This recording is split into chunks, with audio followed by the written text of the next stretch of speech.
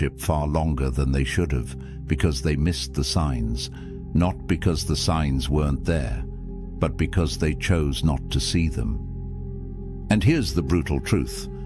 While you were hoping, planning, and investing your time, she had already made her decision. You just weren't ready to accept it. What you're about to discover will save you months, maybe years, of wasted emotional energy.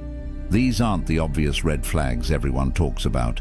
These are the hidden signals that slip past your radar because they're disguised as something else, as temporary problems, as phases she's going through, as obstacles you can overcome if you just try harder. But the Stoics understood something powerful about human nature. Marcus Aurelius wrote that we suffer more in imagination than in reality. And nowhere is this more true than when a man refuses to see that a woman has no intention of committing to him. The pain isn't in the truth. The pain is in the years spent avoiding it. Now, before we dive into these 7 signs, I want you to understand something. The men who truly grasp what I'm about to share don't just passively consume content. They take what they learn and transform their entire approach to relationships. They stop wasting time. They start seeing clearly. And that clarity, that's what separates the men who get chosen from the men who get strung along. So pay attention, because sign number 4 is the one even your closest friends won't have the courage to tell you about. Let's talk about why intelligent, successful men miss these signs in the first place. Here's what nobody wants to admit. Your desire is lying to you, right now, in this moment.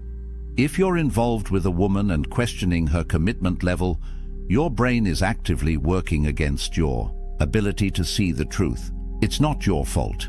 It's biology mixed with psychology, and it's incredibly powerful. Epictetus, one of the great Stoic philosophers, taught a fundamental principle.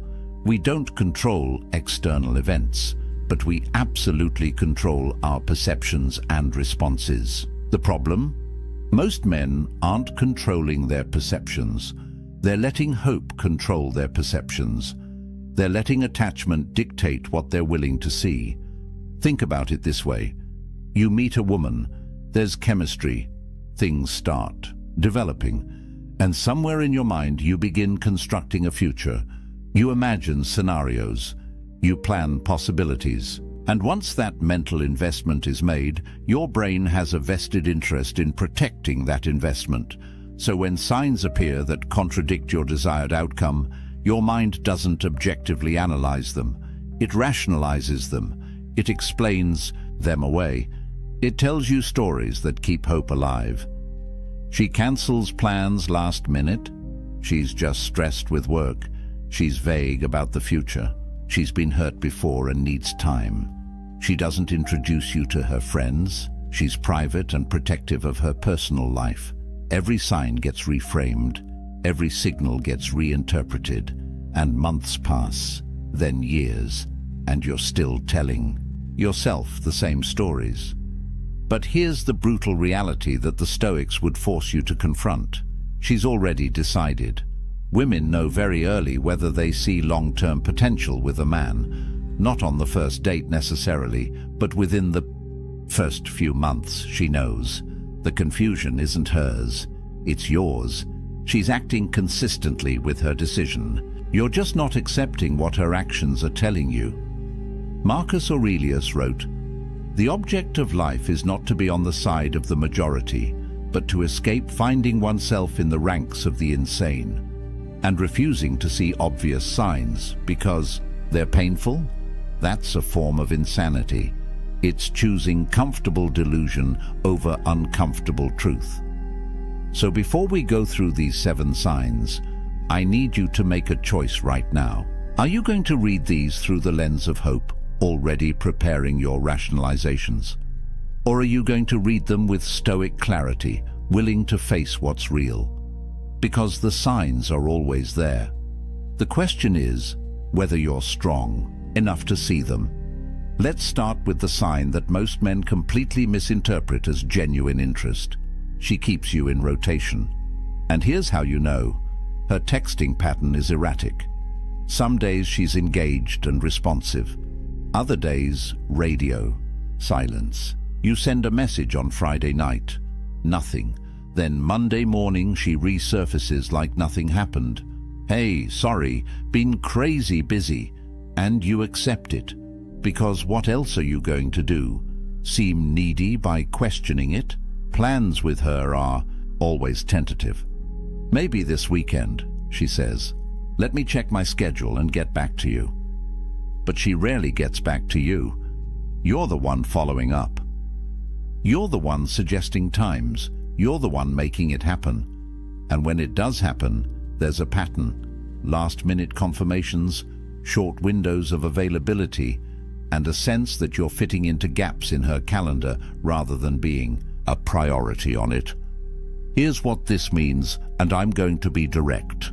You're an option. You're one of several men she's keeping in orbit. Not because she's malicious, but because she's doing what anyone does when they haven't found what they're looking for, keeping their options open while continuing to search. Seneca wrote about self-respect and dignity as non-negotiable elements of a virtuous life. He would tell you that accepting scraps of attention is beneath you, that settling for sporadic interest is an insult to your own value. But most men don't see it this way. They see intermittent reinforcement and mistake it for a challenge to overcome. Let me paint you a clearer picture. You text her Wednesday suggesting weekend plans. She responds Thursday evening. This weekend is tough. Maybe next week. You say sure, no problem. The weekend passes. You see her Instagram story. She's out with friends, clearly not buried in obligations. Monday comes. You follow up about the next week. She's responsive again. Yeah, let's definitely find time. But she never suggests a specific day, never offers her availability, just keeps the door cracked open enough that you don't walk away. Meanwhile, contrast this with how a woman acts when she's genuinely interested. She makes time, she initiates, she confirms plans early because she's excited to see you. She doesn't leave you guessing about her availability because making you a priority isn't something she has to force. It's natural, the brutal truth you need to accept.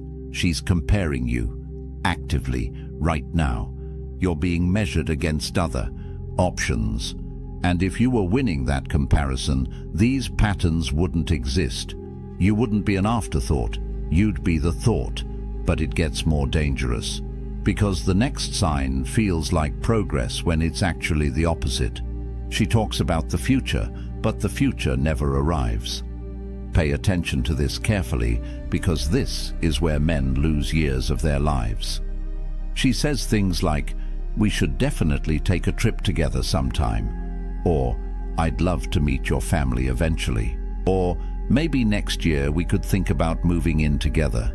Notice the pattern? Sometime, eventually, maybe. These are fog words.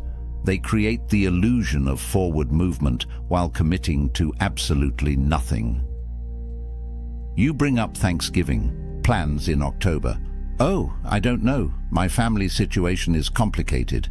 You mention a concert 3 months away. Let's see how things are going then. You suggest planning a weekend away. That sounds amazing, but work is crazy right now. Let's revisit it in a few weeks. Here's what's happening. She's keeping you invested without actually investing herself. She's discovered that vague future promises are enough to keep you around, so she deploys them strategically. And here's the insidious part. You interpret this as her wanting a future with you. Look, she's talking about trips. She mentioned meeting family. She's thinking long-term. No. She's thinking about how to manage your expectations without actually meeting them. Marcus Aurelius had a simple test for this. Judge people by their actions, not their words. Words are cheap. Words cost nothing. Anyone can paint verbal pictures of possible futures. But actions? Actions reveal true intentions, and when someone's actions consistently contradict their words, you don't have a communication problem. You have a truth problem. Let me show you the difference. A woman who genuinely sees a future with you doesn't speak in hypotheticals. She makes plans, real plans, with dates, with confirmations. Let's go to that concert. I'll buy tickets for December 15th. Does that work for you? Or I want you to meet my parents. They're having dinner next Sunday. Can you make it? See the difference? Specificity, commitment, action. Not someday we should, but here's when. Let's do it. But when you're getting vague future talk, what's really being communicated is this.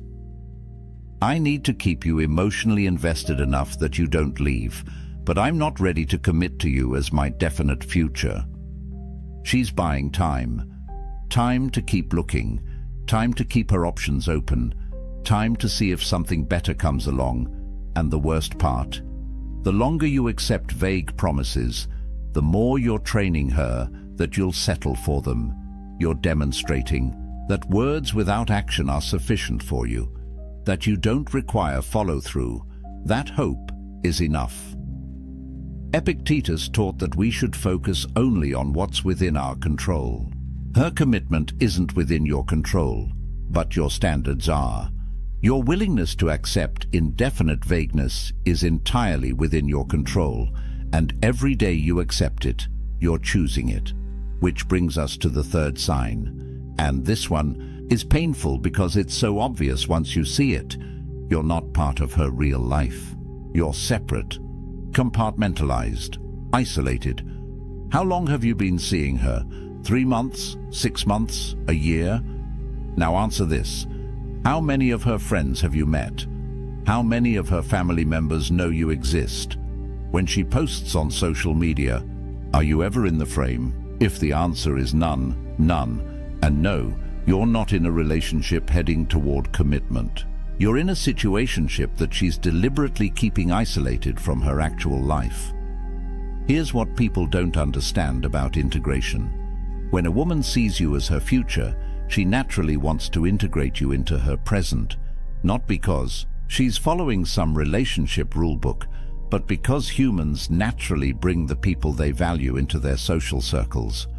We want our friends to meet the person we're excited about. We want our family to know them. We want to share our joy with the people we love.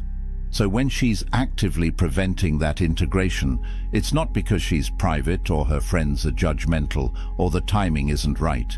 It's because she doesn't see you as permanent. And she knows that integrating you would send a message to everyone in her life and to herself that she's not ready to send. Think about what integration actually signals. When she introduces you to her best friend, she's saying, "This person matters to me." When she brings you around family, she's saying, "I see this going somewhere serious."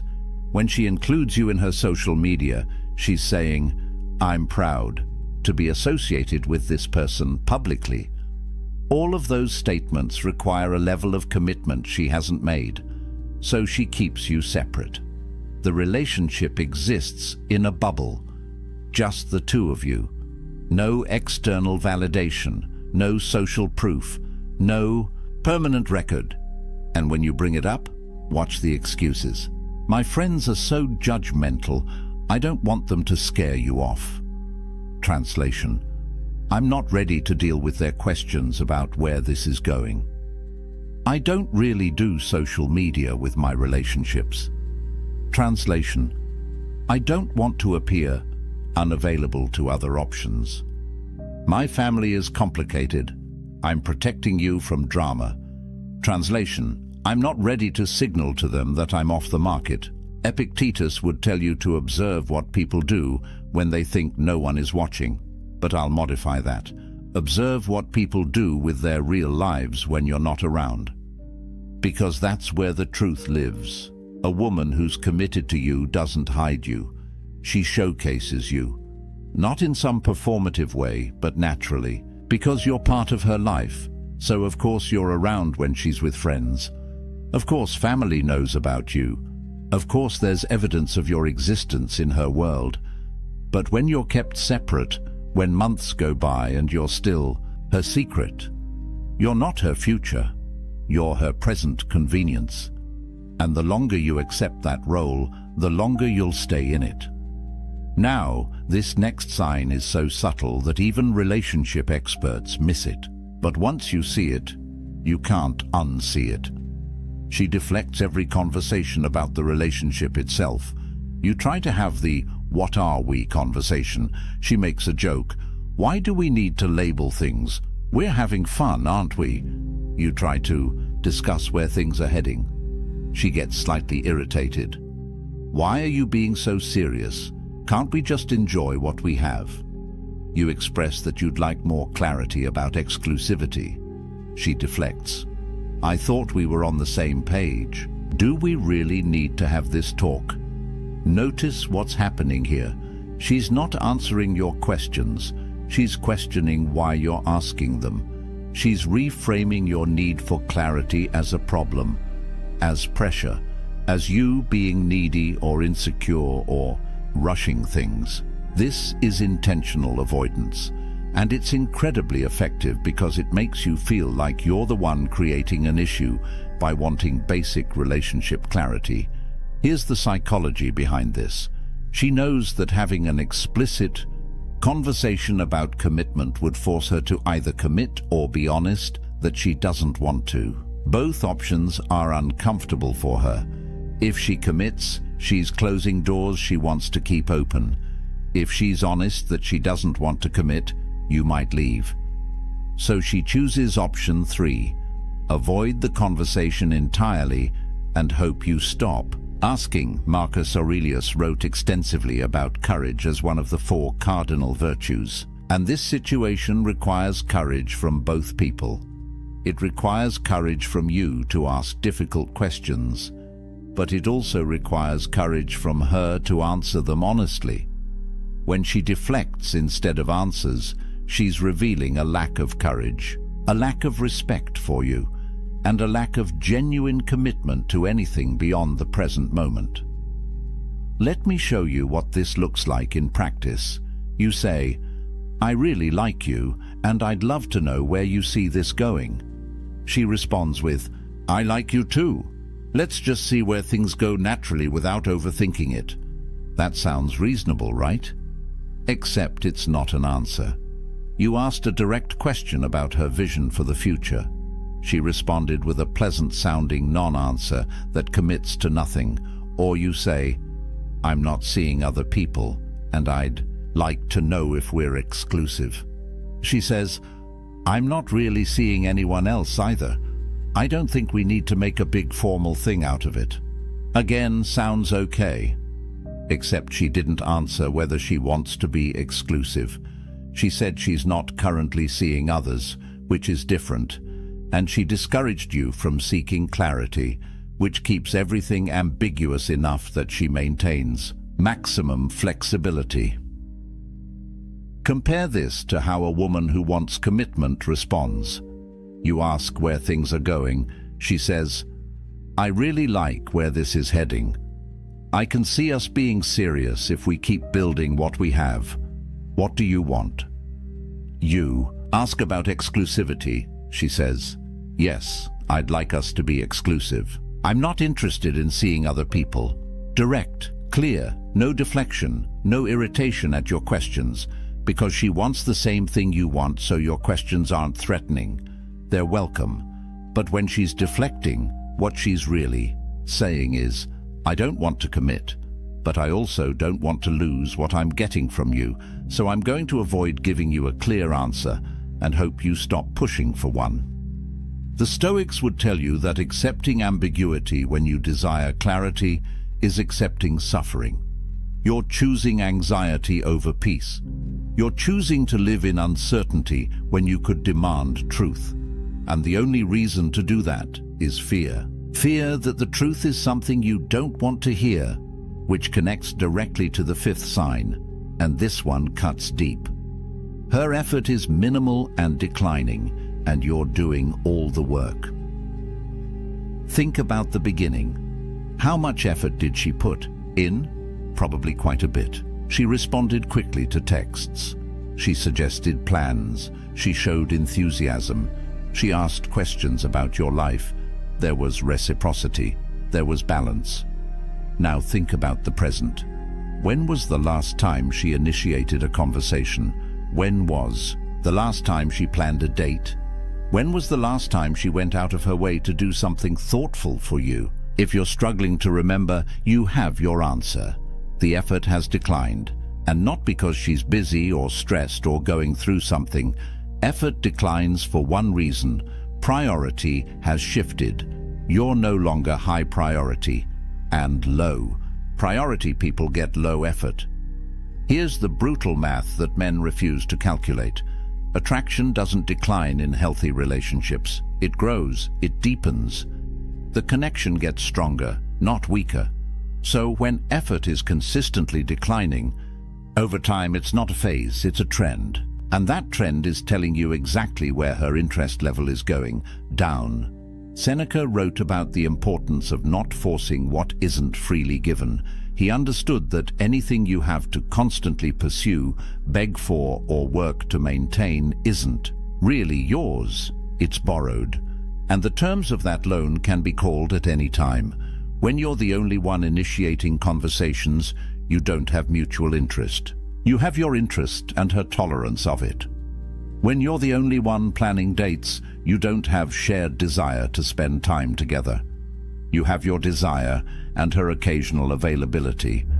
When you're the only one putting in emotional labor, you don't have a partnership. You have a one-man show with an audience of one.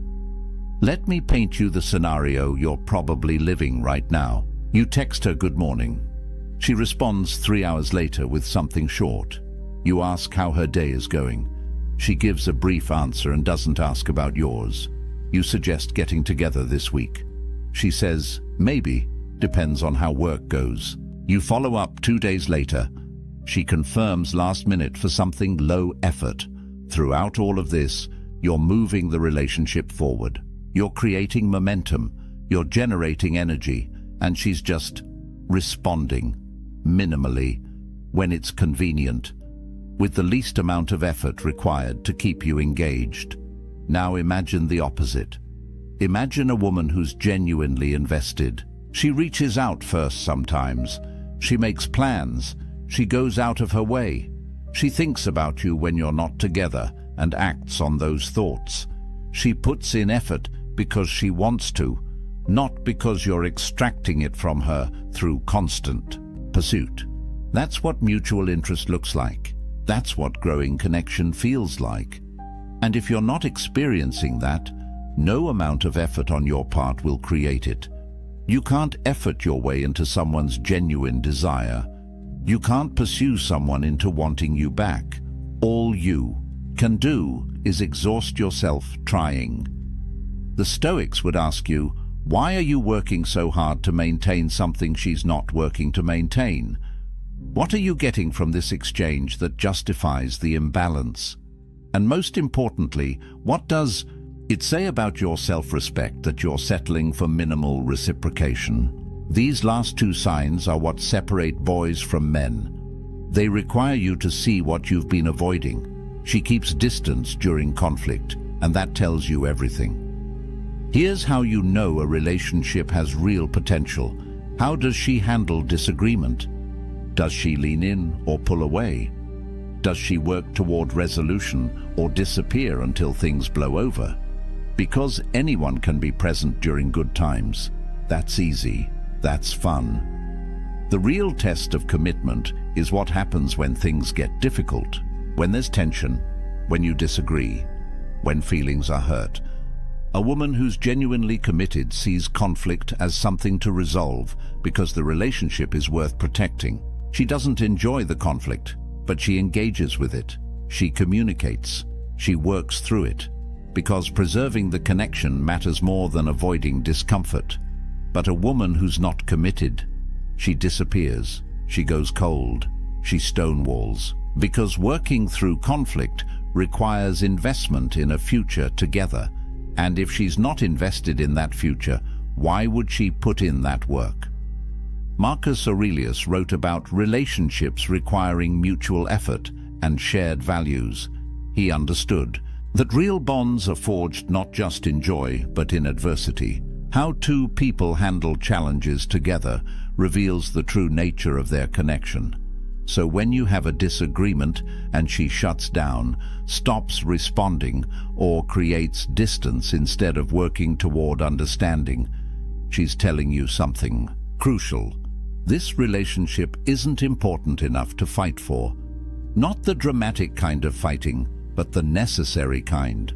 The kind where you both care enough to push through discomfort toward resolution. I want you to think about your last disagreement with her. Maybe you expressed that something bothered you. Maybe you had different expectations about something. What happened after that? Did she engage in good faith to understand your perspective? Did she share her side and work toward compromise? Or did she withdraw? Did she minimize your concerns? Did she frame you as being too sensitive or dramatic or demanding? And more importantly, how long did it take to get back to normal? A few hours of honest conversation, or days of cold distance until you finally let it go and pretended everything was fine? Here's the pattern. When she's not committed, every conflict becomes a threat to the relationship's existence rather than an opportunity to strengthen it. She treats disagreement as something to avoid or escape rather than something to resolve.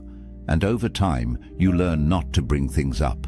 You learn to swallow your concerns. You learn to accept less than you need because you're afraid that asking for more will make her leave. And that's not a relationship. That's walking on eggshells. Epictetus taught about maintaining dignity even in difficult circumstances, but there's no dignity in suppressing your legitimate needs because someone can't handle basic relationship communication. There's no virtue in staying small to make someone else comfortable. A partner who can't or won't work through conflict with you isn't capable of long-term commitment, because long-term anything includes challenges, includes disagreements, includes moments where you both have to choose the relationship over your individual comfort. And if she's choosing distance over resolution now, she'll choose distance over commitment later. Actually, she already has, which brings us to the final sign, the one that encompasses all the others. She tells you, she's been telling you all along, just not with words. Here's what you need to understand. Everything we've covered, the sporadic availability, the vague future talk, the social isolation, the deflection, the declining effort, the conflict avoidance, these aren't separate issues. They're not individual problems to solve. They're coordinated messages forming one clear communication. I'm not committing to you. Her body language tells you. The way she creates physical distance. The way her energy shifts when you talk about the future. The way she's less affectionate than she was in the beginning. Her enthusiasm tells you. Or rather, the lack of it. The absence of excitement when you make plans. The muted response when you share good news, the sense that she's going through motions rather than genuinely engaging. Epictetus taught that people show you who they are through their actions, and your only job is to believe them, not who you hope they'll become, not who they could be if circumstances were different, who they're showing you they are right now, and right now, through every sign we've discussed, she's showing you that she's not choosing commitment with you. She might be choosing convenience. She might be choosing companionship until something better comes along. She might be choosing the ego boost of being desired, but she's not choosing permanent partnership. She's not choosing future building. She's not choosing you. This is the hardest truth to accept because it requires you to stop telling yourself stories, stop rationalizing, stop hoping, stop waiting for her to suddenly transform into someone ready to commit. She's not going to. Not to you. Not in this dynamic. Because the pattern is established and people don't break established patterns, they follow them. Marcus Aurelius wrote about accepting reality as it is, not as we wish it to be. And the reality is this: if a woman wants to commit to you, she makes it obvious. She removes doubt. She creates security. She builds toward a future. There's no confusion. There's no mixed signals. There's no wondering where you stand. If you're confused, you have your answer. Confusion exists when someone is deliberately keeping things unclear. And people keep things unclear when clarity would force them to admit something they don't want, to admit that they're not all in. So what's the lesson here? What did the Stoics know that modern men have forgotten? They knew that self-respect requires seeing truth, even when truth is painful. They knew that dignity means not accepting scraps of attention and calling it love. They knew that wisdom is being able to walk away from what doesn't serve you, even when walking away is hard. You can't negotiate desire. You can't logic someone into commitment. You can't earn your way into being chosen. Either she chooses you or she doesn't. And if she hasn't by now, if these signs are present in your relationship, she's already made her choice. You're just refusing to accept it. But here's where this gets powerful. The moment you accept reality, the moment you stop fighting against what is and start dealing with what is, you reclaim your power. You stop being a victim of hope. You stop being trapped by potential. You start making decisions based on reality. And reality-based decisions always lead to better outcomes than fantasy-based ones. So what do you do with this information? First, you get honest, brutally honest, about which of these signs you're experiencing, about how long you've been experiencing them, about what you've been telling yourself to avoid facing the truth. Second, you make a choice, not about her, because you can't control her, but about yourself, about your standards, about what you're willing to accept and what you're not, about whether you're going to continue investing time and emotion into someone who's not investing back. And third, you remember this: the men who understand these signs, who have the courage to see them and act on what they see, those men don't stay stuck in dead-end situations. They don't waste years hoping for change that never comes. They move forward. They find women who are excited to commit to them, women who make them a priority, women who integrate them into their lives without hesitation. Because here's what happens when you raise your standards and stop accepting non-commitment. You become the kind of man that committed women seek out. You stop settling, you stop chasing, you start attracting. And that shift changes everything. Now, if this resonated with you, if you're ready to stop missing the signs and start seeing relationships clearly, you need to stay connected to content. That keeps you sharp. Most men watch one video, feel motivated for a day, then slip back into the same patterns. The men who actually transform their relationships, they consistently expose themselves to truth. They don't let comfort pull them back into delusion. Next week, we're breaking down exactly how to walk away with dignity when you've recognized these signs, how to reclaim your power, how to detach without bitterness, how to use Stoic principles to turn this pain into growth. Because seeing the truth is step one. Acting on it with wisdom is step two. And most men never make it to step two. So here's what I need you to remember. A woman who wants to commit to you makes it obvious. She doesn't make you guess. She doesn't keep you uncertain. She doesn't give you mixed signals to decode. If you're analyzing, questioning, seeking clarity from a video like this, you already have your answer. You just needed permission to accept it. The Stoics taught that freedom comes from accepting what you cannot control and acting decisively on what you can. You can't control whether she commits, but you can control whether you continue accepting non-commitment. You can control your standards. You can control your next move. That's your power. That's your freedom. Use it. There's a man sitting alone in his apartment right now. The city hums outside his window. His phone buzzes with notifications, dating app matches, messages from people wanting his attention, his time, his energy. He looks at the screen, then sets it face down on the table.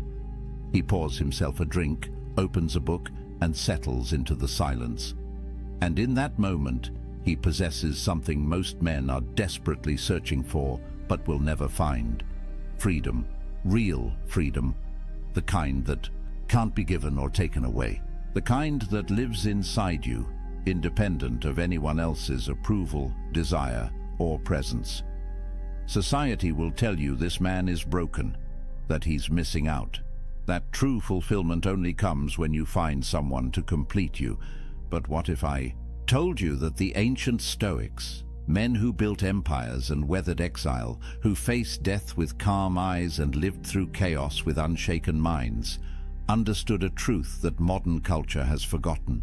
What if the greatest power a man can possess isn't the ability to attract someone, but the ability to be whole without anyone at all? This isn't about bitterness. This isn't about fear or avoidance. This is about sovereignty, about building an inner fortress so strong that you don't need external validation to feel alive. Marcus Aurelius ruled the Roman Empire, commanded armies, held the fate of millions in his hands. Yet he wrote in his private journal that the most peaceful place a man can retreat to isn't a mansion in the countryside or a vacation by the sea. It's his own mind, his own soul, the space within that no one else can touch. The Stoics called this autarkia, self-sufficiency, the ultimate virtue. And they understood that until a man learns to be complete in his solitude, he'll spend his entire life as a beggar, seeking scraps of worth from others. So, let me ask you something. When was the last time you sat in silence with yourself and felt at peace? When was the last time you made a decision purely for you, without considering what someone else might think? When was the last time you felt truly free? Because what I'm about to share with you isn't just philosophy, it's liberation. And once you see it, you can't unsee it. The world has sold you a script. From the time you were a boy, you've been handed a blueprint for what success looks like. Get the girl, build the relationship, settle down, find your other half.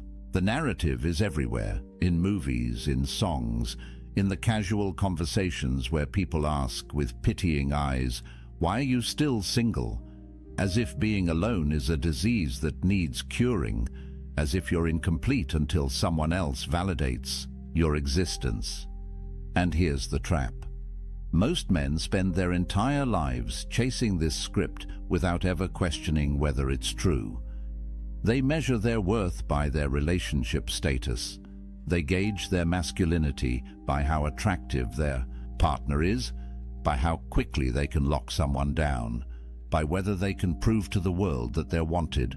But the Stoics saw through this illusion 2,000 years ago.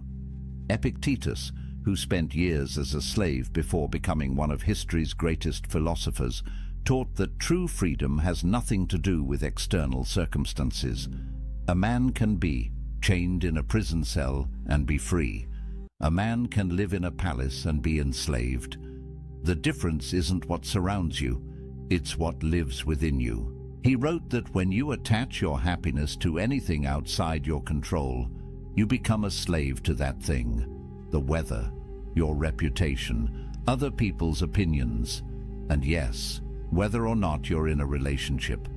Think about that for a moment. Every time you check your dating app, hoping for a match, you're giving away your power.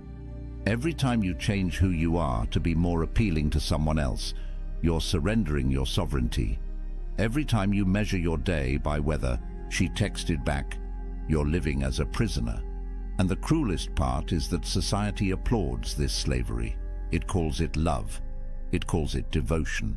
It calls it being a good partner. But here's what nobody tells you. 63% of men between 18 and 29 are single right now. That's not a statistic from ancient Rome. That's from 2025. And it's rising. Meanwhile, only 34% of women in that same age group are single. What does that tell you? It tells you that the dating landscape has fundamentally shifted. It tells you that the old rules don't work anymore. And it tells you something even more important. You're not alone in feeling like the game is rigged. But here's where most men make their fatal mistake. They look at these numbers and feel inadequate. They internalize the message that something is wrong with them, that they're not good enough, attractive enough, successful enough. They double down on the chase, working harder to prove their value in a marketplace that treats them as disposable. And with every rejection, every ghosting, every situation where they compromise their values just to keep someone interested, they lose a little more of themselves. The Stoics would look at this and see madness. They'd ask, why are you seeking your worth in the opinions of others? Why are you measuring your happiness by whether someone else chooses you? Why are you giving away the one thing that truly belongs to you, your inner peace, in exchange for scraps of external validation? Marcus Aurelius wrote, "You have power over your mind, not outside events. Realize this, and you will find strength." Read that again. You have power over your mind, not over whether she likes you back, not over whether your relationship works out, not over whether you end up alone. You have power over how you interpret these things, over what meaning you assign to them, over whether they disturb your peace or leave you untouched. And that, brother, is everything, because here's the truth that will set you free. Being single isn't a problem to solve, it's a power to harness. And the moment you understand that, the moment you stop seeing solitude as something to escape and start seeing it as something to embrace, everything changes. You stop being a man who needs someone. You become a man who chooses connection from a place of fullness, not emptiness. You stop being the beggar at the table. You become the king who decides if and when he shares his throne. But society doesn't want you to know this, because a man who is complete on his own is dangerous. He can't be controlled. He can't be manipulated. He doesn't need the validation that keeps the whole system running. He's free, and free men change the world. So let me show you what that freedom looks like.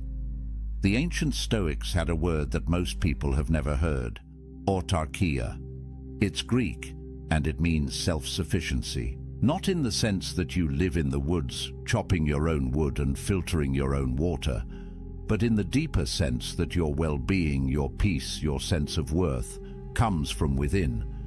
It's the understanding that you need nothing outside yourself to be complete. That happiness isn't something you find in another person. It's something you cultivate in the fortress of your own mind.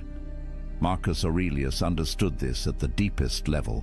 Here was a man who had everything society says should make you happy. Emperor of Rome, immense wealth, beautiful family, power that stretched across the known world. Yet he wrote in his meditations, "Nowhere can man find a quieter or more untroubled retreat than in his own soul, not his palace, not his empire, his own soul." And he added, "It is in your power to retire into yourself whenever you choose." Think about what he's saying. The greatest sanctuary you'll ever know isn't a place. It's a practice. It's the ability to withdraw into your own mind, to find peace there regardless of what's happening around you, whether you're surrounded by chaos or sitting in silence, whether you're with someone or alone. The peace isn't circumstantial, it's constitutional. It's built into who you are. And once you develop this capacity, you become unstoppable. Epictetus, who went from slavery to philosophical mastery, taught his students that the key to this self-sufficiency is understanding what you control and what you don't. You don't control whether people love you. You don't control whether relationships last. You don't control the economic factors that make dating harder, the cultural shifts that change the rules, or the fact that modern technology has turned human connection into a swipe-based marketplace. None of that is in your control, but you do control your character, your response, your inner state, your decision about what kind of man you're going to be regardless of circumstance, and this is where it gets powerful. When Musonius Rufus, another Stoic philosopher, was exiled from Rome, sent away from his home, his friends, everything familiar, he didn't collapse into despair. He didn't spend his days mourning what he'd lost. Instead, he used his solitude to deepen his practice. He worked on his virtue. He refined his character. He became more himself, not less. And when people came from far away to learn from him, even in exile, they found a man who radiated peace, a man who proved that external circumstances have no power over an internally complete person.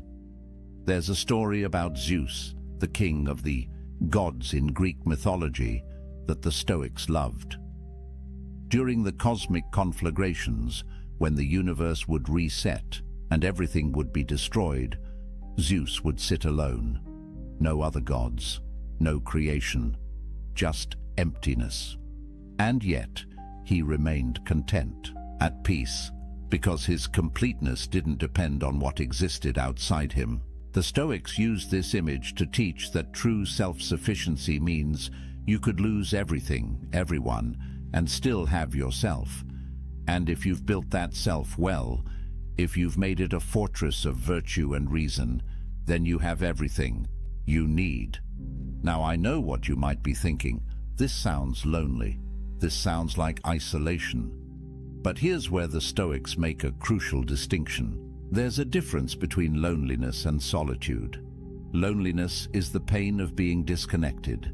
It's what happens when you're surrounded by people but feel empty inside. It's what happens when you're in a relationship but realize you don't actually know yourself anymore.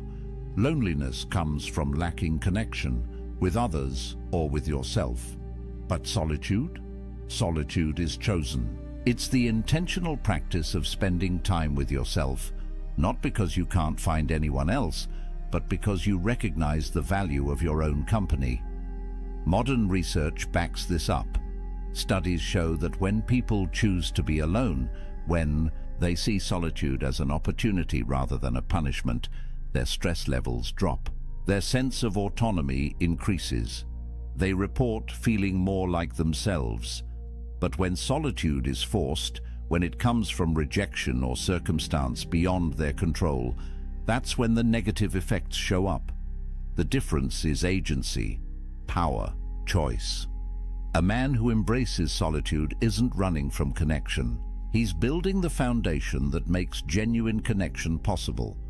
Because you can't share yourself with someone else if you don't know who you are. You can't build intimacy if you're empty inside. The strongest relationships don't happen between two incomplete people desperately trying to fill each other's voids. They happen between two whole people who choose to walk side by side, not because they need to, but because they want to. And this brings us to something crucial. Self-sufficiency doesn't mean you become cold or isolated. Seneca, one of the wealthiest and most influential men in Rome, wrote extensively about friendship. He said that a wise man doesn't need friends, but he still desires them, not because they complete him, not because he can't survive without them, but because friendship, real friendship built on virtue and mutual respect, enhances life. It's a preferred indifferent, as the Stoics would say. Nice to have, but not necessary for your peace. Think about how revolutionary that is. Most men approach relationships from need. They need validation, they need sex, they need emotional support. They need someone to make them feel valuable. But when you approach from self-sufficiency, everything shifts. You don't need anyone, you choose them. And that choice, made from abundance rather than scarcity, creates relationships that are powerful, genuine, and free. Because neither person is using the other to fill a hole. Both are whole already. They're just enjoying the experience of being whole together. But getting to this point requires practice. It requires you to spend time alone and actually work on yourself. Not just scroll social media or numb out with entertainment. Real inner work. And that's uncomfortable, because when you sit in silence with yourself, when you remove all the distractions and external validations, you're forced to confront who you actually are. The thoughts you've been avoiding, the patterns you've been running from, the ways you've been living someone else's script instead of your own. Marcus Aurelius faced this daily. In his journal, he wrote reminders to himself. Wake up in the morning and remember who you are. Remember your principles. Don't let the chaos of the day pull you away from yourself. He understood that the greatest battle isn't against external enemies. It's against the internal tendency to lose yourself in the noise, to give away your power piece by piece until you wake up one day and realize you don't recognize the person you've become. But when you build self-sufficiency, when you develop autarkia, something remarkable happens. You stop being reactive. You stop living at the mercy of circumstance. Whether someone texts you back or doesn't, whether people approve of your choices or judge them, whether you spend Friday night with someone or alone with a good book, none of it disturbs your peace. You're grounded, centered, free. And that freedom, brother, is more valuable than any relationship could ever be. Because here's the paradox. The man who needs no one is the man everyone wants to be around. Strength attracts. Completeness attracts. When you're not grasping, not needy, not performing for validation, people feel it. They sense that you're different, that you operate from a different place. And the connections you do form, when you're ready, if you choose them, will be deeper and more real than anything you could build from a place of need. So what does this actually give you? What changes when you embrace solitude instead of running from it? The Stoics believed that external goods come in two categories: things that are genuinely good, like virtue and wisdom and character, and things that are preferred indifference, wealth, health, relationships. Nice to have, but not essential to your well-being, not determinative of your worth. The moment you internalize this distinction, a weight lifts, because you stop attaching your happiness to things you can't control. Let's get practical.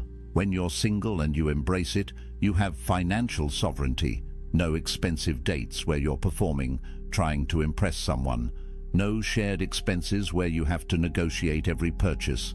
No compromise on how you spend your money. Every dollar you earn is yours to allocate as you see fit.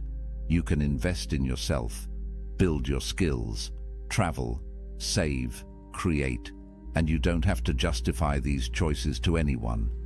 Modern research shows that single men, particularly those who embrace their status rather than fighting it, report lower financial stress. They have more control over their economic futures.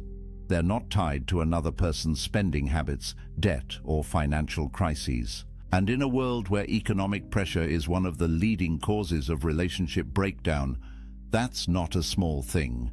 You eliminate an entire category of stress simply by being financially sovereign. Then there's time sovereignty. Think about the hours you get back when you're not texting constantly, planning dates, negotiating weekend plans, attending social functions for someone else's sake. Time is the only truly non-renewable resource. Once it's gone, it's gone. And most men give away enormous chunks of their time without even realizing it, not because they want to, but because they feel obligated, because they're afraid of what will happen if they don't. because they're trying to keep someone happy, keep the relationship going, prove they're committed. But when you're single, every hour belongs to you. Want to wake up early and work on that business idea? Do it. Want to spend Saturday learning a new skill? You can. Want to sit in complete silence for an afternoon and just think? Nobody's going to text you asking where you are or why you're being distant. This isn't selfishness, it's self-ownership. And the Stoics believed that a man who doesn't own his time doesn't own his life.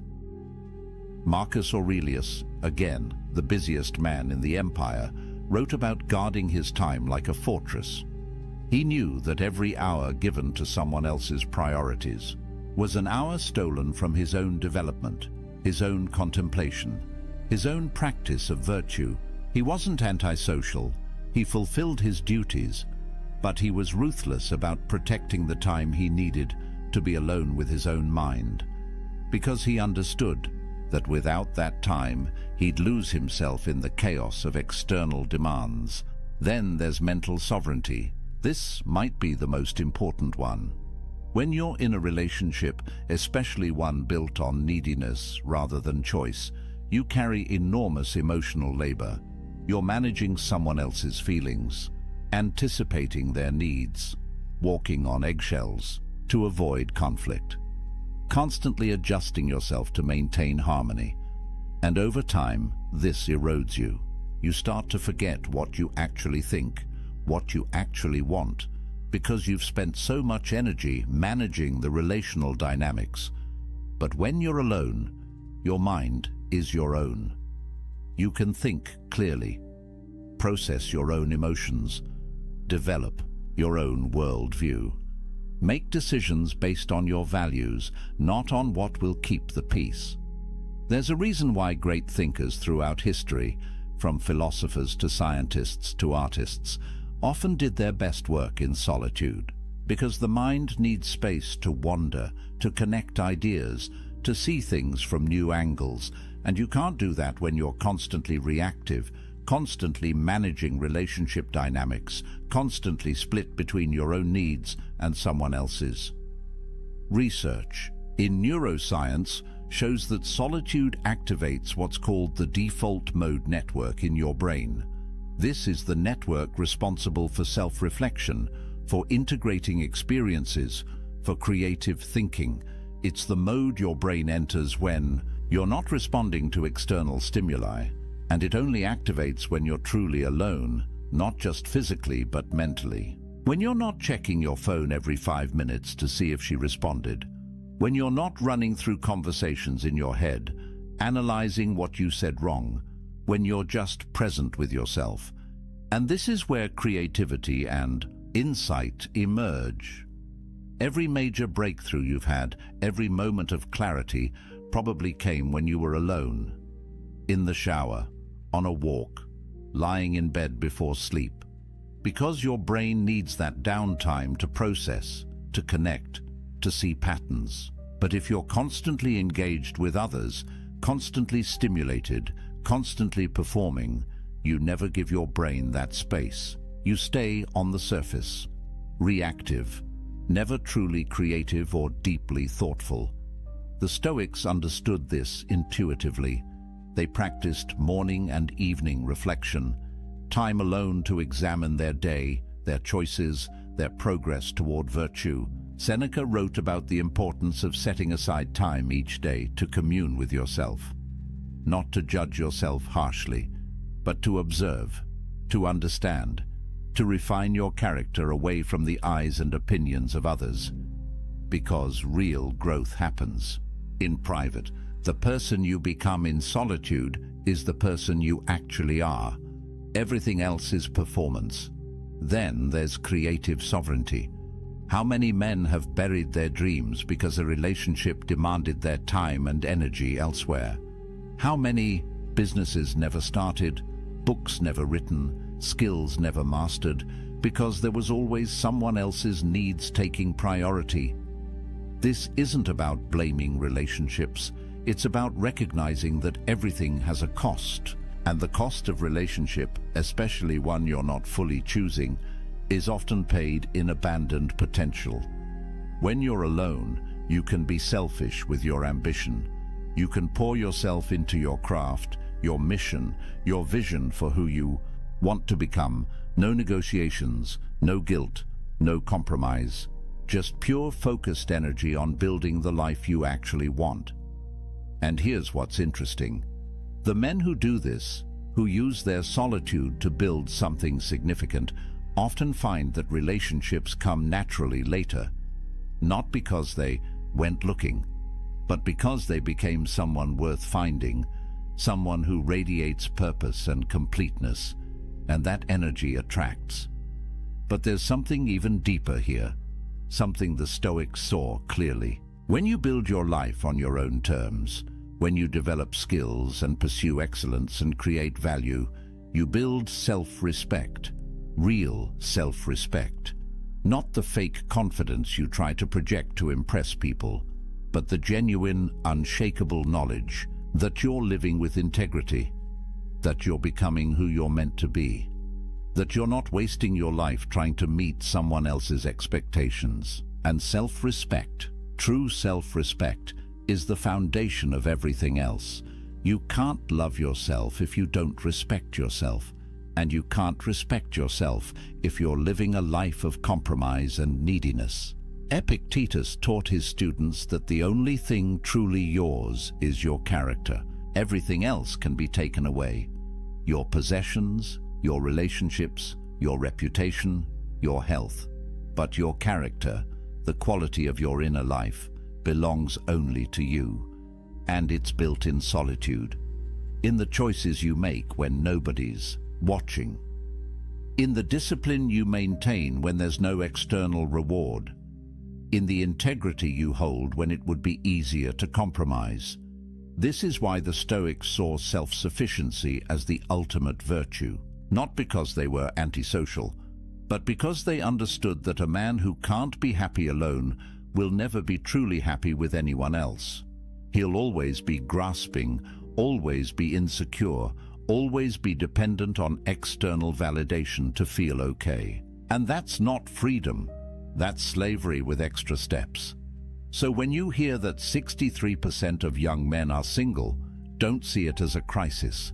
See it as an opportunity to build yourself without distraction, to develop the kind of inner strength that most men never discover because they jump from relationship to relationship, never spending time alone, never doing the deep work. You have time, you have space, you have sovereignty. Use it, but let me be clear about something. This isn't about avoiding relationships forever. This isn't about becoming some isolated hermit who thinks he's better than everyone. The Stoics didn't advocate for that. Seneca had a wife and family. Marcus Aurelius had a wife and children. They participated fully in social life, but they did it from a place of inner completeness. They engaged with others not because they needed to, but because they chose to. And there's all the difference in the world between those two positions. The goal isn't to stay single forever. The goal is to become the kind of man who doesn't need to be in a relationship to feel complete. And once you're that man, if you choose to be with someone, it will be from a place of strength, not weakness, from abundance, not scarcity, from sovereignty, not desperation. And those kinds of relationships, rare as they are the only ones worth having. But here's what most men miss. They think being single means they're incomplete. They've internalized the message that they're only half a person until they find their other half. And this belief, more than anything else, keeps them trapped. Because when you believe you're incomplete, you'll do anything to feel whole. You'll compromise your values. You'll tolerate disrespect. You'll lose yourself piece by piece trying to hold on to someone, anyone, who makes you feel less empty. But the Stoics would tell you this is backward. You're not empty. You never were. You've just been taught to see yourself that way. Society profits from your insecurity. The entire dating industry, the relationship advice industry, the self-help industry depends on you believing you're broken and need fixing. that you're incomplete and need completing. But what if none of that is true? What if you're already whole, you've just forgotten how to feel it? Marcus Aurelius wrote about this constantly, the idea that we already possess everything we need. That virtue, the only true good, is already within our capacity. We don't need to acquire it from outside. We need to cultivate it from within. And the best place to do that cultivation is in solitude, away from the noise, away from the opinions, away from the endless pressure to be something other than what you are. In solitude, you can be honest. You can strip away the masks you wear for others and look at who you actually are. And that honesty, uncomfortable as it might be at first, is the beginning of real transformation.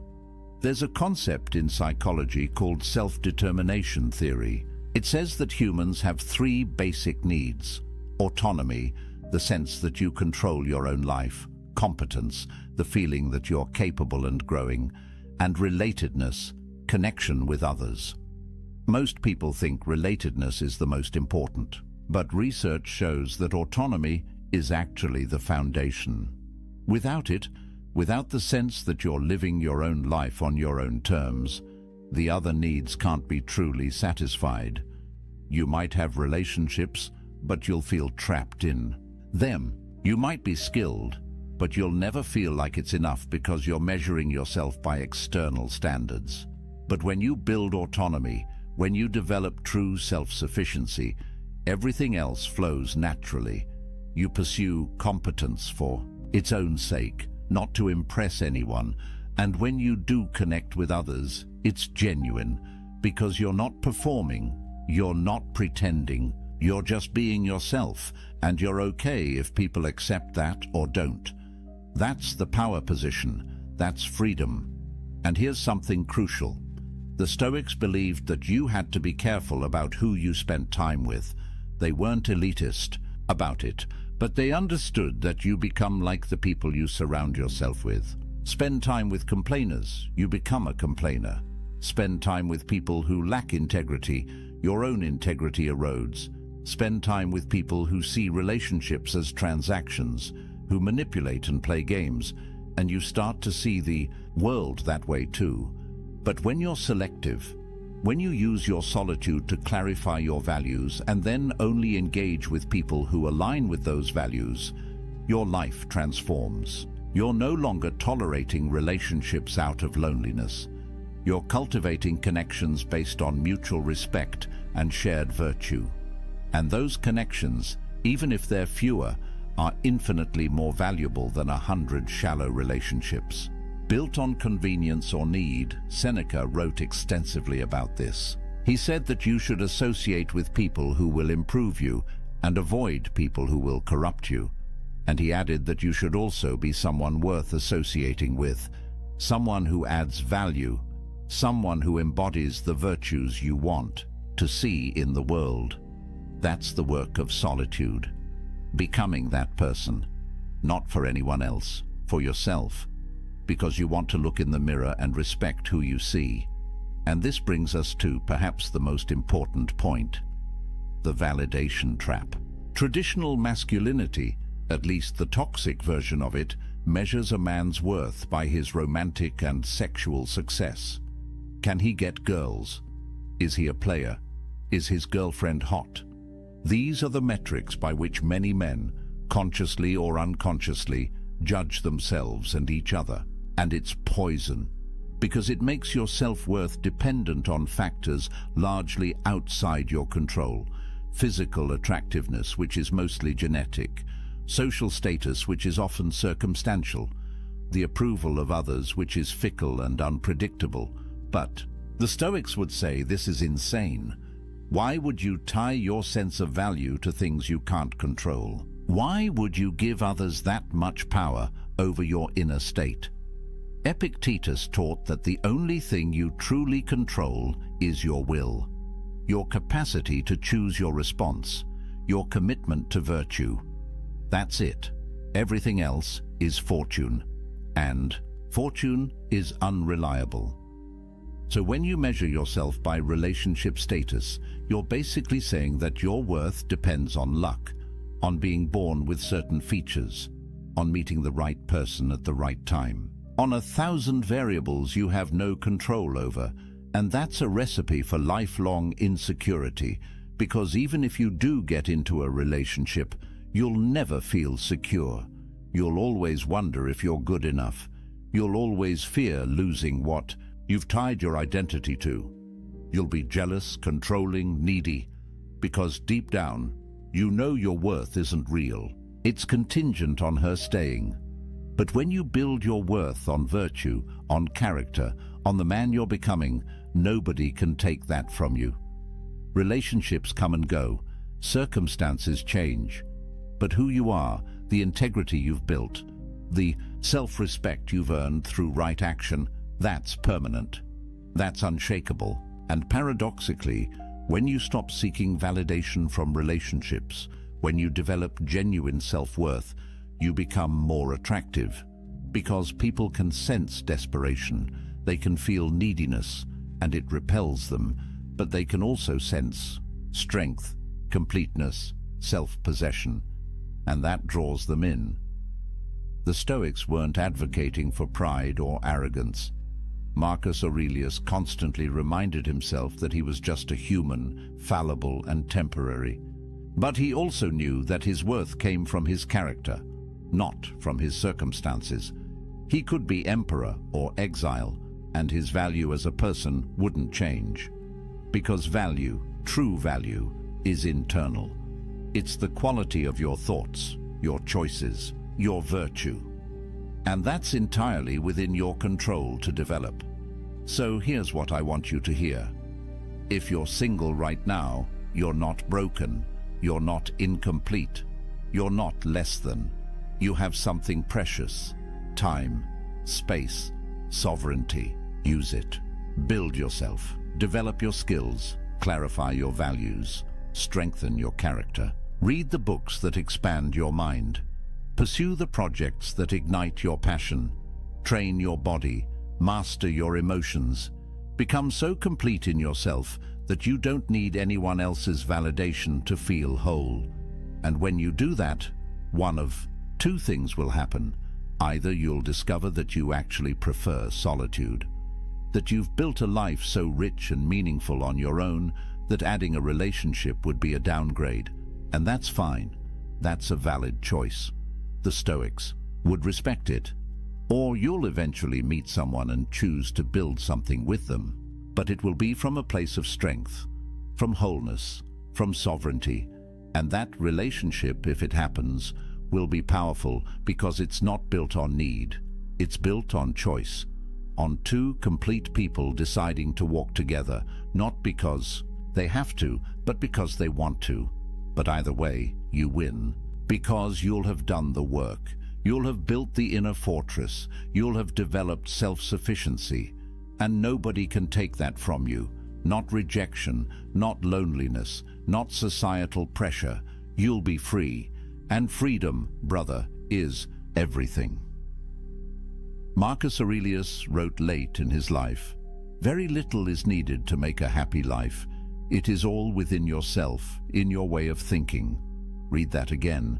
Very little is needed. It's all within yourself, not in finding the right person, not in changing your circumstances, not in achieving some external milestone. Within yourself, in your way of thinking, in your capacity to find peace regardless of what's happening around you. That's the promise of Stoicism. That's the gift of solitude. Complete independence from external validation. Total sovereignty over your inner state. The ability to be happy, genuinely happy, in any circumstance, alone or with someone, wealthy or poor, praised or criticized. None of it touches you, because you're grounded in something deeper than circumstance. You're grounded in virtue, in character, in the kind of strength that can only be built in the forge of solitude. So use this time. Don't waste it wishing you were somewhere else, with someone else. Don't spend your days scrolling dating apps or feeling sorry for yourself.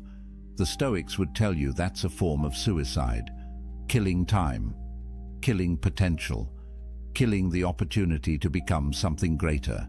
Instead, wake up every morning and ask yourself, what kind of man do I want to be? And then become that man, not for anyone else, for yourself, because you respect yourself enough to live with integrity. Build your morning routine, train your body, develop your skills, read philosophy, journal your thoughts, sit in silence and just breathe. Let yourself feel what you feel without judgment. Work on your projects, create value, help others when you can. But always come back to yourself. Always protect that inner space where nobody else has access. That's your sanctuary, your fortress, your source of power. And here's something powerful. Every time you choose solitude over connection born of desperation, you strengthen yourself. Every time you decline to compromise your values just to keep someone around, you build self-respect. Every time you sit with discomfort instead of numbing it with distraction or validation seeking, you develop emotional resilience. These choices compound. They build on each other, and over time, you become a different kind of man. The kind who doesn't need external validation. The kind who trusts himself. The kind who's free. The Stoics had a practice they called negative visualization. They'd imagine losing everything they had. Their wealth, their position, their relationships, their health. Not to be morbid, but to remind themselves that these things are temporary, that they're not truly theirs, that the only thing that can't be taken is their capacity to respond with virtue. And by imagining loss, they appreciated what they had without clinging to it. They held things lightly, including relationships. Try this practice. Imagine you never end up in another relationship. You're single for the rest of your life. How would you live? What would you pursue? What would bring you meaning and joy? Really sit with that question, because the answer reveals what actually matters to you beyond validation and approval. And when you know what actually matters, when you build a life around those things, you become unshakable. Relationships become bonus, not necessity. Connection becomes choice, not desperation. And here's the paradox again. The man who could be completely happy alone is the man most worthy of companionship, because he's not using another person to fill his emptiness. He's whole already. He's inviting someone to share in his fullness. That's attractive. That's magnetic. That's what genuine partnership looks like. Not two halves making a whole, but two wholes choosing to walk together, each maintaining their own sovereignty, each respecting the other's independence, each complete whether together or apart. Seneca wrote, "The wise man is self-content. He is so in the sense that he is able to do without friends, not that he desires to do without them." That's the balance. You develop the ability to be happy alone.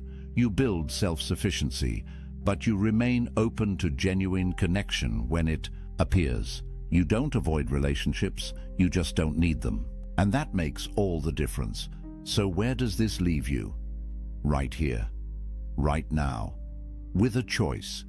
You can keep buying into the narrative that you're incomplete without someone, that your value depends on relationship status, that being single is something to escape as quickly as possible. And if you choose that path, you'll spend your life chasing, compromising, losing yourself piece by piece in the pursuit of external validation. Or you can embrace what the Stoics knew 2,000 years ago, that true power comes from within, that self-sufficiency is the highest virtue, that a man complete in solitude is free in every circumstance. And if you choose that path, if you do the work, you'll build something that nobody can take from you, an inner fortress, a sovereignty that transcends circumstance, a peace that doesn't depend on anyone else's approval or presence. Marcus Aurelius ruled an empire. He had wealth, power, family, everything society says should make you happy. Yet he spent his evenings writing in his journal, reminding himself of what actually mattered: virtue, character, inner peace. He knew that everything else was temporary, that the only lasting value was the kind of person he was becoming, and he did that work in solitude, away from the crowds, away from the demands, in the quiet space of his own mind. You don't need an empire to do this. You don't need perfect circumstances. You just need to make the choice, to use your solitude as a gift, not a curse, to see being single not as a deficit, but as an opportunity, to build yourself so completely that you don't need validation from anyone. And when you do that, you become dangerous, not to others, but to the systems that profit from your insecurity. You become a man who can't be controlled, can't be manipulated, can't be sold something he doesn't need. You become free. And freedom is what the Stoics were teaching all along. Not freedom from circumstances, those will always change, but freedom within circumstances. The ability to maintain your peace, your integrity, your sense of self, regardless of what's happening around you, alone or with someone, successful or struggling, praised or criticized. None of it touches your core, because you've built something unshakable inside. And that, brother, is power. Real power. The kind that transforms not just your life, but the lives of everyone you touch. Because strength is contagious. Completeness inspires. Freedom spreads. So let me leave you with this. A man who needs no one is free to choose everyone. A man who needs someone is slave to his need. Which man do you want to be? The choice is yours. It's always been yours. And it starts right now, in this moment, with this decision, to stop seeking yourself in others and start building yourself in solitude, to stop measuring your worth by external validation and start grounding it in internal virtue, to stop running from being alone and start embracing it as the ultimate gift, the space where you become who you're meant to be. The Stoics are waiting for you. Marcus Aurelius, Epictetus, Seneca. They walked this path. They proved it works. They left you a blueprint. All you have to do is follow it. Build your inner fortress. Cultivate self-sufficiency. Embrace solitude not as a punishment, but as a privilege. And watch what happens. Watch how your life transforms when you stop living for others and start living for yourself. Not in a selfish way, but in the way that honors your potential, your values, your unique path. That's what the Stoics called living according to nature, being fully yourself. And there's nothing more powerful than that. So if you found value in this, if these ideas resonate with something deep inside you, if you feel that pull toward building a different kind of life, do me a favor. Hit that like button. It tells me this message matters. It helps this reach other men who need to hear it.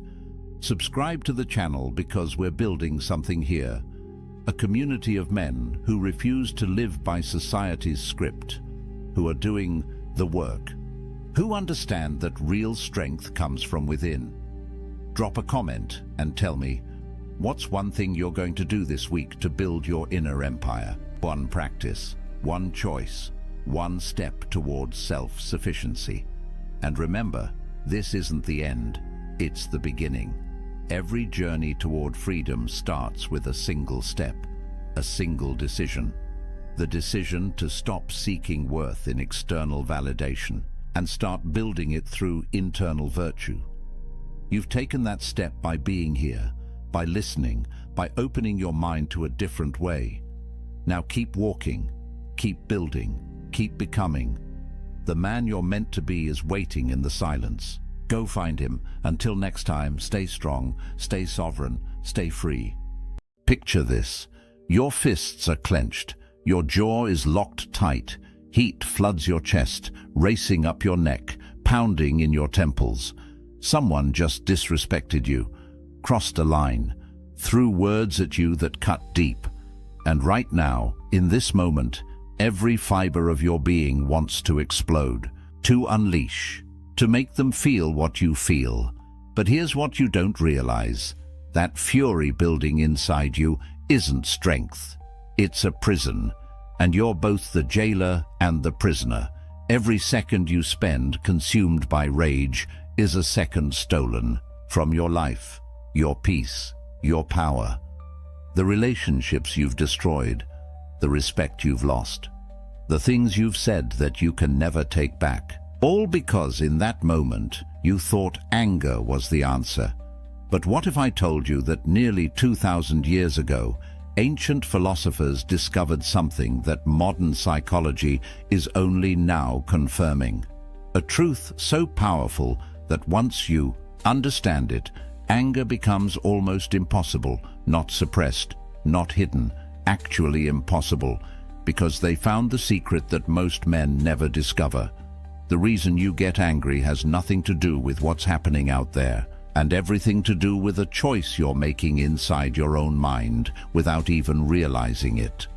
Stay with me for the next 15 minutes, and I'll show you exactly how to break free from anger forever.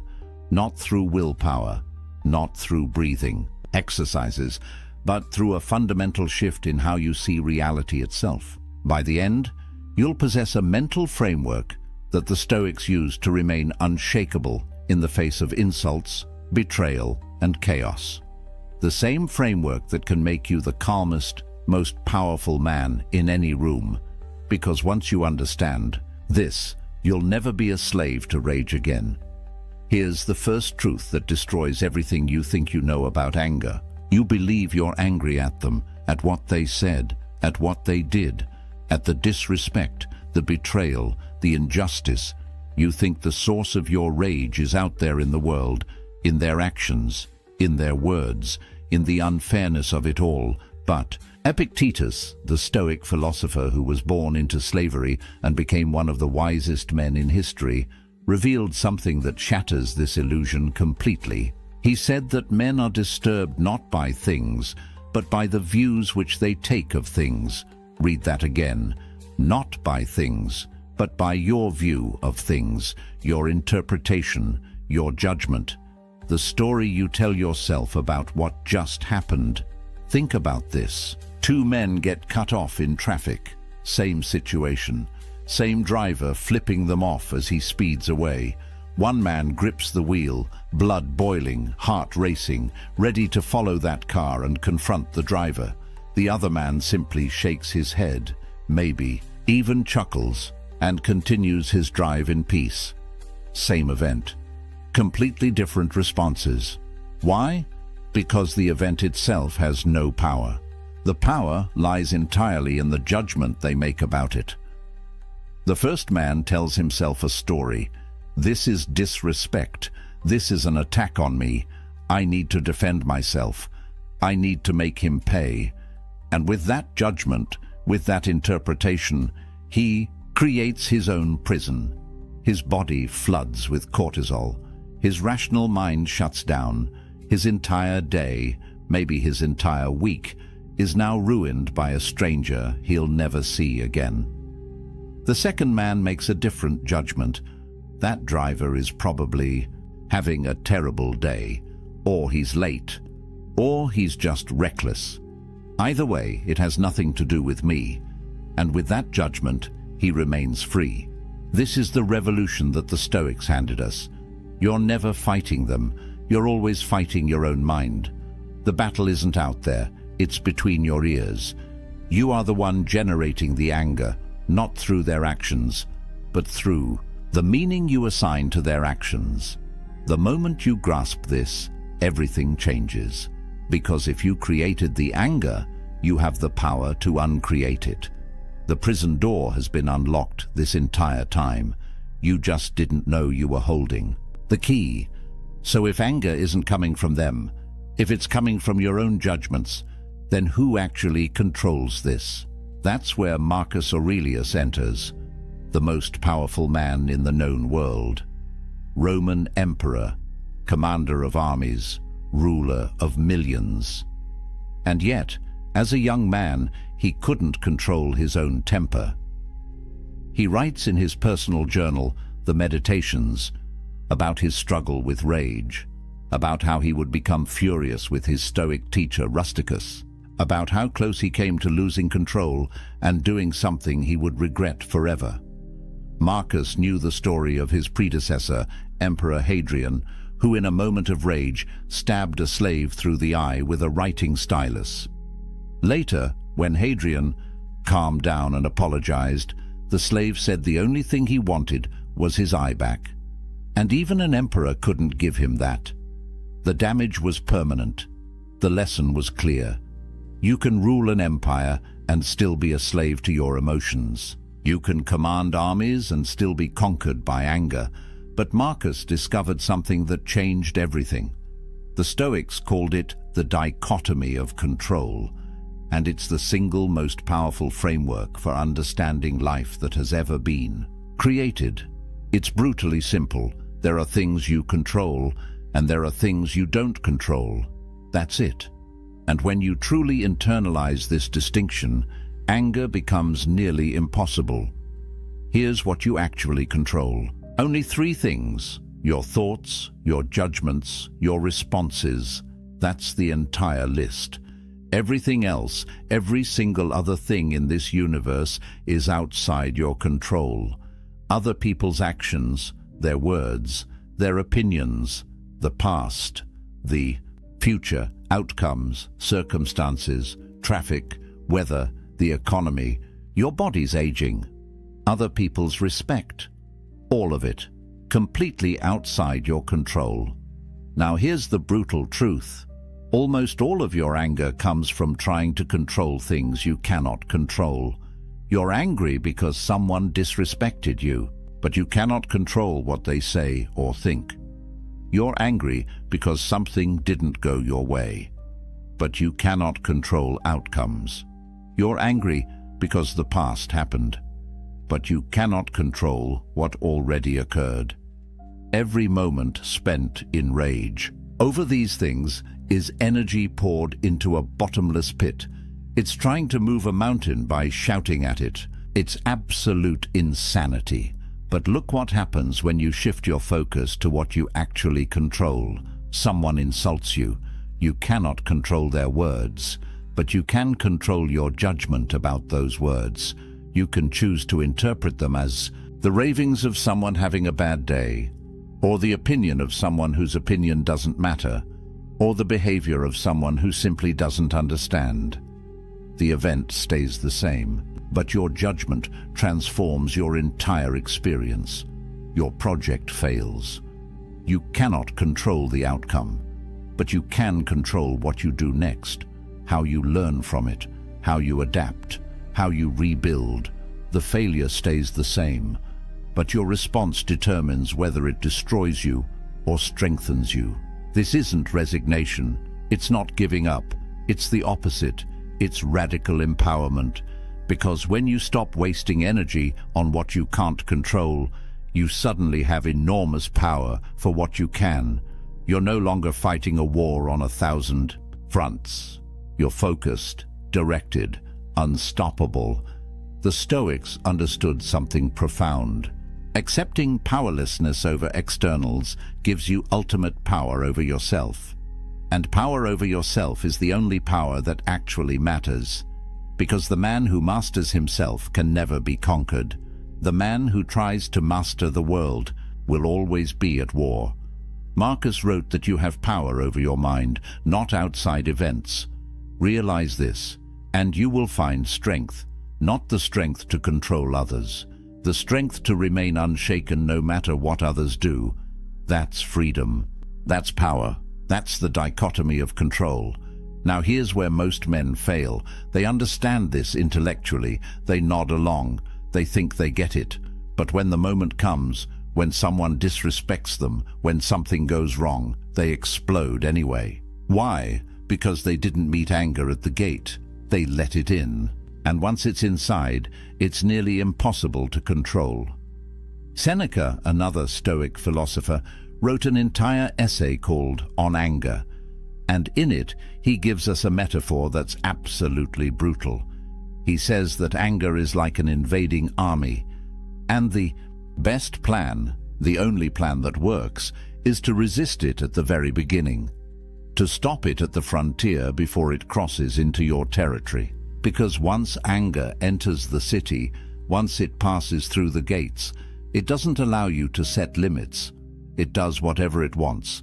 It burns everything. And by the time you realize what's happened, the damage is already done.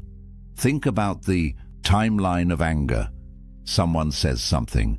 You feel that first spark, that initial reaction. Seneca calls this the involuntary proto-passion. You can't control it. It's automatic. Your body reacts before your mind can catch up. Heart rate spikes, adrenaline dumps, face flushes. That's biology. That's not your fault. But here's what happens next. You have maybe 60 seconds, 1 minute. That's the window. That's when your rational mind can still function. That's when you can still think clearly. That's when you have a choice. You can either let the anger build, feed it, justify it, fan the flames, or you can recognize it for what it is and let it pass. But if you let it in, if you say yes to that second movement, if you assent to the judgment that you've been wronged and someone must pay, then the third movement happens. Full-blown rage, and now your prefrontal cortex, the part of your brain responsible for judgment and reason, goes offline. You're operating from the amygdala, pure fight or flight. You're no longer human, you're an animal, and everything that happens next, you'll regret. The Stoics knew this. That's why they emphasized what they called postponement. When you feel anger rising, do nothing. Wait, walk away, create space. Because anger is temporary. It peaks and then it fades. But the consequences of what you do in anger can be permanent. Words said in rage can destroy a marriage. A punch thrown in fury can ruin a life. A decision made in anger can cost you everything. Hadrian couldn't give that slave his eye back. You can't unsay the words. You can't undo the damage. Marcus Aurelius understood this deeply. He wrote to himself, "How much more grievous are the consequences of anger than the causes of it?" Think about that. Whatever made you angry, the insult, the betrayal, the disrespect, it's nothing compared to what your anger will cost you. The anger hurts you more than they ever could. Seneca put it even more bluntly. The person who angers you becomes your master, because now they control you. They pull your strings, they make you dance, and you've handed them that power willingly. So here's the first defense. Recognize the physical signs before the explosion. Tight chest, clenched jaw, racing heart, hot face, shallow breathing. These are your warning signals. Your body is telling you that anger is at the gate. Don't ignore it. Don't push through it. Pause. Just pause. Count to 10. Walk away. Do whatever it takes to create that critical gap between stimulus and response. Because in that gap lives your freedom. That's where you're human instead of animal. That's where you choose wisdom instead of chaos. Meet anger at the gate or lose everything inside the walls. But here's the deeper question. Why does anger show up at all? What actually triggers that first spark? And the answer brings us to the most liberating truth in Stoic philosophy. It's not them. It's not what they did. It's your opinion about what they did. Epictetus is absolutely clear on this. It's not things that disturb us, but our judgments about things. Remove the judgment and you remove the anger. It's that simple and that difficult. Think about what actually happens when someone disrespects you. They say words, sound waves hit your ears, neurons fire in your brain, processing those sounds into language.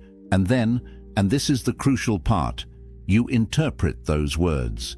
You assign meaning, you create a story, You tell yourself, this is disrespect. This diminishes me. This cannot stand.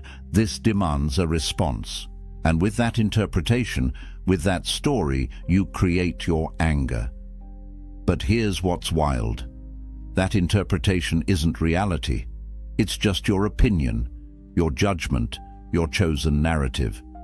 Someone else hearing the exact same words might interpret them completely differently. They might see desperation, or projection, or jealousy, or they might not care at all. Same words, different judgment, different emotional result. The words themselves are neutral. It's the meaning you attach that gives them power. So here's the practice. When someone does something that triggers you, catch yourself before you interpret. Before you create the story, before you assign the meaning, just observe the facts. He said these words. She did this action. That's it. No interpretation, no judgment, just raw data. Now watch what happens to your anger. Without the judgment, it has nothing to feed on. It dies before it's even born. Take a scenario. Your colleague takes credit for your work in a meeting. The fact is, he spoke words attributing the project to himself. That's observable reality. Now watch the judgments you could add. Judgment 1. He disrespected me. He stole from me. He's trying to undermine my career. This is an attack. Result: rage, resentment, a desire for revenge. Judgment 2. He's insecure about his own abilities. He needs validation. This says more about his weakness than anything about me. Result: pity, maybe mild annoyance, but no real anger. Judgment 3. In the long run, truth comes out. Good work speaks for itself.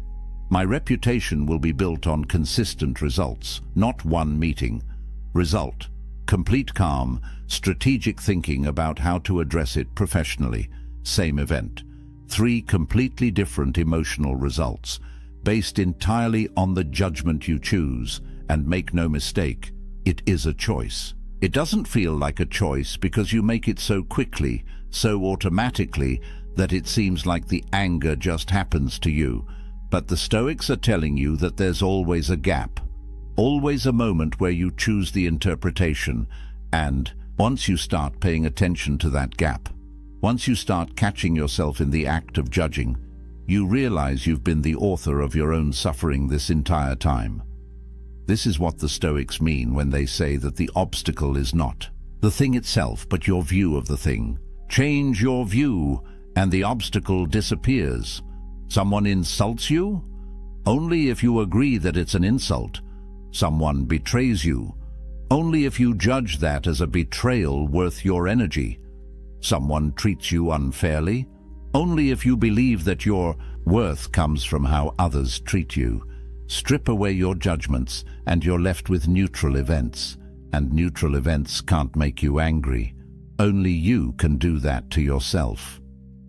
But the Stoics have one more tool to make this even easier. When you're in the middle of it, when you're triggered, when you can feel that anger rising, Marcus Aurelius gives you a visualization that changes everything. He calls it the view from above. And it's simple but devastatingly effective. Zoom out, pull back, see yourself from outside. Imagine you're looking down at this moment from 30,000 feet. From orbit, from the perspective of the cosmos. From that height, how important is this moment? This insult, this slight, this frustration, will it matter in a year? In 5 years? In 50? When you're on your deathbed looking back at your life, will you remember this? Will you care? The brutal answer is almost always no. It's completely insignificant. It's a tiny ripple in an endless ocean. And yet, you're about to sacrifice your peace, your dignity, your relationships over it. You're about to let it steal your day, your week, maybe more. Marcus would remind himself constantly about the shortness of life. He wrote, "You could leave life right now. Let that determine what you do and say and think. You have a limited number of days, a finite amount of time, and every moment you spend angry is a moment wasted, a moment you'll never get back, stolen not by them, but by your own reaction to them. The cosmic perspective reveals the absurdity of anger. You're a brief flash of consciousness in an infinite universe. A few decades if you're lucky, and you're going to spend those precious moments raging over someone's opinion, over circumstances you can't control, over events that won't matter tomorrow. Here's another angle Marcus used: the impermanence of everything. That person who just disrespected you, they'll be dead soon.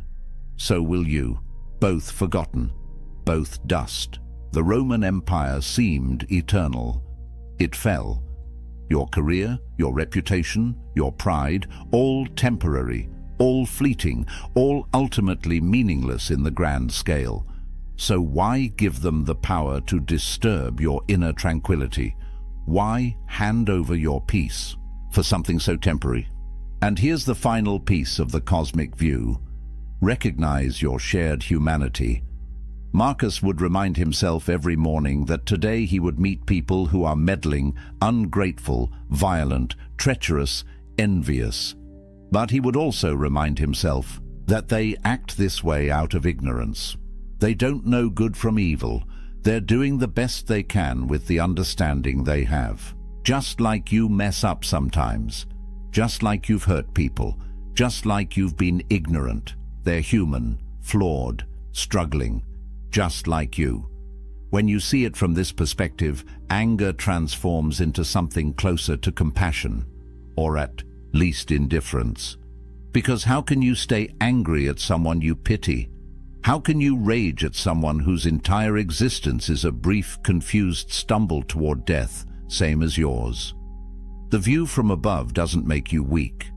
It makes you wise. It shows you what actually matters, and anger almost never actually matters. All right, you understand the theory. Anger comes from your judgments. You can only control your own mind. You need to catch it at the gate. You need the cosmic perspective. But how do you actually do this? How do you turn philosophy into practice? Here's your system. The Stoic protocol for remaining unshakable no matter what life throws at you.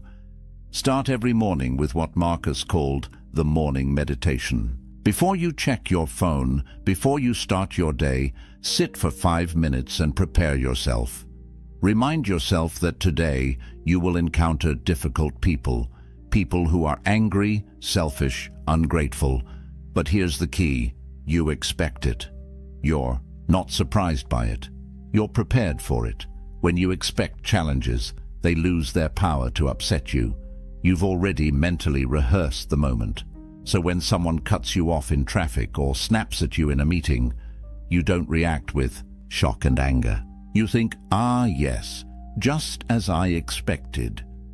One of today's challenges, and you handle it with calm. This is premeditation of adversity. The Stoics would visualize worst-case scenarios not to be negative, but to be prepared. If you spend time each morning imagining someone disrespecting you and practicing how you'll respond with dignity instead of rage, then when it actually happens, you've already trained for it. Athletes visualize performance before competition. Stoics visualize challenges before daily life. Same principle. You're training your mind to respond with wisdom instead of emotion.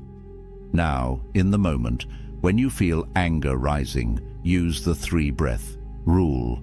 Before you speak, before you act, before you do anything, take 3 slow, deep breaths. Count them. Feel the air moving in and out. This does 2 things. First, it creates that crucial gap between stimulus and response, that space where freedom lives. Second, it activates your parasympathetic nervous system, the calming response, which literally counteracts the fight or flight response your body is having. While you're breathing, ask yourself one question: what would a wise person do right now? Not what do I want to do? Not what does my ego demand? What would wisdom choose? Would Marcus Aurelius blow up over this? Would Epictetus let this disturb his inner peace? Would Seneca sacrifice his tranquility for this temporary irritation? The answer is always no, and if they wouldn't, why should you? Then comes the evening review. Before you sleep, Seneca recommends auditing your day. Where did you get angry? What triggered you? What judgment did you make that created that anger? Could you have interpreted it differently? What will you do better tomorrow? This isn't about guilt or shame. It's about learning. It's about noticing your patterns. It's about slowly reprogramming your automatic responses. You're training yourself to catch the judgments earlier, to question them faster, to choose wisdom more consistently. And here's a powerful technique Seneca himself used: the contrary action principle. When you feel anger rising, do the exact opposite of what anger wants. Anger wants you to yell. Lower your voice. Anger wants you to attack. Say something kind. Anger wants you to storm out. Stay calm and present. This breaks the pattern. It shows your mind that you're in control, not the emotion. It's like catching yourself mid-fall and turning it into a controlled descent. You're interrupting the automatic program and installing a new one. Finally, commit to 30 days. Track every time you get angry. What triggered it? How long it lasted? What you did? Be honest, be thorough. Because what gets measured gets managed. Just the act of tracking will make you more aware, and awareness is half the battle. You can't change what you don't notice. After 30 days, review your log. You'll see patterns. You'll see that most of your anger is over the same few types of situations, and now you know exactly what to prepare for. Progress isn't perfection. You're not trying to become an emotionless robot. You're building the skill of emotional command, the ability to feel anger arise, recognize it, and choose not to act on it. To let it pass through you like a wave instead of becoming the wave. Some days you'll nail it. Other days you'll fail. That's fine. The Stoics weren't perfect either. Marcus still got angry sometimes. But over time, with practice, with consistency, the gap between trigger and explosion gets longer. The anger gets weaker, and your inner peace gets stronger. Until one day, you realize that the things that used to send you into a rage barely register anymore. That's freedom, that's mastery, that's the Stoic protocol working. So here we are. You've just learned what took the Stoics' lifetimes to perfect, the fundamental truth that's been hidden in plain sight. You're never angry at them. You're angry at your own judgments about them. You cannot control what happens to you, but you control everything about how you respond. Anger is not strength. It's weakness disguised as power. Real strength, masculine strength, the kind that commands respect without demanding it, is calm. It's the man who remains unshaken while chaos swirls around him. The man who speaks quietly while others yell. The man who walks away with dignity while others burn bridges. This isn't about suppression. It's not about hiding your feelings or pretending everything is fine. It's about understanding that most of what makes you angry is completely beneath you. You're letting strangers who won't remember you tomorrow steal your peace today. You're handing your power to people who don't deserve even your attention. You're sacrificing your inner tranquility for situations that won't matter next week. That's insanity. And now you see it. When you master this, everything changes. Your relationships deepen because you're not reactive anymore. Your respect grows because people see that you can't be rattled. Your decisions improve because you're thinking clearly instead of through the fog of rage. Your peace becomes your default state instead of something you're always chasing. You become the kind of man who walks into a room and immediately the energy shifts. Not because you're trying to dominate, but because you've dominated yourself. Marcus Aurelius, the most powerful man in the world, knew this. He wrote, "The nearer a man comes to a calm mind, the closer he is to strength. Not loud strength, not aggressive strength, calm strength, unshakable strength. The strength that doesn't need to prove itself because it's already proven. That's what's waiting for you on the other side of anger. A version of yourself you haven't met yet. The version who's free." So here's your challenge. For the next week, commit to this. Every time you feel anger rising, pause. Recognize the judgment you're making. Ask if it's actually true. Ask if it actually matters. Choose a different interpretation. Meet the anger at the gate and turn it away. Keep track. See what happens. I guarantee you'll be shocked at how much energy you've been wasting, how much peace you've been sacrificing, and how much power you actually have once you stop giving it away. If this resonated with you, if you're ready to join a brotherhood of men who choose wisdom over chaos, who understand that real power is internal, hit that like button right now. Subscribe to this channel because we're building something here, a community of men who refuse to be slaves to their emotions, who understand that the ancient philosophers weren't teaching theory, they were teaching survival skills for the modern battlefield of life. And every video on this channel is designed to sharpen that edge, to make you harder to break and impossible to control. Remember what Marcus wrote. You have power over your mind, not outside events. Realize this, and you will find strength. That's not just a quote. That's the key to unshakable peace. That's the answer to a life lived without rage. That's your inheritance from the Stoics. Don't waste it. Don't stay trapped in anger when the door's been open this entire time. Walk through it. On the other side is the man you're meant to become. Calm, powerful, free, and absolutely unshakable. That's not just philosophy. That's your future if you choose it. See you in the next one, brother. Welcome back, my friends. Today we are diving into methods to make you unbreakable against women.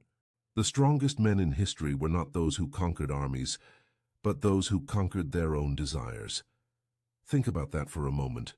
Imagine standing in a palace, marble pillars towering above you, gold ornaments glittering in torchlight. The emperor's lover walks past, known for her beauty, for her cunning, for her ability to bend men to her will. And yet she cannot break his composure. His gaze does not falter. His breathing does not change. He remains unmoved, as if her presence were nothing more than smoke drifting through the hall. What did these men know that we've forgotten? What secret strength made them immune to the very temptations that brought others to ruin? Tonight, you will learn the forbidden Stoic secrets that made emperors, generals and philosophers unbreakable against the most dangerous tests of all, the subtle manipulations of desire, seduction, and betrayal. These are not stories of men who hid in ivory towers writing gentle poems. These are stories of men who ruled, fought, and endured, while the world around them burned with chaos and treachery. Stoicism was not a dry philosophy to be studied by scholars. It was a weapon, their shield forged in the fire of war and betrayal, polished in the courts of intrigue, and sharpened in the silent chambers of temptation. The men who lived by its principles did so not for comfort, but for survival. Because in their world, to be broken by passion or to be owned by desire meant the loss of power, the loss of freedom, and in many cases, the loss of life itself. These secrets were whispered among emperors who faced conspiracies in their own bedrooms, among generals whose wives and mistresses were courted by enemies, eager to twist loyalty into treason, among philosophers who walked through the markets of Rome, mocked and tempted, yet never once bowed their heads in shame. And while the centuries have passed, the truth has not changed. The methods they practiced, the rituals they performed, and the discipline they wielded remain as deadly effective today as they were 2,000 years ago. In this video, you will uncover 7 rarely revealed practices, principles so brutal, so uncompromising, that they carved into men a strength no woman, no betrayal, no temptation could break. These were not gentle affirmations. They were cold disciplines, designed to strip away weakness and reveal the core of a man who could not be manipulated. You will hear of the emperor who trained his gaze to see the soul rather than the skin, of the general who prepared daily for betrayal so that not even his wife's treachery could move him, of the philosopher who, as a slave, laughed in the face of mockery and later counseled the very people who once humiliated him, of the soldier who endured public shame in silence, and in that silence found more power than any words could ever give. Each of these lessons comes from the crucible of history. They are not theories. They were tested by men who faced the sharpest daggers and the cruelest temptations. By the end of this journey, you will not simply know what Stoicism is, you will hold in your hands the very tactics that made the greatest men in history mentally unbreakable. So ask yourself, are you ready to stand where they stood? To face the same fire and come out forged into something harder than iron? Then listen closely, because the 7 brutal Stoic secrets are about to be revealed. In the private chambers of Marcus Aurelius, the night was never without tests. Behind the polished marble doors, servants whispered, and messengers slipped in with subtle agendas. Among them were courtesans, women chosen for their beauty, and sent to tempt the emperor into weakness. They were not gifts of pleasure. They were weapons, sharpened by rivals who understood that the fall of a man often begins with his gaze. Marcus Aurelius did not shield himself from these trials. Instead, he confronted them with discipline that few could imagine. He trained his eyes never to linger. A fleeting glance could become a chain, a spark that grew into fire. To him, desire was not passion. Desire was enslavement, the beginning of a ruler's decline. He believed the battle for mastery did not start on the battlefield or in the Senate chamber. It began with perception, in the simple act of looking. If you allowed your eyes to be pulled, you had already surrendered ground. The man who could not control his gaze could not control his life. Modern men think they are immune to this test, yet they are surrounded by it constantly. The glow of a screen filled with images designed to seize attention. The lingering glance at beauty in the office, on the street, or across a crowded room. Each moment of weakness is a thread, and enough threads woven together will bind a man in chains. Marcus understood what many forget. To be unbreakable, you must master the smallest of choices. The first step before desire takes root. He did not avoid women, nor did he fear them. He simply saw through the surface. He looked upon people not as flesh meant to seduce, but as souls bound by the same mortality and flaws as himself. There was a ritual he practiced in silence every morning. Before the sun rose, before Rome stirred awake, he would sit alone and remind himself, see the soul, not the skin. This vow was not a whisper of morality, but a declaration of power. For the man who sees beyond the surface can never be owned by it. The emperor's gaze was more than discipline. It was armor, an unbreakable shield against the most ancient form of manipulation, and that is the first secret. If you can master your eyes, you will master yourself. In the annals of Rome, there is a story of a decorated general, a man who had led legions across the frontiers and returned victorious. Yet the most dangerous battle he ever faced was not against barbarians or rival armies. It was within his own household. Whispers reached him that his wife, a woman of noble birth, had been conspiring with his political rivals. Not only her affection, but her loyalty had shifted into betrayal. For most men, such news would unleash fury. Rage, humiliation, and the thirst for revenge would consume them. Many leaders before him had executed wives, lovers, even friends for less. But this general did something different. He had prepared for this moment long before it arrived. Each morning, before donning his armor, he practiced what the Stoics called premeditation malorum, the premeditation of evils. He imagined betrayal as inevitable. He pictured his closest allies abandoning him, his family turning against him, his soldiers failing him. By rehearsing these calamities in his mind, he stripped them of their power. When they happened, they no longer shocked him. So when the whispers became proof, he felt no tremor of surprise, no tightening of the chest, no consuming fire of vengeance. Instead, he regarded the betrayal as nature itself, as common as a storm breaking across the sea. To expect loyalty without fail, he believed, was to live in a fantasy. To expect betrayal was to live in truth. This mindset turned his enemy's weapon into dust. The plot they believed would unmake him did nothing. In fact, he went further. He confronted the rival who had gained his wife's favor, not with wrath but with composure. And in an act that stunned the Senate, he promoted the man to higher office. It was not weakness. It was dominance. For in that moment, he showed that no insult, no conspiracy, no theft of affection could disturb his reason. He ruled not by force of passion, but by mastery of self. His enemies gained nothing, and his legend grew greater because of it. This is the second secret. Expect betrayal as natural, and it will never own you. In your own life, whether from friends, family, or women, betrayal loses its sting when you have already rehearsed it in the mind. Emotional immunity makes you untouchable. The general's legacy endures for one reason.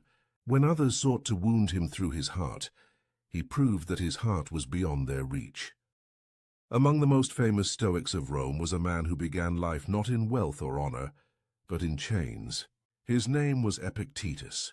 He was born a slave, treated as property, subjected to the cruelty of his master, and yet, from this lowly station, he rose to a level of authority that even free men envied. One story tells of his humiliation in the presence of noble guests. His master, eager to entertain, mocked him openly, forcing him to perform degrading tasks and endure ridicule. Among the spectators were women of the court, who laughed at his condition, jeering at his weakness. For most men, such shame would cut deeper than any blade. Anger, desperation, or despair would spill out uncontrollably. But Epictetus did not flinch. Instead, he stood in calm silence. His mind was untouched. He once said, "You may insult my body, but you cannot touch my reason." The body could be chained. The reputation could be dragged through the mud. But the inner fortress of thought, that domain remained sovereign. This was the core of his philosophy. True power is not measured by possessions, approval, or reputation. It is measured by the mastery of one's own mind. For while fortune can strip away status, wealth, or even freedom, it cannot touch the reasoning faculty unless you surrender it willingly. This truth makes a man invincible. Because if your worth is not tied to the praise of others, then insults carry no weight. If your identity is not built on possessions, then loss cannot destroy you.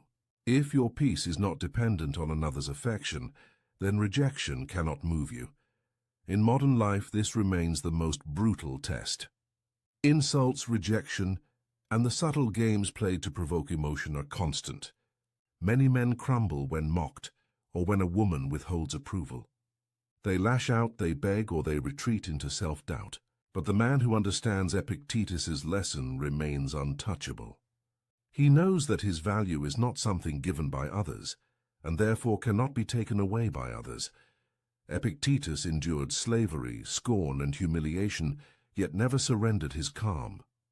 And when he was finally freed, something remarkable happened. The same society that once laughed at him now sought his wisdom.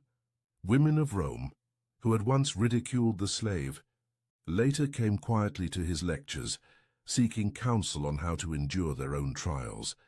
The man who began life with nothing ended with influence greater than kings, not because of what he owned, but because of what he could never lose, the mastery of his own mind.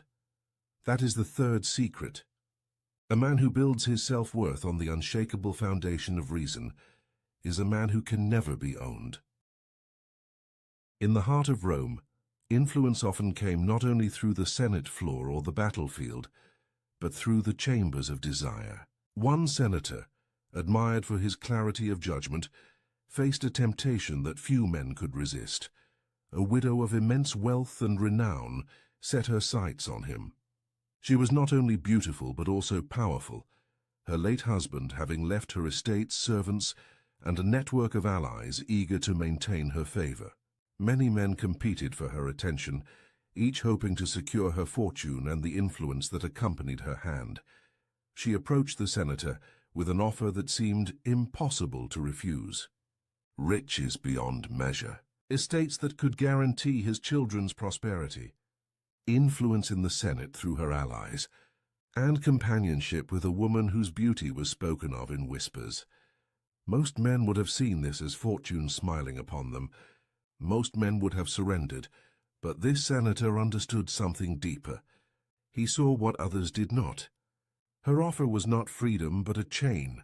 For the man who needs another's wealth, another's beauty, or another's influence no longer rules himself. He is ruled by what he craves. The senator's response was short but unforgettable. To need her is to be owned by her. With those words, he declined her hand. No hesitation, no apology, no elaborate excuse. Just the clarity of a man unwilling to trade freedom for comfort. The widow was astonished. Accustomed to bending men with her offers, she turned her attention to others. And indeed other men fell. One senator accepted her wealth, and soon found himself a puppet, his every vote in the Senate dictated by her will. Another sought her beauty, and when she withdrew her affection, he crumbled in disgrace. She destroyed them not with daggers or poison, but with chains of desire. The man who walked away remained unbroken. His independence became a legend, whispered as both a warning and a lesson. While others gained temporary pleasure and quick ruin, he preserved something far more valuable: sovereignty over himself. The Stoic principle here is brutal in its simplicity. Freedom means desiring nothing that enslaves you. It is not wealth itself that corrupts, nor beauty, nor influence, but the need for them. Once you believe you cannot live without these things, you have already surrendered your will. In modern life, the trap is no less common. Many men trade their freedom for transactional relationships, where wealth and beauty become bargaining chips. They accept terms that bind them, mistaking golden chains for fortune. Yet chains are chains, no matter how they glitter. The senator's refusal remains the lesson. To be unbreakable, you must walk away from anything that seeks to own you, no matter how tempting it appears. For what is gained in dependence will always cost more than it is worth. That is the fourth secret. The man who needs nothing cannot be owned by anyone. There is a tale from the late days of the Roman Republic, when intrigue flowed more freely than wine. A philosopher of great renown was invited to a banquet hosted by a woman whose beauty was matched only by her reputation for manipulation. She was known to ensnare men of power, drawing secrets from them under the influence of desire, and then using those secrets as weapons. At the feast, she presented the philosopher with a jeweled goblet of wine. The aroma was sweet, the color deep, but the cup was laced with herbs said to cloud the mind and inflame the body.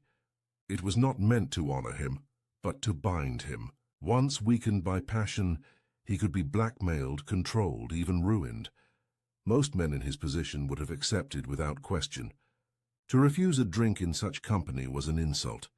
To deny her was to risk offense, and perhaps even political retaliation. Yet the philosopher knew the truth. Pleasure that costs freedom is poison. He held the cup in his hand, studied it, and smiled politely. Instead of drinking, he set it aside. He asked for water, clear and untainted, and lifted it in a quiet toast. It was a small gesture, but one that spoke louder than any speech. He chose clarity over indulgence, freedom over desire, discipline over weakness. The hall fell into silence. The seductress's weapon had failed. Her scheme collapsed, not because of confrontation, but because the man she sought to trap refused to play the game at all. By denying the poisoned cup, he denied her power. This is the essence of Stoic wisdom. Not all pleasures are gifts. Many are traps, designed to enslave the will and bend the spirit. What appears sweet on the surface may carry within it chains that bind you tighter than iron. The modern world offers its own poisoned cups. They come not only in the form of lust, but in endless digital distractions, Hollow indulgences and fleeting pleasures that steal hours, weaken focus, and erode resolve. Each one promises delight, but the cost is freedom. The man who accepts without discipline becomes dependent, ruled by cravings rather than reason. The philosopher's lesson is timeless. To remain unbreakable, you must examine every pleasure with suspicion. Ask not only what it offers, but what it demands in return. If it demands your freedom, your focus, or your self-respect, then it is no gift at all. It is poison. That night the philosopher left the banquet untouched, his reputation intact, his will unbroken. The seductress turned her schemes on others, and lesser men fell. But his quiet act of rebellion, raising a simple cup of water, became legend. That is the fifth secret. The man who refuses the poisoned cup can never be mastered. In the dusty camps along the Roman frontier, soldiers were tested not only by the sword, but by the eyes of those who watched them. Among these warriors was a centurion known for his iron discipline. He had marched through snow, fought through ambushes, and carried the scars of countless campaigns. Yet his greatest trial came not on the battlefield, but in the heart of Rome. Word spread quickly through the capital. His wife, a woman of high birth, was seen in the arms of another man. The whispers grew into open mockery. Rivals expected him to lash out with violence, to challenge the offender, to stain the streets with blood. Others expected him to crumble, humiliated before his men. A lesser soldier might have done both, but this centurion did neither. He showed no anger, no visible wound. He did not confront his wife in public, nor raise his voice in private. He spoke nothing of it at all. Instead, he carried on his duties with the same precision as before, drilling his soldiers, leading his marches, enforcing order. His silence unsettled everyone. The enemy could not provoke him. The gossipers could not shake him. The more they sought a reaction, the more his composure revealed their weakness. This was not passivity, it was strategy. He understood the Stoic principle that silence is a weapon. To rage, to argue, or to plead would have surrendered power to those who sought to break him. Indifference was stronger than confrontation, for it starved manipulation at its root. In modern life, the same truth holds. Many attempt to provoke men into emotional outbursts. Through insults, rejection, or public humiliation, the man who reacts gives away his strength, showing that his state of mind belongs to others. But the man who remains silent, who shows indifference, cannot be controlled. He starves the fire of attention until it dies on its own. The centurion's silence grew louder than any words could. His enemies could not twist his image into one of a jealous fool. His soldiers, seeing his unshaken demeanor, respected him more. Even the Senate, hearing of his restraint, elevated him further, for they trusted a man who could not be baited by scandal. And as for the accuser, the man who flaunted the affair, his name soon faded into shame. Without reaction to fuel his triumph, he became nothing more than a shadow of gossip, forgotten as quickly as he rose. The lesson is clear. Silence is not weakness. It is mastery. The unbreakable man does not need to defend his pride with words or violence. His composure speaks louder than any reply. That is the sixth secret. The man who governs his tongue and his temper rules not only himself but all who seek to provoke him. There is an account of a philosopher whose wife passed away after many years at his side. She was admired in the city, loved by her household, and her funeral was attended by crowds who came to mourn. The air was thick with incense, the sound of weeping echoed through the streets, and her body was carried with solemnity to its resting place. Among those gathered, all eyes turned to her husband. They expected him to collapse in grief, to weep as others wept, to show the same raw emotion that death forces upon even the strongest. But he did none of these things. He stood calm, his face composed, his gaze steady. He neither tore his garments in anguish, nor shed a single tear. His composure unsettled the mourners, who whispered that his heart must be made of stone. One man confronted him openly, mocking him before the crowd. "Do you feel nothing? Was she nothing to you, that you stand as if you have lost no one at all?" The philosopher's reply was simple, but it carried the weight of centuries. Death is not cruelty, but nature's order. To resist is to defy reason. He explained that grief is not owed to death, for death is no injustice. It is the destiny of all men and women, the cycle of nature itself. To rage against it is as futile as raging against the setting sun. Tears do not change the order of the universe.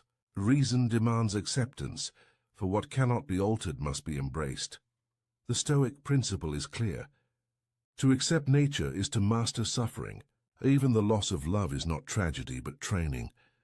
Each heartbreak is an opportunity to strengthen the mind against what is inevitable. To cling desperately to what must pass is to guarantee endless torment. To accept with calm is to become indestructible. Modern men face this trial in different forms. The end of a relationship, betrayal, abandonment, heartbreak. Each feels like death and each tempts men to collapse in grief. But the philosopher's example reveals the path of mastery. Do not curse nature for taking what was never yours to keep. Stand firm, let reason guide you, and move forward unbroken. When the final rites were finished, the philosopher did something that chilled those who witnessed it. As the mourners sobbed and the air was filled with lamentation, he turned from the graveside and walked away with head unbowed, steps steady and spirit unshaken. Where others dissolved into sorrow, he carried himself like stone, a living reminder that no power in the world, not even death, could bend his reason. That is the seventh secret. Acceptance is not indifference. It is power. The man who accepts all that nature brings cannot be destroyed by loss, for nothing can take away his mastery of himself. The lessons are now before you: the emperor's gaze, the betrayed general, the slave who owned his masters, the widow's trap, the poisoned cup, the soldier of silence, and the philosopher's funeral. 7 brutal secrets, each forged by men who refused to be broken. These were not abstract ideas or comfortable teachings. They were weapons sharpened by necessity, proven in the harshest trials of life. Men who ruled empires, commanded armies, and endured humiliation carried these principles as their shield. They stood unmovable, even when beauty, betrayal, temptation, and death itself tried to break them. And you too can carry them. Implementing even one will separate you from the ordinary. Because most men surrender their minds at the first test. They let their gaze be captured, their emotions be provoked, their desires be chained, their grief consume them. But the man who takes these secrets into himself walks another path. He is no longer ruled by what he cannot control. He rules himself, and that is the highest form of power. So let this be your final strike of the night. Start tomorrow. Do not let your eyes, your heart, or your silence be controlled by another. That is the first step to becoming unbreakable. Begin with the first secret. Tomorrow morning, practice the emperor's gaze. Notice where your eyes wander and take back control. Train your perception, and you will discover that the first battle is already won. And if you are ready for more, subscribe now. This is only the beginning. There are countless forbidden Stoic secrets waiting to be revealed. Secrets that will arm you with the same strength that once shaped emperors, generals, and philosophers. Stay vigilant. Stay disciplined. Stay unbreakable. 3 in the morning. Your eyes snap open, and immediately it starts. The replay. That conversation from yesterday. What you said. What you should have said. What they might be thinking about you right now. Then your mind jumps to tomorrow. The presentation. The email you haven't sent. The decision you can't make. Round and round it goes.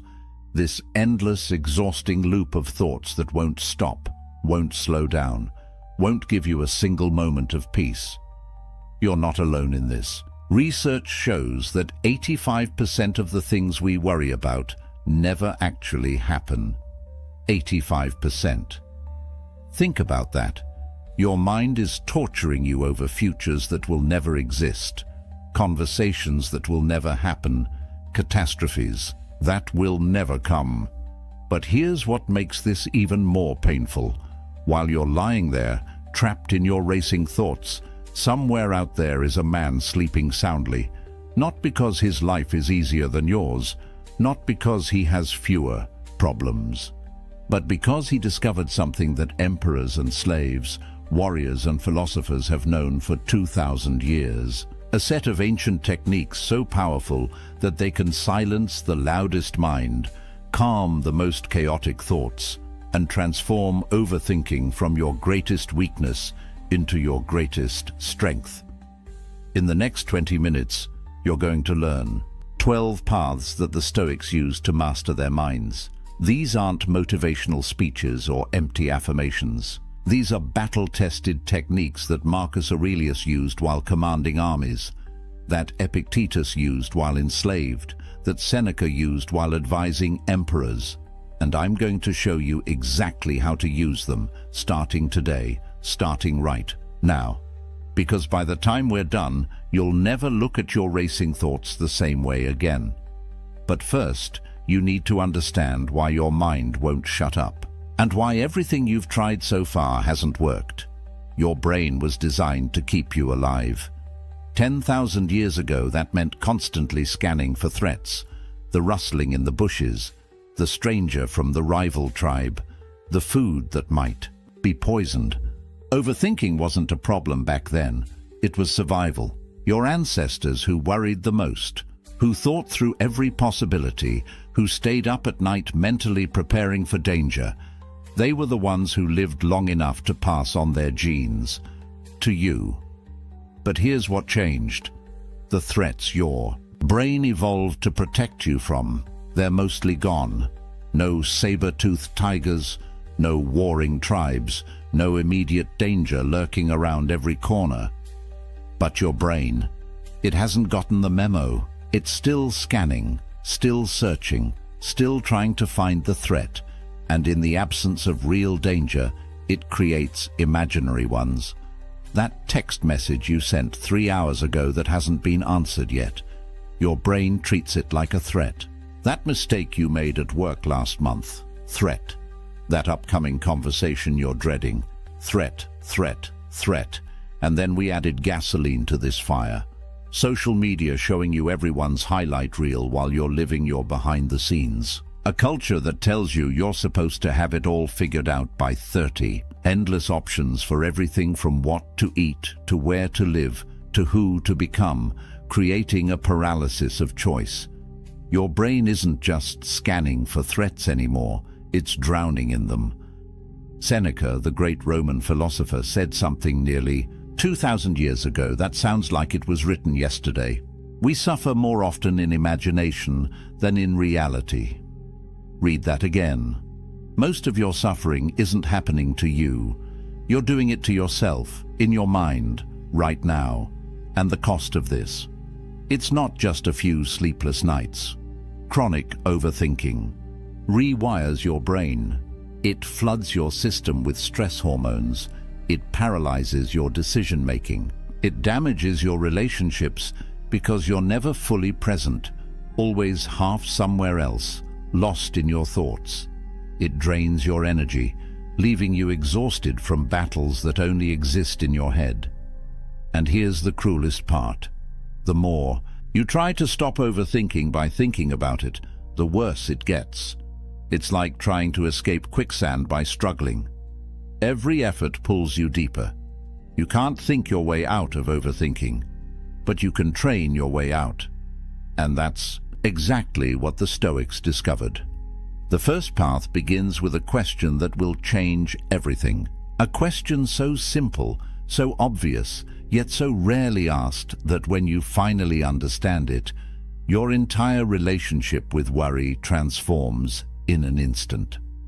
Epictetus, a philosopher who spent his early life as a slave, understood something that most free men never grasp. He said, "Some things are up to us, and some things are not." That's it. That's the foundation. But don't mistake simplicity for weakness. This single distinction, this one clear line, is the most powerful mental tool you'll ever possess, because right now, your mind is wasting enormous energy trying to control things that cannot be controlled. And that's not just futile. It's the source of almost all your overthinking. So let's get specific. What's actually in your control? Your thoughts. How you interpret what happens to you. Your actions. The choices you make right now, in this moment. Your responses to whatever life throws at you. That's it. That's the list. Everything else? Your body and what it does or doesn't do. Your reputation and what people think or say about you. The past, which is already written. The future, which hasn't happened yet. Other people and their choices, their moods, their opinions. The weather, the economy, traffic. Whether that email gets a response, whether that job offer comes through, whether that relationship works out. None of it, not a single piece of it, is in your control. Imagine you have a job interview tomorrow. Right now, your mind is probably spinning through 100 scenarios. What if they ask me that question I can't answer? What if I say something stupid? What if they've already decided on someone else? What if I blow my one chance? But here's what's actually in your control. You can prepare. You can practice your answers. You can get a good night's sleep. You can show up on time. You can be honest and present during the interview. That's it. Whether they hire you, not in your control. Whether they like you, not in your control. Whether another candidate is more qualified, not in your control. Whether they even read your resume carefully, not in your control. And here's where it gets liberating. Once you truly see this distinction, once you genuinely accept it, something remarkable happens. You stop wasting energy on the 90% of things you can't influence and pour everything into the 10% you can. Your overthinking doesn't just decrease, it targets correctly. Because real thinking, productive thinking, strategic thinking, it only works on things you can actually affect. Try this right now. Take whatever's been keeping you up at night, whatever worry has been looping through your mind, and ask yourself honestly, is this within my control? Not partially. Not maybe if I try hard enough. Actually, truly, in my control. And if it's not, your job isn't to figure it out. Your job is to let it go. Not because you don't care, but because caring about things you can't control is just another word for suffering. That's the first path, the foundation. But now we're going to do something that seems completely backward, something that will make you question everything you've been told about positive thinking. Most people run from their fears. They avoid thinking about what could go wrong. They distract themselves. They try to stay positive. And then, when something bad actually happens, they're devastated, blindsided, unprepared. The Stoics did the opposite. They had a practice called premeditatio malorum, the premeditation of evils. Deliberately, systematically, they would imagine everything that could go wrong. And this wasn't pessimism. This was preparation. Marcus Aurelius, the most powerful man in the world, would sit each morning and imagine his empire crumbling, his armies defeated, his loved ones dead, not to torture himself, but to prepare his mind, so that if these things happened, he wouldn't be destroyed by surprise. He would be ready. And here's what's fascinating. Modern psychology has discovered that this actually works. When you deliberately visualize a worst-case scenario in a controlled way, something changes in your brain. The fear loses its power, because fear feeds on the unknown, on the what-if. But when you look directly at the worst possible outcome, when you play it out fully in your mind, you realize something profound. You could handle it. You'd survive. Let's say you're terrified of that difficult conversation you need to have. Your boss, your partner, your parent. Your mind keeps spinning. avoiding it, building it up into something catastrophic. Here's what a Stoic would do. Sit down, close your eyes, and imagine it going as badly as possible. They yell at you, they reject you, they end the relationship. Play it all the way through. Don't stop at the fear. Go past it. What happens next? You'd be hurt. You'd feel pain. And then? You'd pick yourself up. You'd move forward. You'd survive. You'd maybe even grow stronger. This isn't catastrophizing. That's when you spiral out of control, lost in worst-case scenarios, with no purpose, no direction. This is different. This is deliberately walking through the fear to the other side.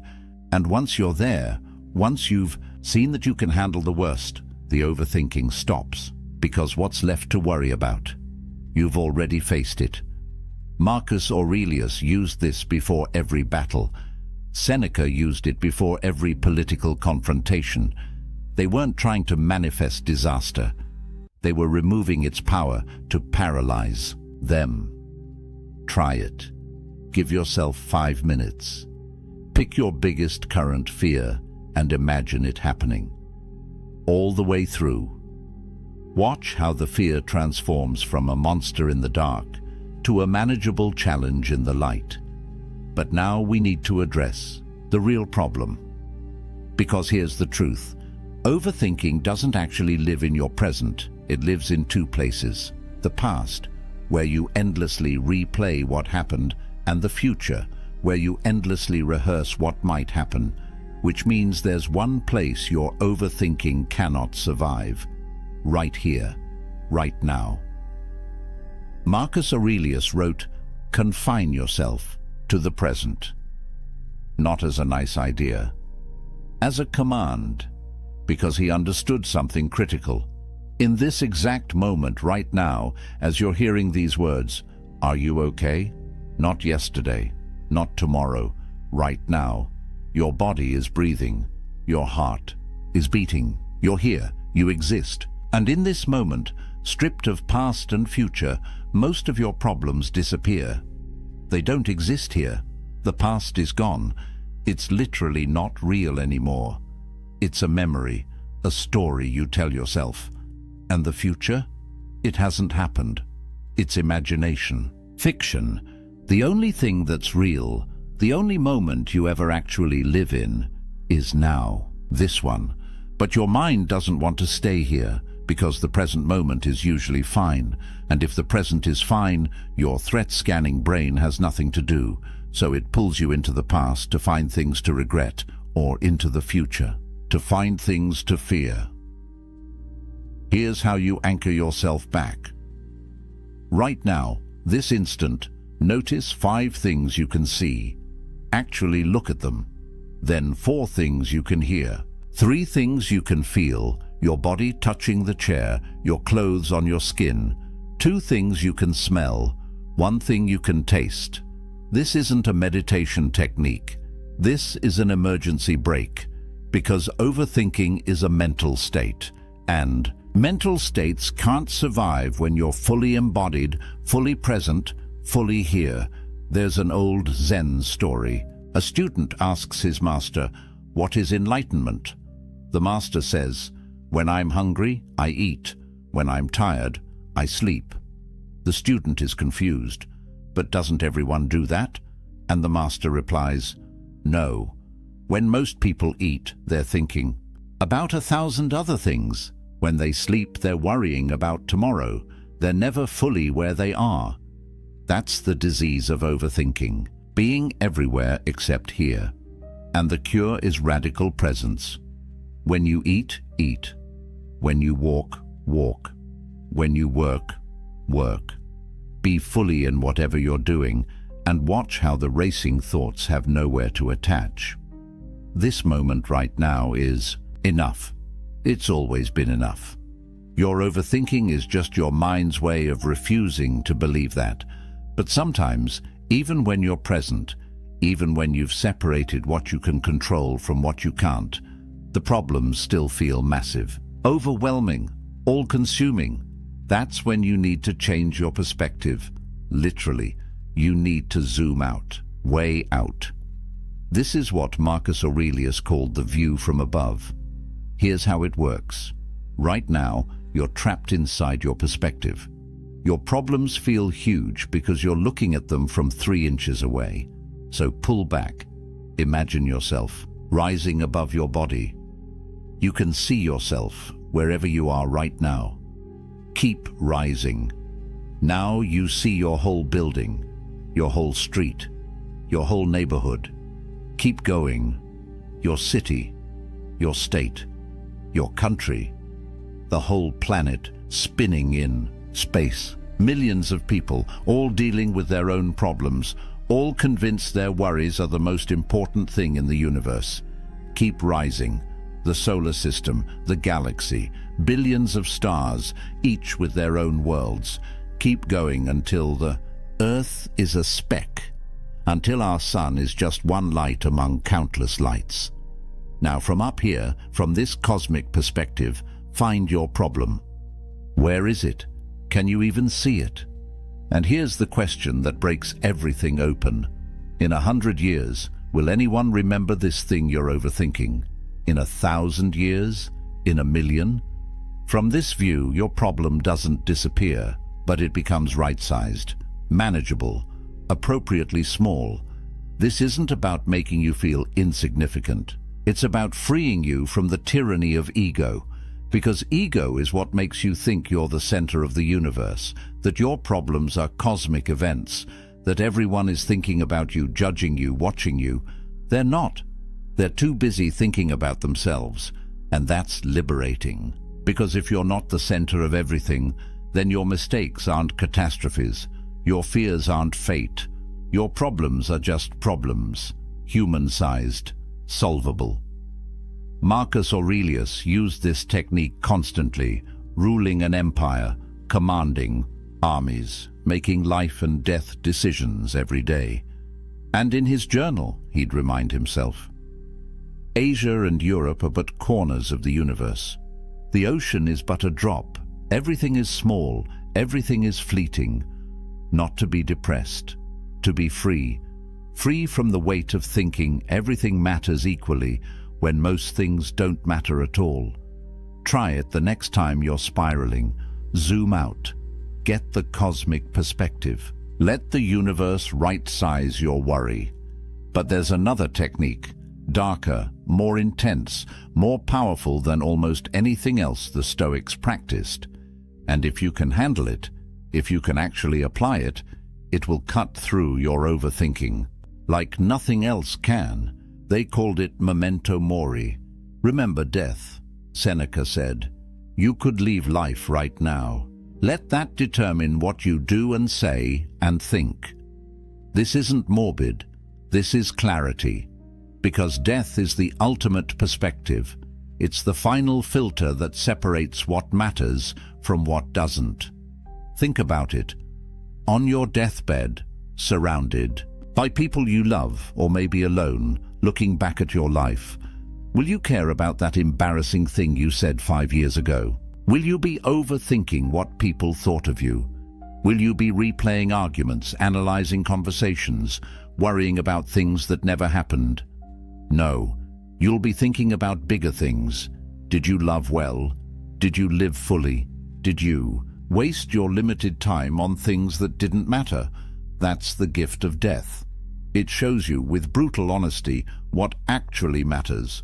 And if you can bring that clarity into your life now, while you're still alive, you gain a superpower. The ability to instantly cut through all the noise, all the overthinking, all the trivial worries, and ask, will this matter when I'm dying? Steve Jobs had a practice. Every morning he'd look in the mirror and ask himself, if today were the last day of my life, would I want to do what I'm about to do? And if the answer was no too many days in a row, he knew something needed to change. That's the power of death as a teacher. It doesn't allow for overthinking, because overthinking is a luxury. It's what you do when you think you have infinite time. But you don't. None of us do. And the moment you really understand that, not just intellectually but in your bones, Your priorities snap into place. You're not going to overthink the email on your deathbed. You're not going to worry about what strangers think of you. You're not going to replay that conversation from 3 years ago. So why are you doing it now? You have a limited number of days, a limited number of hours, a limited amount of mental energy, and you're spending it on this? Death whispers the question you need to hear. Is this worth dying over? And if it's not, maybe it's not worth overthinking over either. The Stoics kept skulls on their desks. They meditated in graveyards, not because they were depressed, because they refused to forget. Life is short, time is limited, and every moment you spend lost in your head is a moment you're not actually living. Memento mori, remember death, not to fear it, but to let it wake you up. Now, let's talk about something that sounds completely wrong, something that goes against every modern message about self-care and comfort and taking it easy. The Stoics believed that you should deliberately make yourself uncomfortable. They called it voluntary discomfort, and it might be the most misunderstood practice they taught. Seneca was rich, unbelievably wealthy. He could have had every luxury. Instead, he would deliberately sleep on a hard floor, eat simple bread and water, wear rough clothes, go without heat in winter. Why? Because he was training, not his body, his mind. He was teaching himself a critical lesson. I can handle hard things. And that lesson, that bone-deep knowledge that you can endure discomfort, that you're tougher than you think, it's the antidote to fear. And fear is what drives most overthinking. Here's what happens when you live a life of constant comfort. You become fragile, soft. Your tolerance for difficulty shrinks. And then when something actually hard happens, something you can't avoid or fix or make comfortable, you break, you panic, you spiral, because you've never trained for it. But when you voluntarily expose yourself to difficulty, when you choose temporary discomfort, you build a different relationship with hardship. You prove to yourself over and over that you're resilient, that you can handle it. Modern applications. Take a cold shower. Let yourself be hungry. Have that difficult conversation you've been avoiding. Do the hard workout. Sit with boredom instead of reaching for your phone. Each time you choose discomfort, each time you lean into something hard, you're sending your brain a message. I'm not fragile. I'm not weak. I can do difficult things. And that message, repeated enough times, changes everything. Because now, when your mind starts to spiral about some future difficulty, you have evidence. You've been uncomfortable before. You survived. You even grew stronger. This is the opposite of how most people live. They avoid discomfort at all costs. They optimize for ease. And then they wonder why every little challenge feels overwhelming, why they overthink every decision, every risk, every potential difficulty. It's because they've never proven to themselves that they can handle hard things. But you can. And voluntary discomfort is how you prove it. Start small. Tomorrow morning, end your shower with 30 seconds of cold water. Just 30 seconds. Watch what it does to your mind. Watch how you feel afterward. Stronger, more alert, more capable. That's not just physical, that's psychological. You did something hard, on purpose. And you're fine. Better than fine. The Stoics knew this. They knew that comfort is a trap, that ease makes you weak, that the path to mental strength runs directly through voluntary difficulty. So stop running from discomfort. Start running toward it, and watch your overthinking lose its grip. But here's something you can do that almost no one does anymore. Something so simple, so accessible, yet so powerful that when you actually do it consistently, your entire inner world transforms. The Stoics wrote every day, not blog posts, not social media, private journals, personal reflections. Marcus Aurelius's Meditations wasn't a book he intended to publish. It was his private journal, his way of working through his thoughts, of talking to himself, of gaining clarity. And you need to do the same thing. Here's why journaling is different from just thinking. When thoughts stay in your head, they loop, they repeat, they get tangled with other thoughts, they spiral endlessly with no resolution. But when you write them down, when you force them out of your mind and onto paper, something shifts. They become external. You can see them, examine them, challenge them, complete them. There's a psychological phenomenon called the Zeigarnik effect. It means your brain obsesses over unfinished tasks. And overthinking, it's your brain trying to complete thoughts that never get completed. They just loop and loop and loop. Journaling completes them. It gives them closure. Here's a simple practice. Every evening before bed, answer 3 questions. What worried me today? What was actually within my control about those worries? And what did I learn? That's it. 5 minutes. But in those 5 minutes, you're doing something profound. You're processing your day. You're applying the dichotomy of control. You're extracting wisdom from experience. And most importantly, you're telling your brain, we dealt with this. It's done. You can stop spinning now.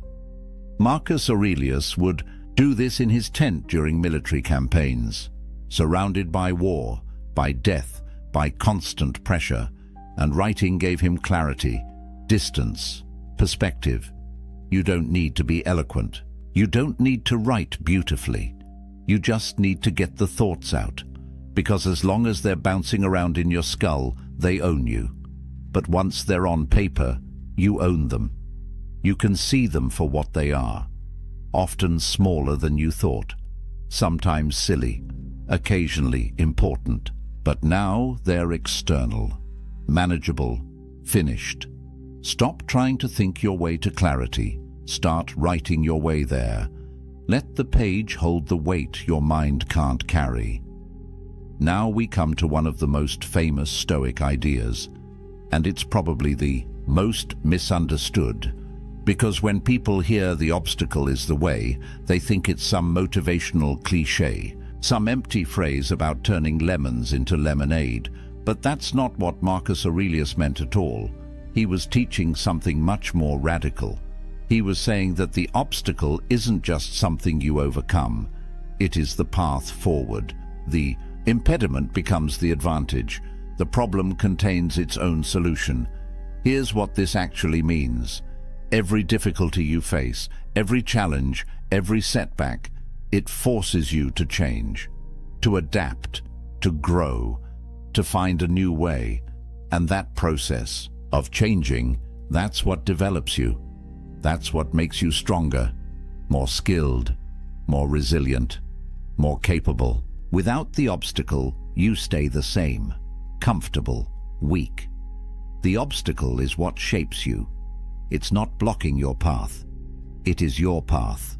Think about it. That job you didn't get, the one you were sure would destroy you, it forced you to find something better.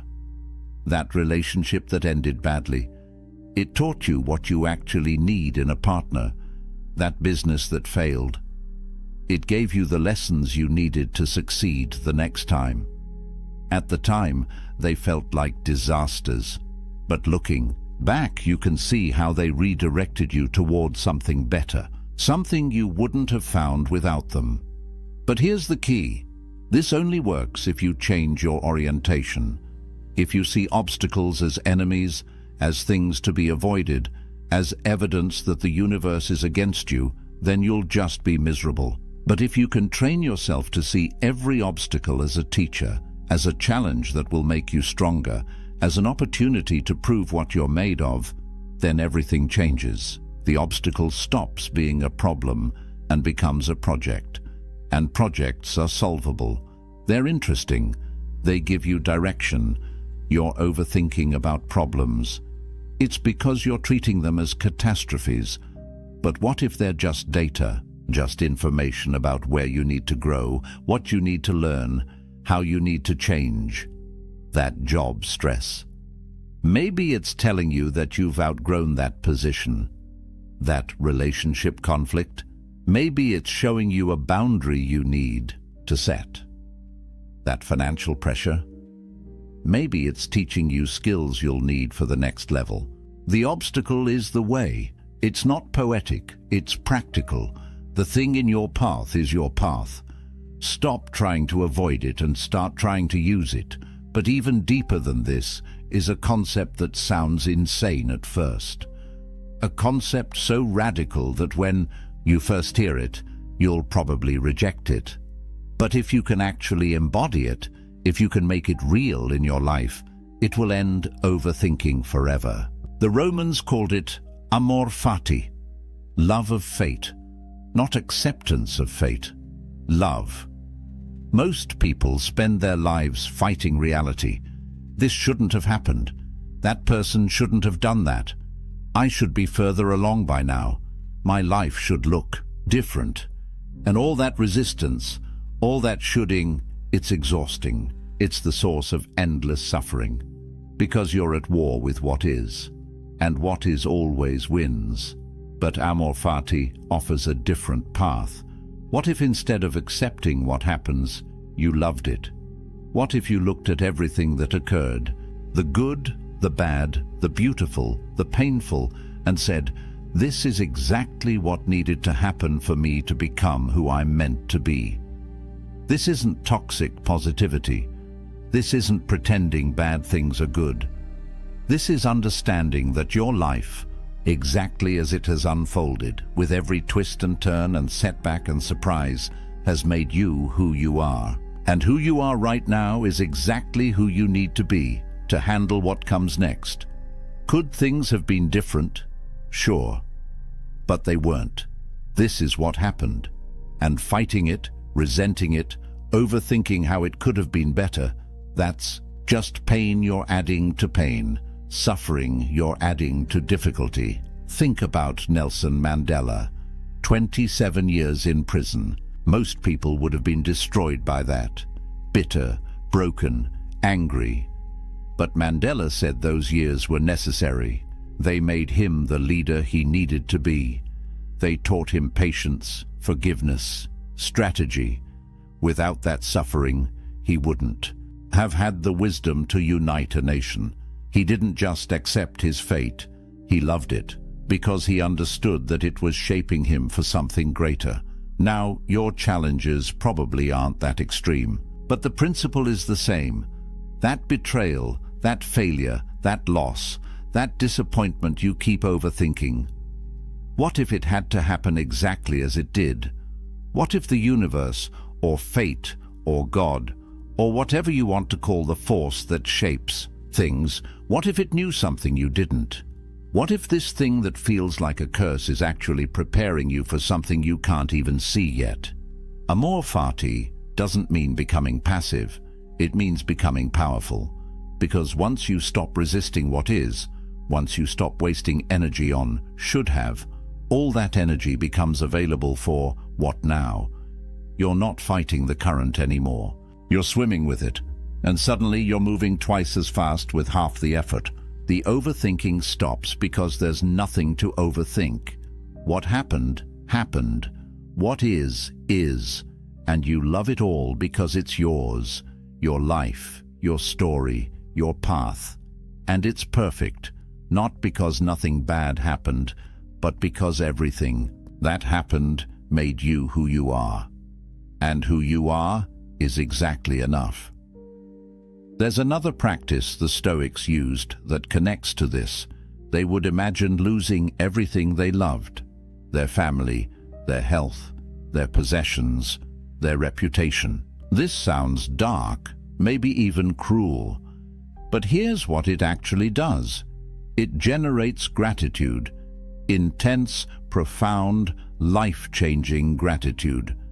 Because when you imagine losing something, when you really play out what life would be like without it, you suddenly see what you have. Really see it. Not take it for granted, not overlook it. See it with clear eyes. Seneca said, if you want to be rich, don't add to your money. subtract from your desires. And imagining loss does exactly that. It shows you that what you have right now, this moment, this life, these people, this body, even with all its flaws and problems, it's enough. It's more than enough. It's everything, but you can't see that when you're overthinking about what you don't have, about what could go wrong, about what might happen. You can only see it when you pause and genuinely consider, what if this was gone tomorrow? Try it. Right now. Think about someone you love, someone you see regularly, maybe even take for granted. Now imagine they're gone. Really gone. What would you give for one more conversation, one more laugh, one more ordinary day? And then realize you have that. Right now, you have them. They're still here. How many more days will you get? You don't know. But you have today. And if you spend today overthinking other things, worrying about problems that might not even be real, you're wasting something precious, something irreplaceable. This practice isn't meant to make you sad. It's meant to wake you up, to show you what's real, what matters. And once you see that, once you feel that deep gratitude for what you have right now, the overthinking loses its power, because you realize you're not missing anything. You're not broken. Your life isn't wrong. You're here, alive, and that's miraculous. Now let's address something practical, something physical, because here's what most people don't understand about overthinking. It's not just mental, it's stored in your body. Think about it. When you're anxious, where do you feel it? Your chest, your shoulders, your stomach, your jaw. Anxiety creates physical tension, and that tension keeps the anxiety alive. It's a loop.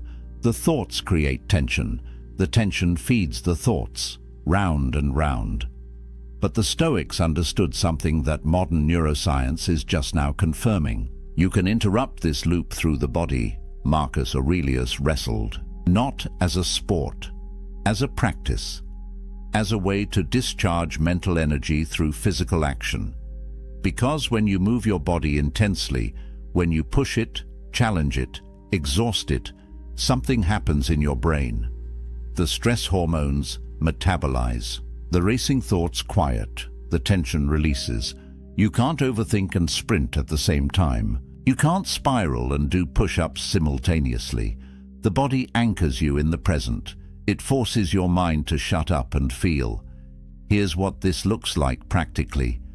Next time you feel yourself starting to spiral, starting to overthink, don't try to think your way out. Move. Do 20 push-ups. Go for a run. Lift something heavy. Do jumping jacks. Clean your house with intensity.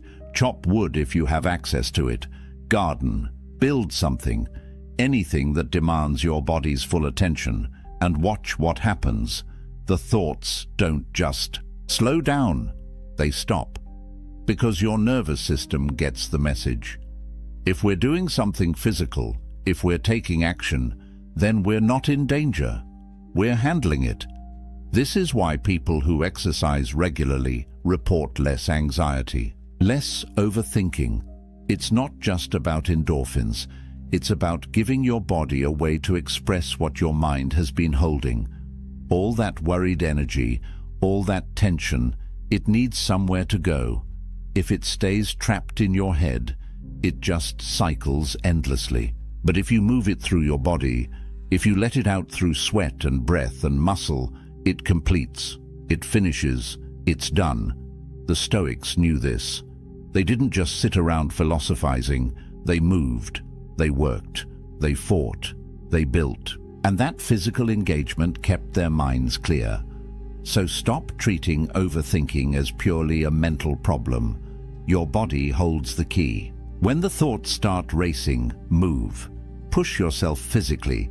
Let your body do what your mind can't, and watch the silence return. But there's one more technique, one final path that ties everything together. And it's the one that makes all the others sustainable. Because knowing these practices is one thing. Actually using them when your mind is racing, when you're stressed, when you're triggered, that's different. That requires preparation. The Stoics called this the morning ritual, setting your philosophy in place before the chaos of the day begins. Epictetus taught his students to mentally prepare each morning, to rehearse their principles before they needed them, because if you wait until you're emotional to remember your philosophy, you'll forget. Emotions override reason, but if you've already set your framework, if you've already decided who you're going to be and how you're going to respond, then when the challenges come, you're ready. You don't have to think. You don't have to overthink. You just act according to your preset principles. Here's what this looks like. Every morning, before you check your phone, before you start your day, spend 5 minutes. Just 5. Review your principles. Today, I will focus only on what's in my control. Today, I will see obstacles as opportunities. Today, I will be present. Today, I will remember that I'm mortal and will act accordingly. Today, I will be grateful for what I have. Pick your principles, the ones that matter most to you, and remind yourself, this is how I'm going to show up. This is who I'm going to be. This is my standard. And when something goes wrong, when someone disappoints you, when you're tempted to spiral, you won't. Because you already decided this morning, before it happened, you set your philosophy in place. Cato was famous for this. No matter what happened, no matter the pressure, the temptation, the threat, he responded according to his principles. People said you always knew what Cato would do, because he'd already decided years before. He didn't need to think about it in the moment. He'd already thought about it. He'd already chosen. And that's the power of the morning ritual. It removes the need to overthink. You're not making 100 small decisions throughout the day. You made one big decision this morning, and you're just following it. Try it tomorrow. Wake up. Don't grab your phone. Just sit for 5 minutes. Set your mind. Decide who you're going to be. And then watch how much easier the day becomes. Because you're not overthinking anymore. You're just executing a plan you already made. Now, let's bring this all together. These 12 paths, they're not separate techniques you use, one at a time. They're a system. They reinforce each other. They build on each other. They create a complete transformation in how you relate to your mind. Start with the dichotomy of control. That's the foundation. Separate what you can control from what you can't. Then use premeditatio malorum to prepare for difficulties without being paralyzed by them. Anchor yourself in the present moment, because that's where overthinking dies. Take the view from above when problems feel overwhelming. Remember death to clarify what actually matters. Embrace voluntary discomfort to prove your resilience. Journal to complete your thoughts. See obstacles as the path. Love your fate. Practice imagining loss to generate gratitude. Move your body to discharge mental energy. And set your philosophy each morning so you're prepared before challenges arise. This isn't theory. This is practice. And if you practice, if you actually do these things, not just once but consistently, you'll notice something. The racing thoughts slow down. The anxiety lessens. The paralysis breaks. You start to feel like you're in control of your mind instead of your mind controlling you. And that feeling, that sense of internal mastery, it changes everything. Because a man who masters his mind can master his life. Let me give you a real example.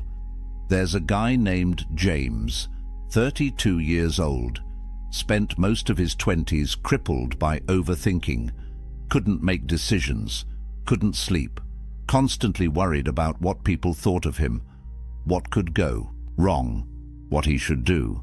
It affected his career, his relationships, his health.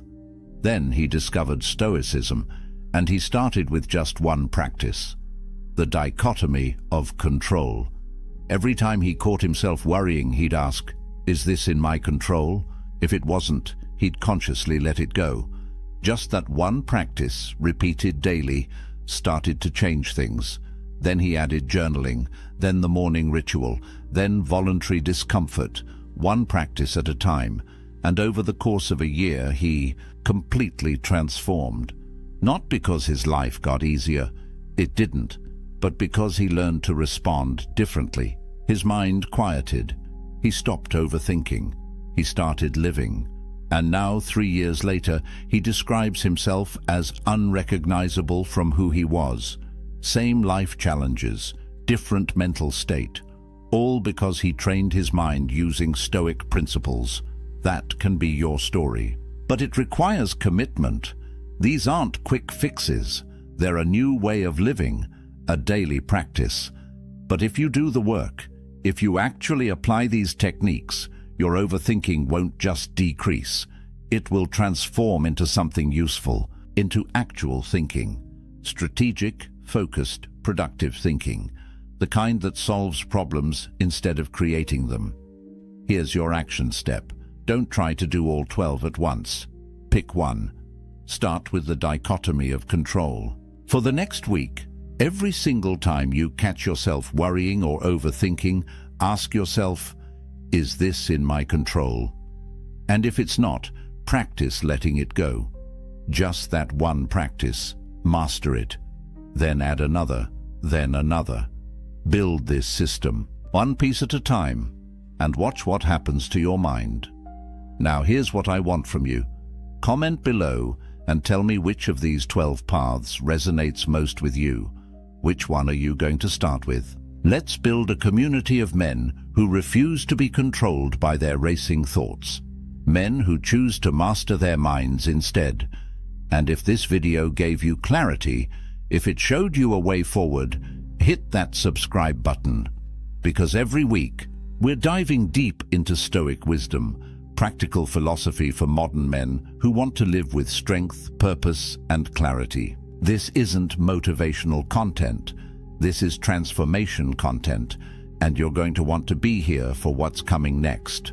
Remember what Seneca said, "We learn not for school, but for life." These techniques aren't academic exercises. They're tools for living, for thinking clearly, for sleeping peacefully, for showing up powerfully. Your mind is the most important tool you'll ever own.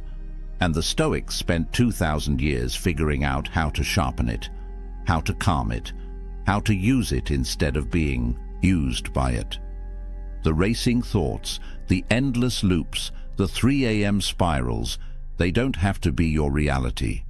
There's another way, a clearer way, a stronger way, and it starts right now with one decision. You're going to take control of your mind. Not because you need to be perfect, not because overthinking makes you weak, but because you refuse to waste your limited time trapped inside your own head when there's a whole life waiting for you out here. The Stoics proved it's possible. Marcus Aurelius ruled an empire with a calm mind. Epictetus found peace while enslaved. Seneca maintained clarity while advising a madman. If they could do it in their circumstances, you can do it in yours. You have everything you need, the techniques, the knowledge, the path. All that's left is the decision to walk it. So here's my final question for you. A year from now, when you look back at this moment, at this video, at this day, what do you want to have changed? Do you want to still be overthinking? Still lying awake at 3 a.m.? Still paralyzed by thoughts that don't serve you? Or do you want to be the man who mastered his mind, who walks through life with clarity, confidence, and calm? The choice is yours, but the time to make it is now. Welcome to the path. Let's walk it together. There was a man who lost the woman he loved because of one sentence, just one. They'd been dating for 2 months. Everything was perfect. The chemistry was undeniable. She laughed at his jokes. Her eyes lit up when she saw him, and he felt like he'd finally found something real. Then, one night over dinner, he said something. 5 words, and everything changed in that moment. Her smile faded, her energy shifted. Within 2 weeks, she was gone. He spent months replaying that night, trying to understand what happened. The truth: he violated a fundamental law of attraction that the ancient Stoics understood thousands of years ago. Now, I'm going to share something with you that might sting a little. This isn't about being fake. This isn't about playing games or manipulating women. This is about understanding ancient masculine wisdom that modern men have completely forgotten. Marcus Aurelius, the most powerful man in Rome, never begged for anyone's approval. Epictetus, who started life as a slave, never chased validation. These men understood something profound about human nature, about power, about attraction. Today, I'm revealing 5 specific phrases that destroy attraction instantly. Not slowly, not over time, instantly. Each one breaks a fundamental principle of Stoic masculinity. Each one broadcasts weakness directly to her subconscious mind. And by the end of this video, you're going to understand exactly why these words repel women at a primal biological level. If you've ever wondered why she pulled away, why the spark died, why she suddenly seemed less interested, there's a very good chance you said one of these 5 phrases. Stay with me until the end, because the 5th one is what most men say when they're desperate, and it's the most damaging of all. But first, before I reveal what that man said at dinner that night, you need to understand something the Stoics knew about female psychology that modern dating advice completely misses. Something that will change how you see every interaction with women from this moment forward. Let's talk about control. Epictetus, one of the greatest Stoic philosophers, taught something radical. He said, there are things within your control and things outside your control. That's it. That's the line. Your thoughts, your actions, your character, within your control. Other people's opinions, their feelings, whether they choose you, completely outside your control. He called this the dichotomy of control, and it's the foundation of everything I'm about to tell you. Here's where it gets interesting. You cannot control whether she likes you. You cannot control whether she finds you attractive. You cannot force chemistry, manufacture desire, or negotiate attraction. But here's what you can control: your dignity, your frame, your self-respect, and how you show up in this world. When you understand this deeply, not just intellectually but in your bones, everything changes. Now let me connect this to something most men don't understand about female psychology. Women are biologically wired to detect neediness, not as a conscious choice. This is evolutionary programming that goes back hundreds of thousands of years. In ancient times, a needy man was a survival threat. A man who couldn't stand on his own, who depended on others for his emotional stability, who collapsed without approval. That man couldn't protect, couldn't provide, couldn't survive when things got hard. So her subconscious brain, the part that's been evolving for millennia, is constantly scanning for signs of neediness. And the moment she detects it, attraction dies. Here's the brutal truth. The moment you try to control her feelings, you lose. Every attempt to make her like you pushes her away. Every strategy to secure her approval broadcasts insecurity. It's a paradox that drives most men insane. The ancient Stoics had a concept called oikeiosis. It's not well known, even among people who study philosophy. It means natural affinity, the way things are drawn together when they're aligned with their true nature.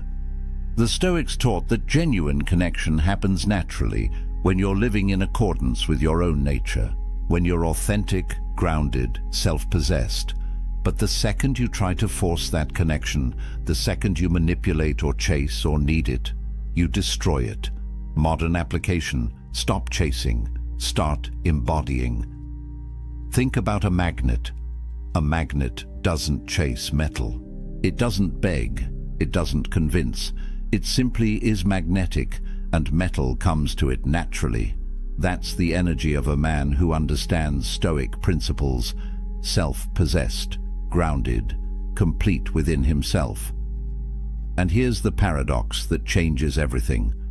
The less you need her validation, the more powerfully she's drawn to you.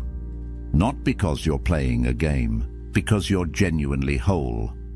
So when a man says the first phrase I'm about to reveal, he's violating this ancient principle in the worst possible way.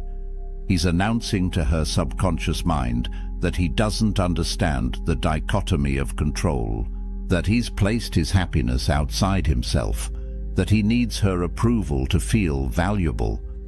The first phrase seems harmless. Most men say it thinking they're being honest, being vulnerable, being real. But to her subconscious mind, it's a red flag that screams one thing: this man is not enough on his own. Let me tell you what it is. The first phrase that kills attraction: confessing your feelings too early. I really like you. I'm falling for you. I think about you all the time. Said too soon, these words are poison. Let me tell you about James. He met a woman at a coffee shop. They exchanged numbers, went on a first date, then a second. The chemistry was electric. She was texting him every day, laughing at his jokes, touching his arm when they talked. He felt something he hadn't felt in years. On their third date, sitting across from her at a restaurant, he couldn't hold it in anymore. He looked into her eyes and said, I just need you to know, I really like you. I think you're amazing. I haven't felt this way in so long. He thought he was being honest, vulnerable, real. The moment those words left his mouth, he watched her face change. Her smile became polite, distant. She said something like, "Oh, that's sweet," but her energy had completely shifted. She didn't pull away immediately. She finished the date, but her texts became shorter. Plans became harder to make. Within 2 weeks, she was gone. He was confused, hurt, angry even. I was just being honest. What's wrong with telling someone how you feel? Everything. Everything is wrong with it when you do it too soon. Here's why. When you confess feelings prematurely, you're violating Epictetus's core teaching. You're placing your happiness, your emotional state, your sense of well-being in something external, in her response, in her validation. You're essentially saying, my emotional stability now depends on what you think of me. That's not love. That's dependency. And dependency repels. It shows outcome dependency. Your emotional state is controlled by whether she reciprocates. A Stoic man's emotional state comes from within, from his character, from living according to his values. When you say, I really like you, after 3 dates, you're announcing, I've already decided you're the prize, before I even know who you are. Think about what that communicates. You don't have standards. You don't have options. You're not selective. You're just grateful someone is paying attention to you. And here's something most men don't understand about female psychology. Women are attracted to mystery, to uncertainty, to the thrill of not quite knowing where they stand. That tension, that space between, does he like me, and I think he might, that's where attraction builds. The moment you remove all doubt, the moment you hand her absolute certainty about your feelings, the game is over. There's nothing left to discover. No tension, no excitement, just the pressure of your expectations weighing on her. From a biological standpoint, women are attracted to men who are selective. High-value men don't fall for every woman who gives them attention. They're discerning. They have options. They take time to evaluate compatibility. When you confess deep feelings after barely knowing someone, her subconscious translates that as this man doesn't have options. He's decided I'm his best chance. And if I'm his best chance, what does that say about his value? Marcus Aurelius wrote, "The best revenge is not to be like your enemy." In the context of attraction, the enemy is desperation, neediness, the desperate chase for validation. Don't seek it.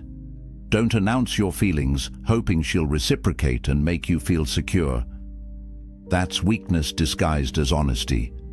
Let your actions show interest. Show up consistently. Invest time. Be present when you're together. Plan thoughtful dates. Listen.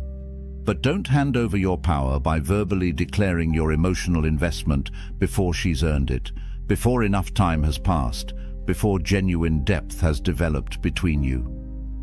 The Stoics had a practice called amor fati, love of fate.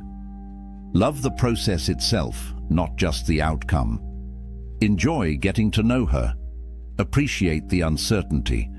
Embrace the journey of discovering whether she's actually compatible with you, not just whether she'll validate your feelings. When you're outcome-focused, you're needy. When you're process-focused, you're grounded. One repels, one attracts. So if you're dating someone right now and you feel that urge to confess, to tell her how much you like her, to seek reassurance that she feels the same way, pause, breathe. Remember the dichotomy of control. You cannot control her feelings, but you can control your dignity. Keep it. But here's what's even worse than confessing too early. The second phrase actually makes you the problem in her eyes. It makes you a burden she has to carry. And that weight? It crushes whatever attraction existed. The second phrase that destroys attraction.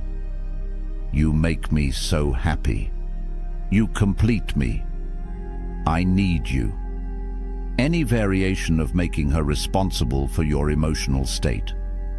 David had been with his girlfriend for 6 months. Things were good, really. Good. He was head over heels. Every morning he'd text her, "You make me so happy." During dates, he'd look into her eyes and say, "I don't know what I'd do without you. You're everything to me." He thought he was being romantic, thought he was showing her how much she meant to him. He'd seen it in movies, heard it in love songs. This is what you're supposed to say when you love someone, right? Wrong. She started pulling back around month 7, became less available, less affectionate. When he asked what was wrong, she'd say, "Nothing, I'm just tired." But he could feel her slipping away. Finally, she sat him down and said something that gutted him. "You're too much. I feel like I can't breathe. It's like your entire happiness depends on me, and that's not fair. I can't be responsible for that. I feel suffocated." He was devastated, confused. How could loving her too much be the problem? Here's what David didn't understand. Seneca, the Roman Stoic philosopher, wrote something profound. "The person who depends on another for happiness is a slave." Read that again. When you tell a woman, "You make me happy," you're not declaring love. You're announcing slavery. You're saying, "I'm incomplete without you. My emotional well-being is in your hands. If you leave, I collapse." That's not masculine energy. That's not strength. That's dependency. And dependency is the opposite of what creates attraction. Think about it from her perspective. Women are biologically attracted to the oak tree, not the ivy. The oak tree stands tall and strong on its own. Storms come, seasons change, but the oak remains. The ivy, on the other hand, needs something to cling to. It can't stand alone. It wraps around the tree, dependent on it for structure, for support, for survival. When you make a woman responsible for your happiness, you become the ivy. And no woman wants to be the oak tree in the relationship. She wants to rest against your strength, not carry the weight of yours. Here's the psychology that most men miss. Being someone's everything is exhausting. It's not flattering. It's not romantic. It's a burden. When your happiness depends on her, Every interaction becomes high stakes. If she's tired and wants space, she's not just taking care of herself anymore. She's now responsible for your emotional collapse. If she's having a bad day and isn't warm and affectionate, she's not just dealing with her own stuff. She's also managing your need for reassurance. That pressure kills desire faster than almost anything else. She doesn't want to be your life. She wants to add to your life. She wants to enhance an already fulfilling existence, not be the only source of your joy. When you're complete within yourself, when your happiness comes from your purpose, your growth, your values, your friendships, your passions, then her presence becomes a beautiful addition, not a desperate necessity. The Stoics called this apatheia. It doesn't mean being emotionless or cold. It means freedom from destructive passions. It means emotional self-sufficiency. You create your own happiness through living virtuously, through contributing to the world, through pursuing excellence in what matters to you. She doesn't create your happiness. She shares in it. Epictetus taught, "Don't seek to have events happen as you want them to, but instead want them to happen as they do happen, and your life will go well." Apply that to relationships. Don't need her to be a certain way for you to be happy. Don't need her to stay for you to be whole. Your happiness is your responsibility, always. When you're emotionally self-sufficient, something interesting happens. She feels free. Free to be herself. Free to have bad days without managing your emotions. Free to be imperfect without you falling apart. And in that freedom, attraction thrives. She's drawn to your strength, to your groundedness, to the fact that you'd be fine without her, but you choose her anyway. That's love from a position of power, not neediness. Now, the third phrase is sneaky. Most men don't even realize they're saying it. They think they're being considerate, being a gentleman. But she hears something completely different. She hears manipulation disguised as niceness, and it repels her at a deep level. The third phrase, whatever you want. I don't care, you decide. It's up to you. Constant agreeableness. Having no opinions of your own. Meet Ryan. Nice guy. Really nice. Maybe too nice. He'd been seeing Sarah for about 2 months, and everything seemed fine on the surface. But there was a pattern. Every single time they made plans, the conversation went the same way. Where should we go for dinner? I don't know. Wherever you want. What movie should we see? You pick. I'm good with anything. Should we go to the beach or stay in the city this weekend? Whatever makes you happy. Ryan thought he was being considerate, accommodating, the perfect boyfriend who never causes conflict. 3 months in, she ended it. Her exact words. I don't even know who you are. You're like a ghost. You have no preferences, no opinions, no spine. I feel like I'm dating a mirror. Ryan was shocked, hurt. He'd done everything to make her happy. How could that be the problem? Here's what he missed. Marcus Aurelius wrote, "Waste no more time arguing what a good man should be. Be one." A man without opinions is a man without character. A man who constantly defers isn't showing respect. He's committing self-erasure. He's disappearing right in front of her. Think about attraction. Real, visceral, sexual attraction. It requires polarity. Masculine and feminine energies create spark through contrast, through difference, through tension. When you agree with everything, when you have no preferences, when you're just a mirror reflecting whatever she wants, there's no contrast, no friction, no electricity, just boring sameness. Women test for backbone, not consciously, but instinctively. When she asks, "Where should we eat?"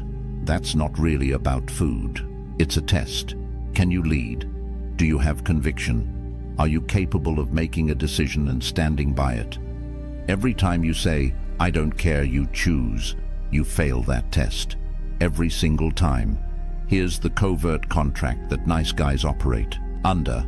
They think, if I agree with everything she wants, if I never challenge her, if I'm always accommodating, she'll like me more.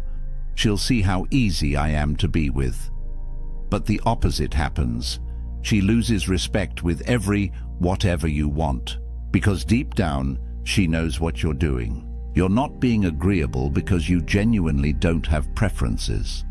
You're being agreeable because you're afraid of conflict, afraid she'll disagree, afraid she'll leave if you're not perfect. That fear, she can smell it. The Stoics practiced something called premeditatio malorum, negative visualization. They'd imagine the worst outcomes to prepare themselves mentally. Apply that here. Imagine what happens if you please everyone. The answer, you please no one, especially not yourself. When you have no opinions, no preferences, no boundaries, you become invisible, forgettable, replaceable. Epictetus taught, if you wish to be good, first believe that you are bad. In this context, it means acknowledge the people-pleasing tendency. Recognize that your constant agreeableness isn't kindness, it's avoidance. It's fear-based behavior disguised as consideration. Here's what women actually want. They want to feel your presence, your direction, your masculine certainty, not arrogance, not domination, just the simple confidence to say, I'd prefer Italian tonight, or I'm not really into action movies, let's do the thriller instead, or I want to go to the mountains this weekend. Simple preferences, stated calmly. That's it. That's all it takes to show you're a real person with real opinions. And here's the secret. She doesn't even need to agree with your preferences. She just needs to know they exist. Disagreement is fine, healthy even. What kills attraction is the void where your personality should be. Be willing to have opinions. State them without apology. And be equally willing to hear hers and find compromise when it matters. That's partnership. That's polarity. That's attractive. The fourth phrase is what men say when they're losing her. And instead of slowing the decline, it accelerates it. If you've said this next one, you know exactly how she responded, and it wasn't good. The fourth phrase that kills attraction, seeking constant reassurance. Are we okay? Do you still like me? Are you mad at me?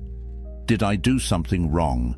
Michael couldn't handle silence, couldn't handle space, couldn't handle uncertainty.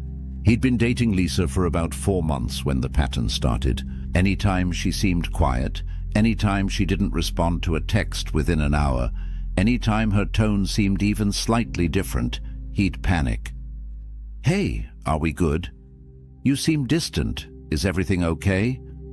I feel like something's off. Did I do something? At first, Lisa would reassure him. No, babe, we're fine. I'm just tired. Everything's good, I promise. You didn't do anything wrong. I'm just busy at work. But the questions kept coming. Every week. Sometimes multiple times a week. Eventually, her reassurances became shorter, less convincing. Until finally she stopped responding to his "Are we okay?" text altogether.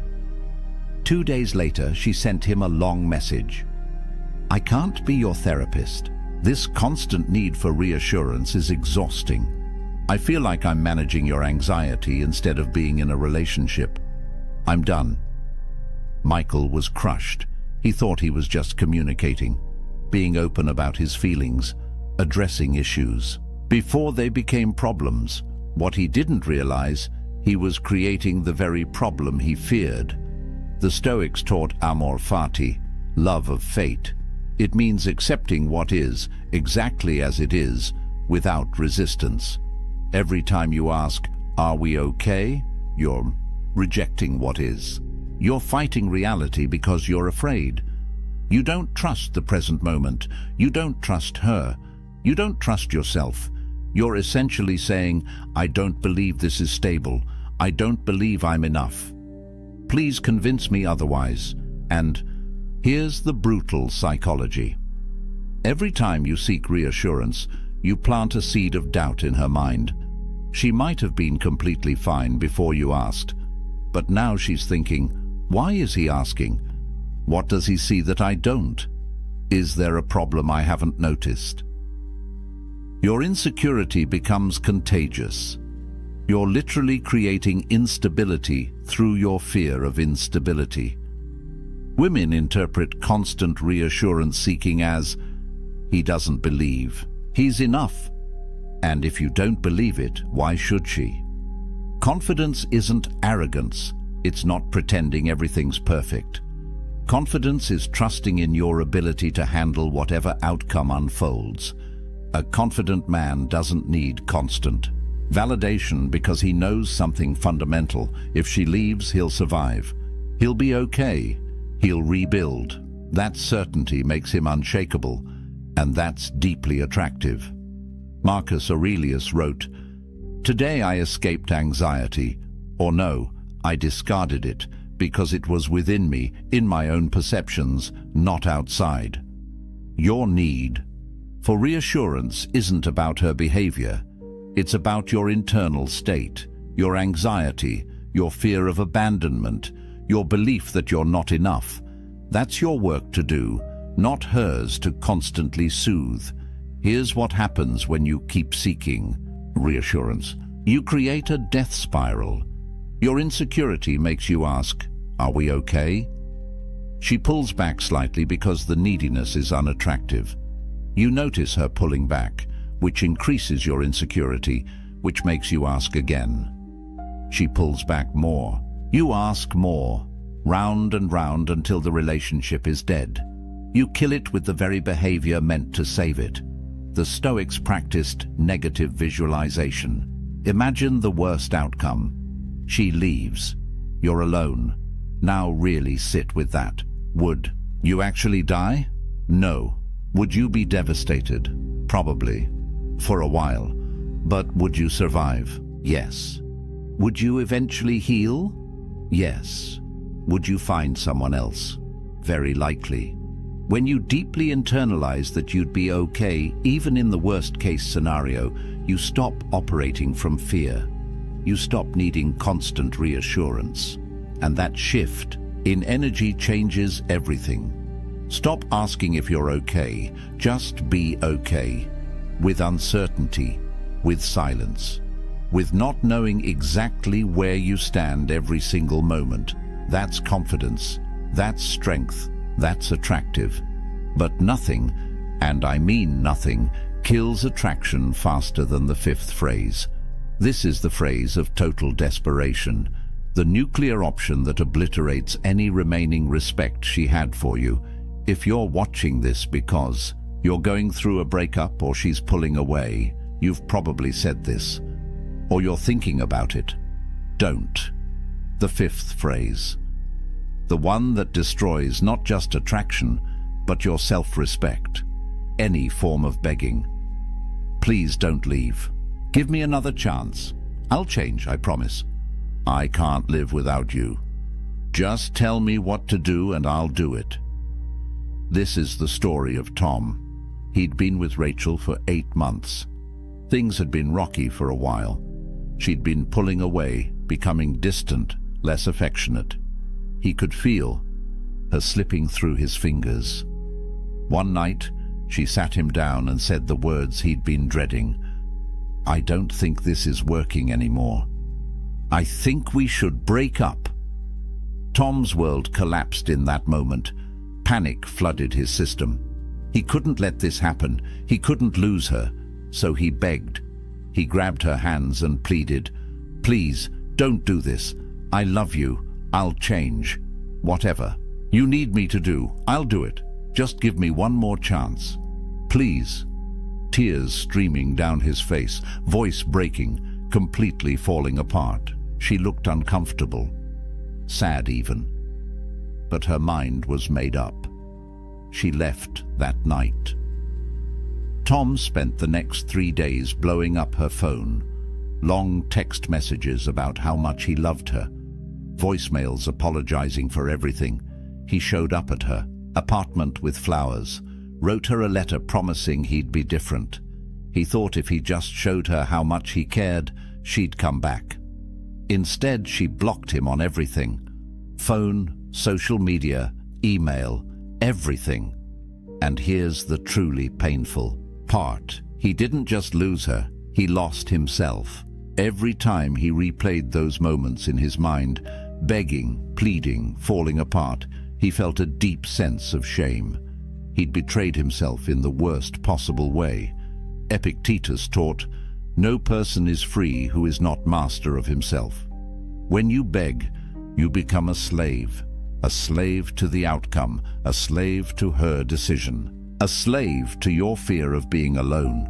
You hand over every ounce of power you have, your dignity, your self-respect, your very identity, and you give it all to someone who's already decided they don't want it. Here's the brutal truth about begging. It confirms every single doubt she had about you. She left because she saw weakness. Maybe you were too needy.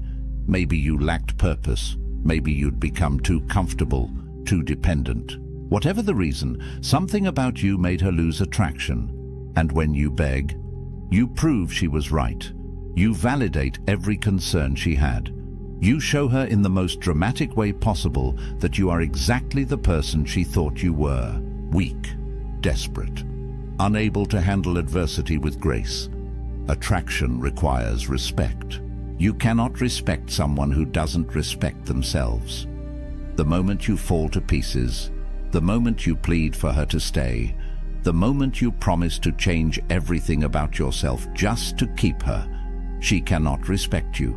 And without respect, there is no attraction. There never will be again. Here's what men don't understand about second chances. If you have to beg for her to stay, she's already gone. Mentally, emotionally, she's checked out. Her body might still be there, but her heart left weeks ago. Begging doesn't change her mind. It doesn't make her suddenly see your value. It cements her decision. It makes her even more certain she needs to leave. Marcus Aurelius wrote about loss. Loss is nothing else but change, and change is nature's delight. Everything in life is temporary. Relationships end. People leave. That's not a tragedy, that's nature. When you beg someone to stay, you're fighting against the natural flow of life. You're clinging to something that's already gone, and that clinging destroys you. Here's the most counterintuitive truth about breakups. The only possibility, and I mean the only possibility, that she might ever come back is if you walk away with dignity. Not as a strategy, not as reverse psychology, but as genuine self-respect. When you accept her decision with grace, when you say something like, "I'm sad, but I understand. I wish you the best," and then you actually leave her alone, something shifts. You become a man who respects boundaries, who handles rejection with maturity, who has enough self-worth to let go of someone who doesn't want to be there. That's attractive. That's powerful. That's the man she might, maybe, possibly reconsider weeks or months down the line. But begging kills any microscopic chance of reconciliation forever. The Stoics had a practice called Pre-Socratic, mindfulness, attention to your values in every moment, especially difficult ones. When you're facing loss, when she's walking away, when everything in you wants to collapse and beg, that's when your character is tested. Stay present to your values. Your dignity matters more than any relationship. Your self-respect is not negotiable, not for her, not for anyone. If you've already begged, if you've already fallen apart, stop right now. Stop texting, stop calling, stop showing up. Reclaim whatever dignity you have left through silence. Begin the hard work of rebuilding yourself, not for her, for you. Seneca wrote, "A gem cannot be polished without friction, nor a man perfected without trials." This pain you're feeling, it's the friction. It's polishing you into someone stronger, someone who will never beg again, someone who understands that his value doesn't come from her staying, it comes from within. So what happens when you stop saying these 5 phrases? What does life look like on the other side? Let's bring this together. 5 phrases that kill attraction. Confessing feelings too early, making her responsible for your happiness, having no opinions or preferences, constantly seeking reassurance, and begging when she pulls away. 5 phrases. One common thread running through all of them. They all violate Stoic self-possession. Every single one places your power outside yourself. They broadcast neediness directly to her subconscious mind, and they kill attraction at a biological level because they signal one thing: this man cannot stand on his own. But here's what gives me hope about all of this. These aren't personality flaws. They're not permanent character defects. They're learned behaviors, and anything learned can be unlearned. You can change this, starting today. Let me tell you about Marcus. Not Marcus Aurelius, just Marcus, a regular guy who made every mistake in this video. He'd confessed feelings too early and watched women pull away. He'd made his girlfriend responsible for his happiness until she felt suffocated. He had no opinions because he was terrified of conflict. He sought constant reassurance until she called him exhausting. And yes, when she finally left, he begged. He fell apart completely, hit rock bottom, felt like he'd never recover. But then, something shifted.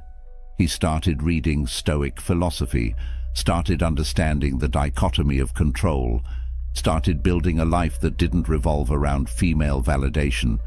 He focused on his purpose, his career, his friendships, his physical health, his personal growth. He stopped chasing, stopped trying to convince anyone of his value, started simply being valuable, living according to his principles, building genuine self-respect. 6 months later, he barely recognized himself. He'd become selective with who he spent time with.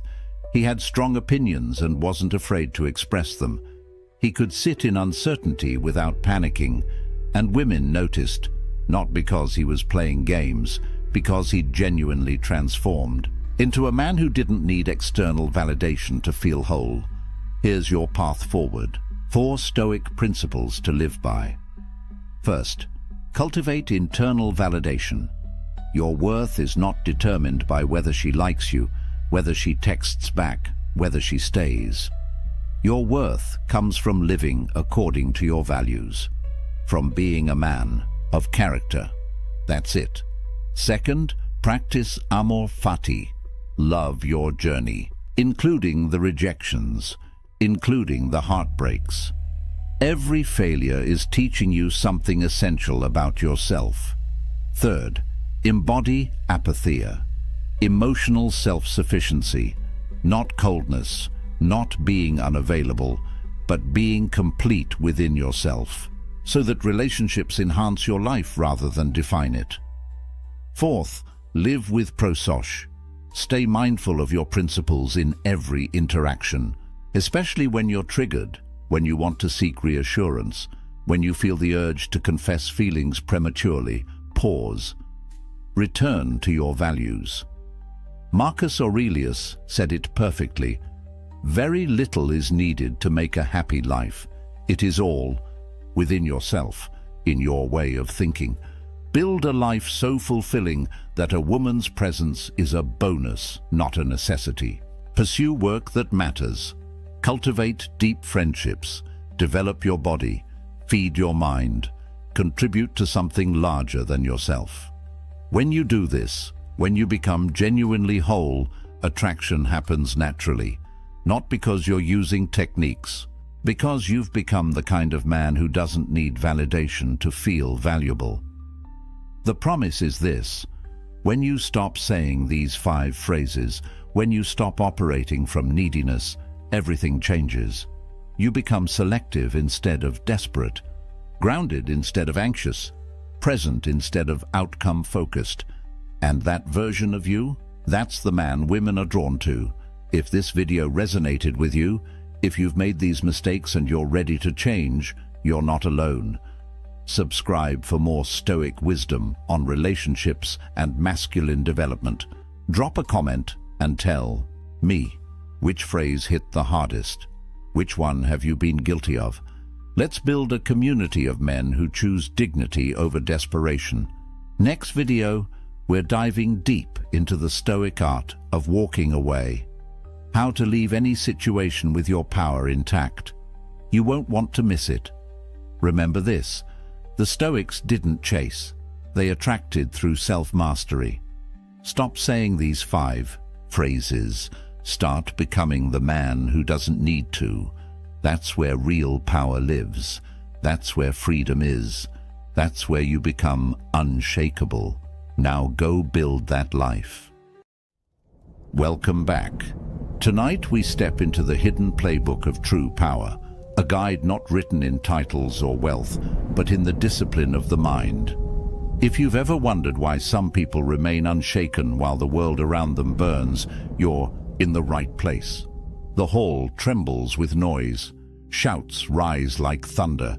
Accusations pierce the air, and the crowd waits for an eruption. At the center sits a single figure, a leader, motionless, unflinching. Their hands rest calmly on the table, their gaze steady, their breath even. Around them, chaos rages. Advisors demand action, rivals whisper insults.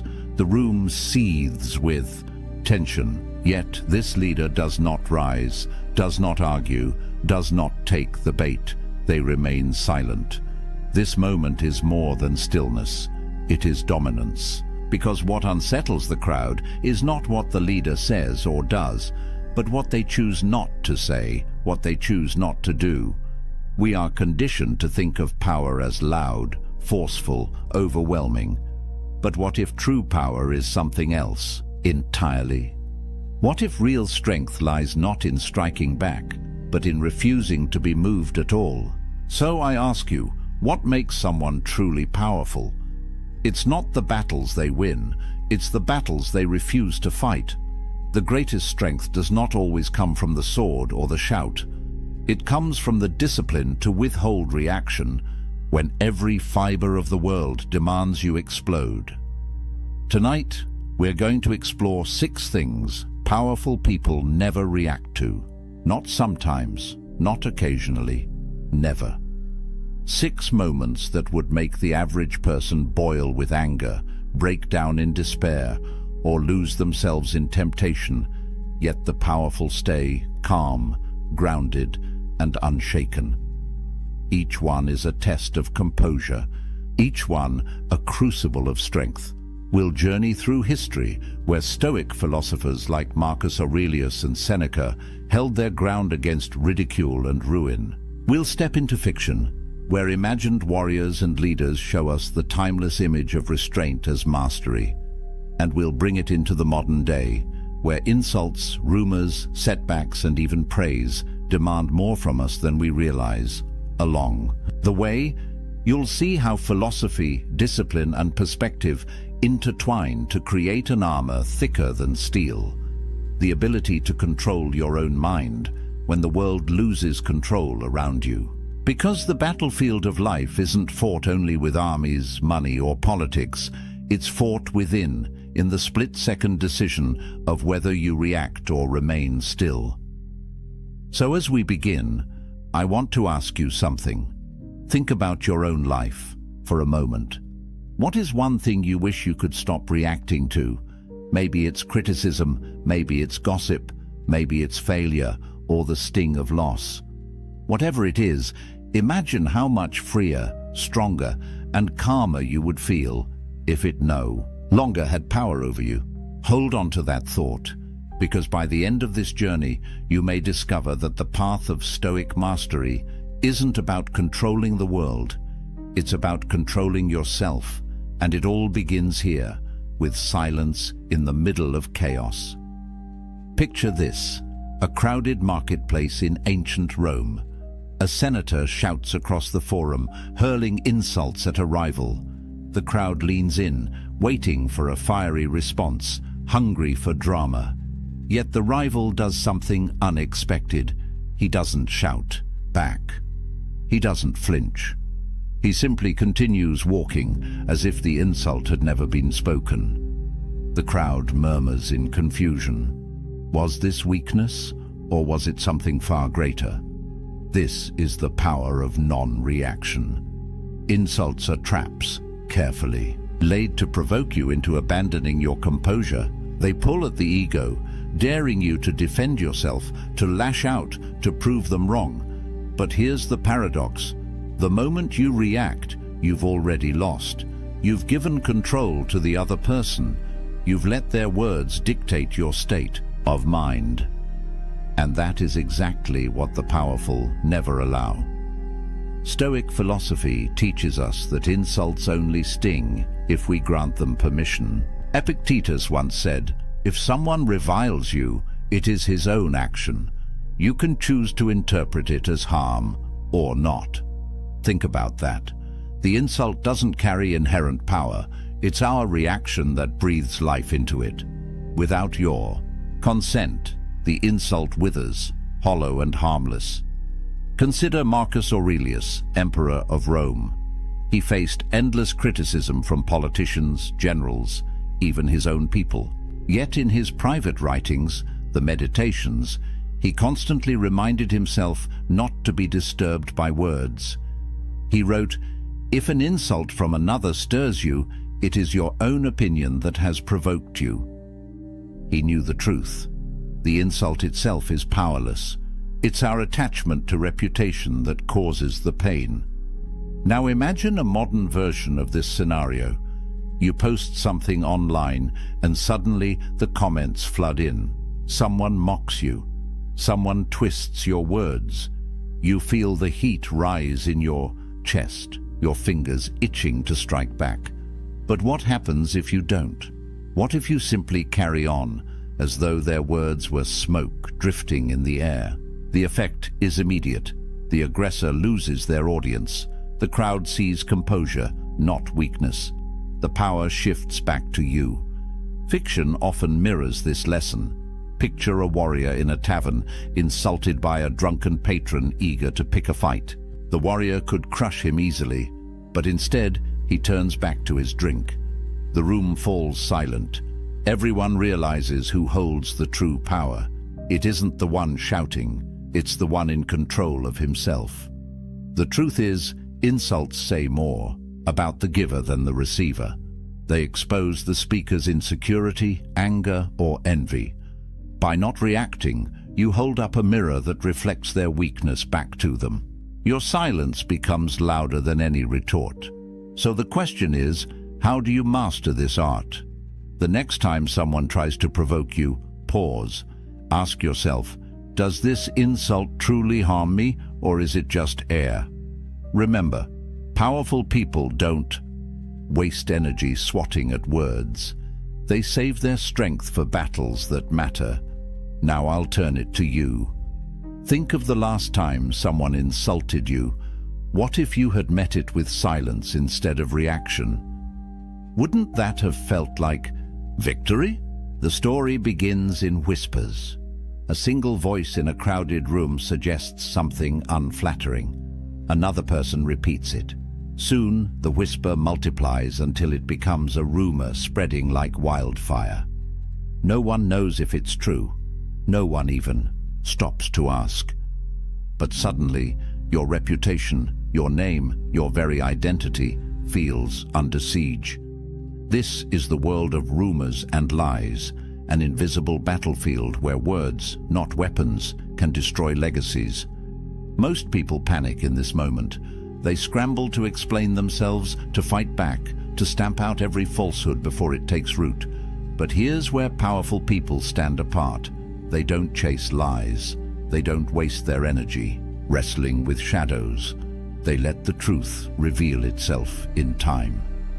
History gives us countless examples. Consider Marcus Aurelius, the philosopher emperor. During his reign, enemies accused him of weakness, of being too contemplative to lead Rome's armies. Yet Marcus did not call for trials or proclamations to defend himself. Instead, he focused on what he could control, leading with virtue, acting with integrity, and ensuring his deeds spoke louder than gossip. Centuries later, he's remembered as one of the greatest emperors in history, not because he silenced lies, but because he outlived them with action. Seneca, too, knew this battle well. As a tutor to the young Emperor Nero, he was accused of greed, corruption, and treachery. Some of the accusations may have been exaggerated, others entirely fabricated, but Seneca's writings show us his response. He refused to let slander dictate his peace of mind. He reminded himself, and us, that reputation is not within our control.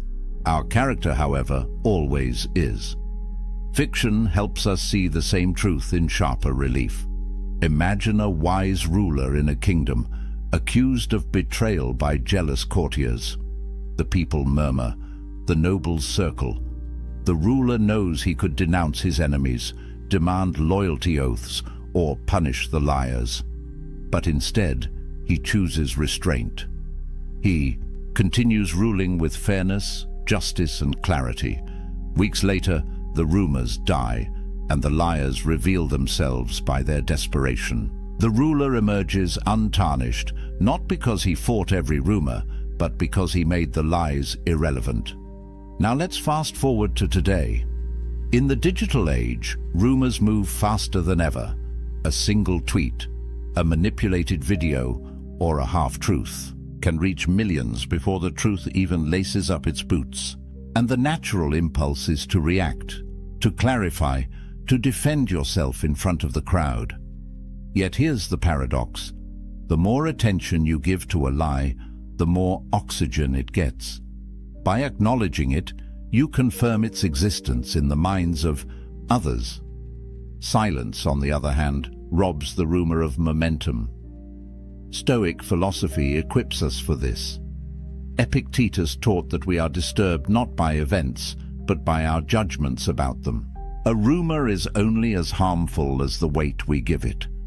If we anchor ourselves in virtue, living with honesty, acting with fairness, staying aligned with our values, then rumors become like waves crashing against a rock, loud but ultimately powerless.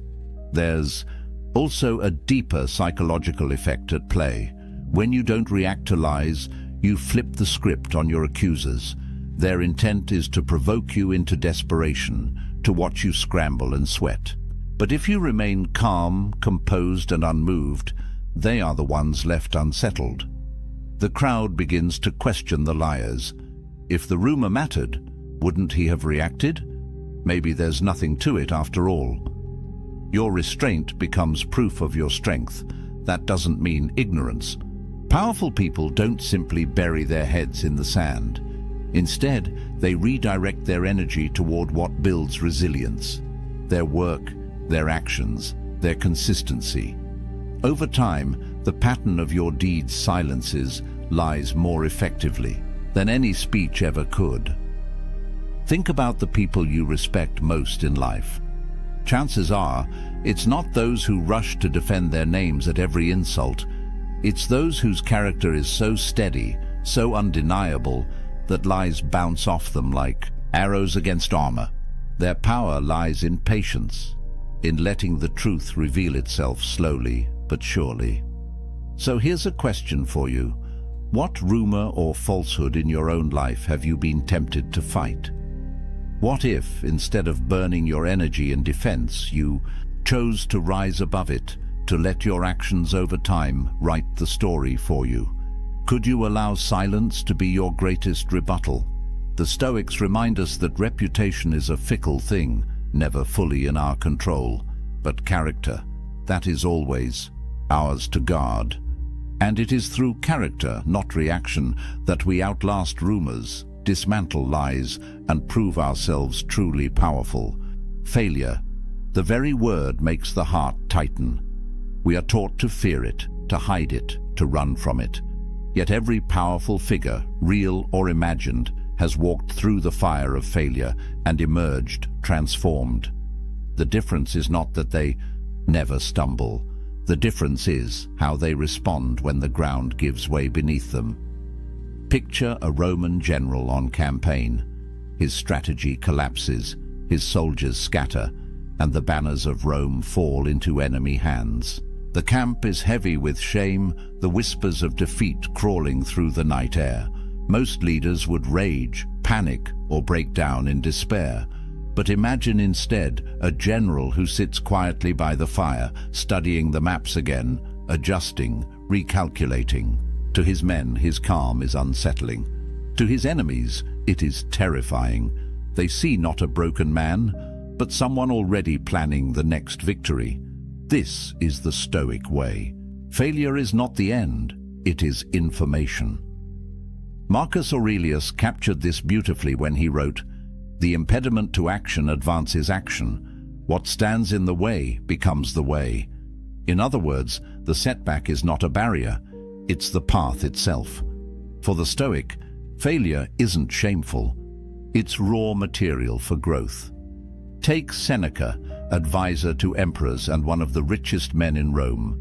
Despite his wealth and influence, he endured exile, political disgrace, and ultimately an order to take his own life. Yet through all this, he kept writing, turning his misfortunes into teachings that still inspire us today.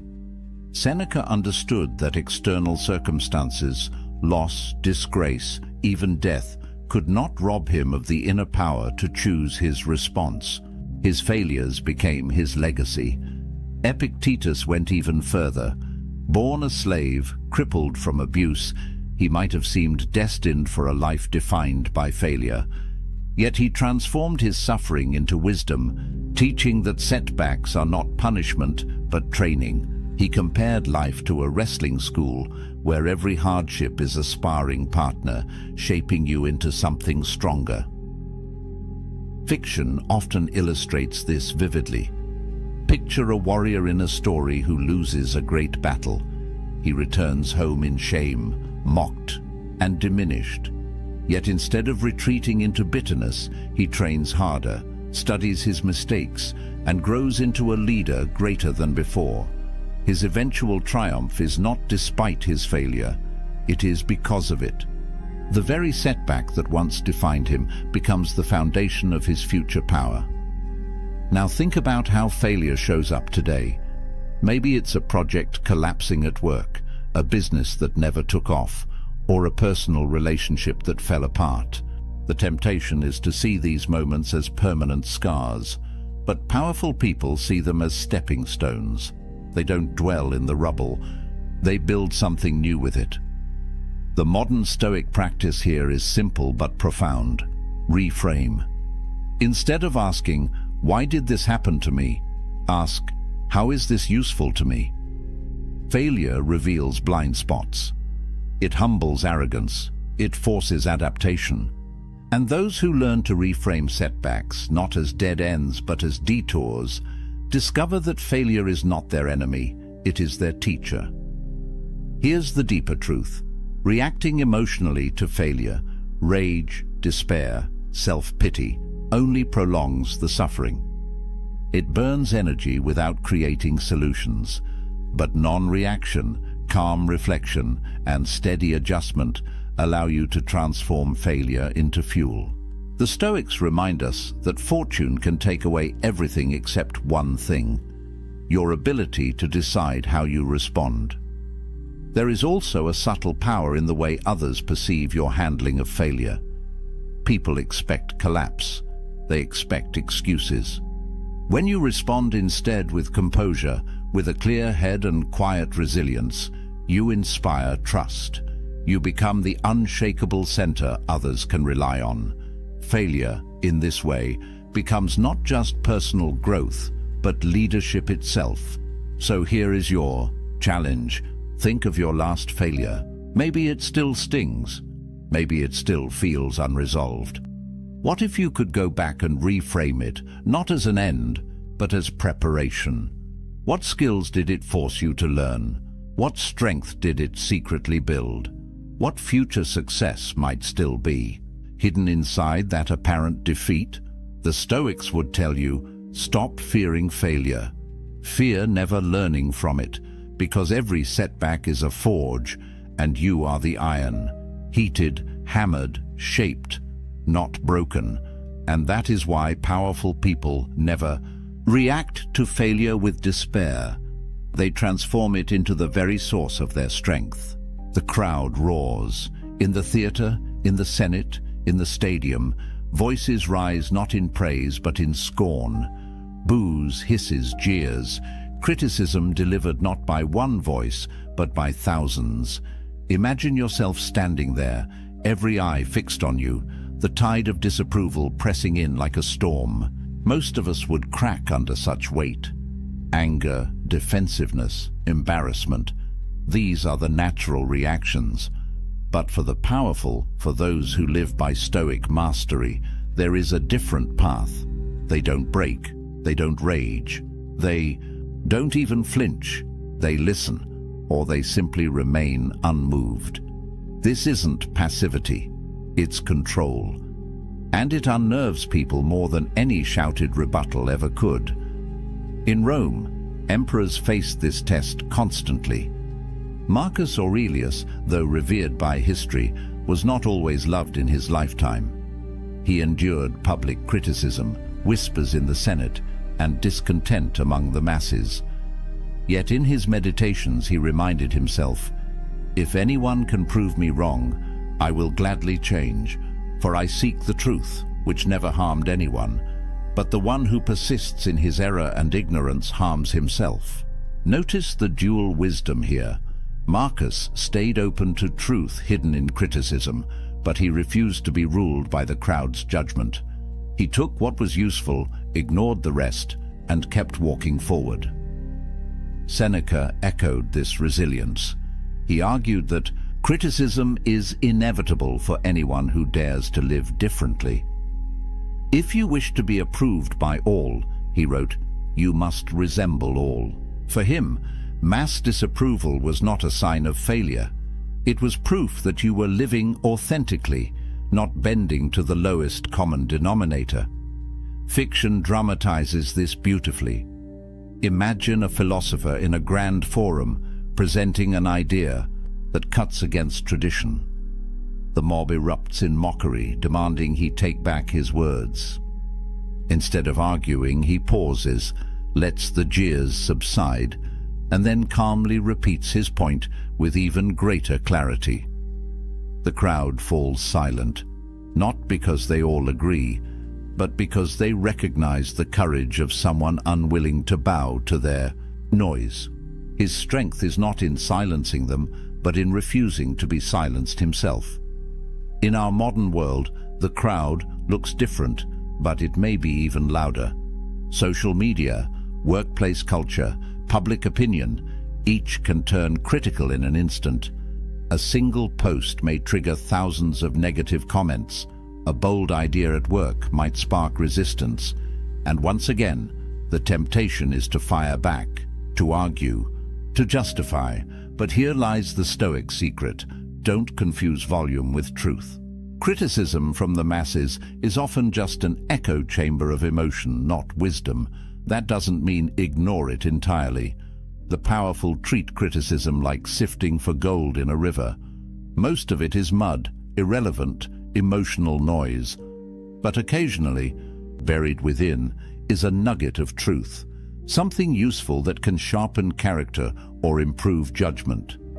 The art lies in listening without being consumed, discerning without being wounded. Why is this so difficult? Because humans crave approval. We are wired to seek belonging, to win applause. So when the masses disapprove, it feels like rejection of our very existence. But the Stoics remind us, the opinions of the crowd are beyond our control. To tie our worth to them is to hand over our peace of mind.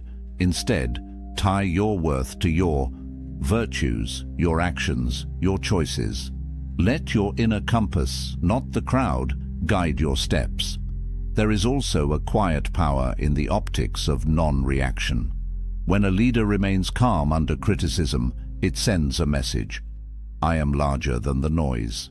Followers respect this. Enemies are unsettled by it. The masses may jeer louder in the moment, but over time, they remember the composure. In fact, history shows us that criticism fades, but dignity endures. Think of figures you admire. Chances are they weren't universally loved in their lifetimes. Many were ridiculed, doubted, even despised. Yet they stood firm. And because of that, their names outlasted the noise of their critics. So ask yourself, how do you react when the masses turn against you? Do you scramble to explain? Do you retreat in shame?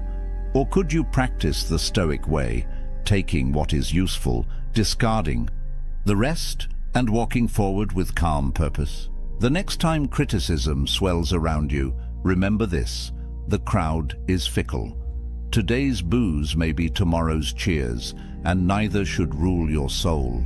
The powerful don't let the masses dictate their identity. They let truth, reason, and inner strength decide who they are. That is why criticism from the masses is something powerful people never react to. Not because it doesn't exist, but because it doesn't define them.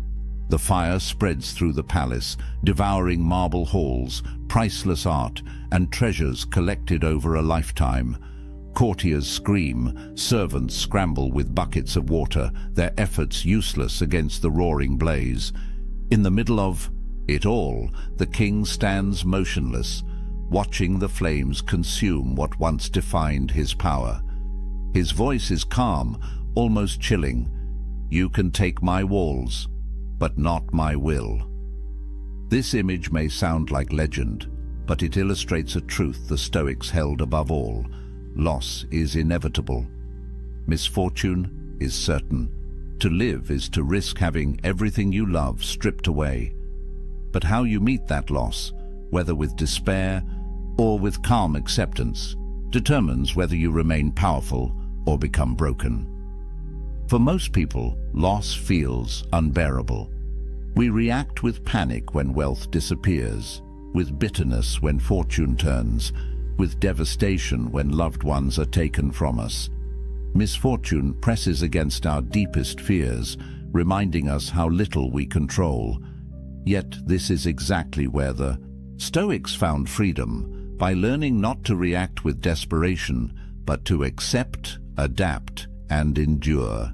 Take Epictetus, for example, born into slavery, crippled by his master, stripped of dignity and freedom. If anyone had the right to despair, it was him. Yet he refused to let misfortune define him.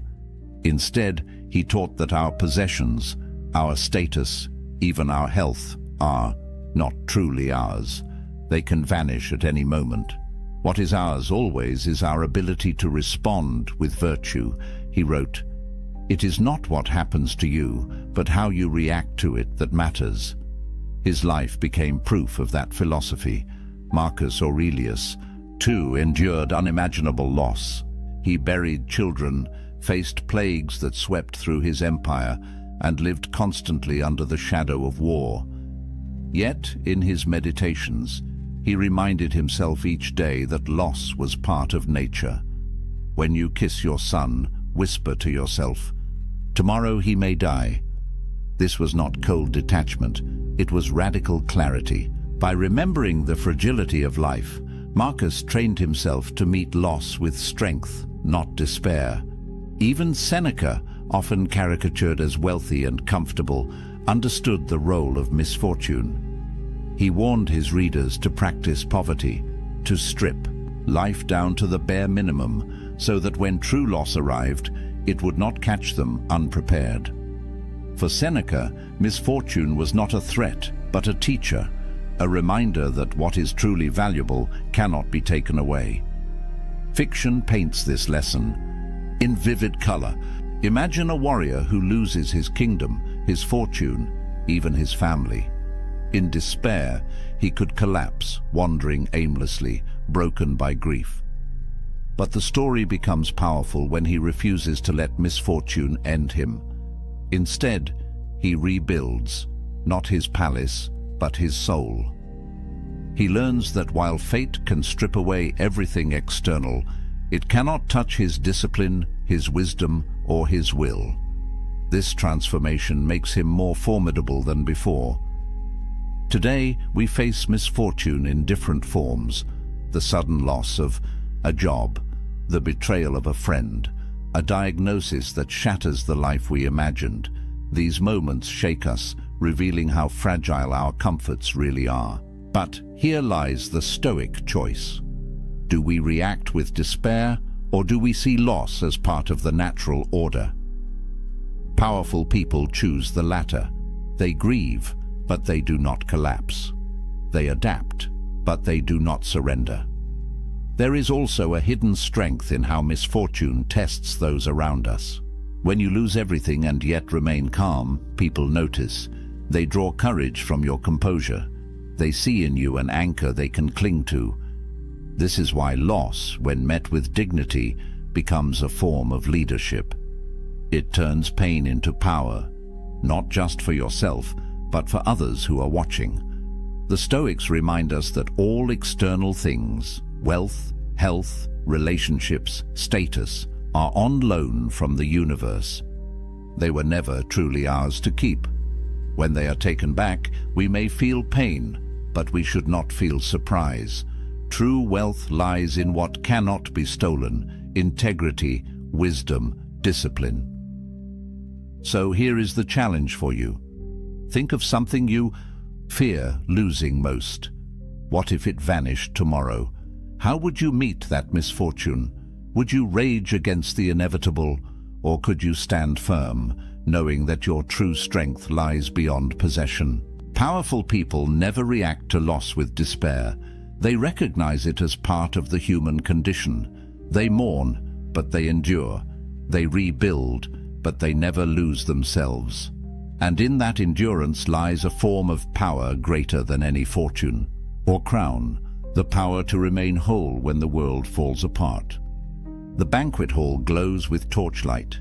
Courtiers lean in, eager to flatter their ruler.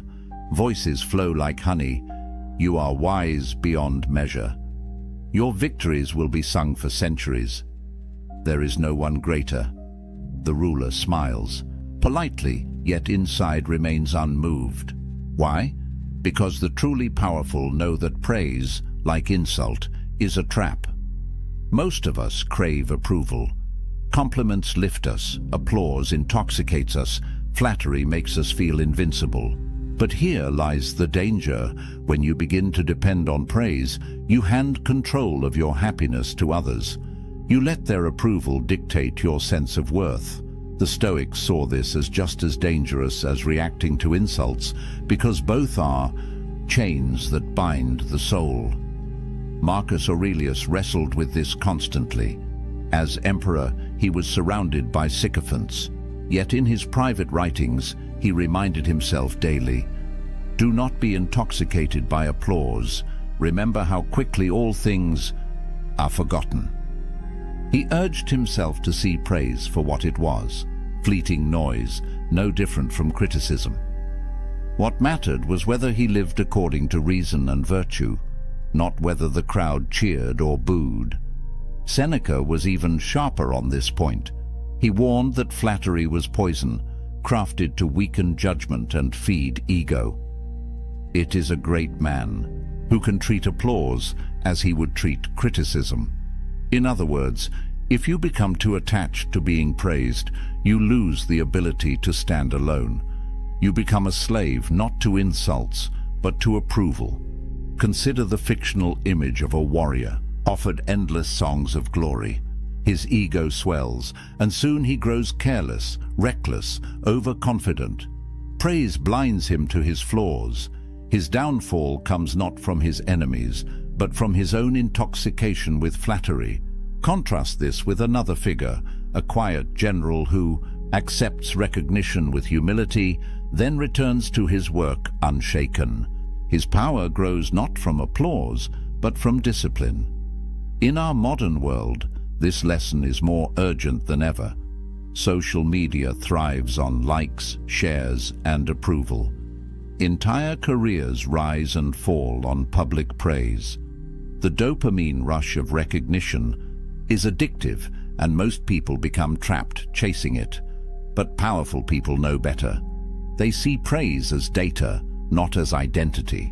They may appreciate kind words, but they do not anchor their self-worth to them. There's also a subtle psychological power in staying grounded when praised. When someone showers you with compliments and you remain calm, it unsettles them. They expect eagerness, a rush of gratitude, even vanity. But your composure signals something else: strength. You are not dependent on their words, you are complete without them. The Stoics practiced a kind of mental training here. When praised, they reminded themselves of their flaws, their mortality, the fleeting nature of fame. Marcus Aurelius often reflected on how quickly even the greatest names fade into obscurity. To him, glory was dust on the wind. Why then should he allow flattery to cloud his judgment? It's not about rejecting kindness or gratitude. It's about perspective. Powerful people accept praise with humility, but they do not let it inflate them. They treat it the same way they treat criticism, as an opinion, not as truth. They know that applause and insult are two sides of the same coin, both outside their control, both ultimately irrelevant to their inner compass. So here is the challenge for you. Think about the last time someone praised you. Did you feel a surge of pride? Did you cling to that feeling, replay it in your mind, let it define you? What if you could accept the compliment gracefully but remain unmoved within, knowing your worth doesn't rise or fall with another person's opinion? The Stoics would say, let neither flattery nor insult shake you. Stay steady in virtue, and you will never be a prisoner to the crowd. Powerful people never react to praise with intoxication because they know it can be just as dangerous as insult, failure, or loss. They remain grounded, centered, and free. And that is the final secret: to master yourself so completely that neither insult nor praise has power over you. To be unshaken in criticism and uncorrupted in applause. That is Stoic mastery. That is true power. The battlefield is quiet after the storm. Insults have been hurled, lies whispered, failures endured, criticism shouted, losses suffered, praises sung. And yet the powerful figure remains, still, calm, unshaken. This is the paradox of non-reaction. It looks like weakness from the outside, but in truth, it is the ultimate expression of strength. To remain unmoved in the face of attack, temptation, or loss is to wield a power greater than any army or crown. It is the power to control oneself when the world loses control. Think of it this way: when you react, you hand over your energy. Every outburst, every desperate defense, every emotional collapse feeds the forces against you. But when you choose not to react, you conserve your strength. You make your enemies look small, your critics irrelevant, your flatterers impotent. You show the world that you cannot be controlled from the outside. You only move by your own inner compass. History proves this. Marcus Aurelius ruled through plague and war, yet never allowed panic or praise to alter his steady hand. Epictetus was enslaved, abused, and maimed, yet remained freer in spirit than his masters. Seneca faced disgrace and death with the calm of a man who knew that fortune could take everything but his will. Their legacies endure not because they conquered others, but because they mastered themselves. Fiction tells us the same story in another language. Heroes who ignore the baited insult. Leaders who refuse to fight rumors with anger. Warriors who stand in silence as their enemies shout, only to win not with words, but with patience. Their strength lies not in what they do, but in what they refuse to do. So why does it matter today? Because our lives are filled with provocations. Social media demands reaction. Work pressures test our composure. Relationships tug at our emotions. The world constantly dares us to lose ourselves in the noise. But the Stoic lesson is timeless. The person who can remain calm when others panic becomes unshakable. They inspire trust. They command respect. They walk through chaos as though untouchable. This is the fallout of non-reaction, power. Not the noisy kind, not the flashy kind, but the quiet, enduring power that bends the world around it. Return now to the image we began with. A leader sitting in silence while chaos erupts around them. At first, the crowd mistakes it for weakness, but slowly they realize the truth. The silence is not emptiness, it is control. The refusal to react is not surrender, it is mastery. And so I ask you again, what would your life look like if you mastered this art? If insults rolled off you like rain, if lies lost their grip, if failure became fuel, if criticism sharpened you, if loss could not break you, if praise could not corrupt you. This is the promise of Stoic philosophy. Not a life free from pain or misfortune, that is impossible, but a life where no external force can dictate your inner state. A life where you remain steady, resilient, and powerful, no matter what storms surround you. Now, I want to turn this question toward you. What's one thing you wish you could stop reacting to? Is it the sting of someone's words, the fear of failure, the hunger for approval? Share it in the comments. Your answer might inspire someone else. There's a man in every room who never raises his voice, never competes for attention, never performs. He stands still while others fidget. He speaks last while others rush to fill the silence. And somehow, without trying, without effort, without the desperate energy that radiates from men who are starving for validation, he becomes the center of gravity. The room bends toward him. Conversations pause when he speaks. Eyes find him when he moves. Women notice him not because he's chasing their attention, but because his presence whispers something most men have forgotten how to communicate. I don't need you to complete me. I'm already whole. This isn't charisma. This isn't charm. This is something deeper, something the ancient Stoics understood 23 centuries ago, and something modern men have traded for Instagram likes and desperate text messages at 2 in the morning. The truth is brutal and liberating in equal measure. The moment you stop trying to be attractive, you become it. The second you release your grip on outcomes, they fall into your hands. When you embrace the discipline of silence, stillness, and self-mastery, you don't just change how others see you. You transform who you actually are, and that transformation, brother, that's what makes you unforgettable. Most men are taught the opposite. They're told to be loud, to take up space, to dominate conversations, to prove their worth through constant performance. They talk about their achievements, their plans, their opinions. They fill every silence with noise because silence feels like failure. They check their phones every 30 seconds because stillness feels like invisibility. They bend their boundaries, reshape their schedules, and abandon their purpose the moment a beautiful woman shows interest because they've been taught that her attention is the prize. But here's what those men never learn.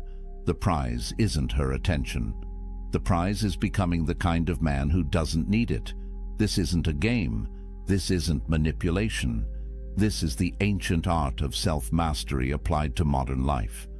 Marcus Aurelius didn't write his meditations to attract women. He wrote them at night, alone in his military tent, trying to become a better man. Epictetus didn't teach the dichotomy of control so his students could get dates. He taught it so they could build unshakable character. Seneca didn't practice voluntary discomfort to impress anyone. He did it to forge resilience. But here's the fascinating part. These men, these ancient philosophers who focused entirely on internal excellence, they possessed a magnetic quality that transcended their era. Not because they were trying to be attractive, but because they had become something rare, men who had mastered themselves. Let me show you how this works in practice. Let me walk you through 9 habits, 9 disciplines, 9 ways of being that separate men who chase from men who attract. These aren't tricks you perform, they're transformations you embody.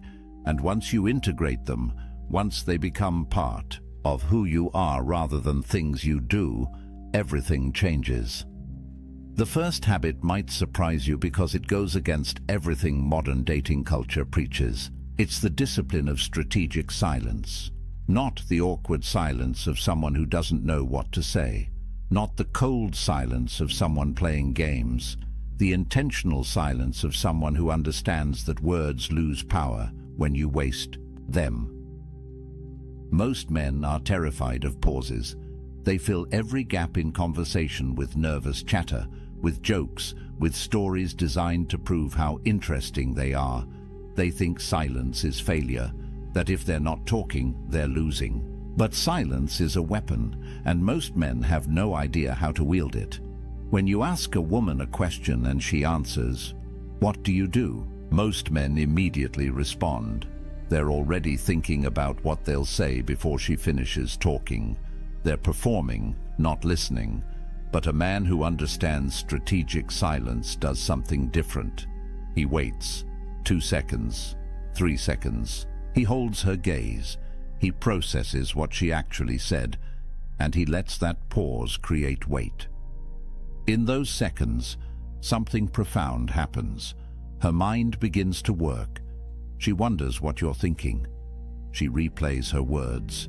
She becomes aware of your attention in a way she never is when someone rushes to fill the space. That pause creates cognitive tension, and cognitive tension creates fascination.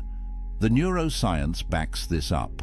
When you create a pause, you're forcing her brain to complete a loop.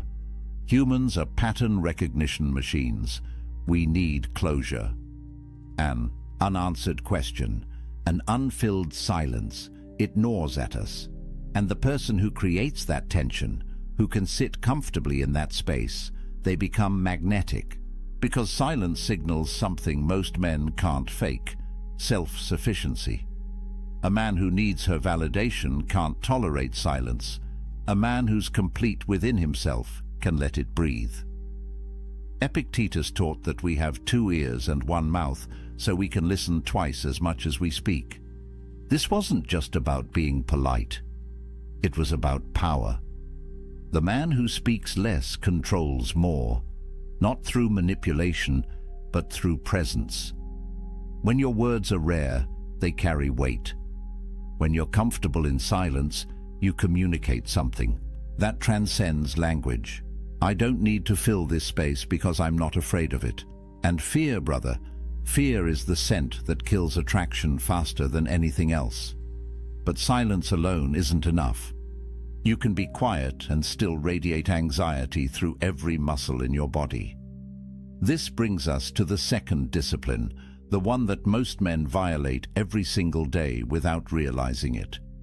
Physical stillness. Watch men in any social situation.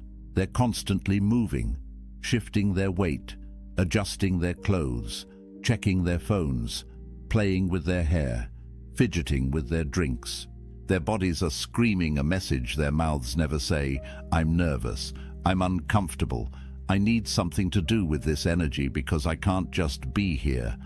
Now picture the opposite, a man standing with his weight evenly distributed, his hands at his sides or clasped in front of him, but not moving, his head still, his breathing deep and even. He's not rigid, not tense, he's relaxed but contained. When he moves, it's deliberate. When he reaches for his drink, it's a complete action.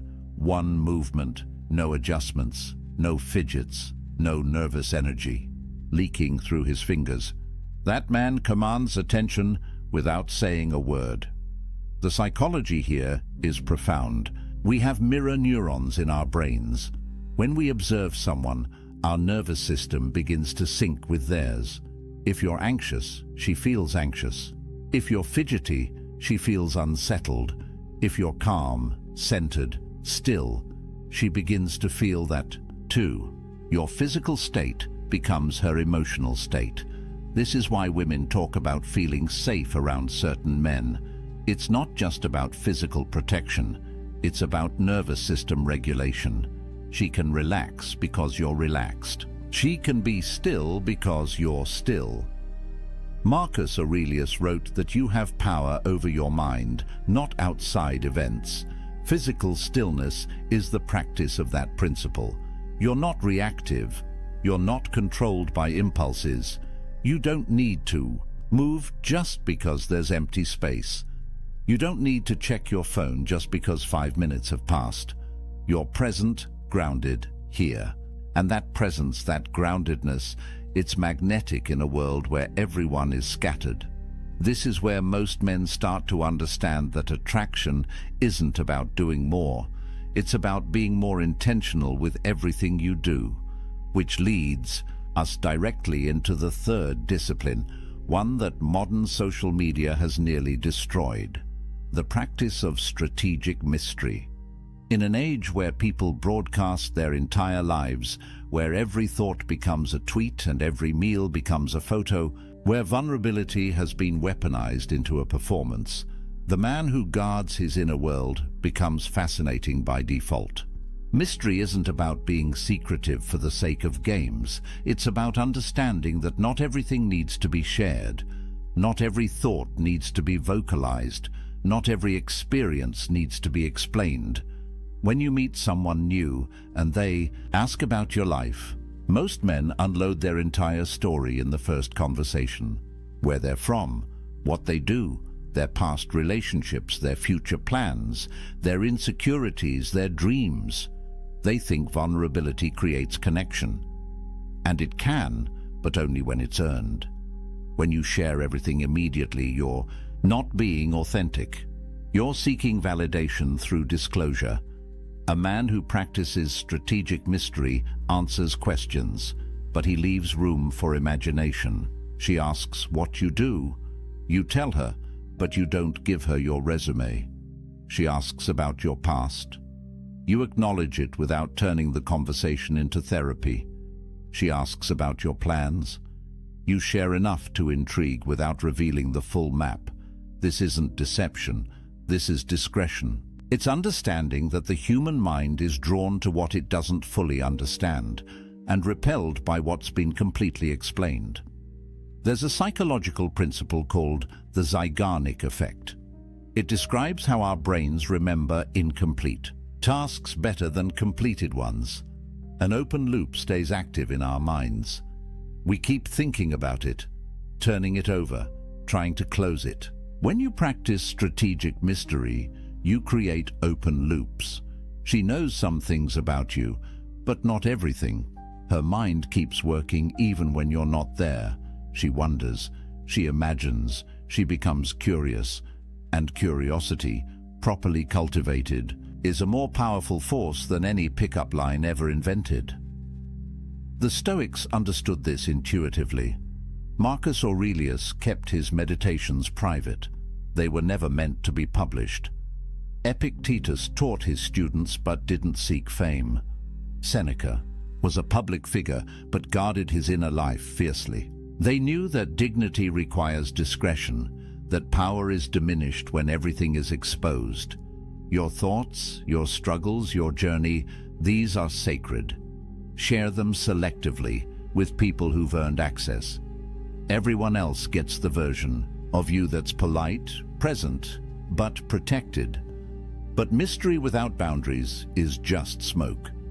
This is where the fourth discipline becomes critical: the practice of maintaining unwavering boundaries. This is where most men fail spectacularly.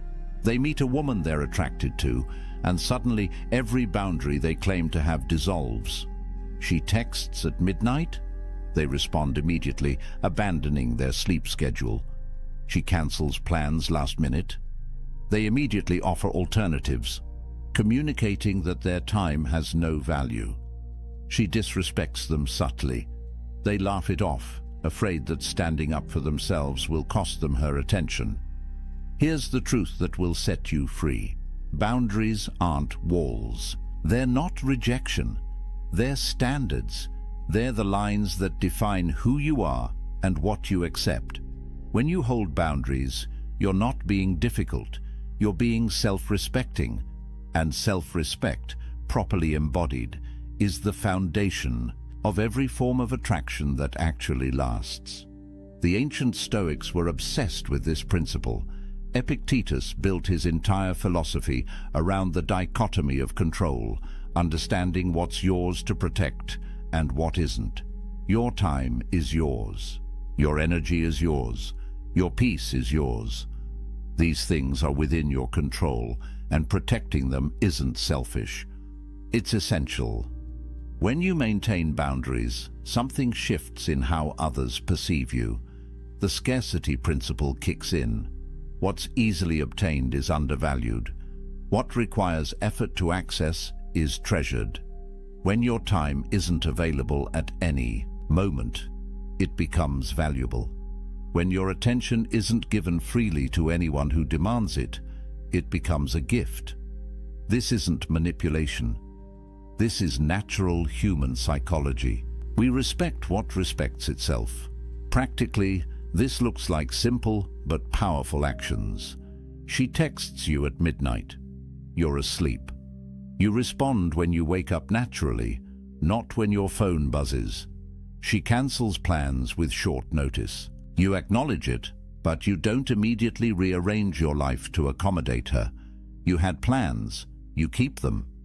She tests your frame with a comment designed to make you defensive. You don't react. You stay centered. Your boundaries aren't negotiable, but they're also not aggressive. They're just there, quietly communicating, I value myself and I expect you to value me too. This discipline flows directly into the fifth habit, the one that underlies all the others. Outcome independence. This is the core Stoic principle applied to modern attraction, and it's the one that most men find impossible to embody because it requires you to genuinely not need the result, not pretend, not fake it, actually release your attachment to whether she likes you, whether she texts back, whether this interaction leads anywhere.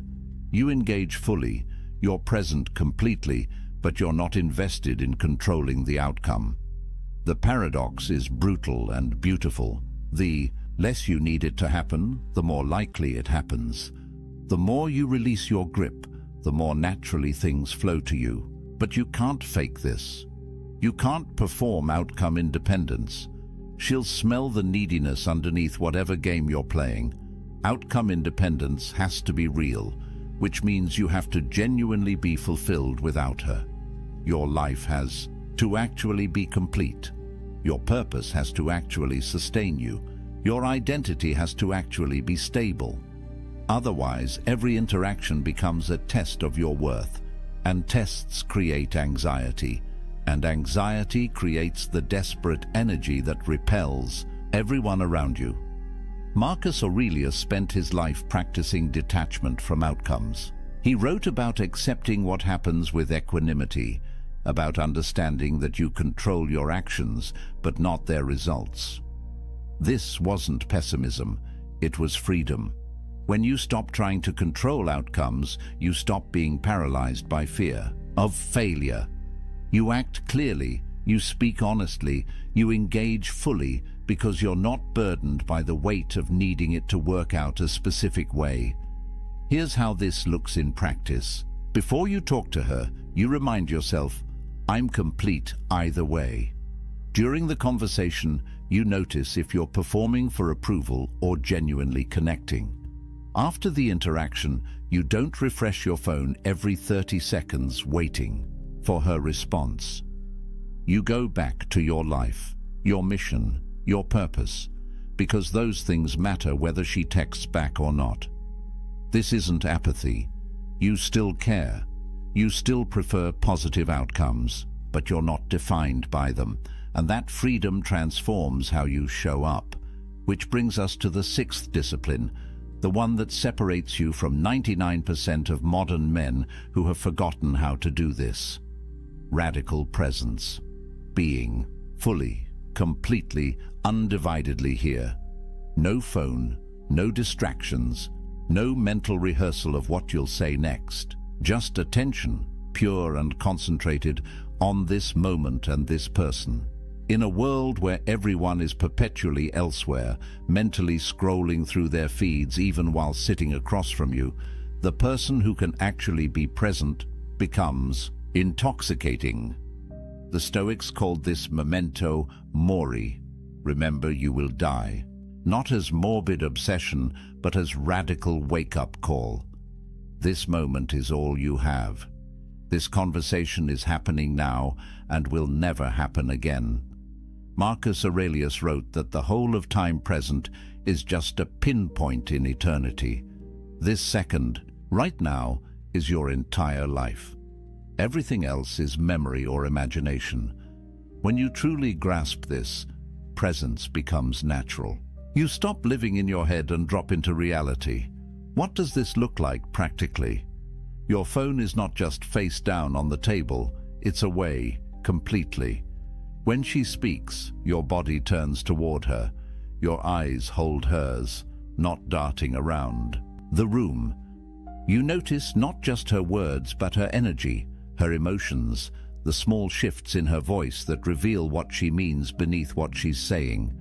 You respond to her actual communication, not the surface level. This level of attention is so rare that when someone receives it, they feel seen in a way that's almost shocking.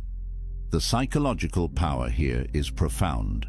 When you're fully present, you create what researchers call interactional synchrony. Your nervous systems begin to harmonize. Time seems to slow down. The conversation flows. She feels safe enough to reveal her real self, not the performed version she shows most people.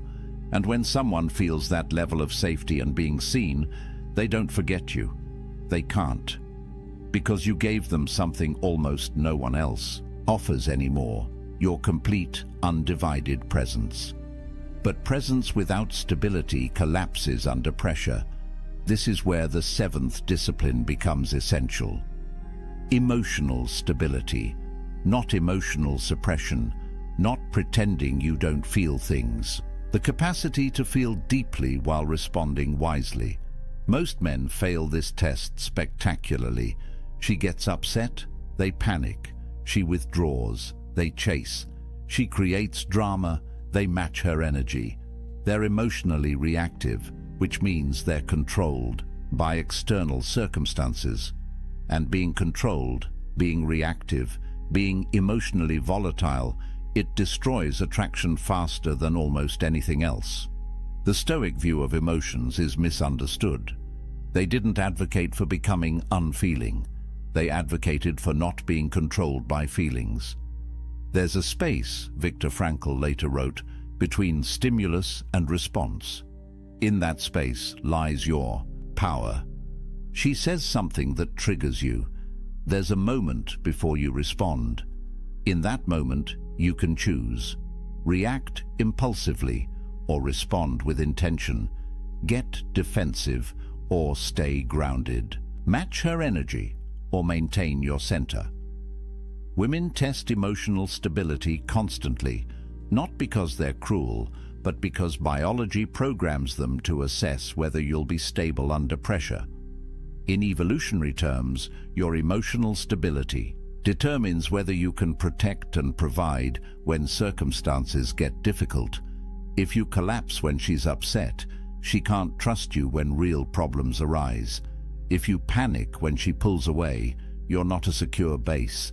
If you get defensive, when she challenges you, you're weak underneath the performance.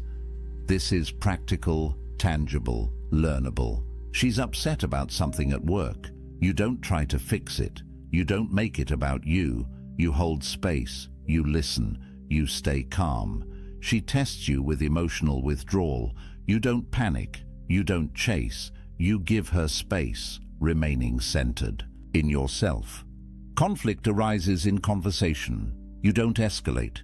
You don't match her intensity. You speak calmly. You acknowledge her perspective. You hold your boundary without aggression. This is emotional mastery, not control over her emotions, but complete authority over your own. But emotional stability without growth becomes stagnation. This is where the eighth discipline comes in, the one that makes everything else sustainable long-term. Relentless self-improvement. Not improving to get her, not changing yourself to match what you think she wants. The commitment to becoming excellent because that's who you've decided to be. Marcus Aurelius wrote, "Be tolerant with others and strict with yourself. This is the standard. High expectations for your own character, compassion for others' imperfections." Women are attracted to trajectory, to momentum, to men who are becoming something, not because they want a project to fix, because growth signals potential, and potential is exciting.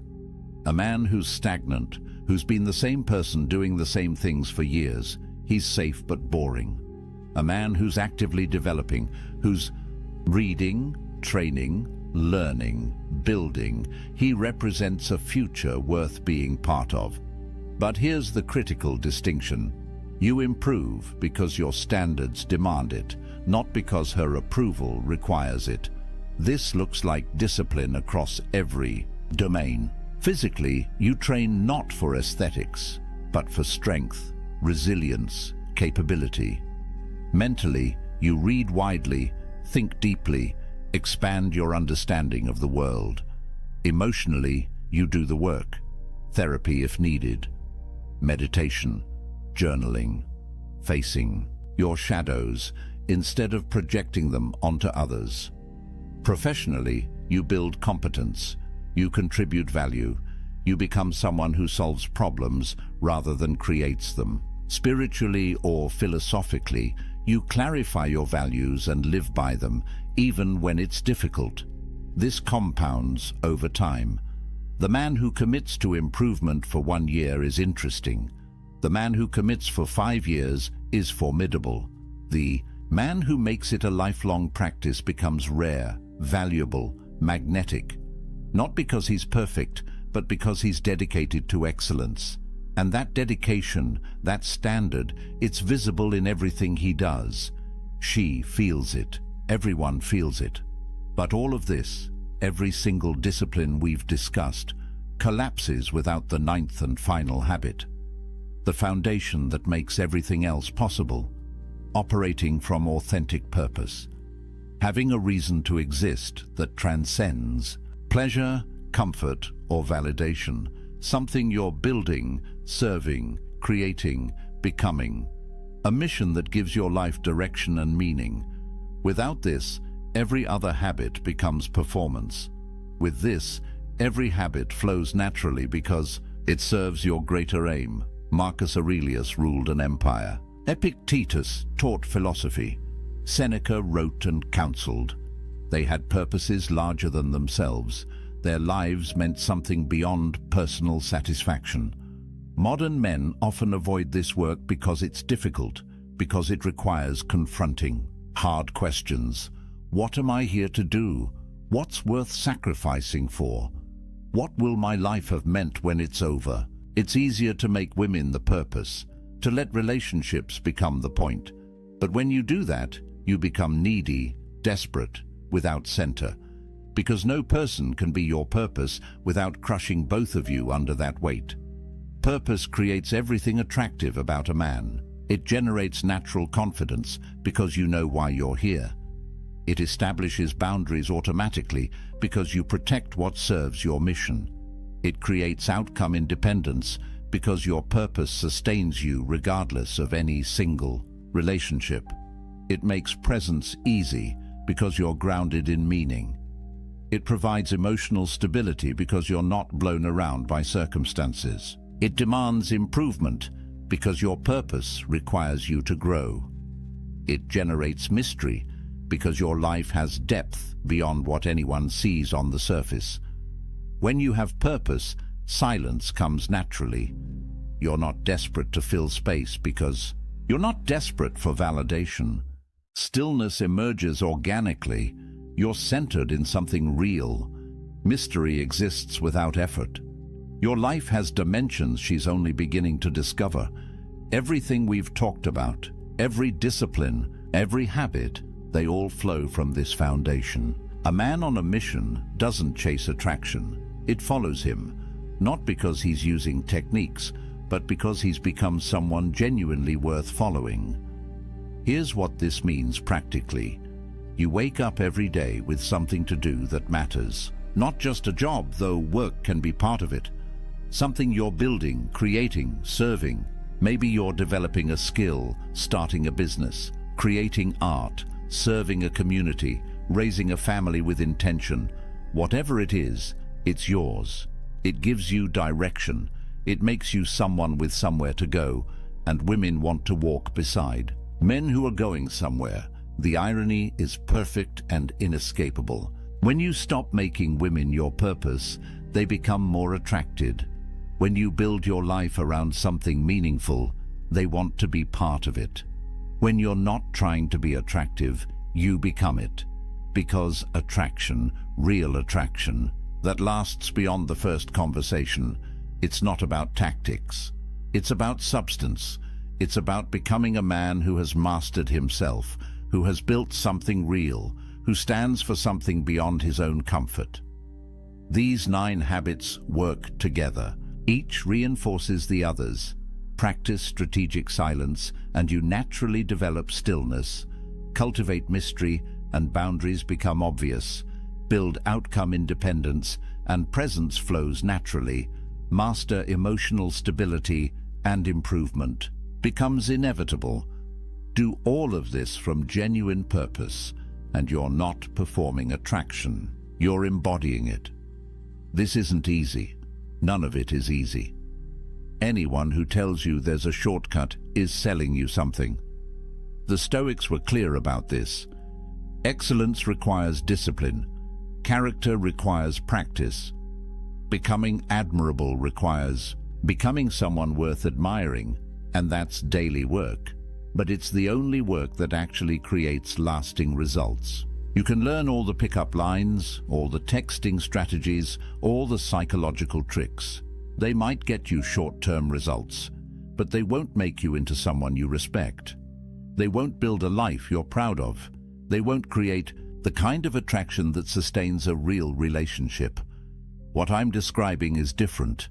It's becoming the kind of man who doesn't need these videos, these strategies, these techniques. The kind of man who attracts naturally because he's built himself into something genuinely attractive. Not attractive because he's playing a role, but attractive because he's become someone valuable, someone centered, someone purposeful, someone who has done the work. Try this for 30 days. Pick one habit and make it yours. Practice strategic silence in every conversation. Notice what happens when you hold your body still in social situations. Guard your inner world for a month and watch how curiosity builds. Hold your boundaries without apologizing and feel the shift in how people treat you. Release your attachment to outcomes and notice how much lighter everything becomes. Give your complete presence to every interaction. Stay emotionally stable when everyone around you is reactive. Commit to genuine improvement in one specific area. Clarify your purpose and let it guide your decisions. One habit. 30 days. See what changes. Because I promise you, when you stop performing and start becoming, when you stop chasing and start building, when you release the desperate energy of needing validation and step into the quiet power of being complete, everything shifts. Not just with women, with everyone, with yourself. You become the kind of man you actually respect. And that respect, that self-possession, that groundedness, it's magnetic in a way that no technique ever could be. The most attractive man in any room isn't the one trying to be. He's the one who's forgotten to care because he's too busy being excellent, too focused on his purpose, too grounded in his values to waste energy on performance. Be that man. Do the work. Build the life. Master yourself. The attraction will follow, not because you chased it, but because you became worth chasing. If this resonated with you, if you felt something shift in how you understand attraction and masculinity, hit that like button. Subscribe to this channel because we're building a community of men who are committed to excellence, who understand that the ancient wisdom still works, who are willing to do the difficult work of becoming someone genuinely valuable. Drop a comment below and tell me which of these 9 habits you're starting with today. Which one challenges you most? Which one are you ready to master? Remember, the Stoics have been waiting 23 centuries to teach you this. Marcus Aurelius faced battles, plagues, betrayals, and he never lost his center. Epictetus was born into slavery and died free in every way that matters. Seneca counseled emperors and faced death with equanimity. These weren't men who had easy lives. They were men who built unshakable character. You have the same capacity, the same potential, the same choice every single day to become stronger, wiser, more centered. The most attractive man in the room isn't the one trying to be. Be that man. There was a man named David who did everything right, or so he thought. He texted back within seconds, every single time.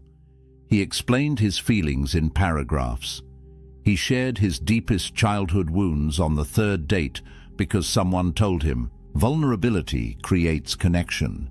He was always available, always accommodating, always trying to prove his worth through words.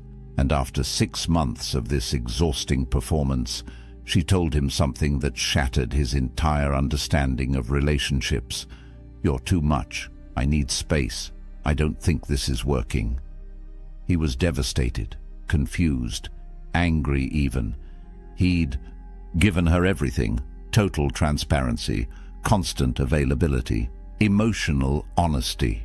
How could that be wrong? Here's what David didn't know. Marcus Aurelius, the most powerful man in the Roman Empire, never felt the need to over-explain himself. Yet empresses, senators, and common people hung on his every word. Epictetus, who started his life as a slave, commanded rooms without raising his voice. Seneca, despite immense wealth and influence, understood that true power came from what you didn't say, not what you did. These men understood something profound about human psychology, about attraction, about respect, that our modern world has completely backwards. Today, I'm revealing 7 Stoic secrets that rewire how people respond to you, not manipulation, not games. Ancient masculine wisdom about presence, restraint, and the magnetic pull of a man who doesn't need constant validation. These aren't the secrets your dating coach told you. These are the principles that built empires and commanded respect for thousands of years. By the end of this video, you'll understand why silence is more powerful than explanation, why absence creates more attraction than presence, and why the less you need her approval, the more she'll seek yours. But here's the warning. The 7th secret is the one most men violate without even realizing it. And once you cross that line, attraction dies. Not slowly, instantly. If you've ever wondered why she pulled away after you opened up, why your honesty seemed to backfire, why the more you tried, the less she cared, stay with me. Because what the Stoics understood about women, about power, about human nature, is about to change everything. Let's start with the first secret. Jake made a simple mistake that cost him everything. He was 20 minutes late to dinner. Traffic was insane, his boss had kept him late, and his phone had died, so he couldn't text ahead. When he finally arrived, breathless and apologetic, she asked one question: "Where were you?" And then Jake did what most men do. He explained, in detail. He described the traffic pattern on the freeway. He mentioned his boss's last-minute request. He showed her his dead phone. He provided timestamps, locations, a complete reconstruction of his evening like he was testifying in court. He thought he was being honest, transparent, proving he had nothing to hide. What he didn't see was her face change, not with anger, with something worse, disinterest. By the time he finished his 5-minute explanation, she'd already checked out mentally. 3 weeks later, she ended it. Her reason? "You're exhausting. I feel like you're always trying to prove something." Here's the first secret the Stoics understood. The best men don't defend themselves. They don't need to. Marcus Aurelius wrote, "The best revenge is to be unlike your enemy." In modern terms, when chaos comes at you in the form of a question, an accusation, a test, matching it with frantic explanation drags you into her frame. You become the defendant, she becomes the judge, and you've already lost. The Stoic path is calibrated brevity. When she asked where he was, Jake could have said 7 words. "Traffic was terrible. I apologize for being late." Then stop. Complete stop. No elaboration, no justification, no desperate attempt to be understood. That silence after his statement isn't weakness. It's a declaration of self-possession. Here's what happens in her brain when you do this. Humans are wired for narrative. That intentional gap, that unexplained space, creates mystery. And mystery creates engagement. Her mind begins working, filling in blanks, wondering about your calm confidence. You transform from the man seeking her approval into the puzzle she wants to solve. This isn't about being evasive or dishonest. It's about understanding that over-explanation broadcasts insecurity. It screams, "I need you to believe me. I need your validation. I'm afraid of your judgment." That fear? She can smell it from across the table. The Stoics called this handing your peace to fortune. You're surrendering your internal calm to the opinion of another person. Epictetus taught that we should control what's within our power and accept what isn't. Your conscience is within your power. You know you didn't do anything wrong. Her interpretation, that's outside your control. The moment you start performing for her approval, you've given away your power. Strong men answer with precision, and then stop. They don't fill silence with nervous chatter. They don't justify, defend, or plead their case. They state the truth calmly and let it stand on its own merit. That restraint, that refusal to seek validation, is what separates men who command respect from men who beg for it. Think about the people in your life who truly command your attention. Do they explain themselves constantly? Do they justify every decision? Or do they speak with such quiet conviction that you simply believe them? That's the energy of the unexplained. It's not arrogance, it's self-contained strength. Jake lost. Her, because he didn't understand this principle. He thought honesty meant total transparency, complete explanation, a detailed account of every movement. What he didn't realize is that attraction isn't built on information. It's built on presence. And you cannot be present when you're drowning someone in explanations. So here's your first Stoic practice. Cut your explanations by half. When someone asks you a question, answer it in 1 sentence, then stop.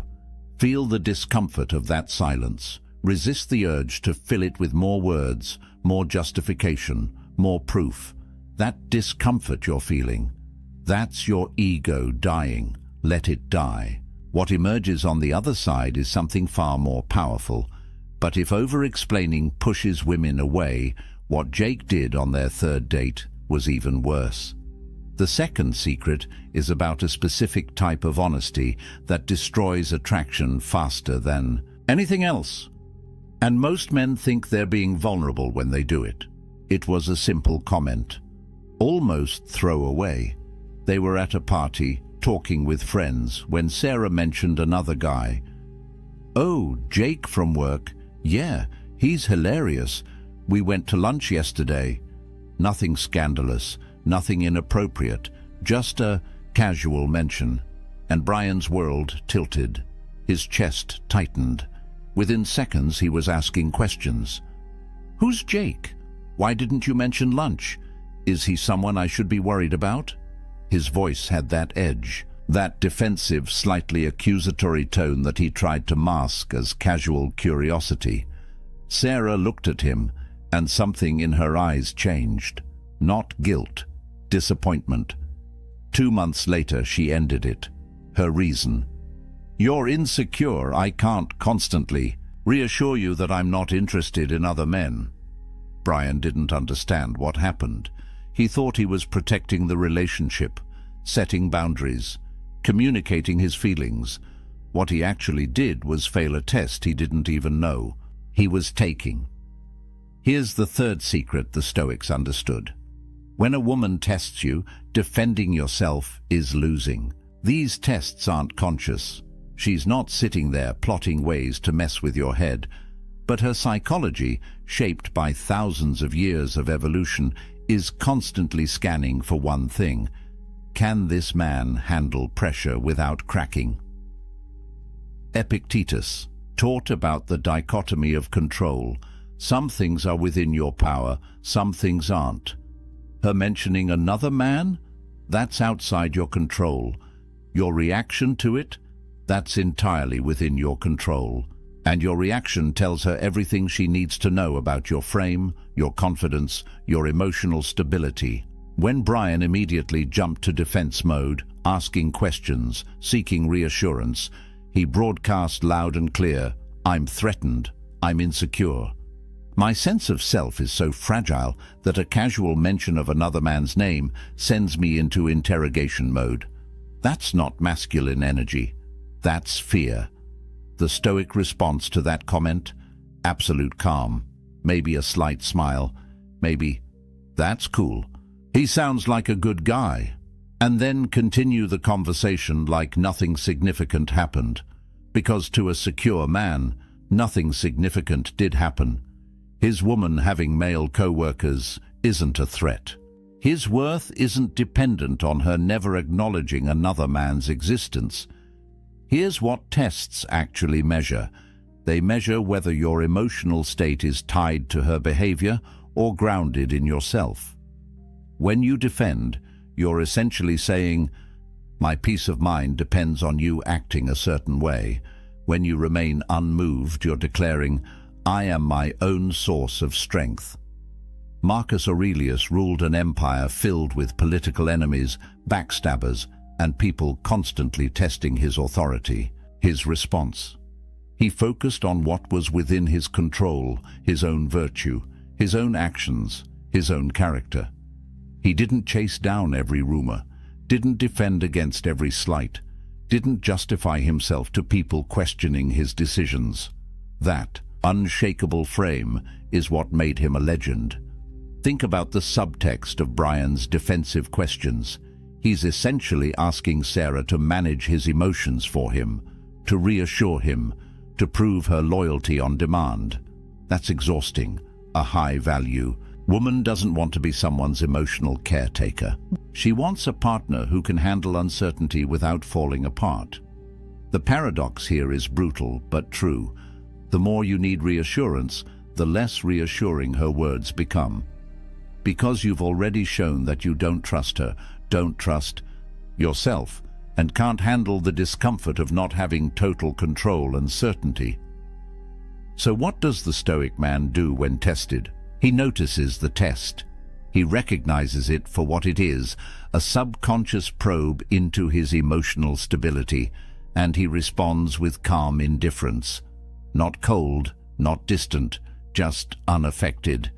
He trusts himself enough that external circumstances don't shake his internal foundation. Here's the practice.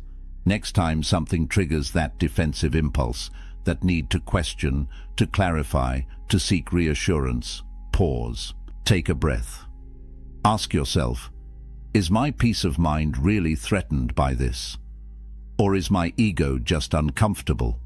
Let the ego be uncomfortable. Respond from your center, not from your fear. But here's where it gets even more counterintuitive. The fourth secret isn't just about how you respond to tests. It's about your entire orientation to the relationship, and it's the secret that separates men who attract from men who chase. Daniel had been seeing Emma for 3 months. Things were good, really good. But lately he'd noticed a shift. Her texts were shorter, plans were harder to make. The anxiety started creeping in, so Daniel did what seemed logical. He tried harder. More compliments, more texts checking in, more elaborate date plans, more words of affirmation. He was fighting to keep something he could feel slipping away, and the harder he fought, the faster she pulled back. Until one evening, she sat him down and said words that destroyed him. "I need space. This feels too intense. I think we should take a break." Daniel spent the next week in agony. He texted her long messages about how much he cared. He explained that he'd give her space, but he'd be waiting. He essentially communicated, "My happiness depends on you coming back. Without you, I'm not okay." She never came back. Here's the fourth secret, and it's the most counterintuitive one yet. The moment you need the relationship to work out, you've already lost it. The Stoics practiced something called premeditatio malorum, the premeditation of evils. They would imagine the worst possible outcome, sit with it, accept it, and then act from a place of freedom rather than fear. If you can truly accept the possibility that she might walk away, that the relationship might end, that you might be alone, then you stop performing.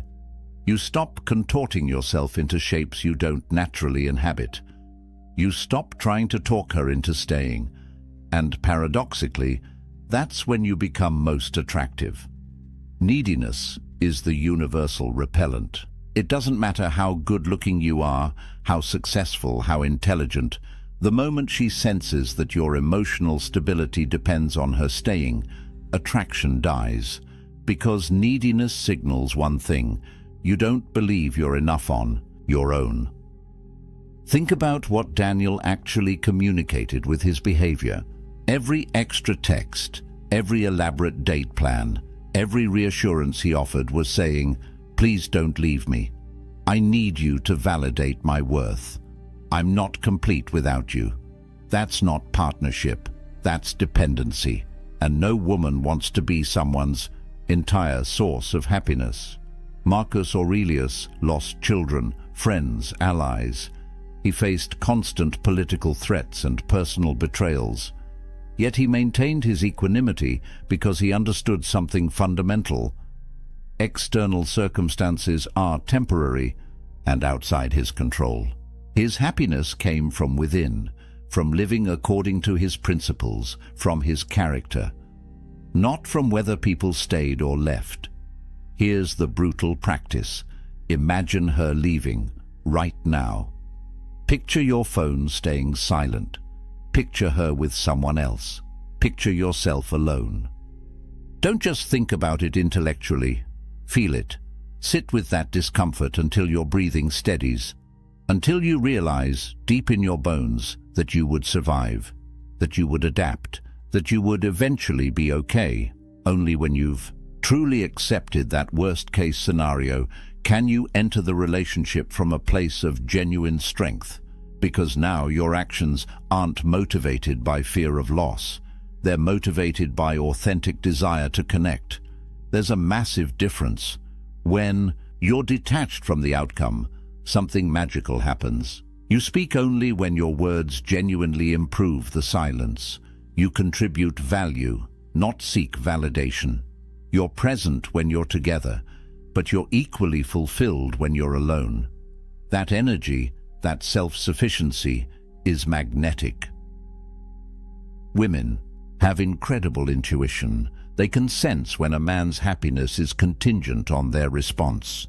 They can feel the weight of being someone's everything, and that weight kills desire. But they can also sense when a man is whole on his own, when he's choosing to be with her rather than needing to be with her. That's the energy that creates lasting attraction. Epictetus, who spent his early life as a slave, understood freedom better than most. He taught that true freedom comes from wanting what you have, not having what you want. Applied to relationships. Be with someone because you genuinely enjoy their company, not because you need them to complete you. Daniel lost Emma the moment he made his happiness dependent on her staying. If he had accepted the possibility of loss, if he had remained grounded in his own worth, if he had continued living his purpose regardless of her distance, there's a good chance she would have come back. Because detachment isn't coldness, it's confidence, and confidence is the ultimate aphrodisiac. Here's your practice. Every morning, remind yourself that you are whole, complete, valuable, with or without her. Let that truth sink into your bones. Act from that place of fullness, not from a place of lack. But detachment is only half the equation. The fifth secret is about what you choose to reveal about yourself. And it's where most men make a fatal mistake. First date. The conversation was flowing. Alex felt the connection building. So when she asked about his past relationships, about his dreams, about his childhood, he opened up, completely. He told her about his failed business venture, his complicated relationship with his father, his travel plans for the next 5 years, his insecurities about his career, his workout routine, his favorite books, his political views, everything. By the end of the night, she knew more about Alex than some of his closest friends. He thought he was building intimacy through honesty. He drove home feeling good, confident he'd made a real connection. She never texted back. Alex couldn't understand it. The conversation had been great. They'd talked for hours. He'd been totally authentic, holding nothing back. What went wrong? Here's the fifth secret the Stoics understood. Scarcity creates value. When everything is immediately available, nothing is precious. Seneca, despite his immense wealth, chose to live simply for periods of time. He did this to remind himself that luxury was optional, that true value came from restraint and self-mastery. He understood that abundance without scarcity breeds contempt. Apply this to personal disclosure. When you reveal everything about yourself on the first date, you eliminate mystery, you remove intrigue, you give her brain nothing to work with, nothing to imagine, nothing to wonder about. The story is complete. There are no chapters left to discover, and humans are wired for narrative. We're drawn to stories that unfold over time, not stories that are dumped on us all at once. Think about your favorite TV series. What keeps you watching? The slow reveal, the mysteries that build, the questions that get answered gradually. Imagine if the first episode gave you every plot point, every character backstory, every twist and turn. You'd stop watching. There's nothing left to discover. That's what Alex did. He gave her the entire season in one episode, and her brain, designed to seek novelty and invest in gradual discovery, simply lost interest. There was no reason to come back. She already knew everything. The Stoic man parcels out his story strategically, not because he's playing games, but because he understands that connection is built on gradual investment. One meaningful childhood memory per month. One significant life challenge revealed when trust has been earned. One dream shared when the relationship has proven its worth. Marcus Aurelius, despite being emperor, remained private about many aspects of his life. His meditations, the closest thing we have to his inner thoughts, weren't meant for public consumption. They were private. Reflections. He understood that maintaining some level of mystery, some unrevealed depth, was essential to maintaining respect and authority. When you ration your personal narrative, something powerful happens. She begins to invest her imagination. She wonders what else you've experienced. She creates stories about your character based on limited information. And once she's invested mental and emotional energy into understanding you, she values you more. That's basic psychology. We value what we work for, not what's freely given. This isn't about being secretive or dishonest. It's about being selective. It's about recognizing that your life story has value, and value requires scarcity. When someone asks about your past, you don't lie, but you also don't unload your autobiography. You give them a chapter, not the whole book. Here's what this looks like practically. She asks about your childhood. Instead of a 30-minute monologue, you say, "It was complicated, but those challenges taught me resilience." There's a lot there, but that's a conversation for another time when we know each other better. That response does three things. It acknowledges the question, it hints at depth without revealing everything, and it creates anticipation for future conversations. Every relationship that lasts is built on layers. First dates cover surface-level interests. Third dates explore values and perspectives. 6 months in, you share meaningful vulnerabilities. A year in, you reveal deep insecurities. That pacing honors the natural progression of trust and intimacy. Alex robbed the relationship of that progression. By revealing everything immediately, he collapsed all the layers into one overwhelming dump. And the human brain, overwhelmed and understimulated at the same time, simply checked out. But there's something even more powerful than what you reveal. It's about what you do when you're not around. The sixth secret is the most counterintuitive of all. They'd been on 3 incredible dates. The chemistry was undeniable. The conversation flowed effortlessly. Kevin felt like he'd finally found something real. So naturally, he texted her every day. Good morning messages, check-ins throughout the day, funny memes, articles he thought she'd like. By the end of week 2, they'd exchanged hundreds of messages, and then something strange happened. Her responses got shorter, less enthusiastic. The spark that had been so electric in person seemed to fade over text. Kevin panicked and did what felt natural. He increased his efforts. More messages, more attempts to engage, more trying to recreate that initial connection. She ghosted him. Kevin was devastated and confused. They'd had such a strong connection. He'd been attentive, available, interested. How could constant communication be wrong? Here's the sixth secret. The Stoics understood. Absence amplifies attraction. Presence, especially constant digital presence, diminishes it. Marcus Aurelius spent 10 years leading military campaigns on the frontiers of Rome. His prolonged absence wasn't just about warfare, it was masterful psychology. His absence kept rivals uncertain and citizens appreciating him more. When he returned, Rome didn't take him for granted. They valued him because his presence wasn't guaranteed. The modern man makes a fatal error. He thinks constant availability demonstrates interest and builds connection. But what it actually does is eliminate tension, remove mystery, and communicate that he has nothing better to do than wait for her response. Think about what Kevin's constant texting communicated. It said, "I'm always available. My life isn't full, enough to occupy my attention. I'm waiting for you to validate my existence with your responses. I don't have a purpose beyond this connection. That's not attractive. That's suffocating." Contrast that with strategic absence. After those 3 great dates, imagine if Kevin had sent one text.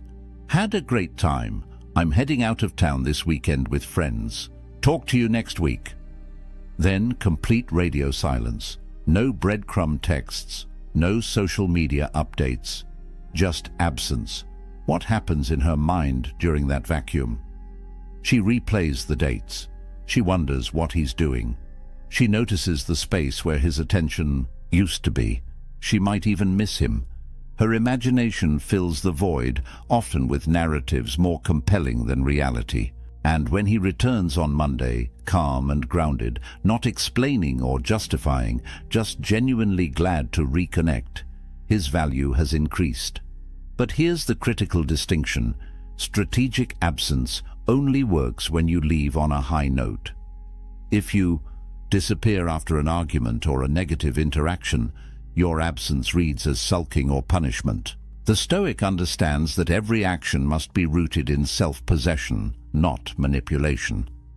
Seneca practiced voluntary discomfort. He would periodically remove himself from luxury to remind himself it was optional. He understood that absence and scarcity breed appreciation. What's always available becomes background noise. What's occasionally absent becomes valued. This isn't about playing hard to get. That's manipulation rooted in insecurity. This is about having a life so full, so purposeful, so engaging that constant communication isn't possible or necessary. When you disappear to train for something, to work on a project, to spend quality time with friends, that absence is authentic. It's not a tactic, it's a byproduct of a rich, multifaceted life. Women are perceptive. They know the difference between a man who's strategically unavailable and a man who's genuinely busy building something meaningful. The first feels manipulative, the second feels magnetic. Here's the practice. After meaningful in-person time, together take intentional breaks from digital communication, not as punishment, not as a game, but because you have other priorities, other pursuits, other aspects of life that deserve your attention. When you do reconnect, be fully present. Quality over quantity. Kevin's mistake was making himself a constant, presence without substance. Every text was an attempt to maintain connection, but connection without tension is just noise. The Stoic creates natural ebb and flow, presence, then absence, engagement, then space, intensity, then calm. That rhythm keeps attraction alive. It prevents the relationship from becoming stale or taken for granted, and it communicates something powerful. I value you, but my life doesn't revolve around you. But all of this, all six secrets, collapse without the seventh. This is the secret that ties everything together, and it's the one most men violate without even realizing it. The seventh secret isn't just about women, it's about your entire existence. Tom had everything going for him: a decent job, good friends, hobbies he enjoyed. Then he met Rachel, and slowly, imperceptibly, everything else faded into the background. He stopped going to the gym because she didn't work out. He cancelled plans with friends to be available for her. His side business project sat untouched because evenings were for her. His dreams, his goals, his identity, all of it gradually dissolved until his entire world revolved around one person. For the first few months, Rachel seemed to appreciate the attention. But then something shifted. She started making comments. "Don't you have your own things to do? You should hang out with your friends more. What happened to that business you were starting?" Tom didn't understand. He'd made her his priority. He'd shown her she was the most important thing in his life. Isn't that what women want? 6 months in, she ended it. Her reason gutted him. "I fell in love with someone who had a life. Now you're just someone who revolves around mine. I don't want to be your whole world. It's too much pressure." Here's the seventh and most critical secret the Stoics understood. The moment you make another person your life's purpose, you become a burden to them and a stranger to yourself. The Stoics lived for virtue, for contribution, for mastery of their craft. External relationships were valuable, but they were additions to an already complete life, not the foundation of it. Marcus Aurelius was emperor of Rome, but his purpose transcended any single relationship. He was committed to philosophy, to justice, to the well-being of the empire. His wife was important, but she wasn't his reason for existence. That independence, that self-sufficiency, that internal purpose is what made him worthy of respect and attraction. Think about what Tom communicated when he abandoned everything for Rachel. He essentially said, "I don't have anything meaningful in my life beyond you. My dreams aren't compelling enough to pursue. My friendships aren't valuable enough to maintain. My purpose isn't strong enough to command my attention.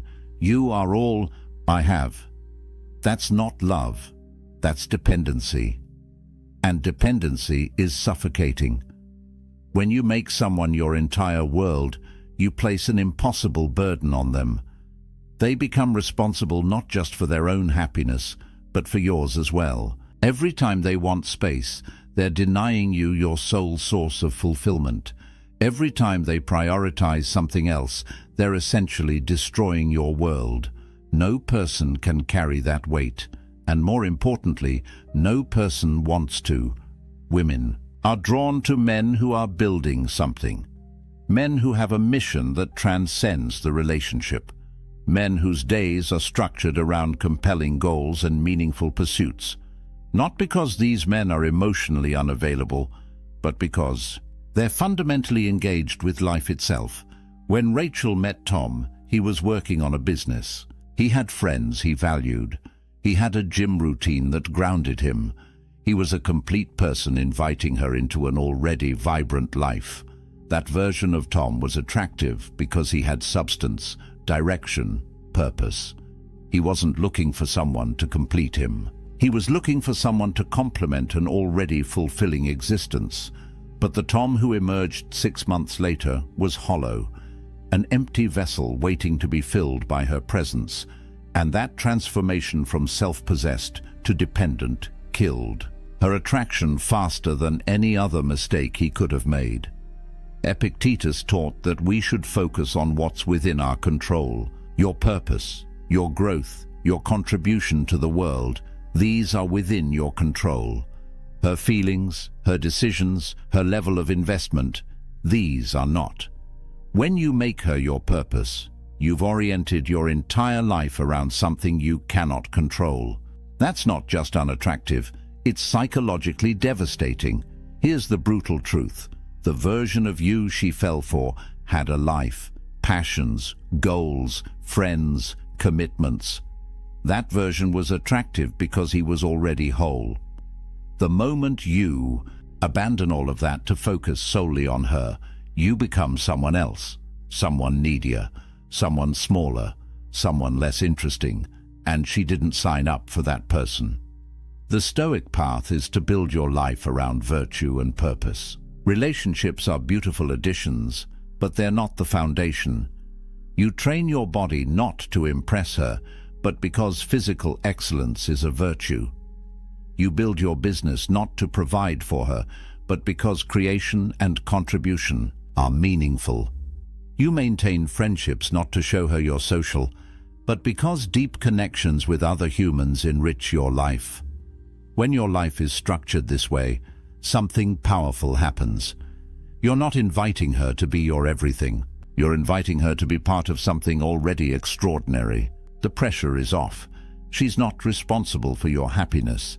She gets to add to it, not create it from nothing. And paradoxically, that's when relationships thrive, when both people are complete on their own, choosing to share their lives rather than needing to merge them. When you have a silent purpose, a mission that commands your attention and energy, her presence becomes a beautiful bonus, not a desperate necessity. Tom lost Rachel the day he made her his world. If he had maintained his business, his friendships, his gym routine, his identity, she would have felt drawn to be part of that world, not burdened by being all of it. Here's your practice. Identify your mission. What are you building? What are you mastering?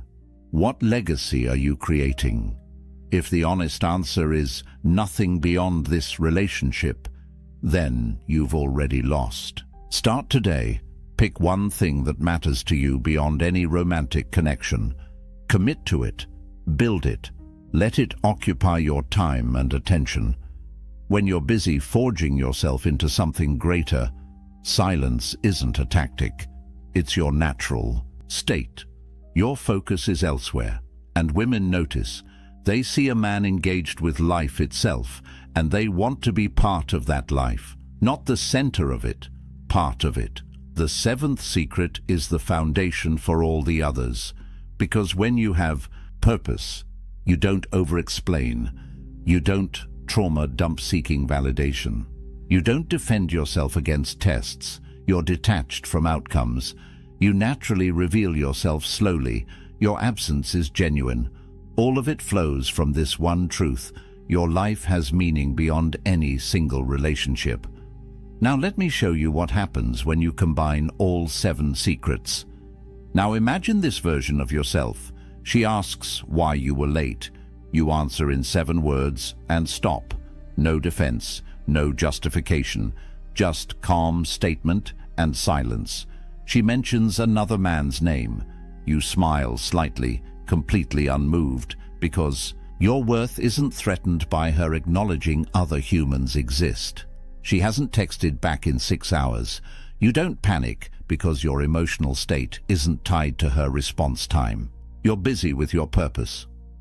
When you do see her, you're fully present, engaged, interested, but you're not performing. You're not trying to prove anything.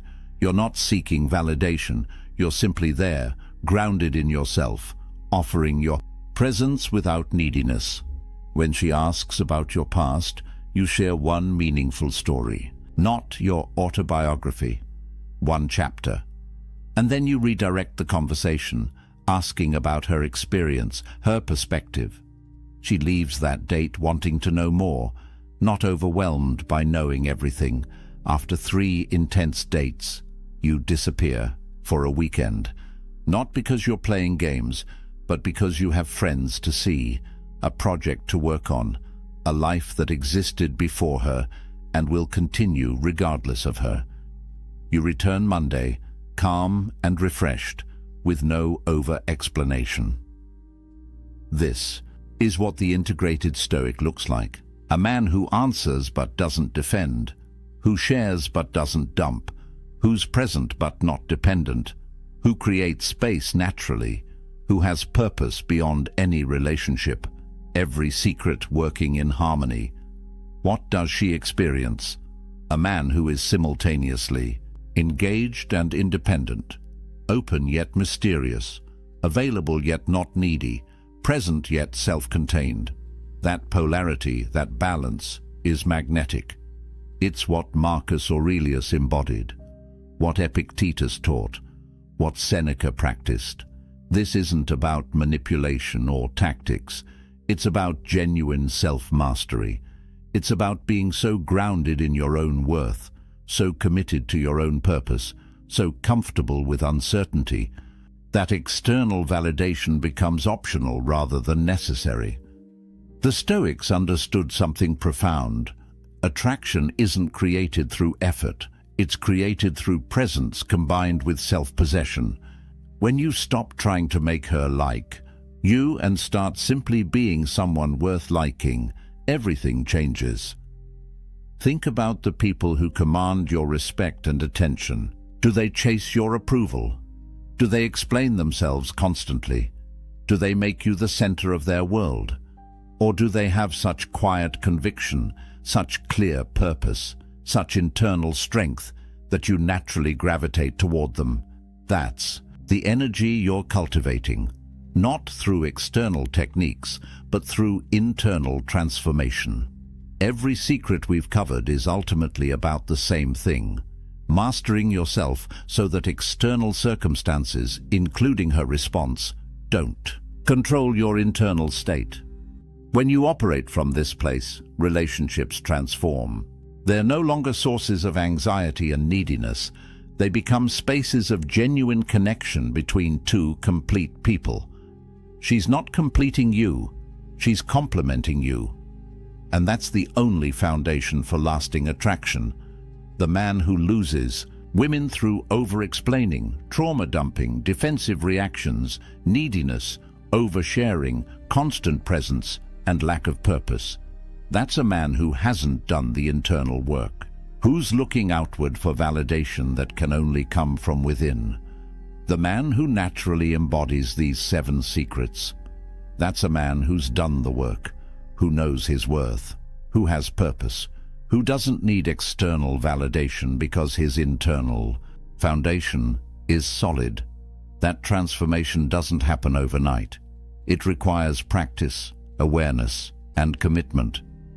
But every step toward that version of yourself makes you not just more attractive to women, but more respected by everyone and more at peace with yourself. Now let me warn you about the most common mistakes men make when trying to apply these secrets. Here's where most men fail when they try to implement these secrets. They turn wisdom into weaponry. They use silence to manipulate rather than to master themselves. And that approach always backfires. First pitfall, using strategic absence to provoke jealousy. You disappear not because you're living your life, but because you want her to feel anxious, to wonder, to chase. She will sense this immediately. Women have incredible intuition for distinguishing authentic behavior from manipulation. When absence is manufactured to control her reaction, it reeks of insecurity. When absence is natural because you're genuinely engaged with your purpose, it's attractive. The litmus test is simple. Are you silent to control her reaction, or are you silent to govern your own internal state? The first destroys trust. The second builds respect. Second pitfall, overcorrection. You've been the over-explaining, constantly available, emotionally dependent guy. You learn these secrets and suddenly you become a stone wall, completely shut down. No vulnerability, no warmth, no genuine sharing. You've gone from one extreme to the other. Mystery needs windows, or people assume the house is abandoned. The Stoic isn't emotionally unavailable. He's emotionally selective. He shares, but with intention. He's vulnerable, but at appropriate times with earned trust. There's a massive difference between being measured and being closed off. Balance is the key. Offer one genuine compliment per date. Not a barrage of flattery, but one specific, observed appreciation. Share one meaningful thought or experience, but not your entire psychological history. Be present and engaged when you're together, but maintain your life and purpose when you're apart. Third pitfall, applying these secrets from a place of fear rather than abundance. You're not over-explaining because you're confident in your truth. You're not over-explaining because you're terrified she'll leave if you say the wrong thing. That fear leaks through everything you do. She'll feel it. These secrets only work when they flow from genuine self-possession, not from desperate attempts to prevent loss. If you're detached from the outcome because you've truly accepted that you'd be fine either way, that's powerful. If you're pretending to be detached while internally panicking, that's transparent. Fourth pitfall, using these as tricks in an otherwise unchanged life. You start spacing out your texts and maintaining mysterious silence, but you still have no purpose, no mission, no life beyond the relationship. You're just a needy guy who's learned to temporarily mask his neediness. The Stoics weren't performing, they were being. These principles worked for them because they were expressions of who they actually were, not techniques layered on top of insecurity. If you want these secrets to work, you have to become the kind of man for whom they're natural expressions, not calculated moves. Fifth pitfall, forgetting that relationships require genuine care and investment. These secrets aren't about being cold, distant, or uncaring. They're about being grounded, purposeful, and self-possessed, while still showing up fully for someone you care about. The Stoic man doesn't refuse to explain himself because he doesn't care what she thinks. He doesn't explain because he trusts in his own integrity and doesn't need external validation. See the difference? One is rooted in contempt.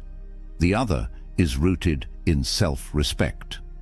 When applied correctly, these secrets don't create distance. They create healthy space. They don't reduce intimacy.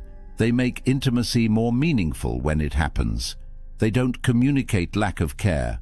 They communicate self-respect and invite mutual respect. The goal isn't to become an emotionless robot, calculating every interaction. The goal is to become so grounded in your own worth and purpose that these behaviors become natural, authentic expressions of who you are. Now let me give you a practical challenge that will make these secrets automatic. Here's your challenge for the next 7 days. This single practice will transform how you communicate and how people respond to you. For the next week, log every sentence you speak to women. Whether it's a romantic interest, a colleague, a friend, doesn't matter. Track it. You can do this mentally if you're disciplined, or for maximum impact, write it down at the end of each day. Then perform an audit. Go through everything you said and cut out any sentence that sought validation, explained unnecessarily, justified your actions, repeated something for emphasis, or defended yourself without being directly challenged. Count how many sentences survive. Your goal is to reduce your word count by 30% by the end of the week. This isn't about being rude or withholding. It's about eliminating the psychological leakage, the insecure chatter that dilutes your presence and undermines your frame.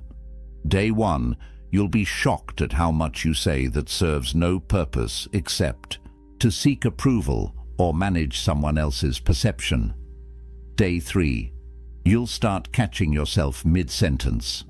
Day 5, the silence will feel more comfortable. By day 7, you will have fundamentally rewired how you communicate. And here's what you'll notice.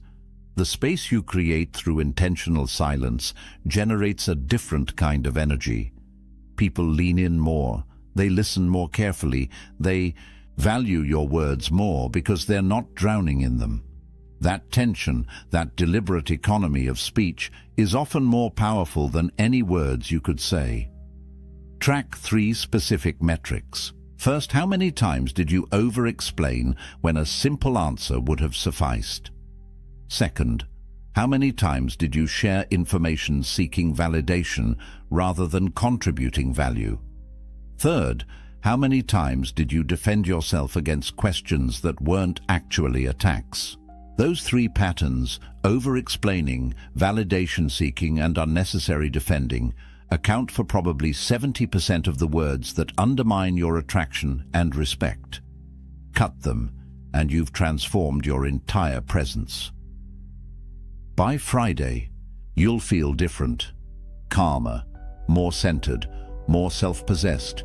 You'll have stopped leaking energy on words that serve no real purpose, and women will feel it. The shift will be palpable. Conversations will have more weight. Your silence will command attention. Your words will land with impact. This isn't theory. This is practical transformation. 7 days. Track, audit, cut. That's it. Simple, but not easy. Because you'll be fighting every conditioning you've received about communication, about sharing, about proving yourself through words. But here's the truth the Stoics understood. Most talk is noise. Most explanation is insecurity. Most words dilute rather than amplify. The man who speaks less but means more commands the room. The man who can sit in silence without discomfort projects strength. The man whose words are scarce becomes someone people actually listen to. So take the challenge. 7 days, 30% reduction. and watch how everything changes. But there's one more thing. One single sentence that will make this magnetic silence automatic and effortless.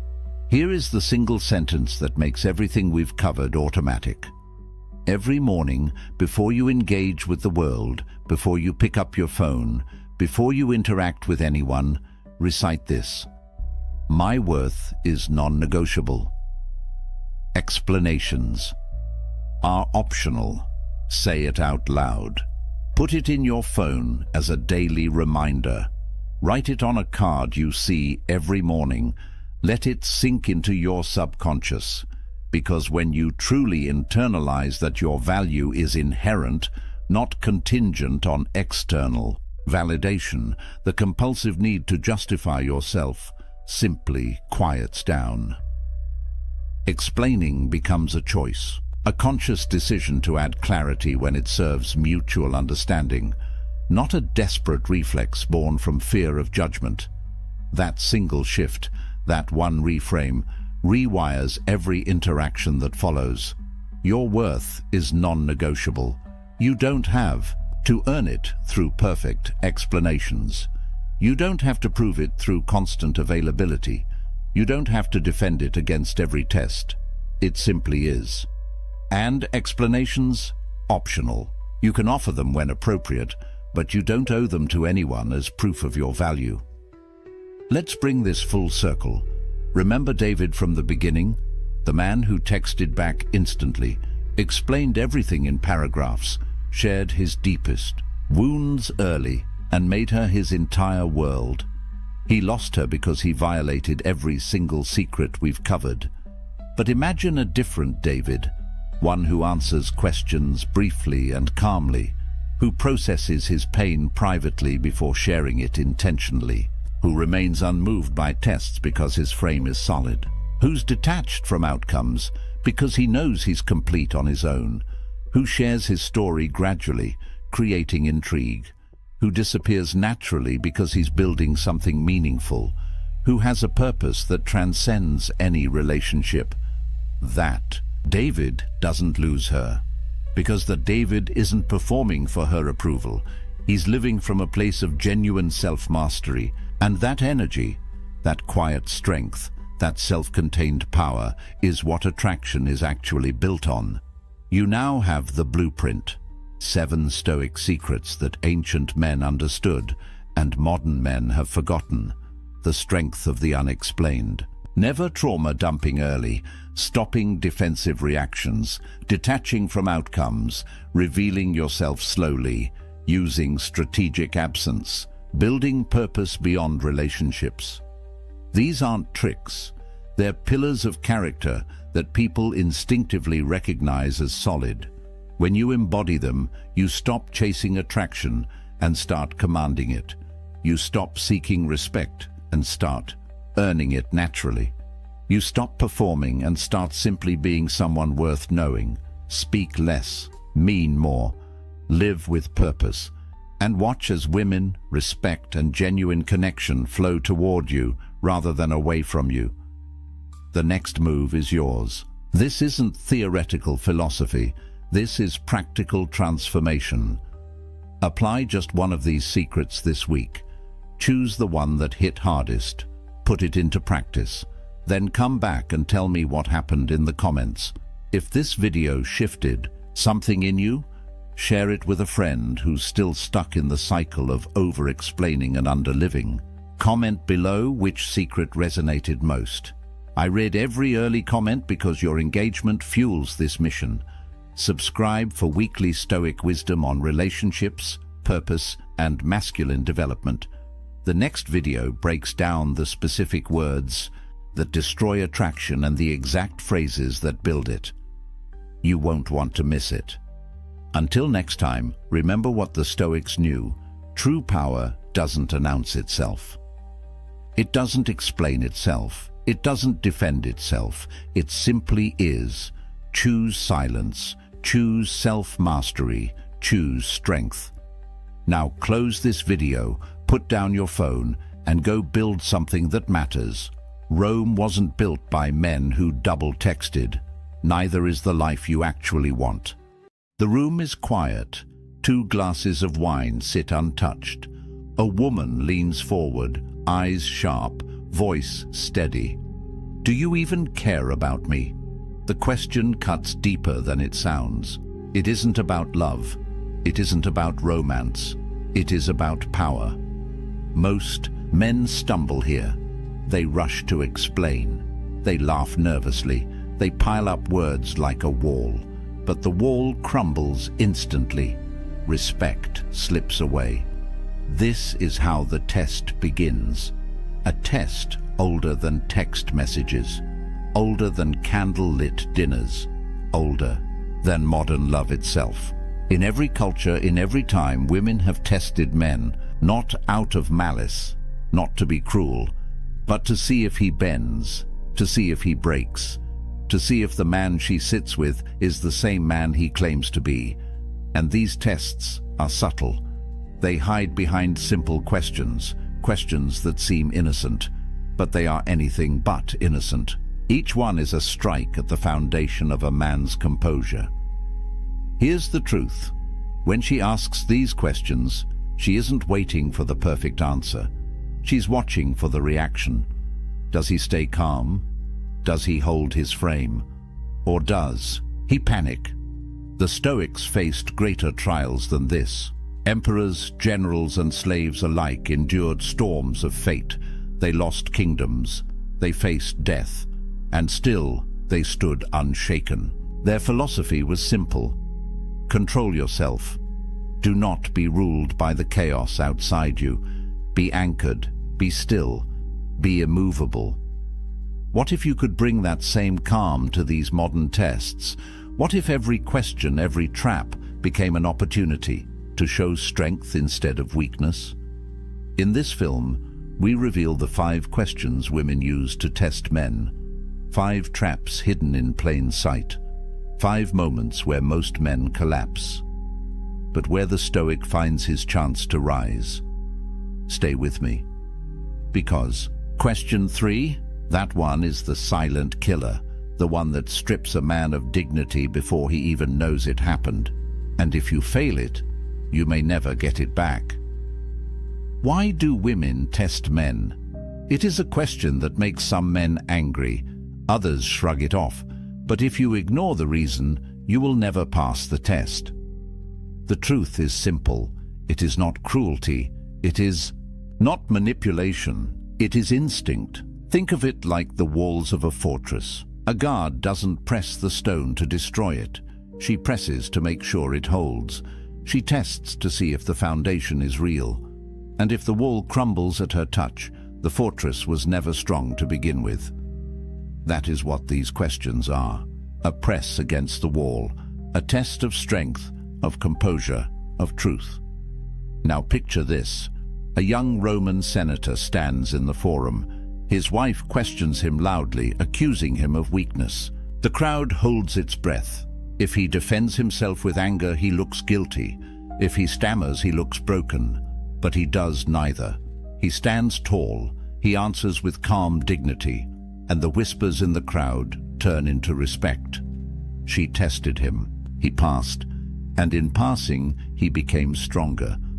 The Stoics wrote about this. Epictetus, once a slave, taught that you cannot control the words or actions of others, but you can control your reaction. He said, "It's not what happens to you, but how you react to it that matters." These tests are exactly that, a chance to show mastery, not over her, but over yourself. Modern psychology gives the same answer in different words. Women test to measure certainty. They test to see if your actions match your image. They test because deep down, they want to trust the strength of your frame. Not the mask, not the words, but the man himself. And here's the trap. Most men believe they can talk their way through. They explain, they argue, they overcompensate. But the more they talk, the weaker they look. The Stoic doesn't fall for this. The Stoic knows silence can be louder than words. A calm pause can be more powerful than a frantic defense. So what do these tests reveal? They reveal whether you are anchored or adrift.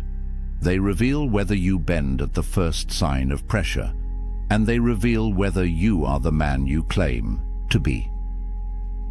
Ask yourself, when pressure comes, what do you show? Do you reveal strength or weakness? Do you reveal calm or chaos? Every test is a mirror, and what it reflects is you. This is why these 5 questions matter. They are small moments, but they open the door to something bigger: respect, attraction, power, or the loss of all 3. The first question begins gently. It sounds like love, but it hides a storm, and most men never see it coming. The first question seems simple. It sounds like love. It sounds like a cry for affection, but beneath it hides the real test. Picture this: a man sits at dinner. The candles burn low. The air is heavy with silence, and then she asks, "Do you even care about me?" The man feels panic rise in his chest. He rushes to speak. "I care about you so much. Of course I do. Haven't I shown you? Don't you see everything I do?" The words spill out like water from a cracked jar. The more he says, the less she believes. Because the test was never about words. Here's the truth. This question is not a request for a speech. It is a measure of presence. She wants to see if you can stand steady in the face of doubt, if you can remain calm when emotion is thrown at you, if you can show her without shaking that your care is real. The Stoics faced this kind of test daily. Marcus Aurelius, emperor of Rome, wrote in his private meditations about love and duty. He reminded himself that affection is not proven by noise or by grand gestures. It is proven by action, by consistency, by living with virtue.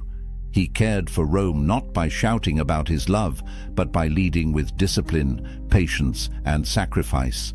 That is the answer hidden in this question. Not louder words, not frantic explanations, but composure, strength, steady truth. Imagine 2 men faced with the same test. One panics. His face tightens, his voice rises. He pleads to be believed. The other stays calm. He looks into her eyes, and he speaks simply, "Yes, I care. My actions prove it every day." The difference is night and day. One collapses under pressure. The other stands like stone. Which one keeps respect? Which one flips the power dynamic? Modern psychology explains it this way.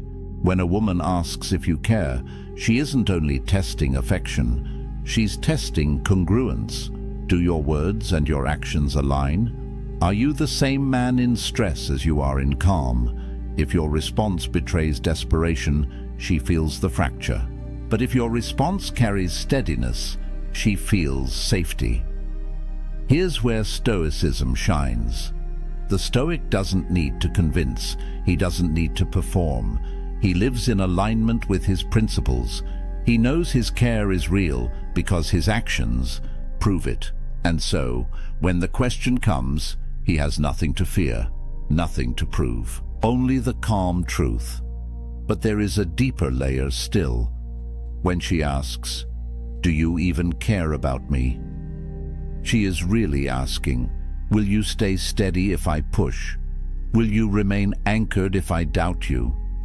If your frame breaks, she learns she cannot lean on you. But if you remain unshaken, she learns you are safe to trust. So what is the Stoic response? Not a script to memorize, not a trick line to copy, but a way of being, composed, grounded, aligned. Because care is not in the shouting, it is in the silence, it is in the calm, it is in the daily proof of action. This is why the first question matters so much. It seems harmless, but it is the opening move in a much larger game. And if you fail here, the next test only grows sharper. The second question does not sound emotional. It sounds logical, practical. But in truth, it is even heavier. Because it forces you to face the future. The second question arrives like a whisper, but it lands like a hammer. Where is this going? At first, it sounds simple, a question about direction, about future plans, but underneath, it is a test of certainty. Picture this. A couple sits in a quiet cafe. She stirs her coffee. Her eyes never leave his. And then she asks. Her tone is casual, almost soft, but he feels his chest tighten. He knows this is not casual. The man who fears this question reacts in two ways. Some rush forward. They make promises. They map out a future they aren't ready for. Others retreat. They avoid. They fumble their words and leave her more uncertain than before. Both fail. Both reveal weakness. Because both let fear dictate the answer. Here's the truth. This test isn't about the future. It's about your frame in the present. She doesn't need every detail. She needs to know if you stand steady under pressure. The Stoics understood this tension well. Marcus Aurelius ruled an empire under constant threat. He never promised his people endless years of peace. Instead, he reminded himself daily that the future is not his to control. Only his actions today were within his command. That was enough. Epictetus put it more sharply. Don't demand that things happen as you wish, but wish them to happen as they do. The Stoic does not cling to guarantees. He speaks truth about what he values now. He lives by principle, not by desperate promises. So what is the Stoic way to respond? Imagine her eyes waiting, the silence growing heavy. Instead of panicking, you breathe. You anchor yourself in the present. And you say with calm certainty, I value what we're building. I don't rush or pretend to know every step ahead. What matters is how we treat each other today. That's what I can promise. No over-promising, no retreat, just steady ground. Notice what happens here. The answer shifts the frame. You are not a boy scrambling for approval. You are a man speaking from principle. The power dynamic flips. But there's more. Modern psychology shows that women often test for stability, not for perfect plans. Stability means, does this man know himself? Does he collapse under pressure or remain composed? If he cannot stand steady in a simple question, how will he stand steady when life grows harder? That is the unspoken meaning of, where is this going? It is less about the map, and more about the anchor. Now imagine the two responses again. One man blurts out timelines, dates, grand vows. She nods, but inside she doubts. The other man is calm, centered, certain. He does not rush, but he does not run. And in his steadiness, she feels safety. This is why Stoicism matters here, because it keeps you from panic. It keeps you from overreach. It keeps you grounded in what you can control, your actions, your principles, your presence. And yet, if this question feels heavy, the third test is sharper still. It comes not at dinner, not in a cafe, but in the silence of a buzzing phone. And most men fail it before they even realize they've been tested. The third question doesn't arrive in person. It arrives through silence, through the glowing screen of a phone, through the long pause between message and reply, and then it comes. Why didn't you answer my text? It sounds harmless, it sounds small, but don't be fooled. This is one of the sharpest tests of all. Picture it. The phone buzzes on the table. You see the message. You are in a meeting, or at the gym, or simply taking a moment for yourself. You don't respond instantly. Hours pass. When you finally open your phone again, there it is. The follow-up message. The test. Why didn't you answer my text? Most men stumble here. Some rush to apologize. I'm sorry. I was busy. I didn't mean to ignore you. Their words overflow with guilt. Others swing the other way. They become defensive. Why do you always need an answer right away? Can't you relax? Both responses fail. One shows weakness, the other shows anger. The Stoic sees something different. He sees that this question is not about the phone. It is about control. It is about composure. It is about whether you can remain steady when accused of neglect. The ancients faced their own version of this. Imagine a soldier in the Roman army. He marches for days without sending word home. When he returns, his lover asks why he did not write. His answer is not panic. It is calm. My duty demanded my focus. I was where I needed to be. The message is clear. His actions spoke louder than the absence of words. Modern psychology confirms this. The instant response culture we live in creates anxiety. People expect immediate replies as if constant attention equals care. But the truth is the opposite. A man who jumps at every ping of his phone shows that his focus is owned by others. A man who responds in his own time shows self-possession. So, what does the Stoic response look like? It is short, it is calm, it carries no shame. Something like, I was busy, I don't live glued to my phone. Notice the difference. No apology, no defensiveness, just clarity. A calm truth spoken without fear. This is the heart of Stoicism in relationships. The Stoic does not collapse into guilt when tested. He does not explode in anger either. He remains anchored. His time is his own. His focus is his own. And here lies the deeper meaning. When she asks why you didn't answer, she isn't counting minutes. She is counting steadiness. She is testing whether you belong to yourself. If you do, she feels your strength. If you don't, she feels your weakness. So ask yourself, when silence falls, who owns your attention? The phone, the pressure, the fear of disappointing? Or do you own it? Because the man who owns his attention is rare. And rare men are respected. This question may feel sharp, but the next one cuts even deeper, because it hides inside a playful tone. A question that looks harmless, but can shatter a man if he answers wrong. This question hides behind a smile. It slips out casually like a passing thought. But don't be fooled. It is not casual. It is a test, wrapped in silk. Do you think she's pretty? At first it feels harmless. She might be asking about a stranger at a cafe, an actress on a screen, a mutual friend. Her tone is light, but her eyes study every flicker of your reaction. Picture the moment. A man shifts uncomfortably. He looks away. He shakes his head too quickly. No, of course not. She's nothing compared to you. But the words sound hollow. The denial feels forced, and something shifts. Trust erodes. Another man takes the opposite route. He answers carelessly. Yes, she's gorgeous, way more attractive than most.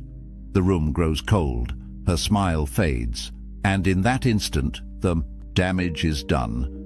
Both men failed, one out of fear, the other out of thoughtlessness. Here's the truth. This question isn't about beauty, it's about honesty. It's about loyalty. It's about whether you can hold balance in a trap. The Stoics understood the power of balance. They lived in a world of extremes, luxury and poverty, glory and ruin.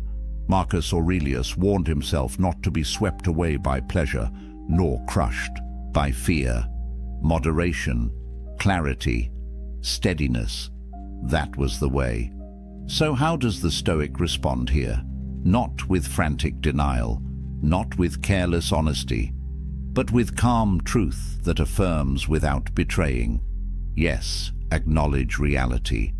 If a woman is beautiful, admit it plainly, but then anchor yourself in loyalty, in the present bond. Something like, she's attractive, but I'm with you for a reason. Short, steady, true? Notice what happens with this answer. You don't lie, you don't collapse, you don't betray, you stay balanced, and balance commands respect. There's a deeper layer too. When she asks, "Do you think she's pretty?" she is not seeking your taste in women. She is seeking proof of integrity. Will you lie to soothe her ego? Will you wander in your gaze? Or will you stay grounded in honesty and loyalty at the same time? The Stoic man knows that truth and virtue cannot be separated. Epictetus said, "If it is not right, do not do it. If it is not true, do not say it." To deny beauty where it exists is to speak falsehood. To dismiss your own bond is to lack virtue. But to hold both in balance is to reveal strength. This test matters because it doesn't look like a test. It looks playful, but hidden beneath the joke is a blade aimed at your honesty. And if you falter, the cut is deep. Most men fail here without even realizing it. They either fear the truth or they mishandle it. But the Stoic response is rare, calm, simple, anchored. And yet, if this question is sharp, the final test is brutal, because it doesn't challenge your care or your plans or your honesty. It challenges your very identity. This is the hardest test of all. It doesn't arrive as a playful question. It doesn't sound soft. It comes like a spear, sharp, direct, designed to wound. Are you even a real man? Imagine the scene. The argument is heated. Her voice is raised. Her patience is gone. And then, in a burst of anger, the words land. They are not gentle. They are not disguised. They are meant to provoke. Most men fail instantly. Some explode in rage. "How dare you say that? Of course I'm a man." Their anger betrays insecurity. Others shrink. They stammer. They lower their eyes. And in silence, they confirm the accusation. But this is not what the Stoic does. The Stoic understands that insults reveal more about the speaker than the target. Words are noise. They cannot touch the essence of who you are. Only your reaction can do that. Marcus Aurelius wrote, "If someone despises me, that's their problem. My only concern is not doing or saying anything deserving of contempt." That is the heart of this test. Not defending your manhood, not proving it with aggression, but standing so calmly that the words lose all power. Picture two men again. The first slams his fist on the table. His rage fills the room. She sees weakness, not strength. The second holds her gaze. He doesn't flinch, and he says quietly, "I don't need to prove it with words. My actions speak." The silence that follows is heavier than a shout, because in that moment, the power shifts. The test is passed. Respect is earned. Psychology confirms this dynamic. Challenges to masculinity trigger deep instincts. Many men feel they must defend or attack, but true strength is self-possession. A man who knows himself doesn't need to fight for his identity. He already owns it. The Stoics lived this way. They were warriors, emperors, slaves, philosophers. Their manhood was not measured in titles or bravado. It was measured in courage, in justice, in steadiness. A real man in their eyes was not the loudest in the room. He was the calmest, the one who did what was right, even when mocked or insulted. So, when the words strike, "Are you even a real man?" the Stoic does not break. He does not rage. He does not beg. He simply remains, unshaken, anchored. This is the true test. Not of romance, not of loyalty, but of identity. And if you fail here, you lose far more than respect. You lose yourself. But if you pass, if you stand calm in the storm, you become rare. Rare men are remembered. Rare men are trusted. Rare men are respected. And that is the ultimate power flip. The test meant to shatter you becomes the proof of your strength. We've walked through the 5 questions, 5 tests that seem ordinary, 5 moments that look small, but each one hides something much larger. Think back. Do you even care about me? Not about words, but about presence, a chance to show that your care is steady, not frantic. Where is this going? Not about maps of the future, but about your anchor in the present. A chance to prove that you don't panic under pressure. Why didn't you answer my text? Not about the phone, but about attention. A chance to show that you own your time, that you are not ruled by constant demands. Do you think she's pretty? Not about beauty, but about honesty and loyalty. A chance to reveal balance, truth without betrayal. And finally, are you even a real man? Not about insult, but about identity. A chance to stand calm when provoked, to show strength without noise. 5 questions, 5 mirrors, 5 opportunities to either collapse or rise. Why does this matter? Because life will test you in the same way, not always with these exact words. Sometimes with silence, sometimes with rejection, sometimes with pressure from the world itself, your boss, your family, your friends. The storms of life will ask you in 1,000 ways the same thing. Are you steady, or will you break? The Stoics prepared for this every day. They didn't wait for the test to arrive. They trained their minds like soldiers sharpen their swords. They practiced negative visualization. They embraced voluntary discomfort. They built strength so that when the questions came, they were ready. This is what you must do, because if you fail these tests, the cost is heavy, respect is lost, trust evaporates, attraction fades. But when you pass, when you stay calm, you gain something far greater. You gain respect, you gain peace, you gain power that cannot be taken from you. This isn't about manipulating women. It isn't about clever lines. It is about living with principle. It is about embodying what the Stoics called arete, excellence of character.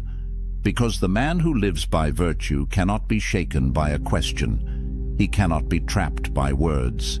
He remains who he is, always. And here is the final truth. These 5 questions are spoken, but there are others, unspoken, silent tests.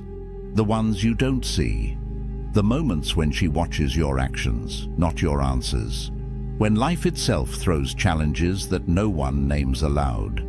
And those silent tests? They are even more dangerous, because you don't know when they will strike. You don't hear them coming, and you only realize you've been tested when it's already over. That is what we'll explore next. The invisible trials, the hidden moments, the tests that define you without a single word. If you want to be ready, subscribe now. Turn on notifications so you don't miss it. And share your story in the comments. Which of these 5 questions have you faced? How did you respond? Your story may help another man prepare for his own test. Remember, life will keep asking the question. The only thing that matters is how you answer. There's a weapon more dangerous than any sharp tongue, more powerful than the loudest voice in the room. It's the one thing weak men fear most and strong men wield without effort. Silence. Not the silence of a coward who has nothing to say, but the calculated, deliberate silence of a man who knows exactly when to speak and when to let his presence do the talking. In a world drowning in noise, where every fool with a phone thinks their opinion matters, where grown men argue like children over things they can't control, true power has become rare, and that power lives in the space between words.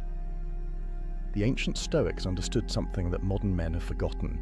Marcus Aurelius, the most powerful man in Rome, could have commanded legions with a word, could have silenced any critic with his authority. Yet his journals reveal a man obsessed not with what he should say, but with what he should leave unsaid.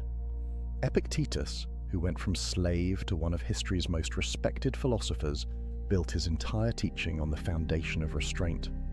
And Seneca, advisor to emperors, wrote more about the dangers of loose lips than he did about the power of persuasion. These weren't weak men. These weren't cowards.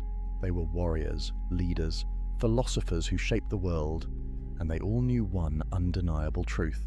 A man who masters his mouth masters his life. Today, I'm going to show you 6 situations where silence isn't just golden, it's absolutely lethal. These moments will separate you from 99% of men who talk themselves into weakness every single day. One of these situations involves a trap so subtle that even smart men fall into it, destroying their reputation without realizing it. By the end of this video, you'll never look at conversation the same way again. You'll understand why the quietest man in the room is often the most dangerous. And you'll learn how to wield silence like the ancient philosophers did, as a weapon that cuts without ever being drawn. So, if you're ready to stop being just another voice in the crowd and start becoming the man everyone remembers, the man people respect even when he says nothing, then pay attention. Because what I'm about to share isn't theory, it's battle-tested wisdom that's been proving itself for over 2,000 years. Let's start with the first situation, and this one hits home for every man who's ever been confronted by someone who's lost control. Picture this. You're in a meeting, or maybe at a family gathering, or just having a conversation. Suddenly, someone comes at you with pure rage. Their face is red, their voice is raised, they're attacking your character, your decisions, your very existence. Everything in your body screams at you to fight back, to defend yourself, to match their energy and put them in their place. And that's exactly what weak men do. They take the bait, they raise their voice, they defend, explain, justify. They step into the ring thinking they're showing strength, when really they're revealing the exact opposite. Here's what the Stoics knew that most men never learn. Anger is temporary insanity. Seneca wrote extensively about this. When someone is angry, they're not thinking, they're reacting. Their rational mind has been hijacked by emotion, and in that state, they're essentially having a conversation with themselves. They're not actually hearing you. They're hearing their own narrative, their own story, their own pain. So when you respond with words, with explanations, with counter-arguments, you're feeding the beast. You're giving their insanity something to latch onto, something to justify itself against. But when you go silent, everything changes. Silence in the face of anger is like throwing water on fire. The angry person expects resistance.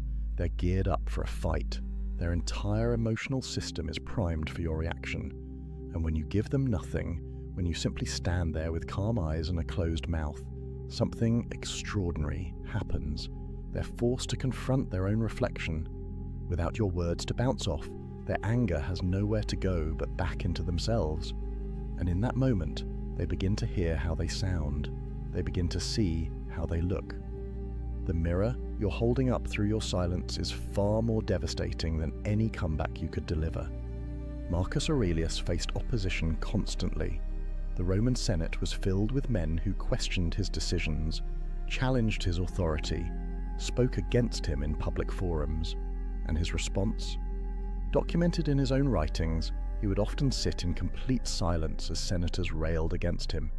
He understood something profound. The best answer to anger is silence, not because he was afraid, not because he couldn't defend himself, but because he recognized that angry men defeat themselves if you simply give them enough rope. There's a psychological principle at work here that modern science has confirmed. Mirror neurons in our brains cause us to unconsciously match the emotional state of people around us. It's why yawning is contagious. It's why you feel uncomfortable when someone near you is anxious. And it's why arguments escalate. When someone comes at you with anger, and you respond with anger, you're creating an amplification loop. Both of you are mirroring and intensifying each other's rage. But silence breaks the circuit. When you refuse to mirror their anger, their brain starts searching for a different signal to sync with.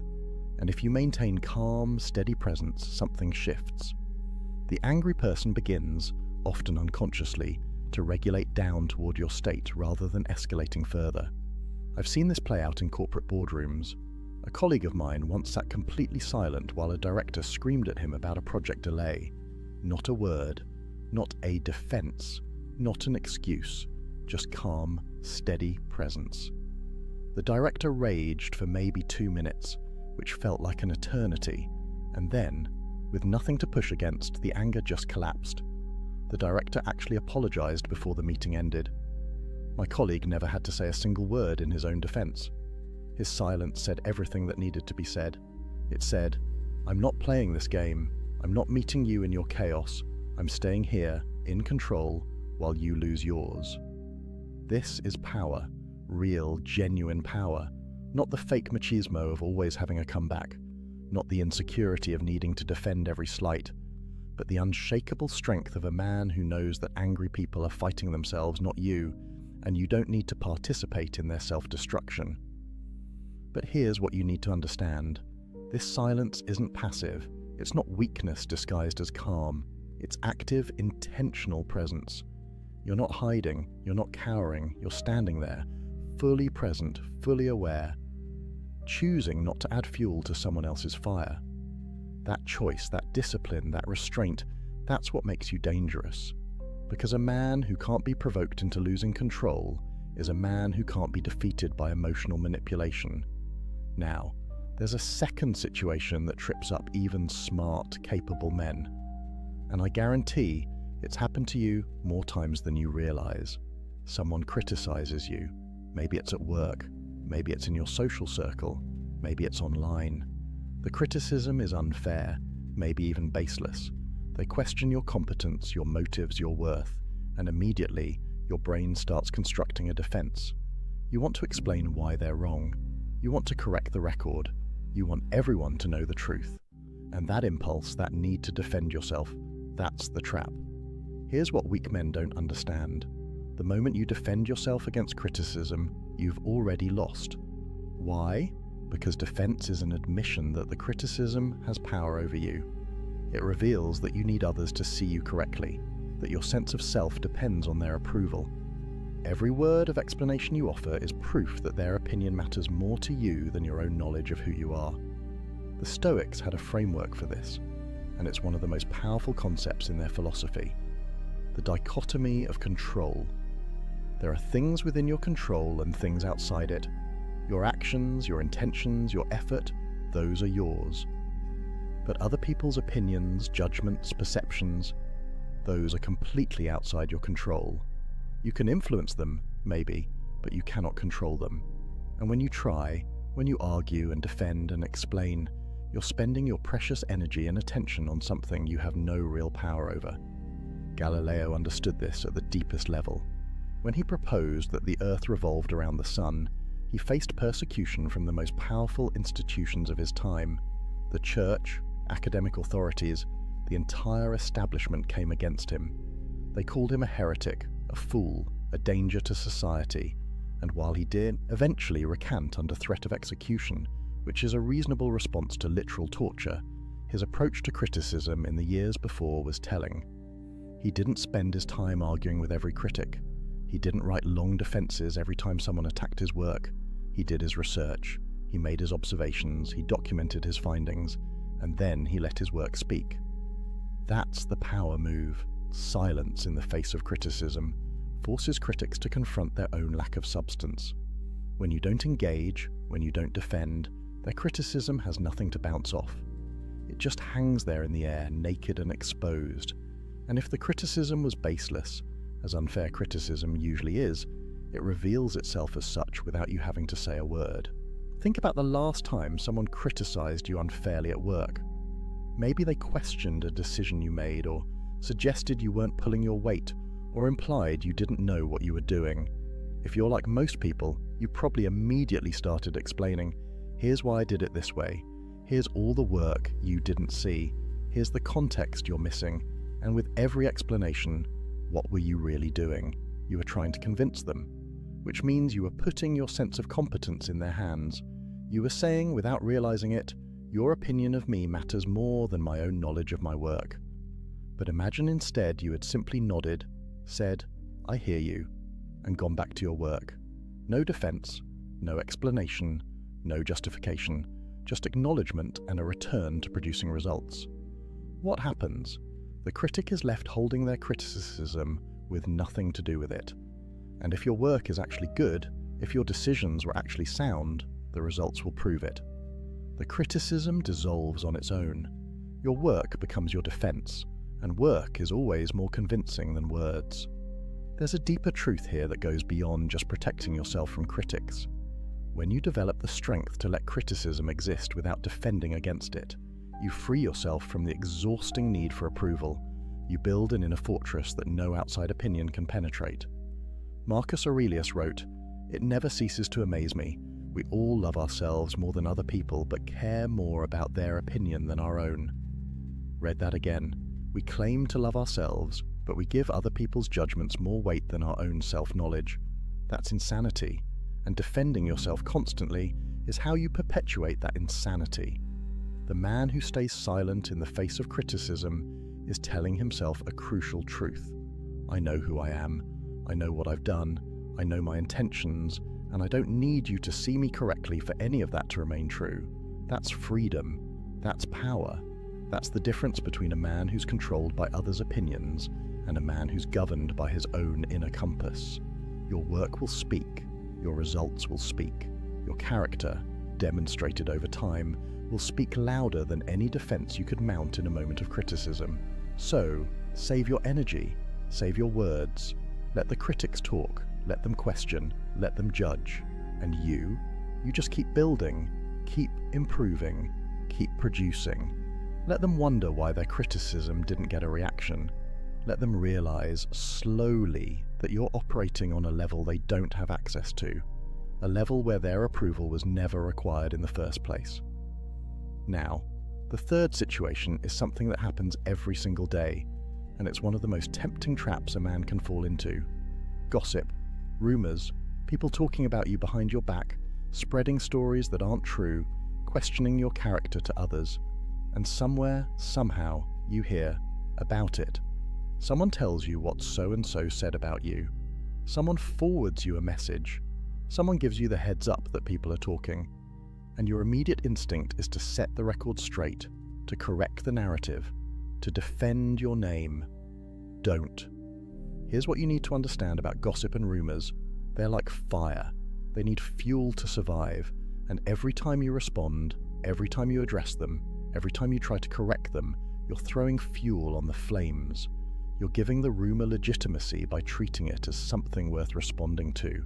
You're spreading it further by talking about it, and you're revealing that it got to you, which is exactly what gossip thrives on.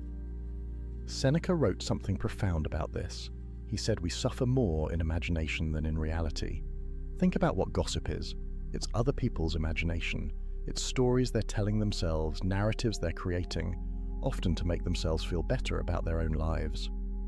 And when you engage with those stories, when you try to correct them, you're stepping into their imagination and trying to rewrite it. But you can't control their imagination. You never could. That's not your domain. The strategic move is to let rumors die of starvation. No fuel, no response, no energy, just silence and consistent character. Because here's the thing about rumors. They have a lifespan. If you don't feed them, they run out of steam. People get bored. New gossip comes along. The story fades. But it can only fade if you let it.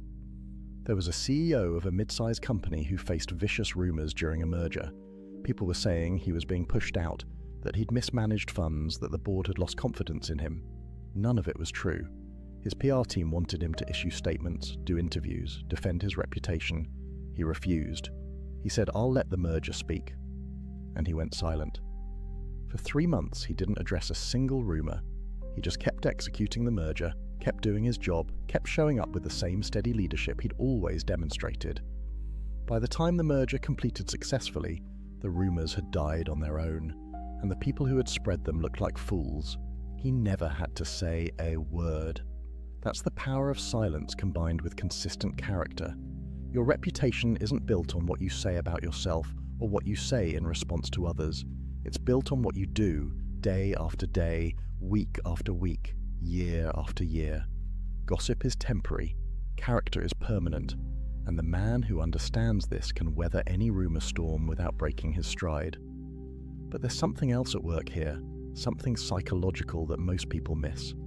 When someone gossips about you, they're revealing far more about themselves than about you. They're showing their insecurities, their fears, their need to elevate themselves by diminishing others. And when you respond, when you engage, you're essentially saying you take their opinions seriously. You're validating their behavior by giving it attention. Silence, on the other hand, sends a different message. It says, your opinion of me is so insignificant that I'm not even going to acknowledge it exists. It says I'm operating at a level where your gossip can't reach me. It says I have more important things to focus on than correcting every false story that circulates about me. That's not arrogance. That's priority. That's understanding where your energy is best spent. And it's definitely not spent on defending yourself to people who've already decided to believe something false. The Stoics believed that your character is like a fortress. Marcus Aurelius called it the inner citadel. It's a place inside you that external events can't touch, can't damage, can't penetrate. Gossip is an external event. It's happening out there, in other people's mouths and minds. But your character, your truth, your knowledge of who you are, that's in here, in the citadel. And a strong fortress doesn't send soldiers running out every time someone shouts insults from outside the walls. It simply stands, unshaken, unmoved, confident in its own strength. Over time, this approach does something remarkable. It builds such a strong reputation for integrity that rumors can't stick to you. People who know you, people who've seen your consistent character, they don't believe the gossip, and people who don't know you, their opinions don't matter anyway. You end up with a kind of immunity, not because you fought every rumor, but because you ignored them all and let your life be your testimony. So, when you hear that people are talking, when you discover a rumor circulating, when someone tells you what so-and-so said, take a breath. Recognize it for what it is, other people's imagination, other people's insecurity, other people's entertainment, and then go back to being who you are. Let them talk, let them wonder why you're not reacting. Let them eventually realize that while they were gossiping, you were building. While they were talking, you were doing. While they were imagining, you were living in reality. The fourth situation is subtle, but it's one of the most revealing tests of a man's character, and most men fail it without even realizing they're being tested. You're in a meeting, a social gathering, a group conversation. Someone else is getting praised. Maybe they accomplished something impressive. Maybe they're being recognized for their work. Maybe everyone's attention is on them, celebrating their success. And as you sit there listening, a thought creeps in. But I did something just as good. But I worked just as hard. But no one's acknowledging what I've done. And you feel this almost irresistible urge to interject, to mention your own accomplishments, to make sure people know you're successful too. Stop right there, because what you're feeling is your ego screaming for validation. And if you listen to it, if you speak up, you're about to reveal something you don't want to reveal: insecurity. Here's what weak men don't understand. When you feel the need to mention your own accomplishments while someone else is being praised, you're announcing to everyone in the room that your sense of worth depends on external recognition. You're showing that you're keeping score. You're revealing that you measure yourself against others. And all of that, every bit of it, is the opposite of strength. A truly confident man, a stoically grounded man, can sit in a room while someone else receives all the praise and feel nothing but genuine appreciation for that person's success. Why? Because his sense of worth isn't tied to who's getting attention. His identity isn't dependent on being recognized. He knows what he's accomplished, he knows his own value, and he doesn't need the room to validate it.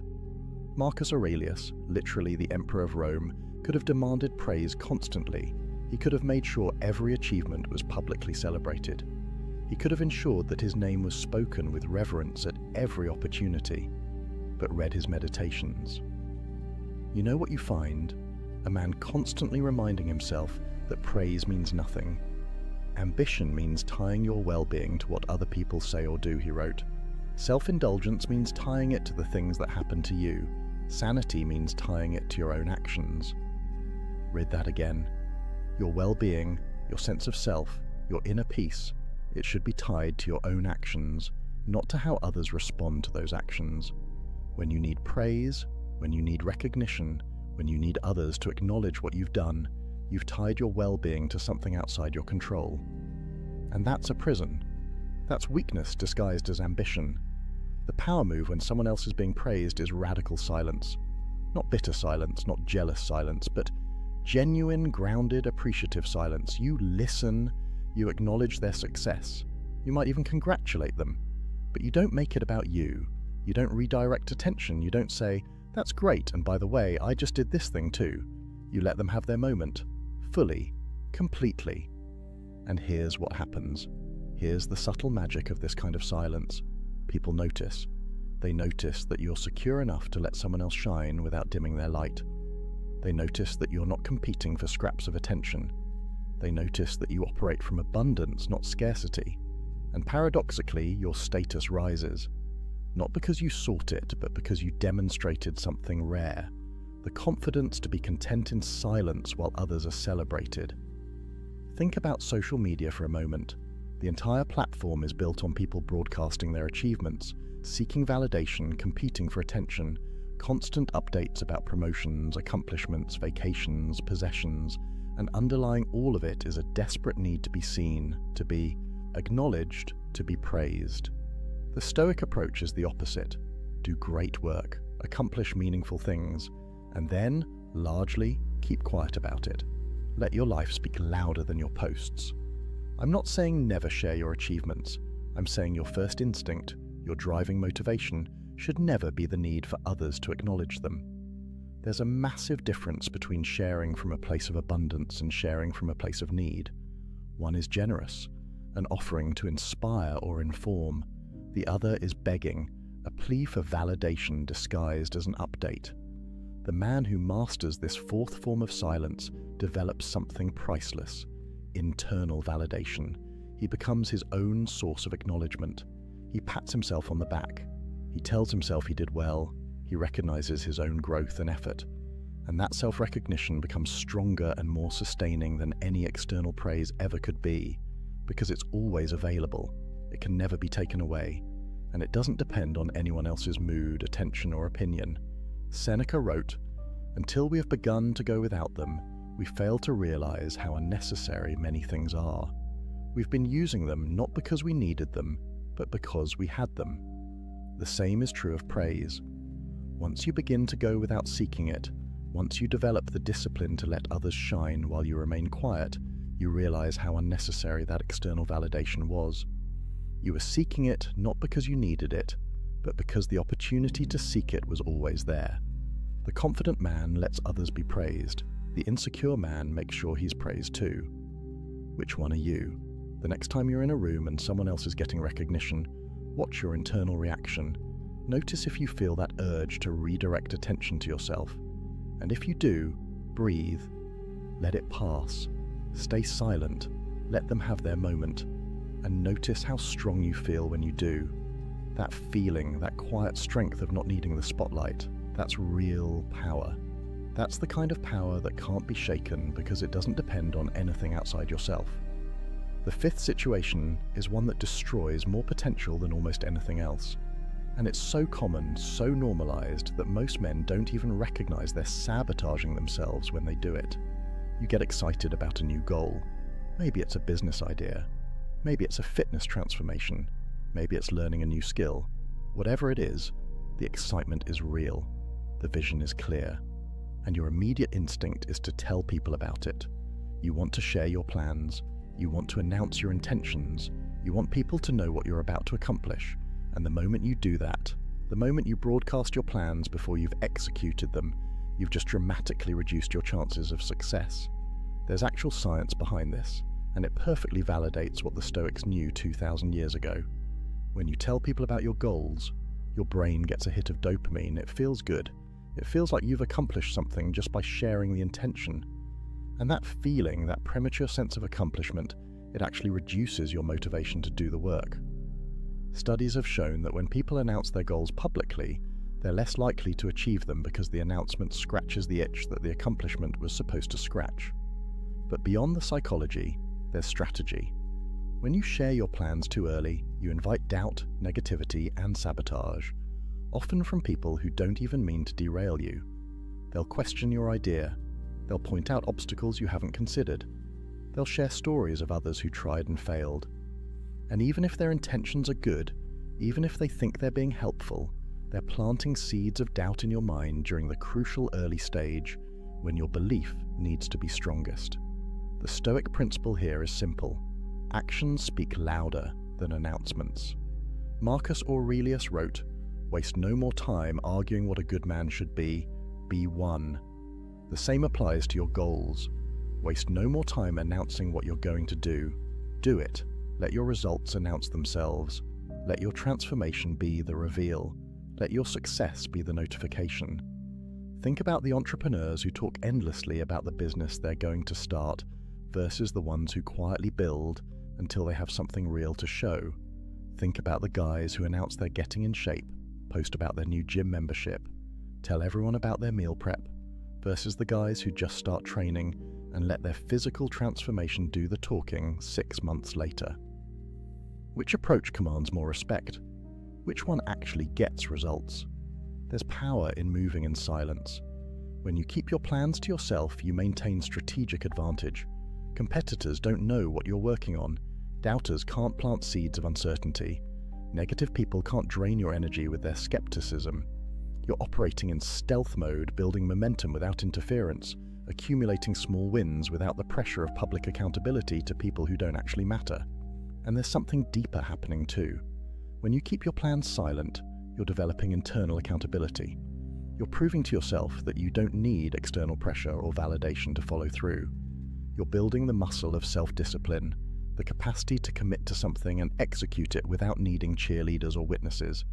That's real strength. That's the difference between someone who needs accountability partners to do anything and someone who's accountable to themselves. I know a guy who wanted to write a book. For 2 years, he told everyone he was working on it. He talked about the premise at parties. He discussed his progress on social media. He sent update emails to friends, and 2 years later, he had maybe 50 pages written. Then he met someone else who had published 3 books. When he asked this person how they did it, the answer was simple. I stopped talking about writing and started writing. I told no one. I just wrote every day. And when the first draft was done, then I mentioned it. That's the difference. One person needed the validation of others knowing he was a writer. The other just quietly became one. The man who announces his plans is creating accountability to the wrong people. He's making himself answerable to friends, family, social media followers, people who have no real stake in his success and no authority to judge his progress. The man who keeps his plans silent is accountable only to himself and to reality. Either he does the work or he doesn't. Either the results materialize or they don't. No one to make excuses to, no one to explain himself to, just him and his commitment. Seneca advised, "Let your progress become your proof. Not your promises, not your announcements, your actual, tangible, undeniable progress. That's what earns respect. That's what can't be argued with. Anyone can talk about what they're going to do. The man who keeps quiet and then shows up with results, that man is rare. That man is dangerous, because he's demonstrated that his word to himself is stronger than his need for external validation. So the next time you feel excited about a goal, about a plan, about a vision, feel that excitement fully. Let it fuel you, but keep it to yourself. Guard it like a secret. Protect it from the energy vampires, the doubters, the well-meaning but ultimately unhelpful opinions of people who aren't in the arena with you. Work in silence, build in private, and when the time comes, when you have something real to show, let your results do the announcing. Let people be surprised. Let them wonder when you found the time, how you developed the discipline, why they didn't see it coming. That surprise, that gap between their perception and your reality, that's the signature of a man who knows how to move with power. Talk less, do more. Let the world catch up to what you've already become. Now, the 6th and final situation is perhaps the most difficult. It requires a level of wisdom that most men spend their entire lives developing, and yet, it's one of the most common scenarios you'll face.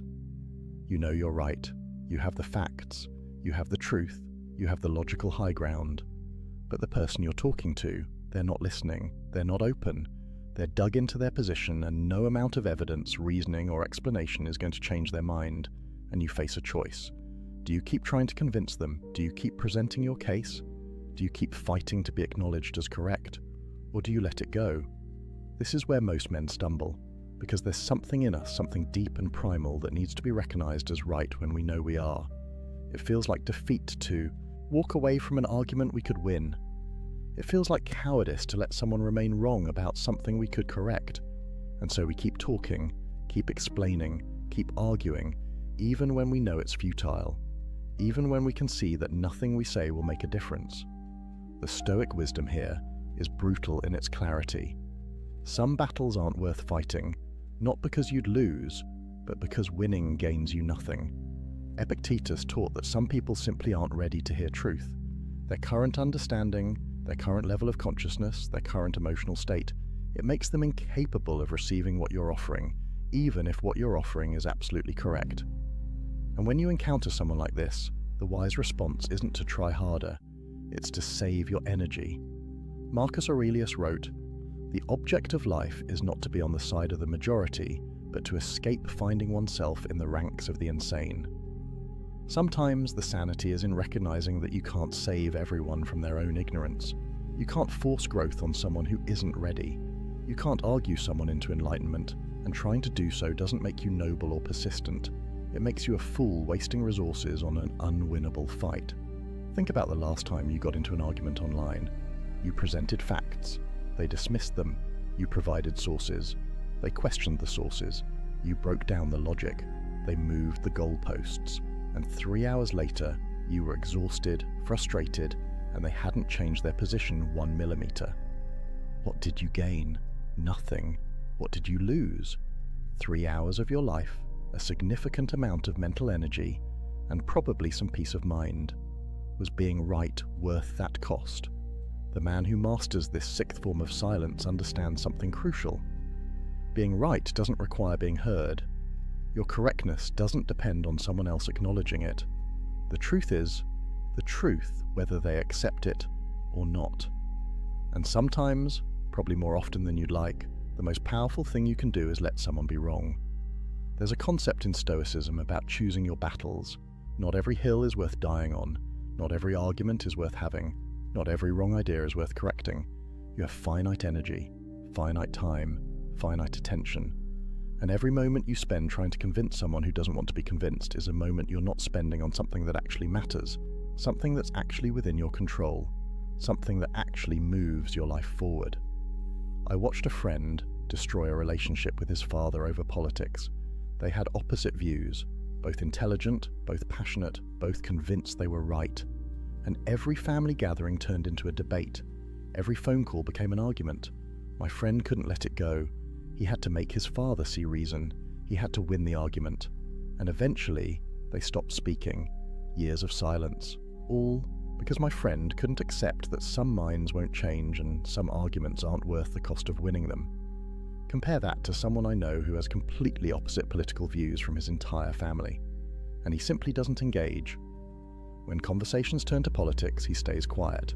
When people ask his opinion, he gives vague answers and changes the subject. When someone tries to bait him into an argument, he smiles and says something like, "I'm sure you're right," and walks away. Is he a coward?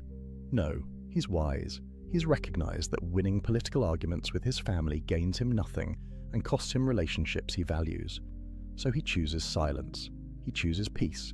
He chooses to let them be wrong about whatever they want to be wrong about because his relationship with them matters more than being acknowledged as correct. That's the mark of maturity. That's the difference between a man governed by ego and a man governed by wisdom. The ego says you must be right and you must be recognized as right.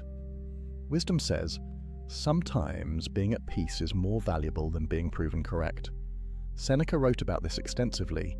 He talked about how the wise man is discerning about where he spends his attention. He doesn't engage with every fool who challenges him. He doesn't correct every error he encounters. He doesn't try to educate everyone who misunderstands. Instead, he focuses on what he can actually influence, what actually matters, what actually aligns with his values and goals. Everything else, he lets it be. This doesn't mean you become passive.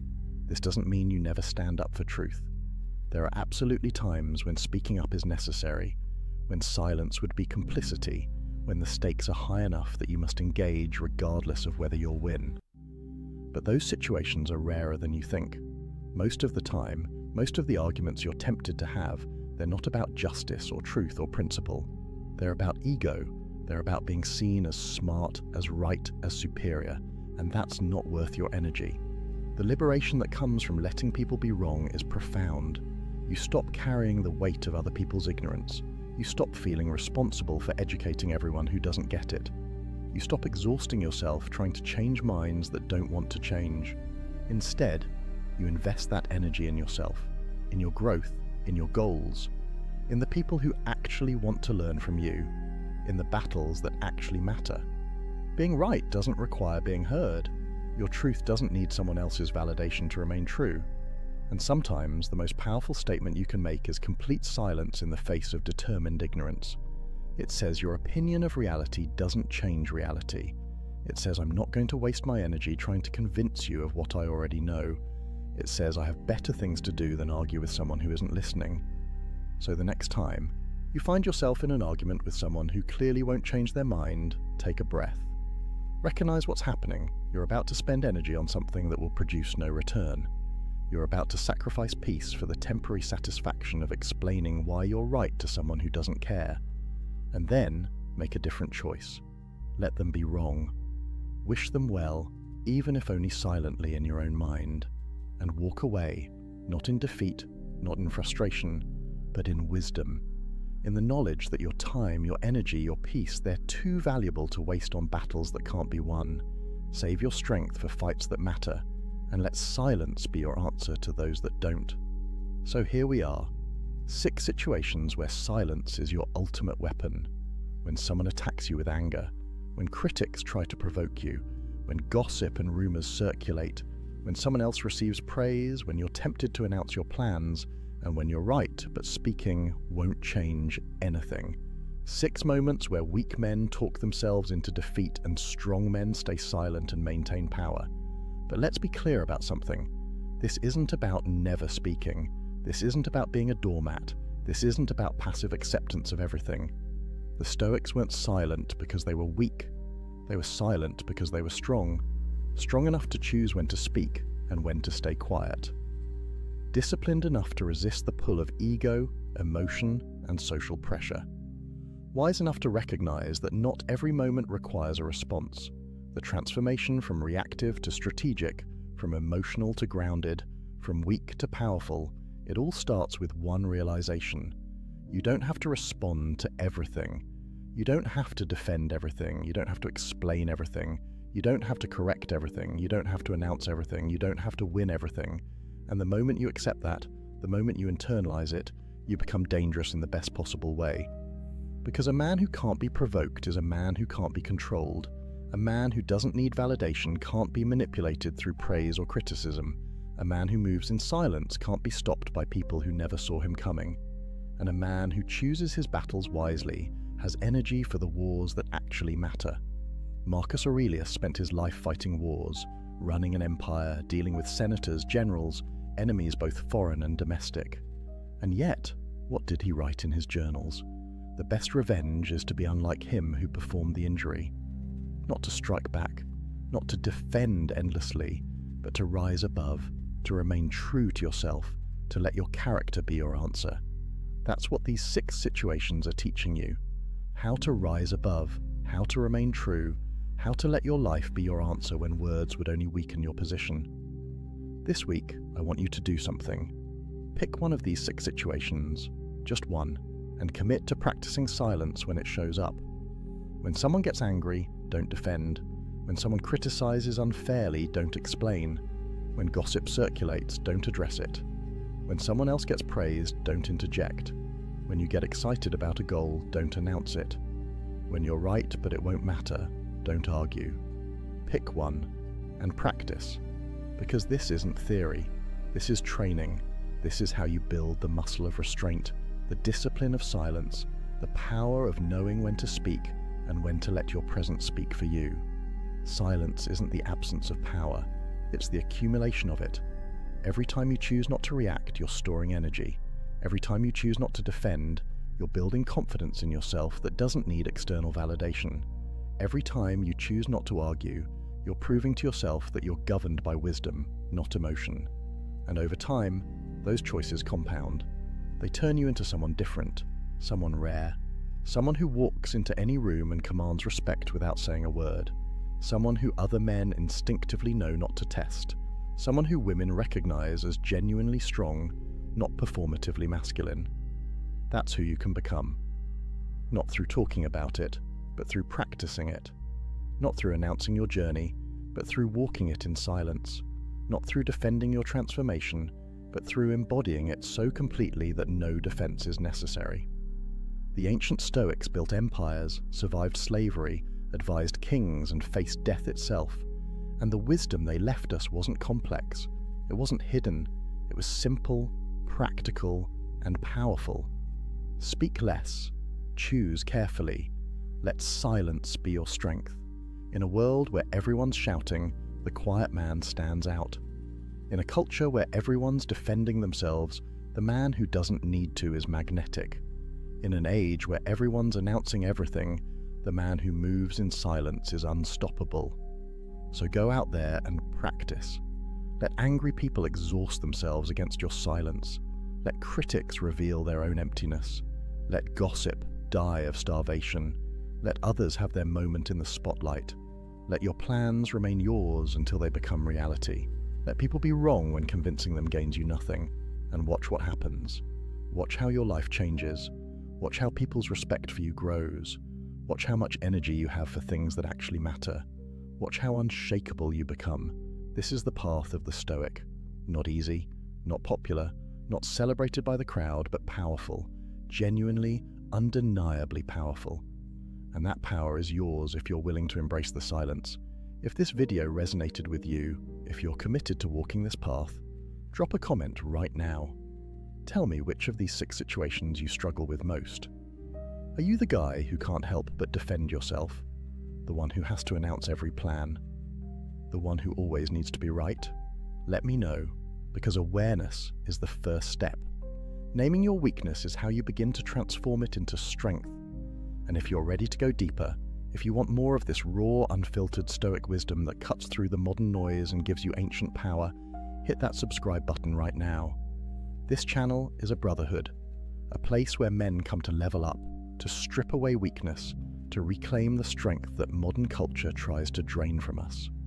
We're building something here, a community of men who understand that real power is quiet, that real strength is disciplined, that real transformation happens in silence, not in social media posts. Remember, brother, a man who talks about doing is just planning. A man who stays silent and does is unstoppable. Be the latter. Master your mouth, master your reactions, master your need for validation, master yourself, and watch as everything else falls into place. The Stoics didn't just talk about wisdom, they lived it. And that's exactly what I'm challenging you to do. Not to watch another video about being better, but to be better. Starting right now, starting with silence, starting with the next time one of these 6 situations shows up in your life. And trust me, it will show up probably today. And when it does, you'll have a choice. React like most men, or respond like a Stoic. Choose wisely, your power depends on it. There's a moment when a woman realizes she'll never forget you. Not because of your looks, your money, or your smooth words, but because of something far more powerful, something that reaches past her defenses and plants itself in her mind like an ancient oak tree, growing stronger with each passing day. Most men will never experience this moment. They'll remain footnotes in her story, blurred faces in old photos, names she struggles to remember. But there exists a rare breed of man who understands something the masses don't. Something Marcus Aurelius knew when he ruled Rome. Something Seneca whispered to his students in the dead of night. These men don't chase. They don't beg. They don't perform. Yet women can't stop thinking about them. Years later, decades later, their presence still echoes. Today, I'm revealing 6 Stoic behaviors that create this permanent psychological imprint. not manipulation, not games, but ancient masculine wisdom that modern men have forgotten. The kind of wisdom that makes you unforgettable, not just to women, but to everyone who crosses your path. And here's the paradox that will reshape how you see attraction forever. The less you try to be remembered, the more unforgettable you become. The less you chase her mind, the more you occupy it. Because these 6 behaviors don't make you interesting, they make you irreplaceable. Let me tell you about 2 men in a coffee shop, both successful, both attractive, both interested in the same woman. The first man's phone buzzed during their conversation. Bad news from work. A client pulling out of a major deal. His face flushed red, his jaw clenched. He apologized, excused himself, and spent 10 minutes outside, pacing, making angry calls, letting everyone see his frustration. The second man faced something similar a week later. Same coffee shop, same woman. His phone lit up with news that his business partner had betrayed him, taking half their clients. But watch what happened next. He glanced at the message, took a deep breath that seemed to pull calmness from the air itself, and simply turned his phone face down. When she asked if everything was okay, he said with genuine calm, "It's something I'll handle. Right now, I'm here with you." 3 years later, she's married to the second man, not because he was richer or more successful, but because in that moment, she saw something rare. A man who could hold the storm inside without letting it spill onto everyone around him. Marcus Aurelius once wrote, while plague ravaged Rome and Germanic tribes attacked his borders, "You have power over your mind, not outside events. Realize this, and you will find strength." This isn't about suppressing emotion like some robot. Seneca himself wrote that we should feel deeply, but choose our response wisely. The difference between a boy and a man isn't the absence of emotional storms. It's the ability to be the calm eye within them. When you master this, something profound happens in her psychology. She stops seeing you as another reactive male driven by every impulse and trigger. She sees you as the rock, the anchor, the safe harbor her nervous system has been searching for since birth. Here's what neuroscience tells us. Emotional contagion is real. When you panic, her mirror neurons make her panic. When you rage, her body floods with stress hormones. But when you remain centered while chaos swirls, her entire being recognizes something primal: safety. Not the fake bravado of a man pretending nothing affects him, but the genuine groundedness of someone who feels the earthquake, but doesn't become it. I know an executive whose business partner didn't just betray him, but seduced his wife. Most men would have exploded, sought revenge, made scenes. But he did something that shocked everyone. He sat alone for 3 days, processing the pain without unleashing it on others. When he finally spoke, his words carried weight, not heat. He handled the divorce and the business dissolution with such dignified composure that his ex-wife later said, "His response to my betrayal made me realize what I'd lost." She thinks about him still, not with guilt, but with a respect that borders on awe, because she witnessed something most never see: a man who could be wounded without becoming weak, hurt without becoming hostile. This is the first unforgettable trait, not the absence of emotional storms, but mastery over them. Now let me tell you about an experiment that will change how you see every interaction. A restaurant, candles flickering, 2 people on a date. The woman is telling a story about her childhood, something vulnerable about her father's absence. The first man she dated would nod while scrolling his phone under the table, offering hollow responses. That's crazy. Wow, really? His body was there, but his presence was scattered across emails, texts, sports scores. The second man did something different. He turned his phone completely off. Not silent. Off. When she spoke, he leaned in slightly, his eyes never wandering to other tables, the TV at the bar, or the waitress walking by. He asked questions that showed he wasn't just hearing, but absorbing. How did that shape how you see trust? Do you still feel that way? Time seemed to slow. The restaurant noise faded. For those 2 hours, she felt like the only person in his universe. Epictetus taught that attention is the highest form of generosity we can offer another human. Think about that. In an age where everyone's mind is fragmented across 15 different screens, pure presence has become the rarest gift. When she's with you and feels your complete attention, not the leftover scraps after you've fed your distractions, her psychology shifts. The female brain, wired for emotional and social connection, recognizes something extraordinary. You're not trying to be somewhere else. You're not performing presence while mentally rehearsing your next meeting. You're actually there, fully, completely. This creates what psychologists call limbic resonance. Two nervous systems syncing, creating a bubble of connection that she'll remember long after you're gone. Because here's what most men don't understand. Women don't remember what you said. They remember how present you were when you said it. Presence beats presence every single time. Watch what happens when you master this. She starts opening up in ways that surprise even her, sharing things she's never told anyone. Not because you're prying or pushing, but because your presence creates a safe container for her truth.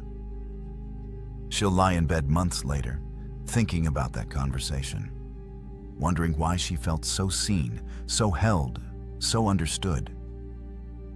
It wasn't magic. It was presence. The kind of undivided attention that's become extinct in modern dating. The gravitational pull that makes her feel like she's the sun in your solar system, if only for that moment. And that moment becomes eternal in her memory. There's a test women use that most men don't even know they're taking. She'll push against your boundaries, question your decisions, challenge your standards, not because she wants you to break, but because she needs to know if you will. The man who bends to every emotional wind, who reshapes himself to avoid conflict, who has no line he won't cross to keep her happy, this man becomes forgettable before the relationship even ends. But let me tell you about Marcus, not the emperor, but a tech founder I know. He was dating a woman who wanted him to fire his female assistant. No real reason, just insecurity. Most men would have caved, choosing peace over principle. Marcus did something different. He looked her in the eye with complete calm and said, "I don't abandon people who've been loyal to me based on someone else's insecurity. That's not who I am." She left him, but here's the twist. 2 years later, she called him crying, saying leaving him was the biggest mistake of her life. Why? Because every man after him folded like paper at her slightest displeasure. Seneca wrote about being like a rock in the ocean. Waves crash against it, storms batter it, but it remains unmoved, not from stubbornness, but from knowing what it is. This is what women actually test for. Not your willingness to fight, but your unwillingness to compromise your core. When you have values that don't shift based on her moods, something profound happens in her psychology. The testing decreases, the respect increases, and most importantly, she feels safe. Not the safety of weakness that says yes to everything, but the safety of strength that can say no with love. The biological truth no one wants to admit is that attraction isn't built on agreement. It's built on polarity. When you become whatever she wants moment to moment, you cease to be a distinct entity. You become an extension of her, and nobody is attracted to themselves. Your values, your unshakable principles, your lines in the sand, these create the masculine frame she can dance within. I watched a man walk away from $10 million because the deal required him to betray a partner who trusted him. His girlfriend watched him make this choice. She saw him choose integrity over wealth, character over comfort. 5 years later, married with children, she still tells that story. Not about the money he lost, but about the man he proved himself to be. That moment of principled decision became the foundation of her permanent respect. This is what modern men miss. They think being understanding means having no standards. They think love means infinite flexibility. But watch what happens when you stand firm in your values while remaining kind in your delivery. She might resist in the moment, but she'll respect you forever. Create your code, not rules for her, but standards for yourself. Lines you won't cross regardless of who's asking or what's offered. This isn't about being rigid or unreasonable. It's about being a man whose word means something, whose principles aren't negotiable, whose character doesn't fluctuate with circumstances. When she knows who you are at your core, when she can predict your response to moral challenges, when she sees you choose difficulty over dishonor, you become unforgettable. Because in a world of shapeshifters and people-pleasers, the man who knows himself and stands by it becomes a landmark in her life, a reference point she'll measure every other man against. Here's the moment that changes everything. She's telling you about her father's death, or her struggle with anxiety, or the promotion she didn't get. Tears well in her eyes. Most men do one of two things. They either shut down, becoming stone-faced statues of discomfort, or they scramble to fix, offering solutions to problems that don't need solving. But the unforgettable man does something different. He lets her see that her pain affects him, not in a weak, codependent way where he falls apart, but in a human way that says, "Your hurt matters to me." His eyes might soften, his voice might catch slightly when he responds. He shares his own moment of loss, not to compete, but to connect. Marcus Aurelius, the philosopher-emperor who could have claimed divine status, wrote openly about weeping when his mentor died. "I gave way to tears," he wrote, "for he was a man worthy of them." The strongest man in the world admitted to crying. Yet somehow modern men think feeling makes them weak. But here's the psychological truth that changes everything. When she sees your humanity, not your performance of invulnerability, bonding hormones flood her brain. Oxytocin, vasopressin, the same chemicals that bond mothers to children and create lifetime partnerships.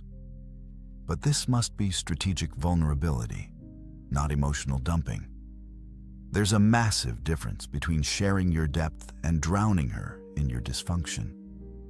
The man who tells her about his father's harsh criticism and how it shaped his drive, that's depth. The man who complains about his boss every night for 2 hours, that's drainage.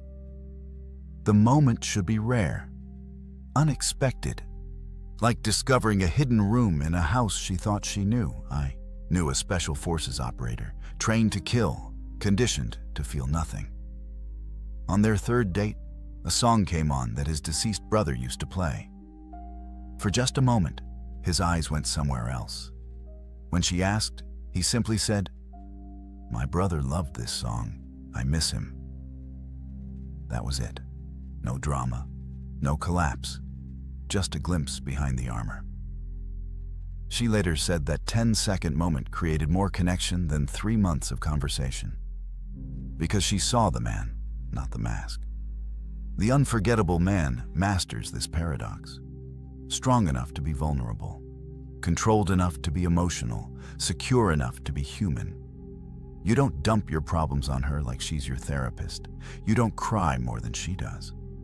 But in specific moments, you let her see that you feel deeply, that loss has touched you, that beauty moves you, that her joy genuinely lifts your spirit. This selective vulnerability becomes a key that unlocks a door in her heart that logic could never open. She stops seeing you as another emotionally constipated male or an emotional wreck. She sees you as whole, complete, a man who has integrated his shadows instead of hiding or being consumed by them. Watch what happens to a man without a mission. He makes her his mission. Every text becomes urgent. Every moment apart feels like abandonment. He orbits her like a lost satellite, and she feels the weight of being his only source of meaning. This man becomes forgettable the moment she realizes she's dating a boy, looking for a mother, not a man looking for a partner. But the man with purpose moves differently through the world. He loves deeply but doesn't need desperately. He wants her but doesn't require her for his existence to make sense. Epictetus said it best. First, say to yourself what you would be, then do what you have to do. This is the magnetic pull of direction. Women are biologically wired to recognize this. Throughout history, they've attached themselves to men moving towards something greater than comfort. The hunter tracking prey, the warrior defending the tribe, the builder creating shelter. The modern equivalent isn't about hunting mammoths. It's about having something you're building that exists independent of any relationship. Your mission becomes your North Star, and she becomes someone who might join your journey, not the journey itself. I watched an entrepreneur choose to delay expanding his business to care for his ailing mother. His girlfriend watched him sacrifice immediate profit for principle. But here's the key. He didn't abandon his mission. He adjusted its timeline for values-based reasons. She saw a man who could balance ambition with humanity, drive with duty. 3 years later, she still talks about that decision. Not because he chose family, but because he had something worth choosing between. Your mission doesn't have to be grand. You don't need to be Elon Musk trying to colonize Mars. But you need something you're moving toward that would exist, whether she's there or not. A business you're building, a skill you're mastering, a cause you're serving, a legacy you're creating. When she sees you have direction independent of her presence, her role clarifies. She's not responsible for your happiness. She's not the source of your purpose. She's someone who might enhance your journey and you hers. This creates the kind of healthy polarity that keeps attraction alive for decades. She can be feminine because you're handling the masculine burden of direction. She can flow because you're providing structure. She can trust your leadership because you're actually going somewhere worth following. Build your personal philosophy. Not what sounds good, but what you actually believe, what you stand for, what you're creating, what legacy you want to leave. When she asks about your dreams, and you speak with the fire of genuine purpose, not rehearsed ambitions, but real direction, she feels something ancient stir. The recognition of a man worth following, worth supporting, worth remembering long after paths diverge. The waiter brings the wrong order. She watches, not the waiter, but you. Your response in this 10-second window reveals more about your character than 10 hours of conversation. The forgettable man either explodes with entitled anger or dismisses the waiter like furniture. The unforgettable man does something unexpected. He treats the mistake with grace, maybe even humor, speaking to the waiter like an equal, not a servant. This isn't weakness. This is strength so secure it doesn't need to dominate those it could. Seneca wrote, "Every new thing excites the mind. but a mind in its right state should be ready for anything. The man who's kind to those who can do nothing for him shows a nobility that money can't buy. Modern men get this backwards. They think kindness is weakness, that being good is being soft. But watch what happens when you combine strength with kindness. When you can defend her from danger and help an elderly woman with groceries in the same afternoon. When you can negotiate million-dollar deals and remember your doorman's daughter's name. When you can be fierce when needed and gentle when possible. This is the final piece of the unforgettable puzzle. Not kindness from weakness that's really just people-pleasing, but kindness from strength that chooses to lift rather than crush. She sees you hold the door for strangers. Tip generously even when service wasn't perfect. Speak respectfully about your ex even though she hurt you. These moments accumulate in her mind, building a picture of your true character. The most powerful moment I ever witnessed was a CEO who discovered his employee had been stealing from the company. Instead of prosecution, he sat with the man, learned about his son's medical bills, and worked out a repayment plan while helping him find better insurance. His wife watched this unfold. She saw power used to heal rather than harm.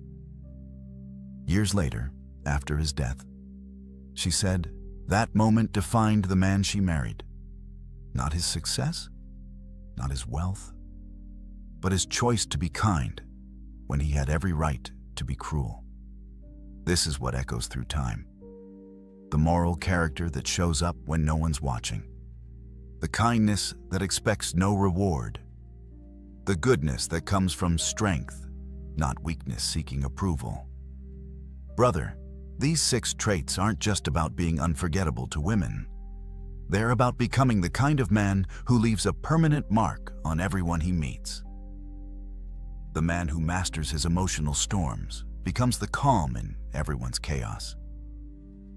The man who gives his full presence makes every person feel like they matter. The man with unshakable values becomes a landmark in a world of shifting sands. The man who balances strength with vulnerability shows others what wholeness looks like. The man with a mission inspires others to find their own. The man who combines power with kindness demonstrates true nobility. This isn't about perfection. It's about direction, about becoming more of who you're meant to be and less of what others expect you to be. Start with one trait. Master your emotional responses this week. Or give someone your complete presence, or define one unshakable value. The transformation doesn't happen overnight, but each step moves you closer to becoming unforgettable, not just to her, but to yourself. Because in the end, the man you become while pursuing these traits matters more than who remembers you. Subscribe now and join a brotherhood of men who refuse to be forgotten. Who choose depth over surface, character over comfort, legacy over likes. The world has enough forgettable men. It's time to be remembered. Your move, brother. There's a man sitting alone in his apartment right now. The city hums outside his window. His phone buzzes with notifications, dating app matches, messages from people wanting his attention, his time, his energy. He looks at the screen, then sets it face down on the table. He pours himself a drink, opens a book, and settles into the silence. And in that moment, he possesses something most men are desperately searching for, but will never find. Freedom. Real freedom. The kind that can't be given or taken away. The kind that lives inside you, independent of anyone else's approval, desire, or presence. Society will tell you this man is broken, that he's missing out. That true fulfillment only comes when you find someone to complete you. But what if I told you that the ancient Stoics, men who built empires and weathered exile, who faced death with calm eyes and lived through chaos with unshaken minds, understood a truth that modern culture has forgotten. What if the greatest power a man can possess isn't the ability to attract someone, but the ability to be whole without anyone at all? This isn't about bitterness. This isn't about fear or avoidance. This is about sovereignty, about building an inner fortress so strong that you don't need external validation to feel alive. Marcus Aurelius ruled the Roman Empire, commanded armies, held the fate of millions in his hands. Yet he wrote in his private journal that the most peaceful place a man can retreat to isn't a mansion in the countryside or a vacation by the sea. It's his own mind, his own soul, the space within that no one else can touch. The Stoics called this autarkia, self-sufficiency, the ultimate virtue. And they understood that until a man learns to be complete in his solitude, he'll spend his entire life as a beggar seeking scraps of worth from others. So, let me ask you something. When was the last time you sat in silence with yourself and felt at peace? When was the last time you made a decision purely for you, without considering what someone else might think? When was the last time you felt truly free? Because what I'm about to share with you isn't just philosophy, it's liberation. And once you see it, you can't unsee it. The world has sold you a script. From the time you were a boy, you've been handed a blueprint for what success looks like. Get the girl, build the relationship, settle down, find your other half. The narrative is everywhere, in movies, in songs, in the casual conversations where people ask with pitying eyes, "Why are you still single?" As if being alone is a disease that needs curing, as if you're incomplete until someone else validates your existence. And here's the trap. Most men spend their entire lives chasing this script without ever questioning whether it's true. They measure their worth by their relationship status. They gauge their masculinity by how attractive their partner is, by how quickly they can lock someone down, by whether they can prove to the world that they're wanted. But the Stoics saw through this illusion 2,000 years ago. Epictetus, who spent years as a slave before becoming one of history's greatest philosophers, taught that true freedom has nothing to do with external circumstances. A man can be chained in a prison cell and be free. A man can live in a palace and be enslaved. The difference isn't what surrounds you, it's what lives within you. He wrote that when you attach your happiness to anything outside your control, you become a slave to that thing. The weather, your reputation, other people's opinions, and yes, whether or not you're in a relationship. Think about that for a moment. Every time you check your dating app, hoping for a match, you're giving away your power. Every time you change who you are to be more appealing to someone else, you're surrendering your sovereignty. Every time you measure your day by whether she texted back, you're living as a prisoner. And the cruelest part is that society applauds this slavery. It calls it love. It calls it devotion. It calls it being a good partner. But here's what nobody tells you. 63% of men between 18 and 29 are single right now. That's not a statistic from ancient Rome. That's from 2025. And it's rising. Meanwhile, only 34% of women in that same age group are single. What does that tell you? It tells you that the dating landscape has fundamentally shifted. It tells you that the old rules don't work anymore. And it tells you something even more important. You're not alone in feeling like the game is rigged.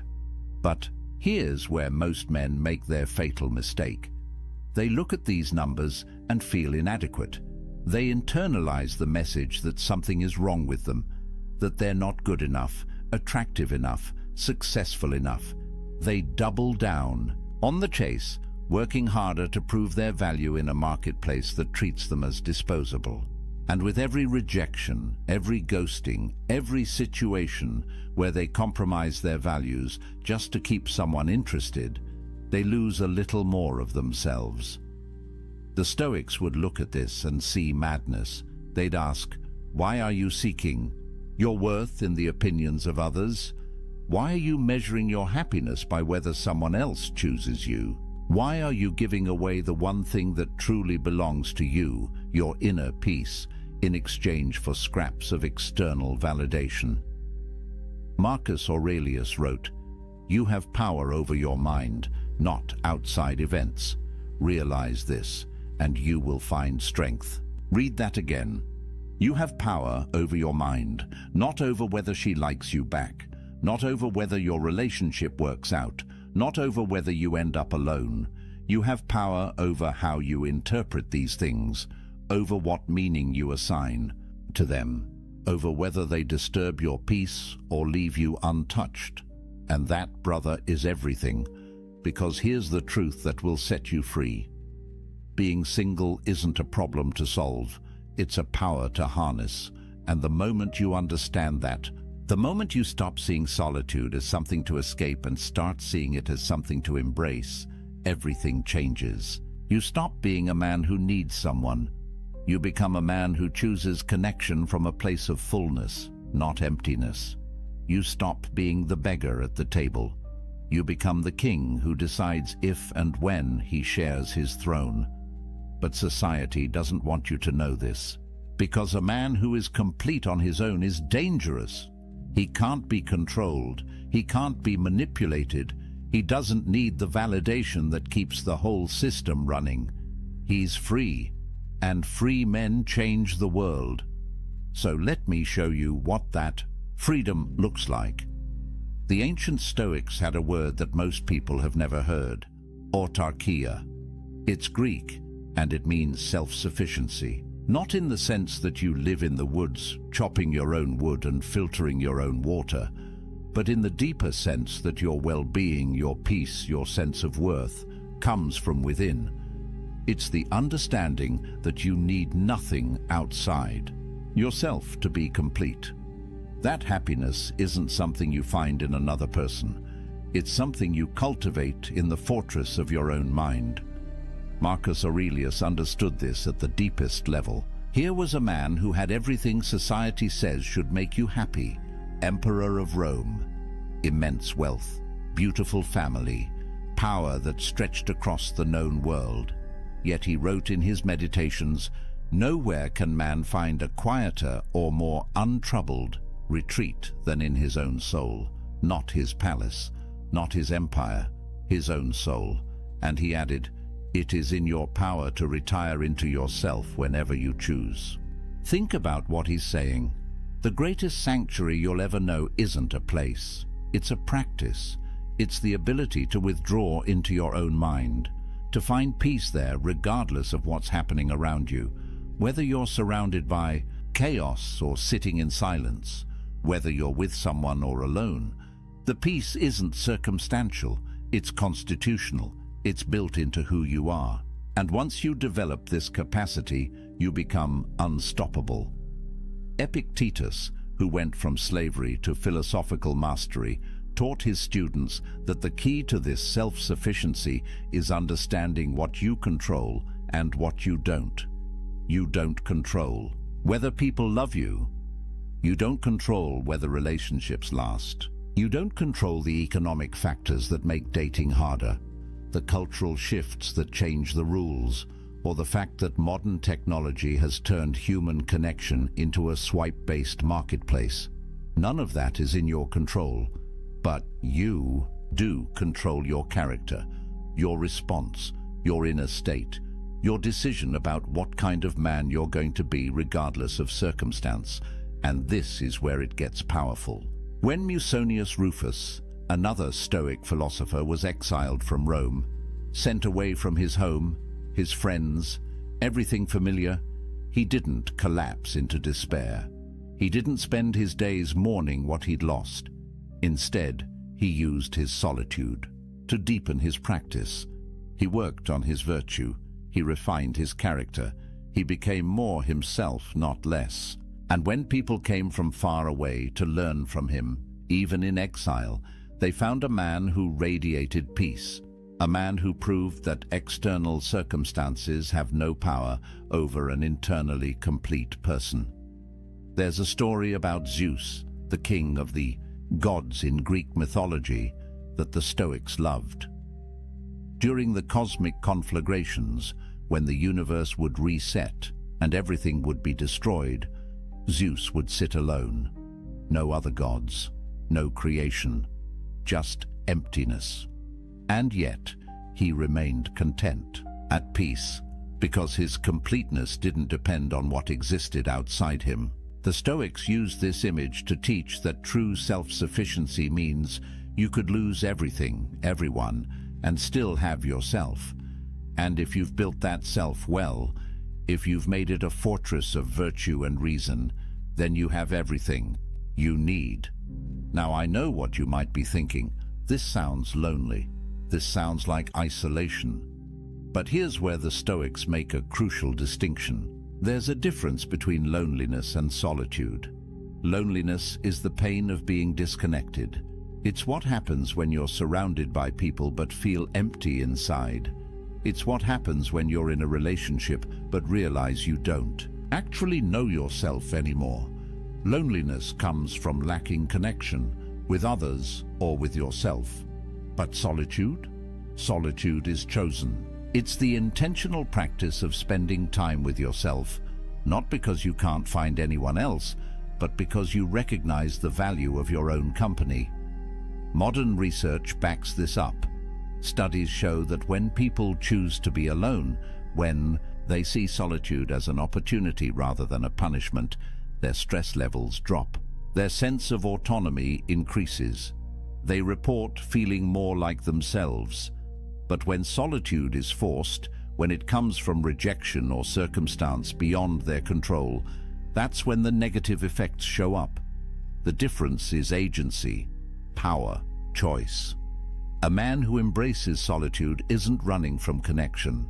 He's building the foundation that makes genuine connection possible. Because you can't share yourself with someone else if you don't know who you are. You can't build intimacy if you're empty inside. The strongest relationships don't happen between two incomplete people desperately trying to fill each other's voids.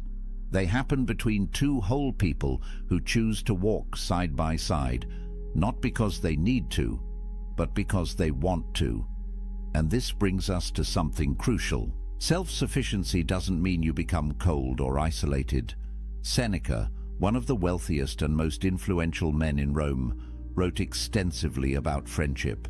He said that a wise man doesn't need friends, but he still desires them, not because they complete him, not because he can't survive without them, but because friendship, real friendship built on virtue and mutual respect, enhances life.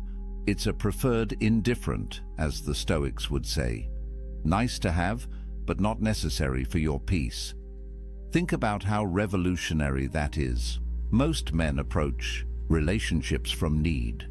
They need validation, they need sex, they need emotional support, they need someone to make them feel valuable.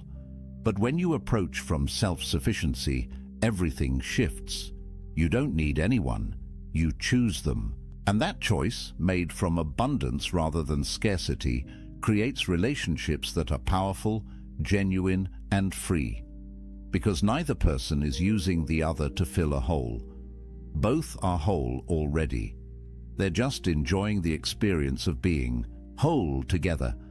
But getting to this point requires practice.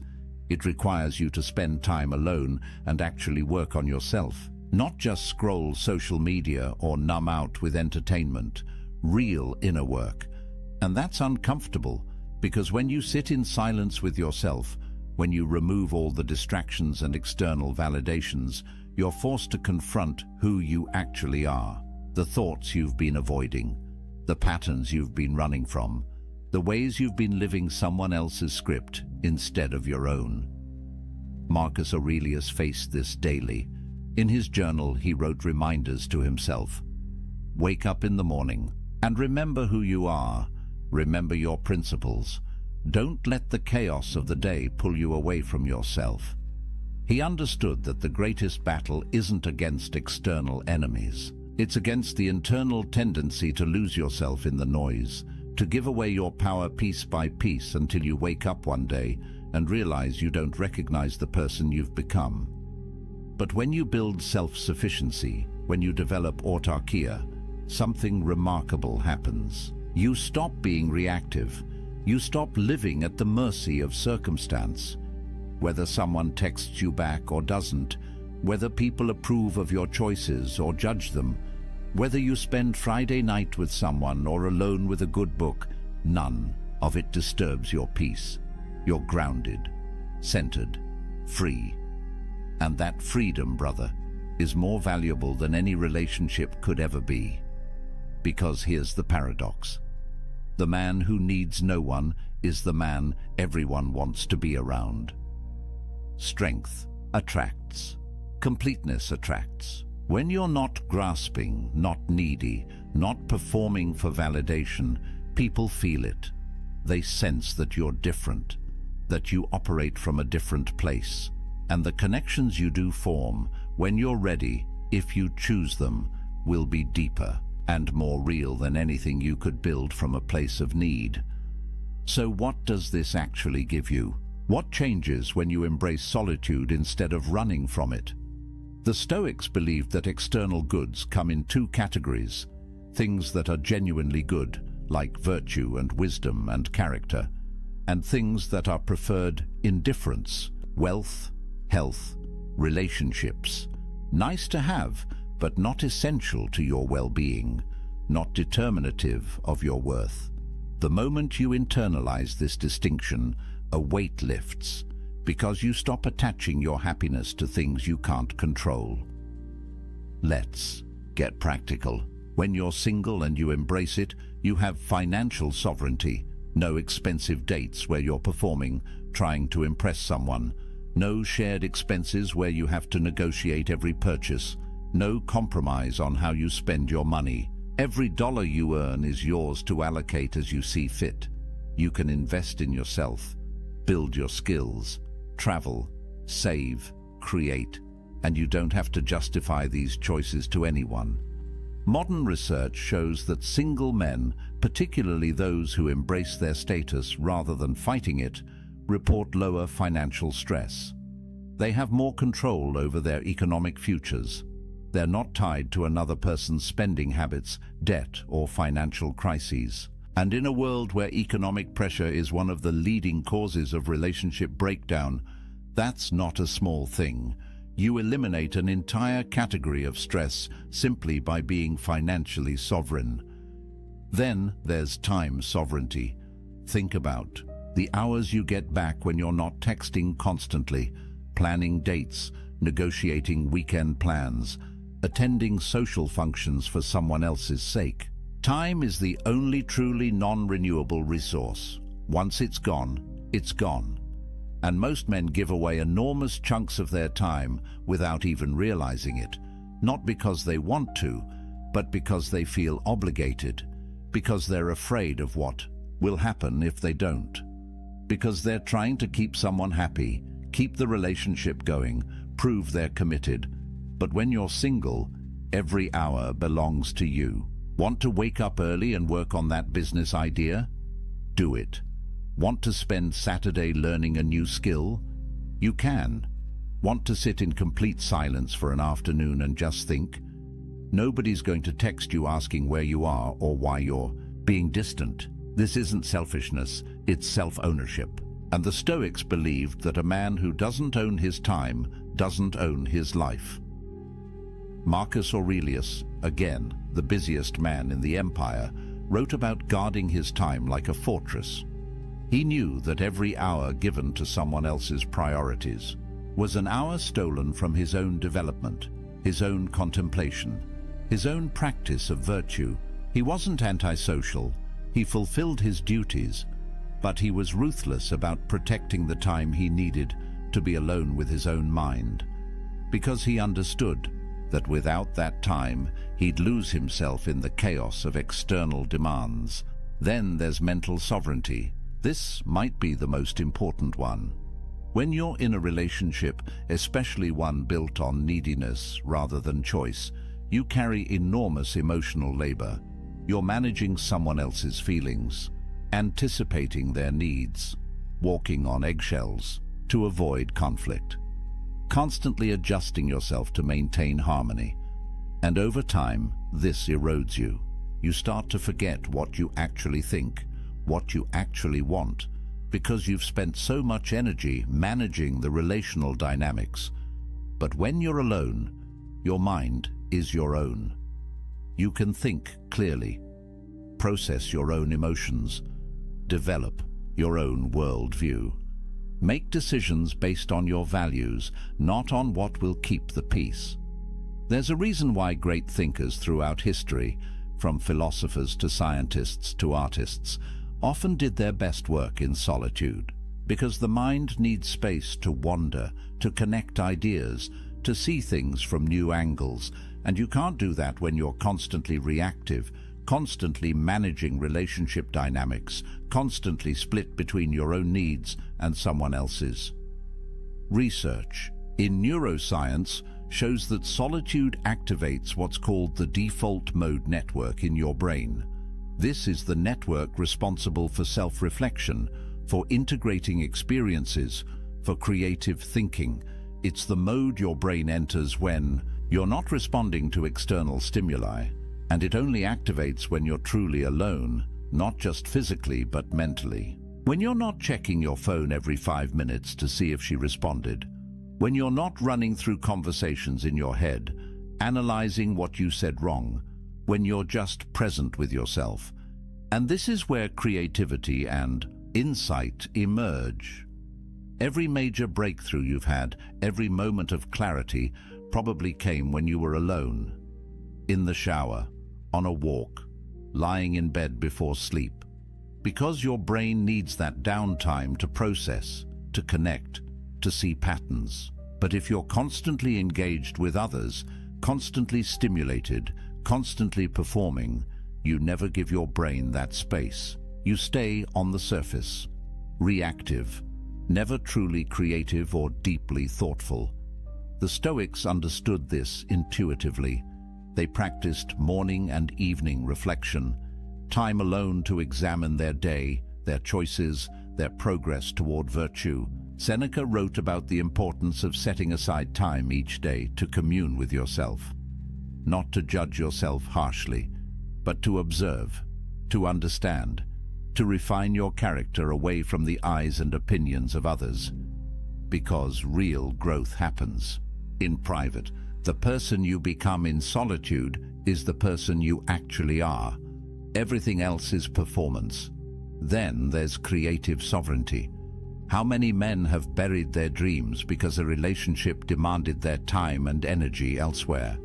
How many businesses never started, books never written, skills never mastered, because there was always someone else's needs taking priority? This isn't about blaming relationships. It's about recognizing that everything has a cost, and the cost of relationship, especially one you're not fully choosing, is often paid in abandoned potential. When you're alone, you can be selfish with your ambition. You can pour yourself into your craft, your mission, your vision for who you want to become. No negotiations, no guilt, no compromise. Just pure focused energy on building the life you actually want. And here's what's interesting. The men who do this, who use their solitude to build something significant, often find that relationships come naturally later, not because they went looking, but because they became someone worth finding, someone who radiates purpose and completeness, and that energy attracts. But there's something even deeper here, something the Stoics saw clearly. When you build your life on your own terms, when you develop skills and pursue excellence and create value, you build self-respect, real self-respect. Not the fake confidence you try to project to impress people, but the genuine, unshakable knowledge that you're living with integrity, that you're becoming who you're meant to be, that you're not wasting your life trying to meet someone else's expectations. And self-respect, true self-respect, is the foundation of everything else. You can't love yourself if you don't respect yourself, and you can't respect yourself if you're living a life of compromise and neediness. Epictetus taught his students that the only thing truly yours is your character. Everything else can be taken away. Your possessions, your relationships, your reputation, your health. But your character, the quality of your inner life, belongs only to you. And it's built in solitude, in the choices you make when nobody's watching, in the discipline you maintain when there's no external reward, in the integrity you hold when it would be easier to compromise. This is why the Stoics saw self-sufficiency as the ultimate virtue, not because they were antisocial, but because they understood that a man who can't be happy alone will never be truly happy with anyone else. He'll always be grasping, always be insecure, always be dependent on external validation to feel okay. And that's not freedom. That's slavery with extra steps. So when you hear that 63% of young men are single, don't see it as a crisis.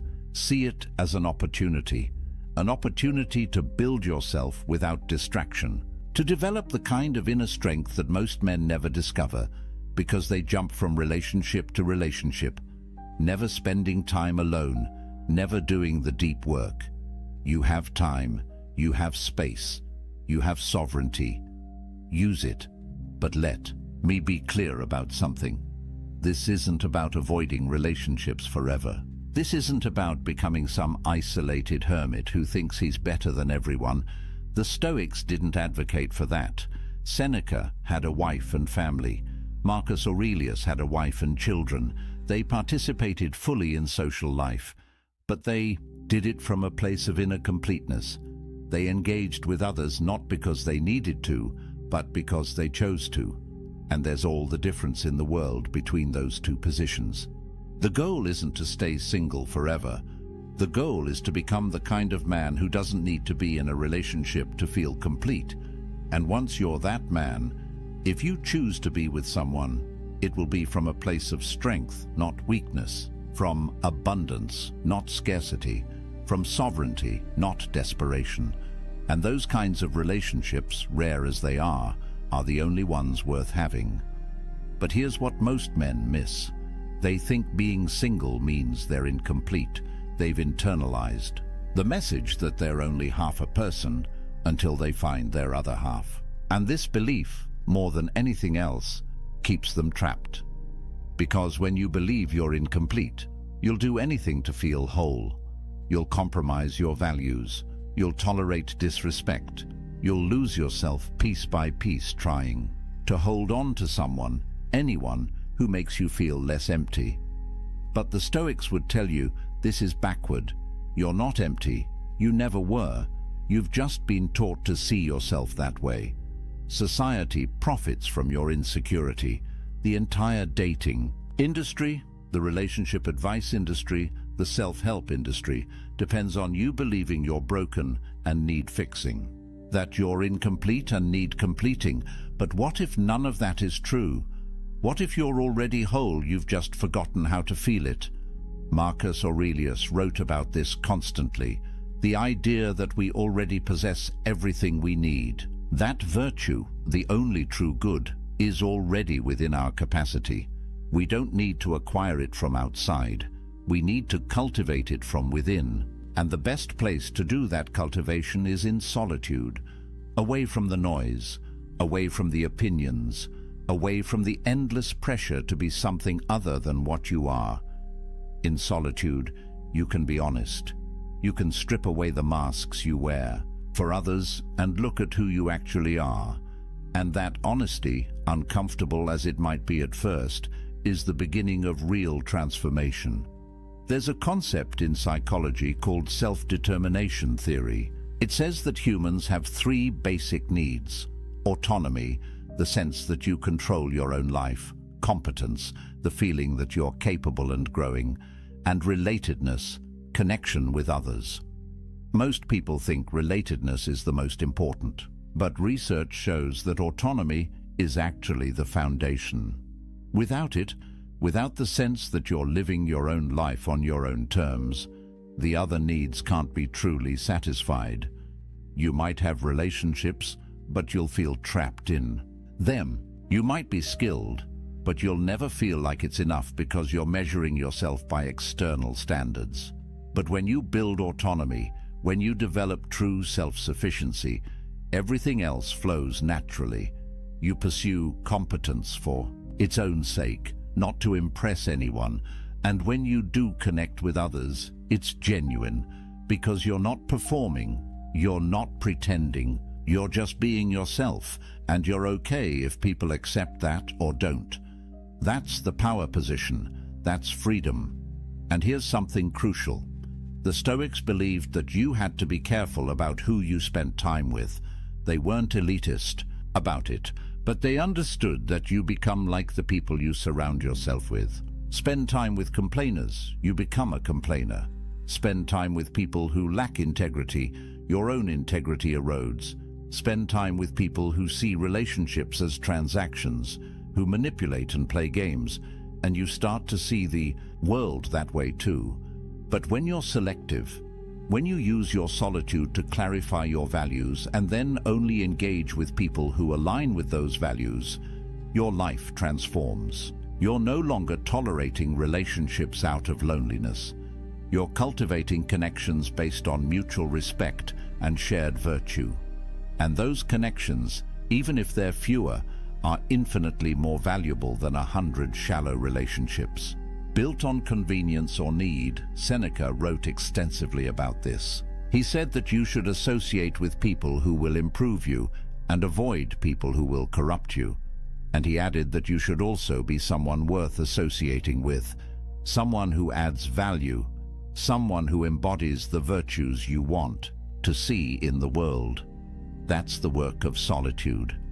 Becoming that person, not for anyone else, for yourself, because you want to look in the mirror and respect who you see.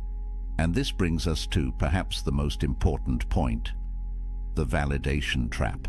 Traditional masculinity, at least the toxic version of it, measures a man's worth by his romantic and sexual success. Can he get girls? Is he a player? Is his girlfriend hot? These are the metrics by which many men, consciously or unconsciously, judge themselves and each other. And it's poison, because it makes your self-worth dependent on factors largely outside your control. Physical attractiveness, which is mostly genetic, social status, which is often circumstantial, the approval of others, which is fickle and unpredictable. But the Stoics would say this is insane. Why would you tie your sense of value to things you can't control? Why would you give others that much power over your inner state? Epictetus taught that the only thing you truly control is your will, your capacity to choose your response, your commitment to virtue. That's it. Everything else is fortune, and fortune is unreliable. So when you measure yourself by relationship status, you're basically saying that your worth depends on luck, on being born with certain features, on meeting the right person at the right time, on 1,000 variables you have no control over. And that's a recipe for lifelong insecurity, because even if you do get into a relationship, you'll never feel secure. You'll always wonder if you're good enough. You'll always fear losing what you've tied your identity to.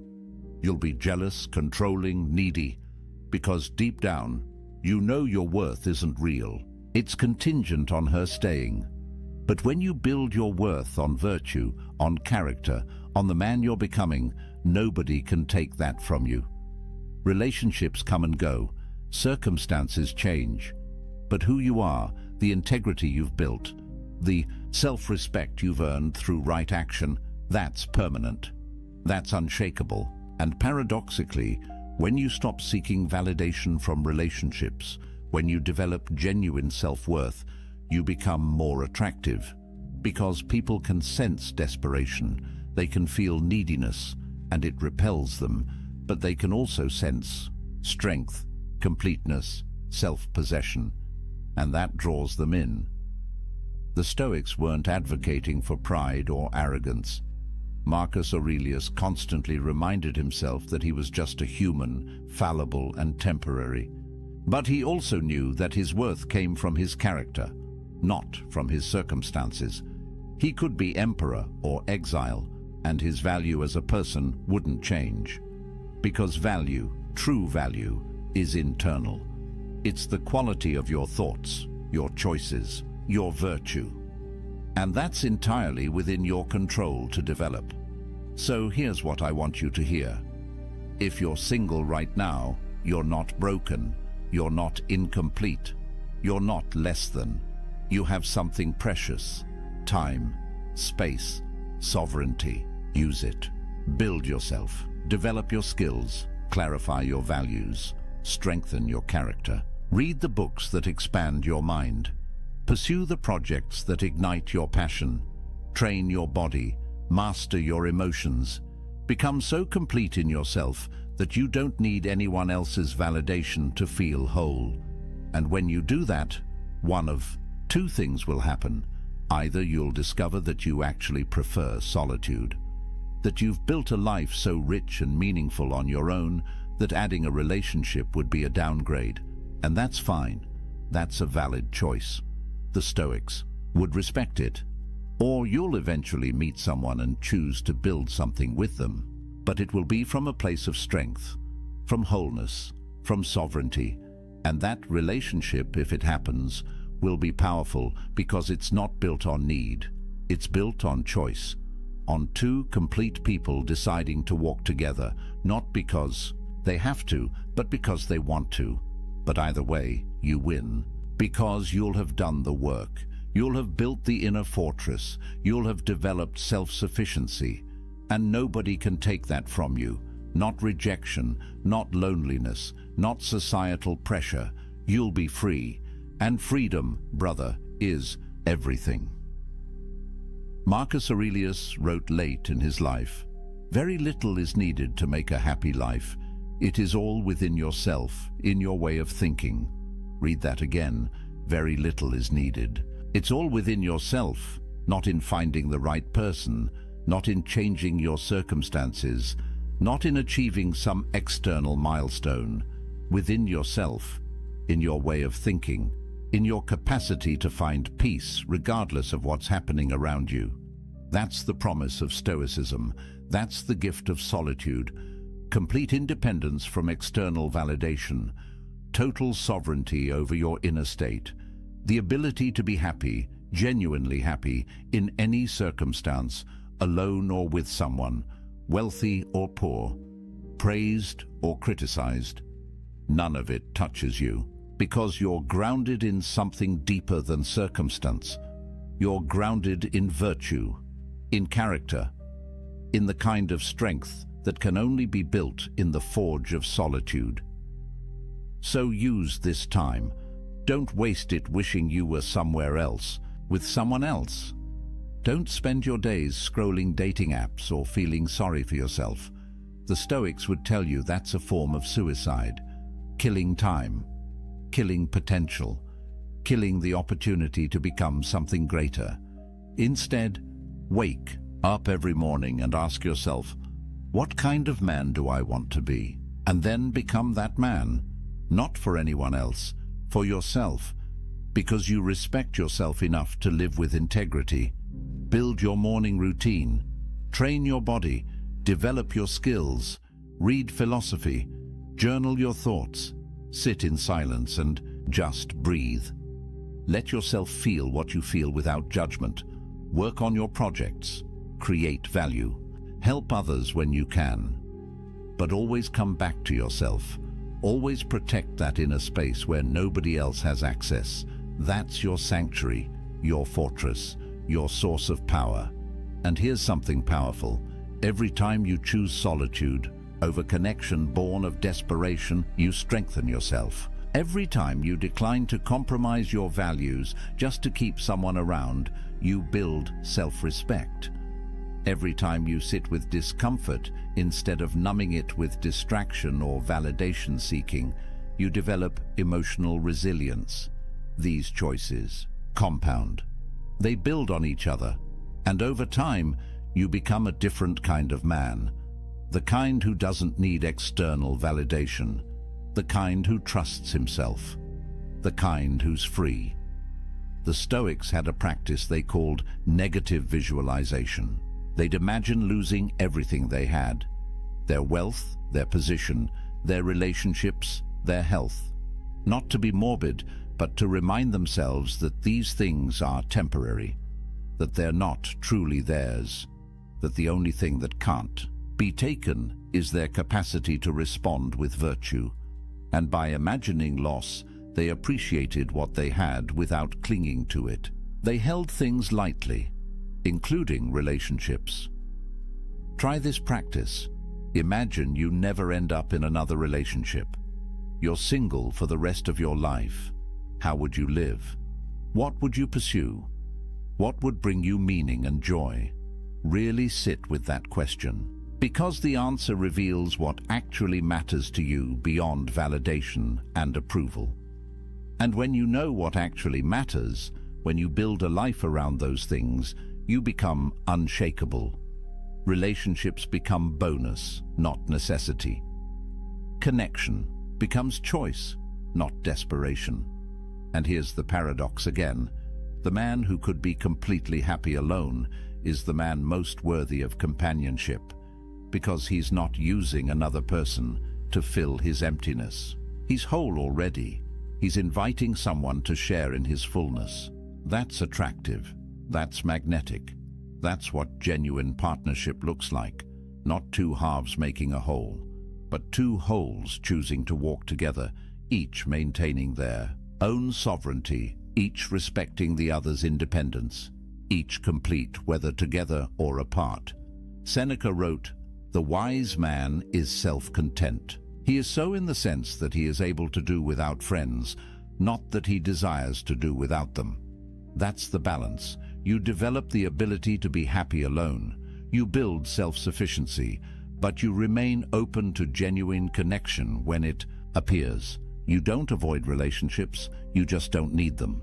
And that makes all the difference. So where does this leave you? Right here, right now, with a choice. You can keep buying into the narrative that you're incomplete without someone, that your value depends on relationship status, that being single is something to escape as quickly as possible. And if you choose that path, you'll spend your life chasing, compromising, losing yourself piece by piece in the pursuit of external validation. Or you can embrace what the Stoics knew 2,000 years ago. That true power comes from within, that self-sufficiency is the highest virtue, that a man complete in solitude is free in every circumstance. And if you choose that path, if you do the work, you'll build something that nobody can take from you, an inner fortress, a sovereignty that transcends circumstance, a peace that doesn't depend on anyone else's approval or presence. Marcus Aurelius ruled an empire. He had wealth, power, family, everything society says should make you happy. Yet he spent his evenings writing in his journal, reminding himself of what actually mattered: virtue, character, inner peace. He knew that everything else was temporary, that the only lasting value was the kind of person he was becoming, and he did that work in solitude, away from the crowds, away from the demands, in the quiet space of his own mind. You don't need an empire to do this. You don't need perfect circumstances. You just need to make the choice, to use your solitude as a gift, not a curse, to see being single not as a deficit, but as an opportunity, to build yourself so completely that you don't need validation from anyone. And when you do that, you become dangerous, not to others, but to the systems that profit from your insecurity. You become a man who can't be controlled, can't be manipulated, can't be sold something he doesn't need. You become free. And freedom is what the Stoics were teaching all along. Not freedom from circumstances, those will always change, but freedom within circumstances. the ability to maintain your peace, your integrity, your sense of self, regardless of what's happening around you, alone or with someone, successful or struggling, praised or criticized. None of it touches your core, because you've built something unshakable inside. And that, brother, is power. Real power. The kind that transforms not just your life, but the lives of everyone you touch. Because strength is contagious. Completeness inspires. Freedom spreads. So let me leave you with this. A man who needs no one is free to choose everyone. A man who needs someone is slave to his need. Which man do you want to be? The choice is yours. It's always been yours. And it starts right now, in this moment, with this decision, to stop seeking yourself in others and start building yourself in solitude, to stop measuring your worth by external validation and start grounding it in internal virtue, to stop running from being alone and start embracing it as the ultimate gift, the space where you become who you're meant to be. The Stoics are waiting for you, Marcus Aurelius, Epictetus, Seneca. They walked this path. They proved it works. They left you a blueprint. All you have to do is follow it. Build your inner fortress. Cultivate self-sufficiency. Embrace solitude not as a punishment, but as a privilege. And watch what happens. Watch how your life transforms when you stop living for others and start living for yourself. Not in a selfish way, but in the way that honors your potential, your values, your unique path. That's what the Stoics called living according to nature, being fully yourself, and there's nothing more powerful than that. So if you found value in this, if these ideas resonate with something deep inside you, if you feel that pull toward building a different kind of life, do me a favor. Hit that like button. It tells me this message matters. It helps this reach other men who need to hear it. Subscribe to the channel because we're building something here. A community of men who refuse to live by society's script, who are doing the work, who understand that real strength comes from within.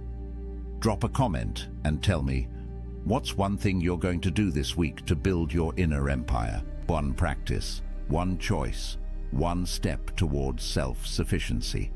And remember, this isn't the end, it's the beginning. Every journey toward freedom starts with a single step, a single decision. The decision to stop seeking worth in external validation and start building it through internal virtue.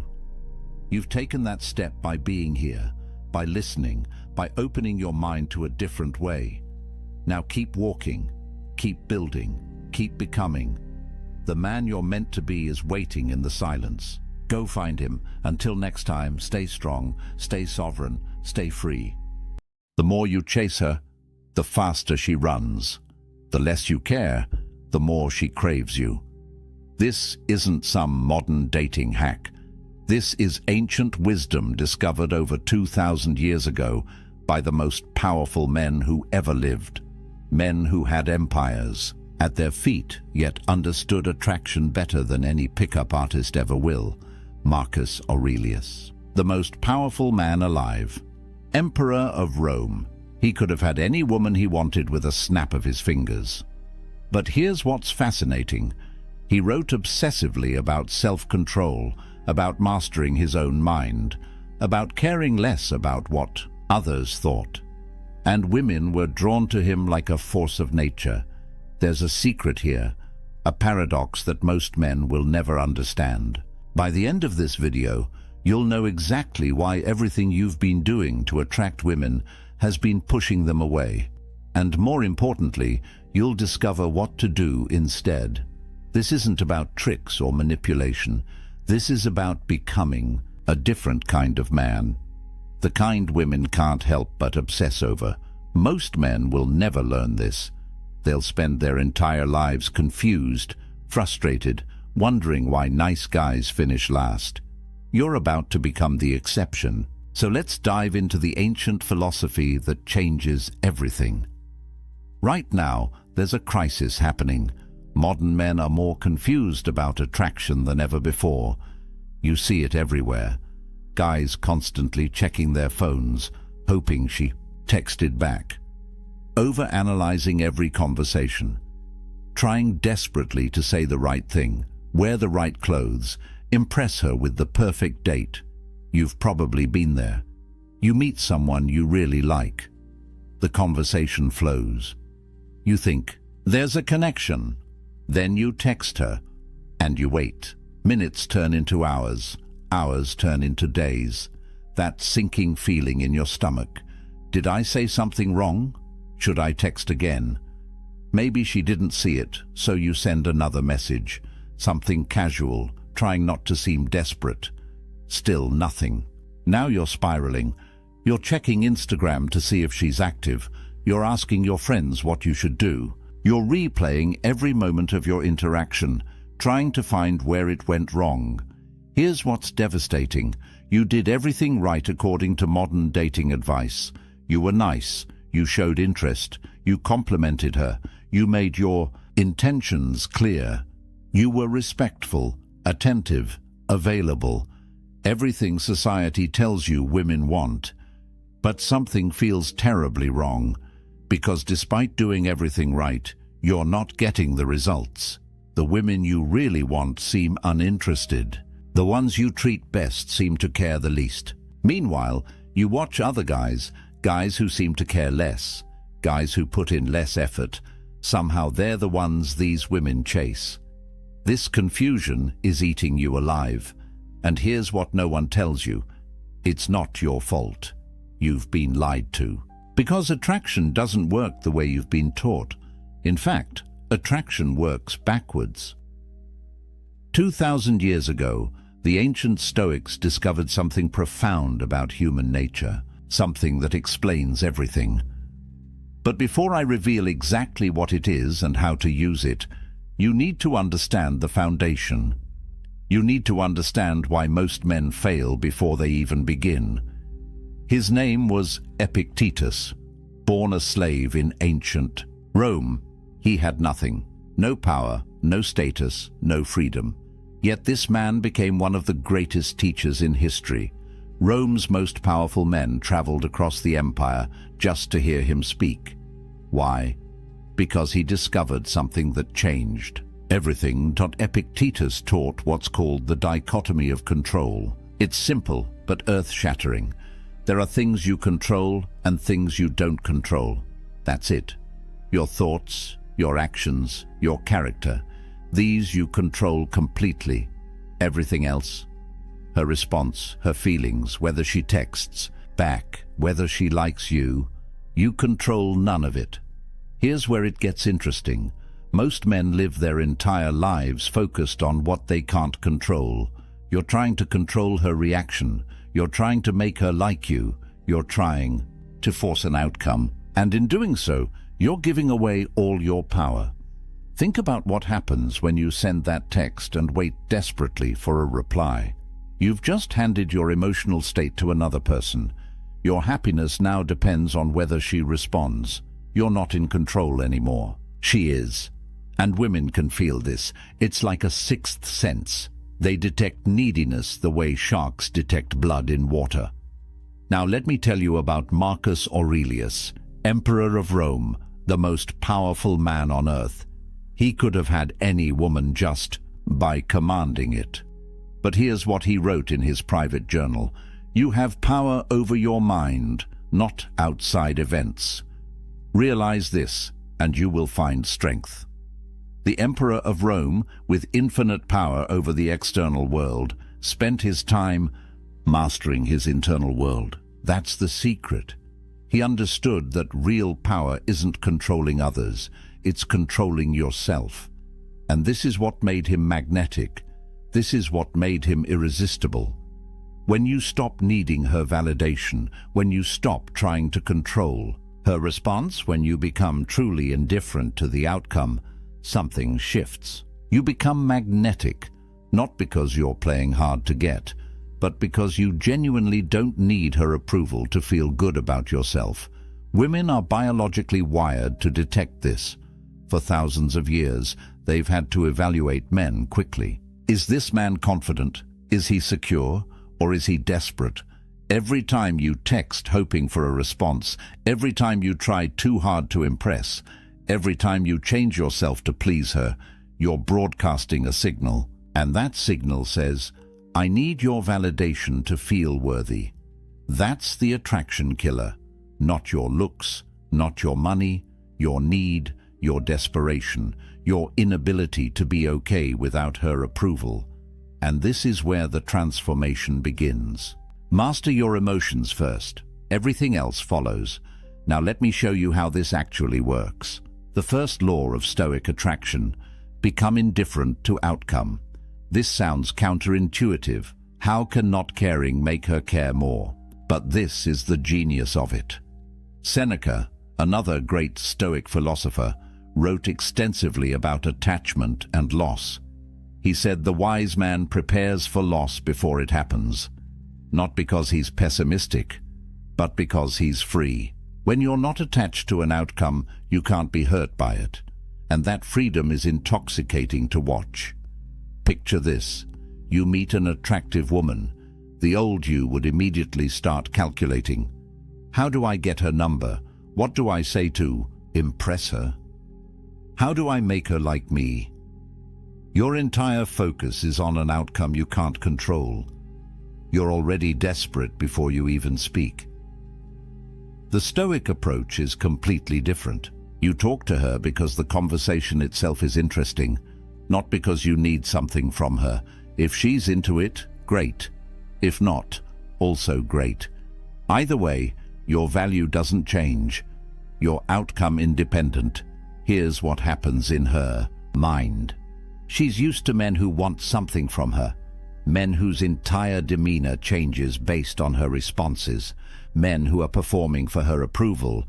Then she meets you, and you're different. You're present, engaged, interesting. But you're not auditioning. You're not trying to win her over. You're just being. This creates a question in her mind. Why isn't he trying to impress me?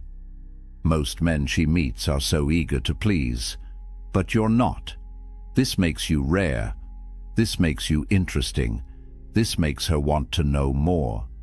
The mistake most men make is investing too early. You have one good conversation and you're already planning the wedding. You create an imaginary relationship in your head. Then when reality doesn't match your fantasy, you're devastated. You feel rejected, hurt, angry. The Stoic fix is simple. Treat every interaction as complete in itself. That conversation was good. Because the conversation was good. Not because of where it might lead. Not because of what you might get from it. The interaction had value in itself. When you adopt this mindset, the power dynamic shifts completely. She goes from being your goal to being your guest. You're not trying to win her. You're evaluating whether she adds value to your already complete life. You're the prize being pursued, not the pursuer hoping to be chosen. And women feel this shift. It's magnetic. Seneca said, "He who is brave is free. Brave enough to not need her. Free from the outcome." And that freedom is what makes you irresistible. But here's where most men still get it wrong. Even when they understand not being needy, they're still making a critical error. They make the woman their purpose. Everything revolves around getting her, keeping her, pleasing her. This is still weakness in disguise.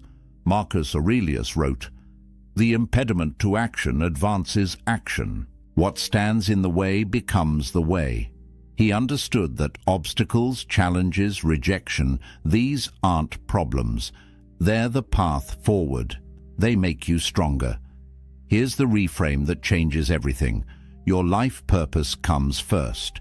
Your mission, your goals, your growth, your excellence. She's not the goal. She's a complement to an already extraordinary life. Not the missing piece that makes you whole. You're already whole. Think about the men that women can't resist.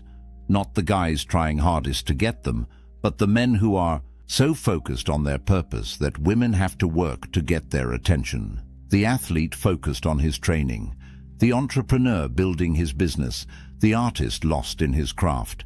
These men aren't ignoring women to play games.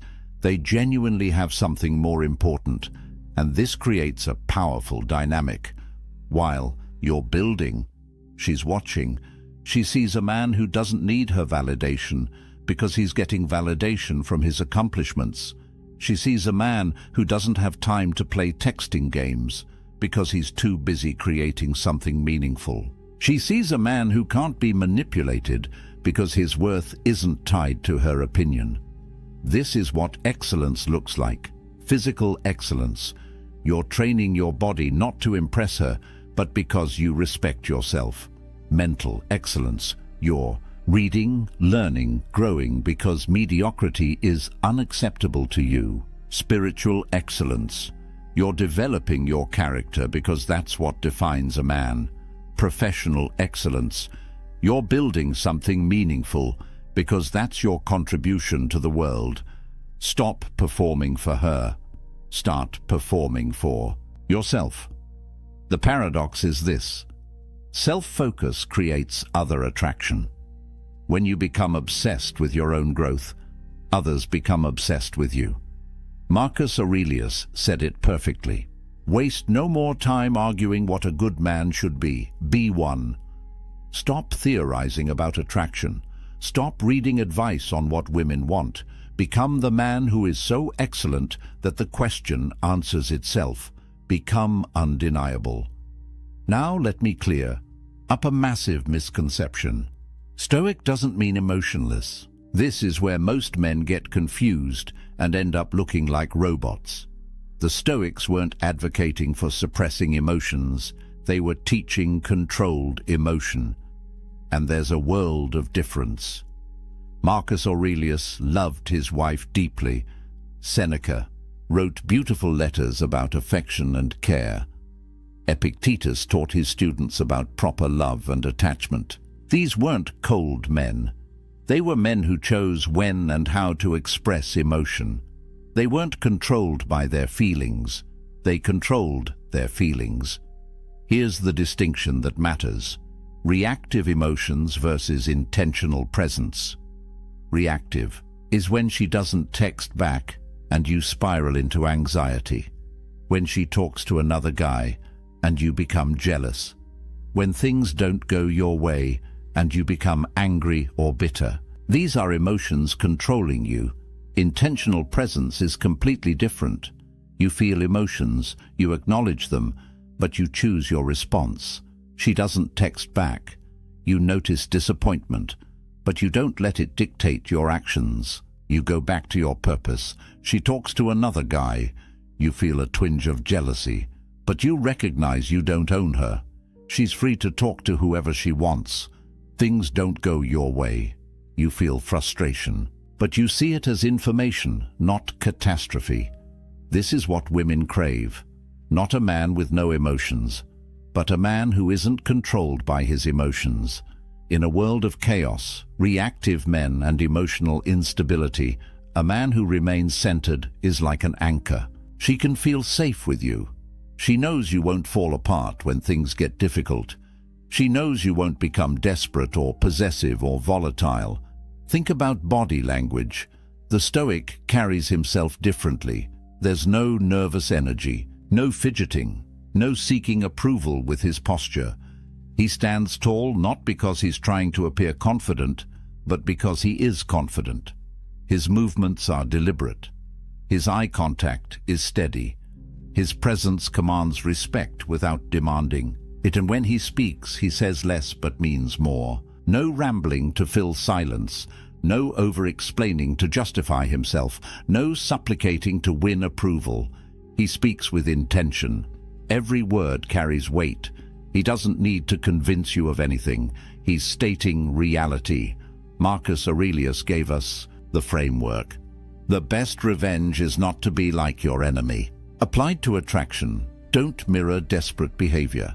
Don't become reactive because someone else is. Don't lose your center because the world around you is chaotic. Maintain your stoic presence. That's your power. Now comes the ultimate test, the moment that separates stoic men from everyone else. How you handle rejection, because rejection will come. It comes for everyone. The question is, what do you do with it? Epictetus taught something profound. External events have no power over your character. Only your response has power. She can reject you. She can ignore you. She can choose someone else. None of that changes who you are. None of that diminishes your value. Only you can do that with your reaction. Here's where most men reveal their desperation. She says no, and they crumble, or they get angry, or they try to convince her, or they ask what's wrong with them. All of these responses communicate the same thing. My worth was dependent on your acceptance, and now I'm destroyed. The Stoic response is radically different. Complete indifference, not fake indifference, where you're seething inside, real indifference. She said no. Okay, that's information. That's her preference. It has nothing to do with your value. You smile, you wish her well, you move on with your life exactly as you would have anyway. This creates something fascinating in her psychology. She expected an emotional reaction. All men react. They get sad or angry or try to change her mind. But you didn't. You were completely unfazed. This doesn't compute for her. Who is this guy? Why didn't my rejection hurt him? Why doesn't he seem to care? Now she's thinking about you. Not because you played a game, but because you revealed something rare.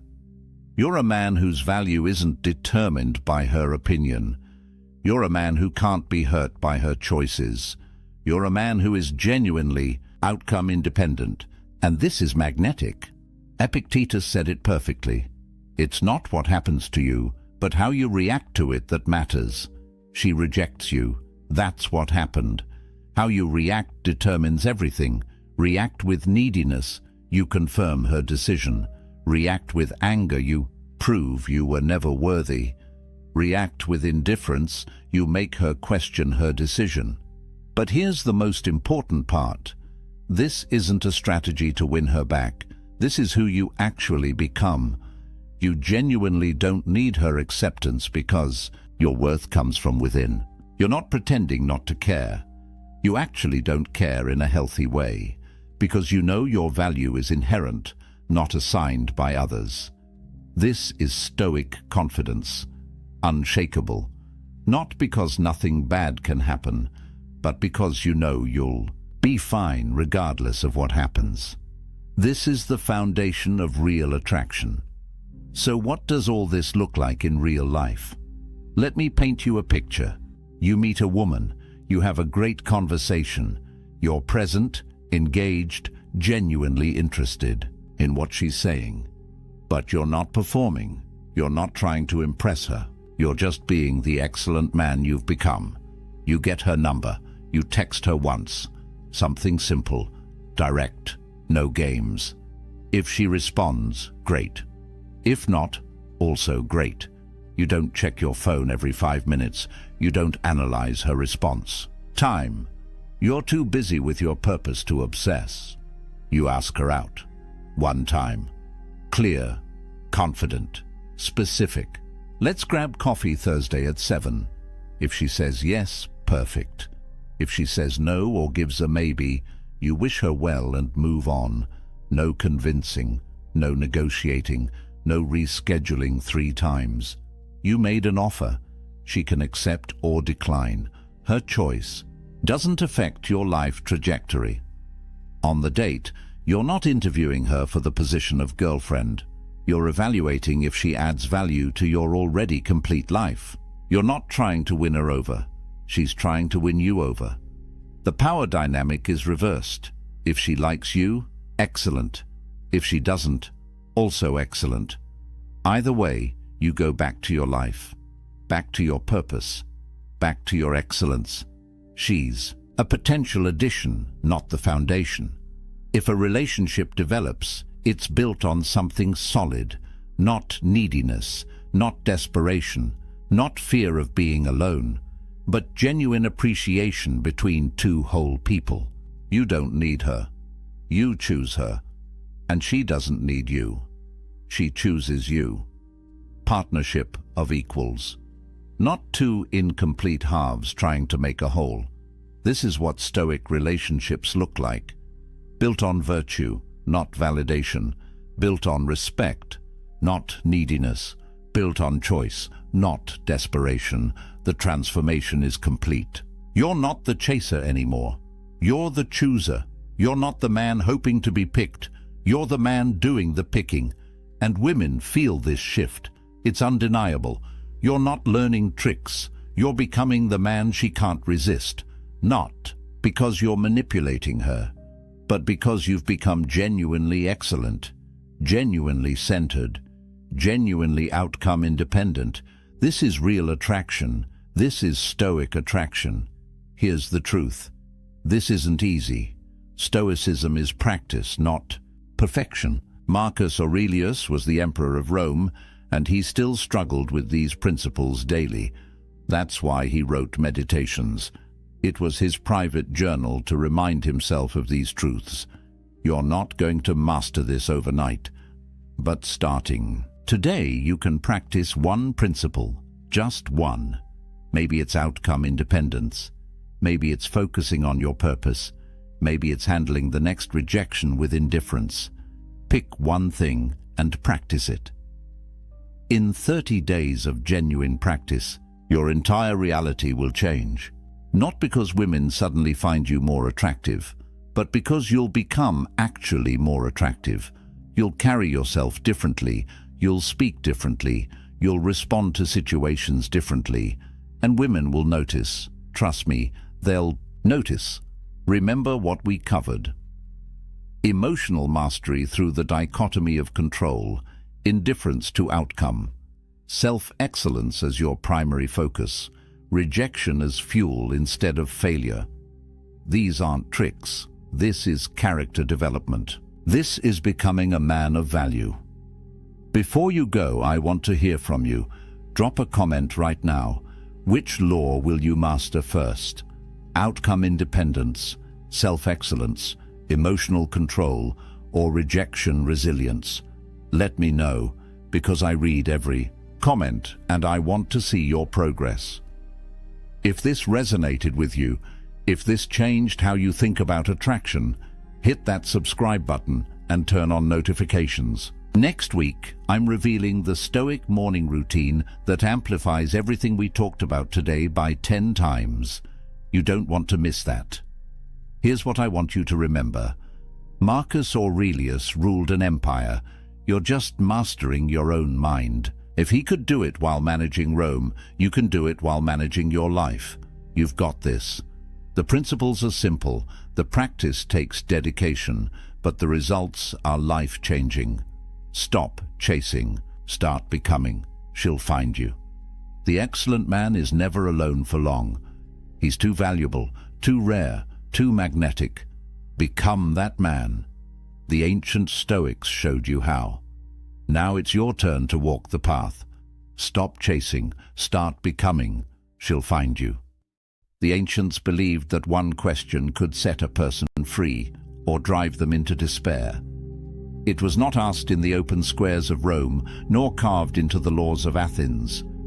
It lived quietly in the minds of philosophers, whispered in private, written in fragile lines that survived only because someone dared to copy them again and again. The question is simple, and yet it is dangerous. What if the worst thing that could happen to you has already happened in your mind? To the Stoics, this was no game. They believed that fear feeds on surprise, that pain grows sharper when it catches us unprepared. So they trained themselves to walk willingly into imagined ruin, to see their fortunes lost, their loved ones gone, their own lives ended. Not because they were morbid, but because they believed freedom begins where fear ends. Consider the emperor Marcus Aurelius. He ruled the greatest empire of his age, commanded vast armies, and held the power of life and death. Yet at night, by candlelight, he wrote words not of conquest, but of surrender. You may leave this life at any moment. Let that determine what you do, say, and think. Why would the most powerful man alive remind himself of his own fragility? Because he knew that power means nothing if the soul is ruled by terror. Think also of Epictetus, born into slavery, his body broken, his freedom denied. He had nothing, and yet he claimed to be freer than his masters. His secret was not wealth or status, but the practice of imagining loss until it no longer frightened him.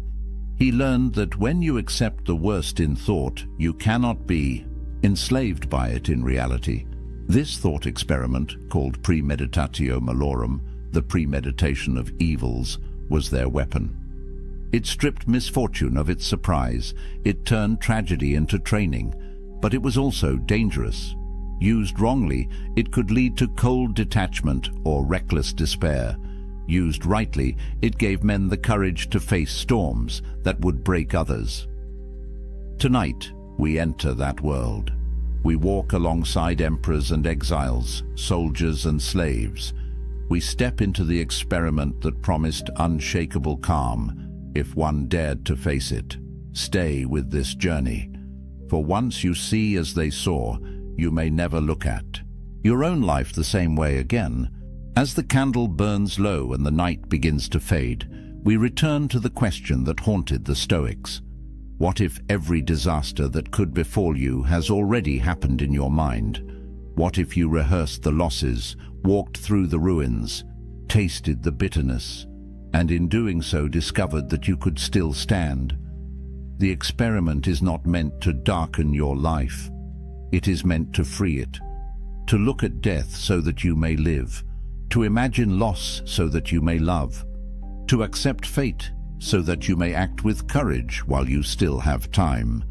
Think of Marcus Aurelius, the emperor who ruled with armies at his command, and yet reminded himself each morning of mortality and betrayal.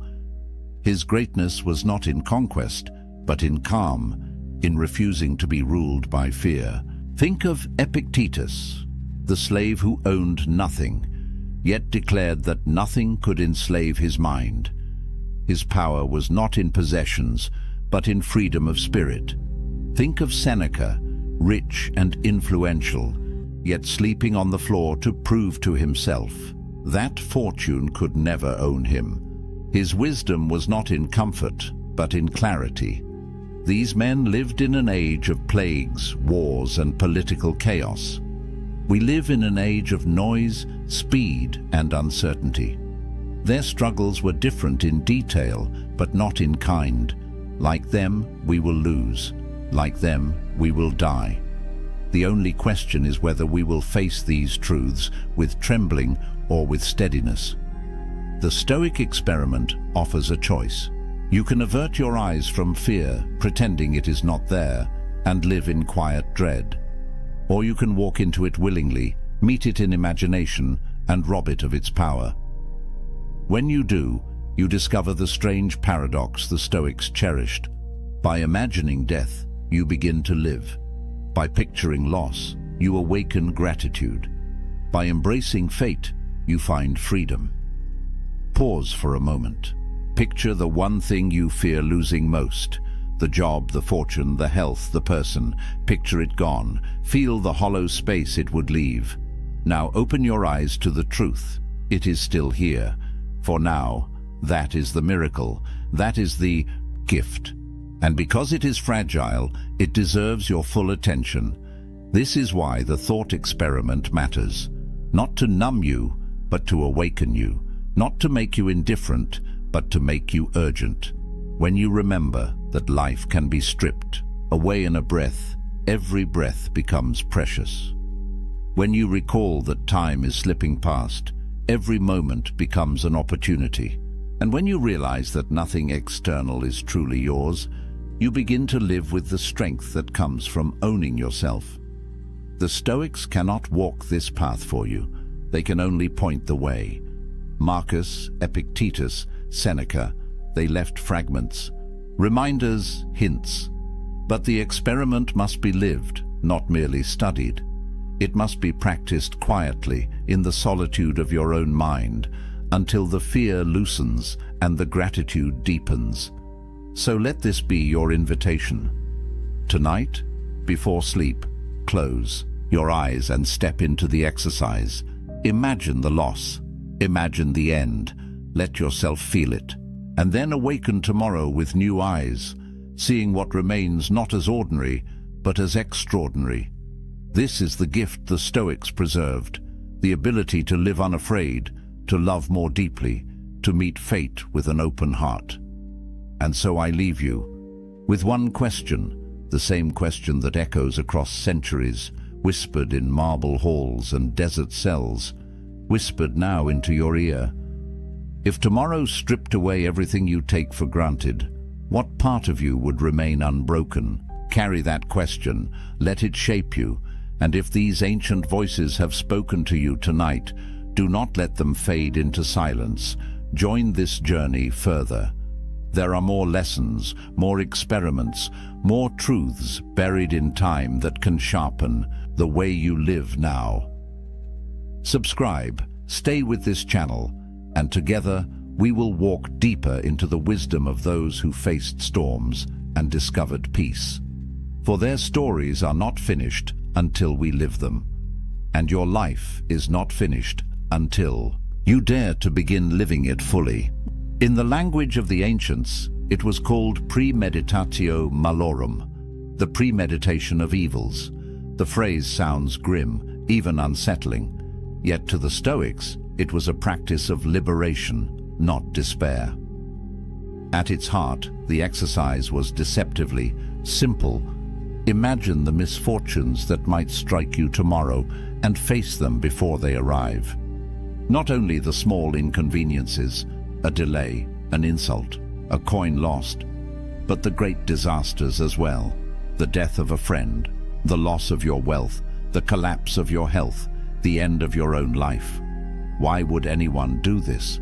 Why deliberately walk through horrors in the safety of your own mind? To the modern ear, it seems backwards. We are told to visualize success, to think positively, to build castles in our imagination. But the Stoics believed the opposite strategy brought greater strength. They argued that if you can stand calmly in the ruins of your own imagined life, then reality can never truly defeat you. Seneca, the Roman statesman and philosopher, put it plainly: he robs present ills of their power who has perceived their coming beforehand. When we rehearse misfortune, its arrival no longer shocks us.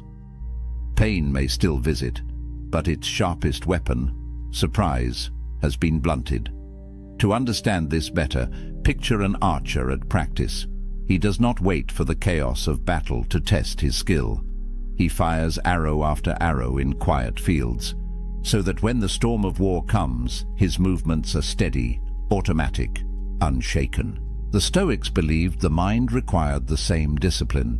Each night, they would draw back the bow of imagination and fire at the darkest targets they could conceive, so that when those shadows appeared in real life, they could still aim true.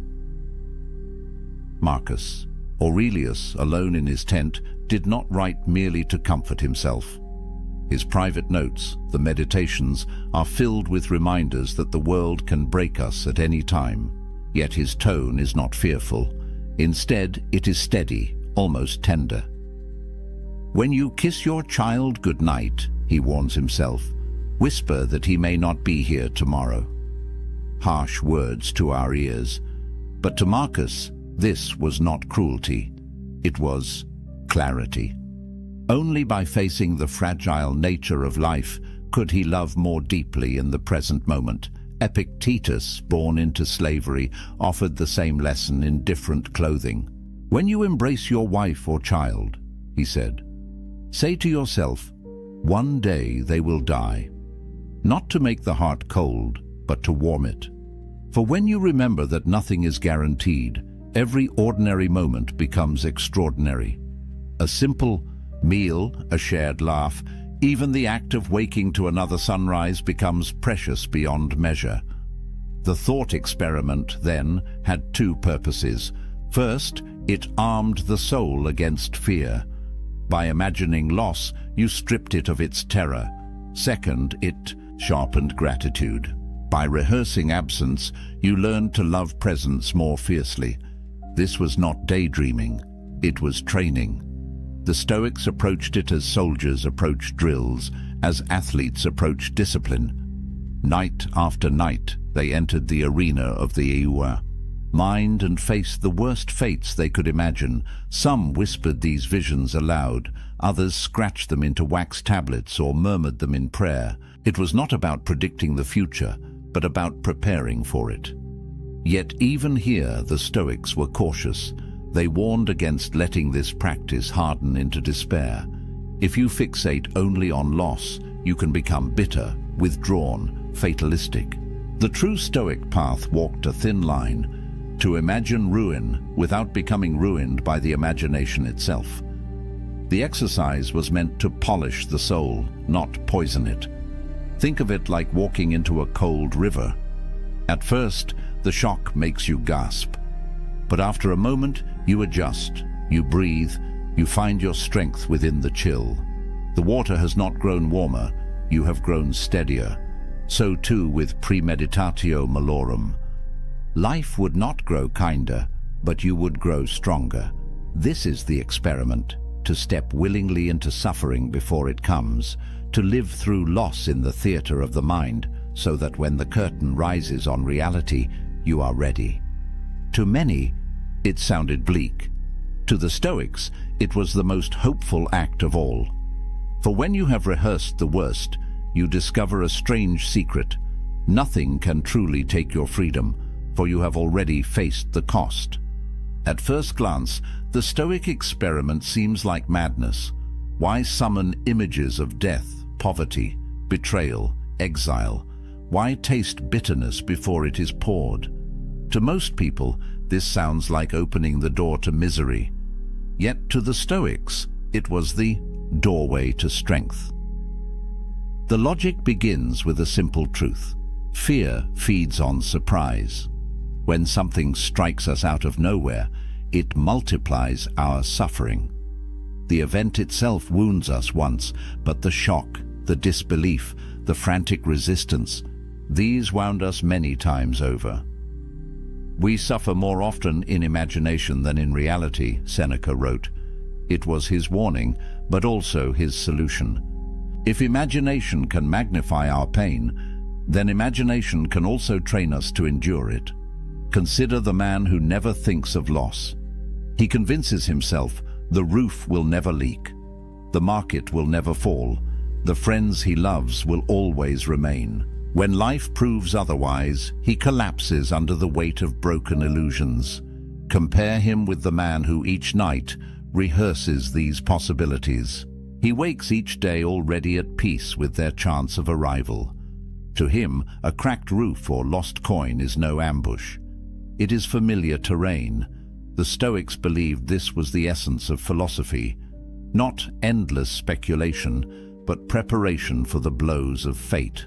Epictetus, whose leg was shattered by his master, said plainly, "When you are going to undertake anything, remind yourself what kind of thing it is." He meant, if you go to bathe, expect to be splashed, jostled, insulted. If you go to war, expect blood and loss. If you live, expect death. Nothing that arrives will then feel foreign to you. This practice also served a deeper function. By imagining misfortune, the Stoic learned to separate what was truly his from what was only lent. Wealth, health, reputation, even the love of others, all of these could vanish. What remained? Only the ruling center of the soul, judgment, intention, choice. In rehearsing the loss of externals, the Stoic discovered the core that no power could strip away. Modern people might call this pessimism, but to the Stoics, it was the opposite. It was optimism at the deepest level.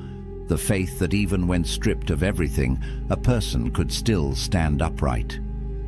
To them, practicing disaster was like inoculating the mind, a small taste of poison to prevent the full sickness of despair. Imagine two sailors caught in a sudden storm. One has only sailed on calm waters, imagining endless sunshine. The other has trained in foul weather, has studied the stars in darkness, has prepared for broken masts and torn sails.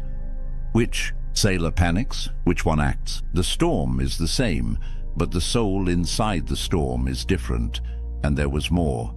Premeditatio malorum was not only a shield against fear, but also a lens-sharpening gratitude. For when you spend a moment imagining your child gone, your fortune stolen, your health declined, and then open your eyes to see them still present, you taste joy more vividly than before. Seneca urged his readers, "He who has anticipated the coming of troubles takes away their power when they arrive, and he who has learned to look upon what he has as if it might be lost, has learned to enjoy it truly." This dual power, resilience and gratitude, made the practice irresistible to the Stoics.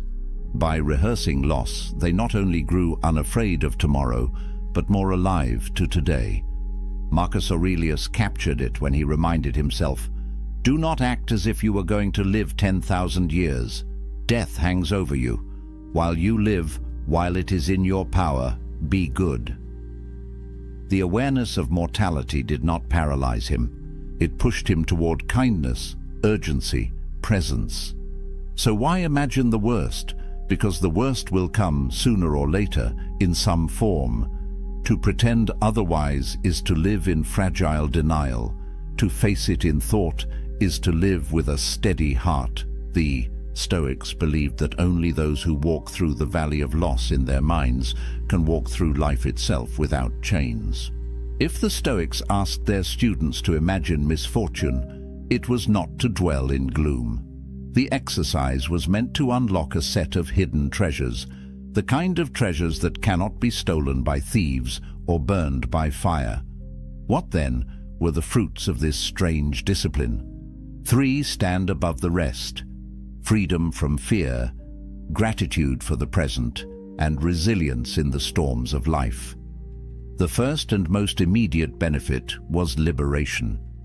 Fear has always been one of humanity's fiercest chains. It bends kings, humbles warriors, and leaves ordinary people trembling at shadows.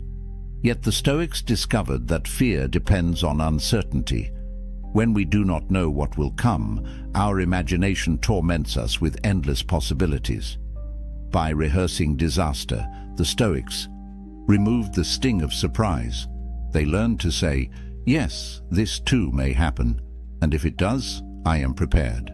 Seneca observed that misfortune becomes lighter when anticipated.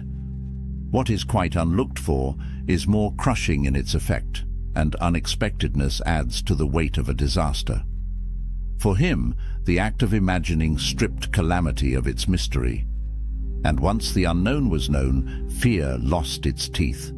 Imagine waking each morning with the knowledge that no loss, no insult, no illness could shake the foundation of your soul.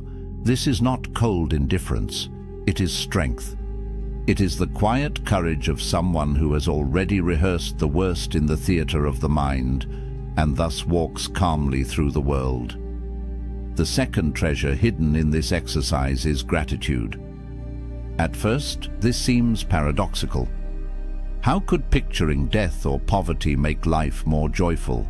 Yet the Stoics believed the shadow of loss makes the light of presence burn brighter.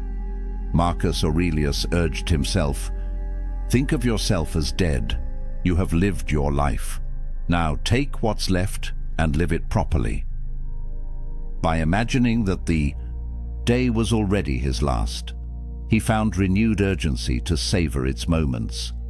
Epictetus taught his students to practice detachment, not to strip love away, but to make it purer.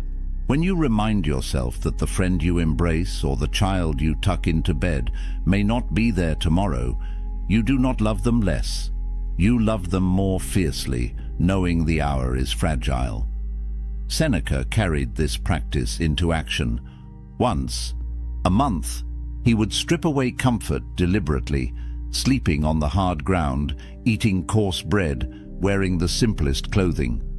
When asked why, he replied, "Is this the condition that I feared?" By practicing loss, he turned ordinary comfort into extraordinary pleasure. A warm meal, a soft bed, a friend's laughter, all glowed brighter when contrasted against their imagined absence. Gratitude, then, was not a luxury to the Stoics. It was a form of armor. A grateful man, they argued, is untouchable, for he sees every small gift as fortune and every misfortune as training. The final benefit of premeditatio malorum was resilience. Life will strike. That much the Stoics never denied. No amount of philosophy can erase pain, illness, or death. What philosophy can do is decide how we meet them.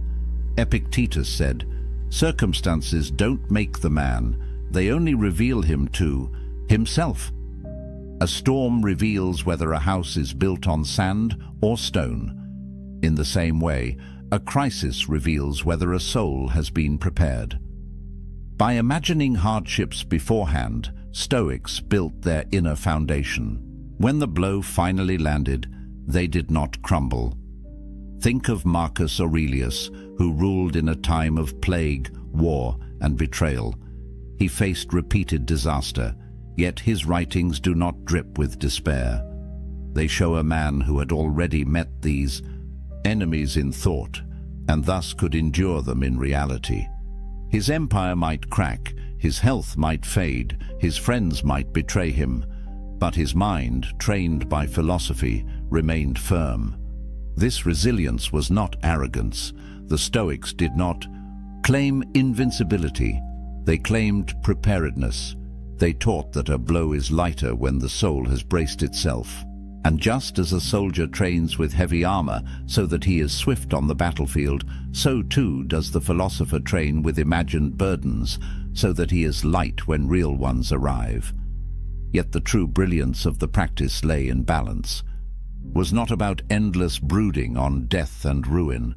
That would be morbid and destructive. The goal was moderation.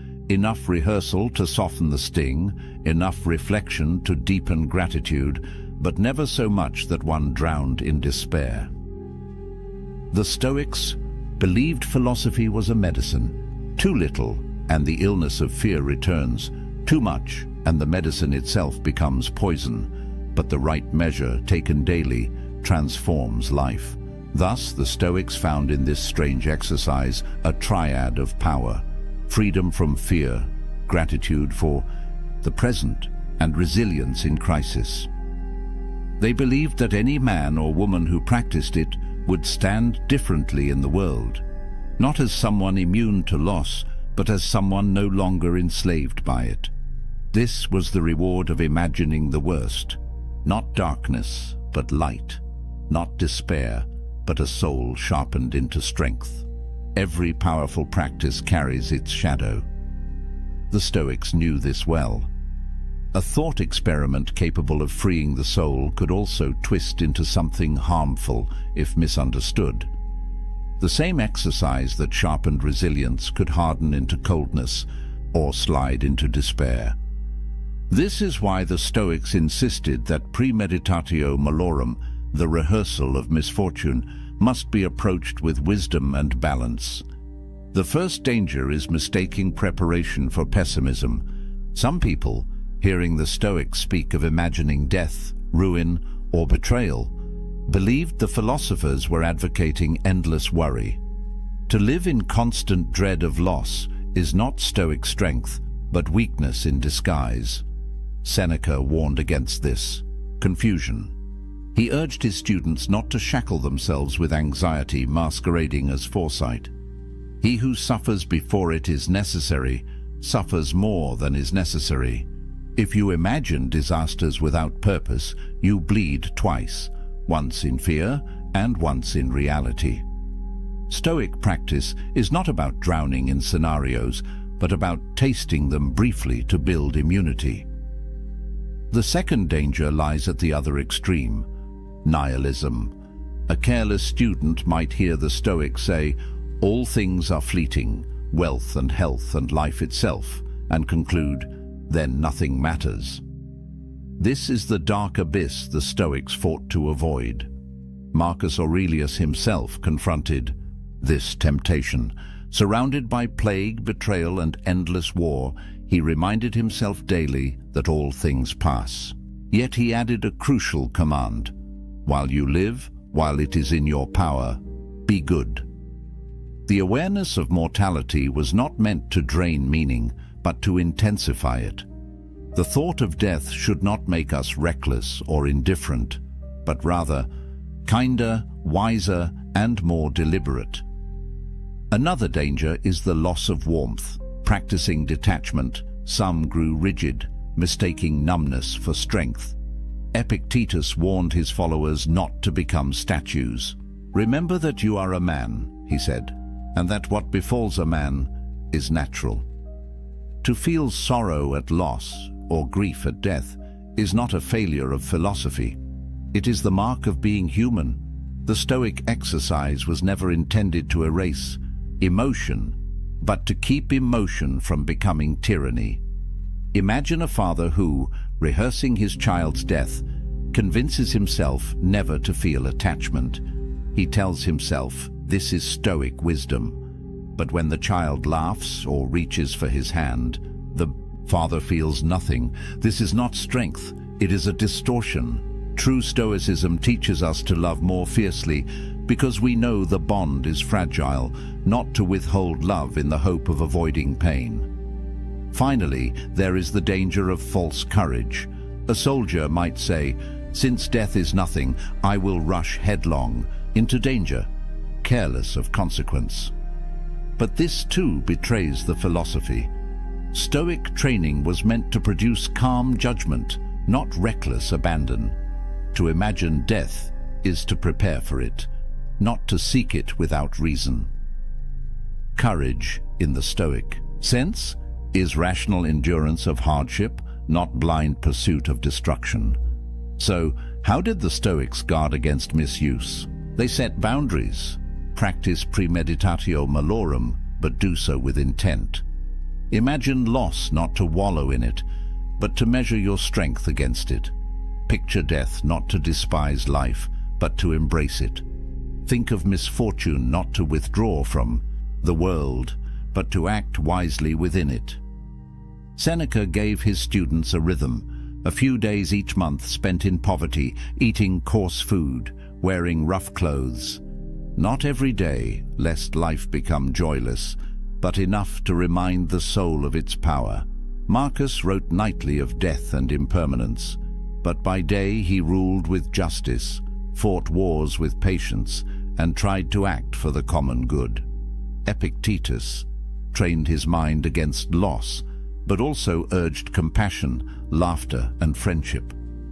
In other words, Stoic foresight was never meant to extinguish humanity. It was meant to free it. Misfortune rehearsed in thought should make us more grateful, not less. It should make us calmer, not colder. The Stoics knew the temptation to misuse their philosophy would always remain. It is easier to become numb than to remain balanced, easier to collapse into dread than to face hardship calmly. But the true Stoic way demands vigilance. The practice is a knife. In skilled hands, it carves strength. In careless hands, it wounds the one who wields it, and so they left us this warning. Do not let the experiment become your prison. Let it be your training ground. Walk through imagined ruin, not to despair of life, but to return to it with greater clarity, gratitude, and resolve. The Stoic exercise of rehearsing misfortune did not appear in isolation. It was part of a much older current of thought, flowing through many cultures, carried in different words but shaped by the same recognition. Life is fragile, uncertain, and brief. And only by facing this truth can we learn to live with strength. Long before the Stoics, the Greek philosopher Heraclitus declared, "All things flow." To him, the universe was not fixed but ever-changing, like a river in constant motion. He reminded his listeners, "You cannot step into the same river twice. The waters have moved on, and so have you." This vision of ceaseless change influenced the Stoics deeply. If all things are in flux, then clinging to stability is an illusion. Loss is not a possibility, it is a certainty. To imagine loss, then, is simply to imagine reality unfolding as it must. In this way, premeditatio malorum was not pessimism, but alignment with the nature of the cosmos. By practicing misfortune, one harmonizes with the river instead of fighting against its current. Across the world in India, Buddhist monks were practicing something strikingly similar. They meditated on impermanence and death, often contemplating their own bodies as subject to decay. Far from being morbid, this awareness produced compassion and detachment. One well-known Buddhist reflection instructs, "Of all the footprints, that of the elephant is supreme.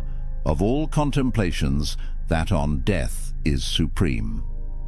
By facing mortality daily, monks stripped away illusion and attachment, finding peace in the fleeting nature of life. The Stoic reminder to whisper to yourself, "You may die tomorrow," is a cousin to the Buddhist practice of maranasati, mindfulness of death. Both traditions sought not despair, but clarity. When death is no longer hidden, life becomes luminous. Even in early Christianity, echoes of this practice resound.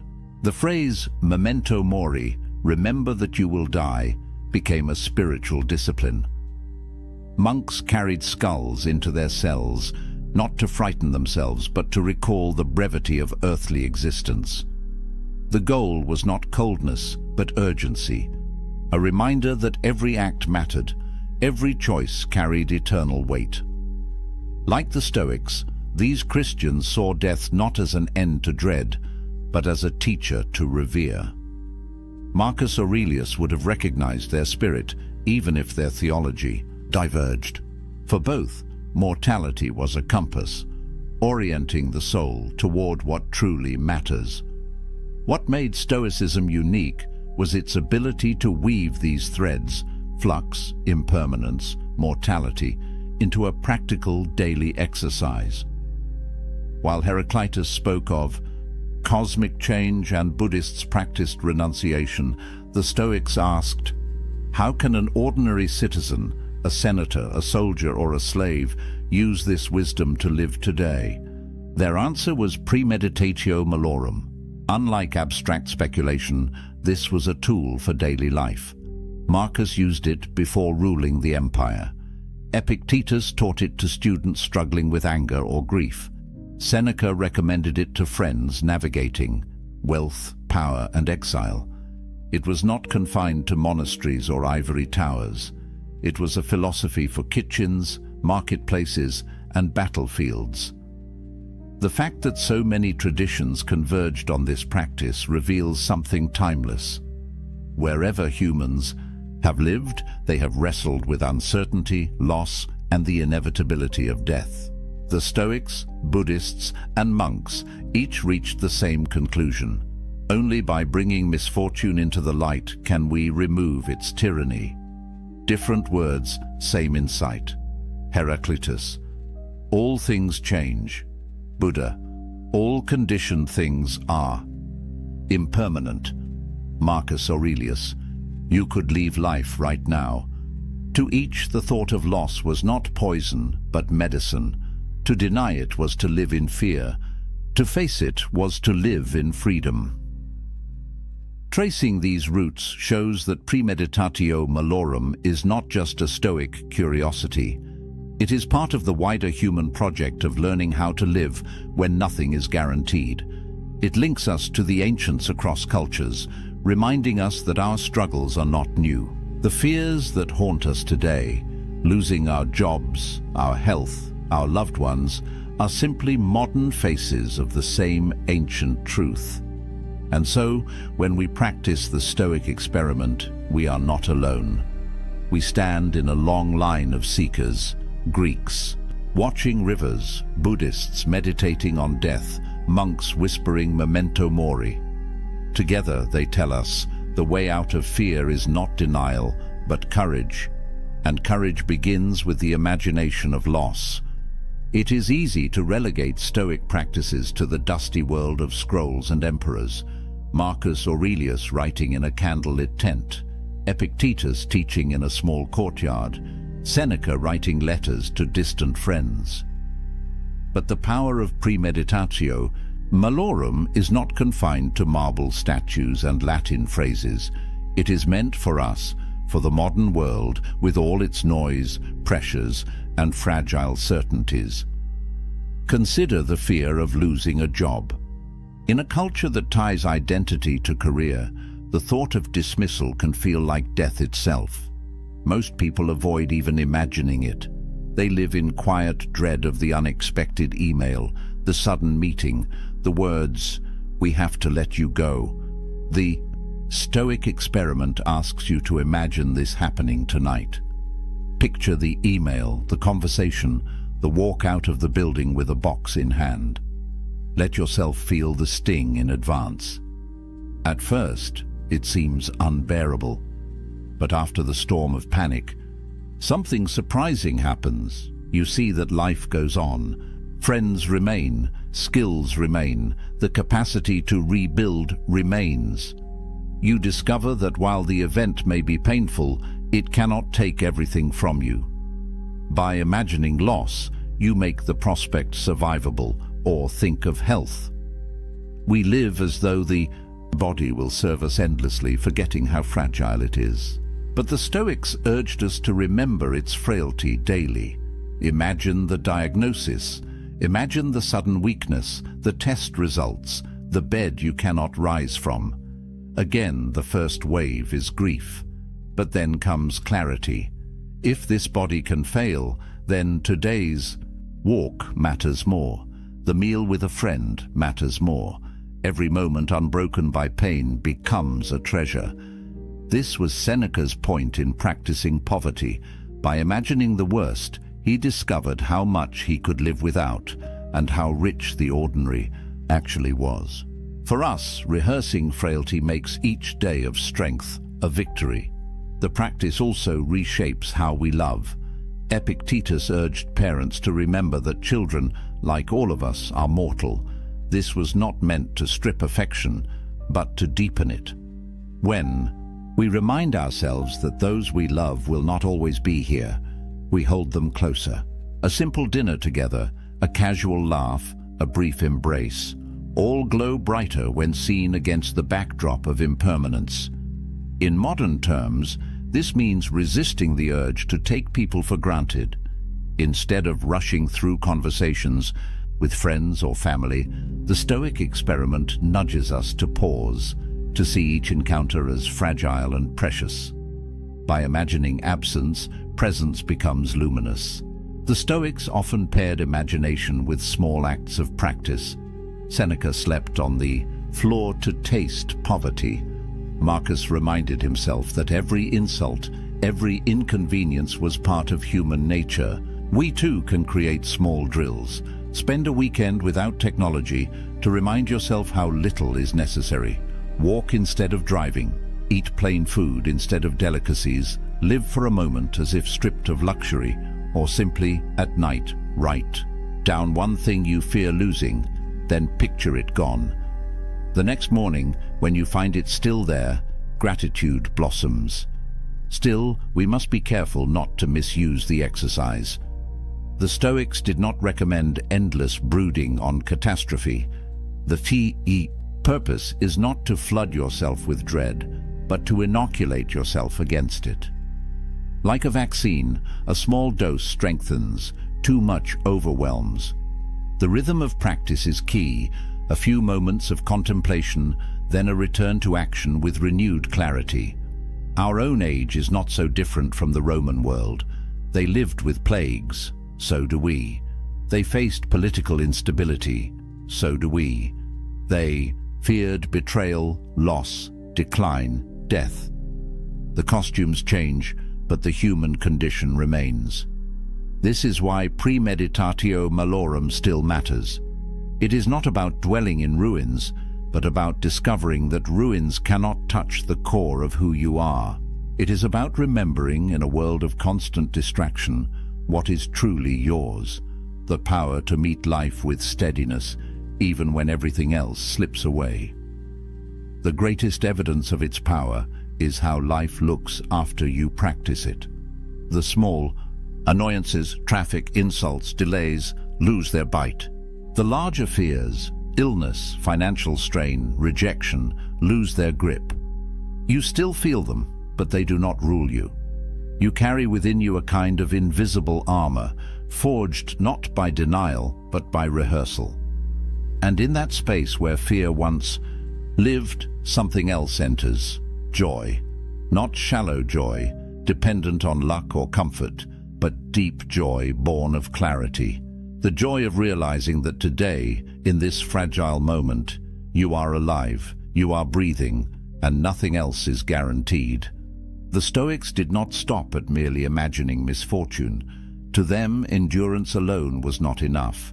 A soldier can grit his teeth through pain. A prisoner can resign himself to chains.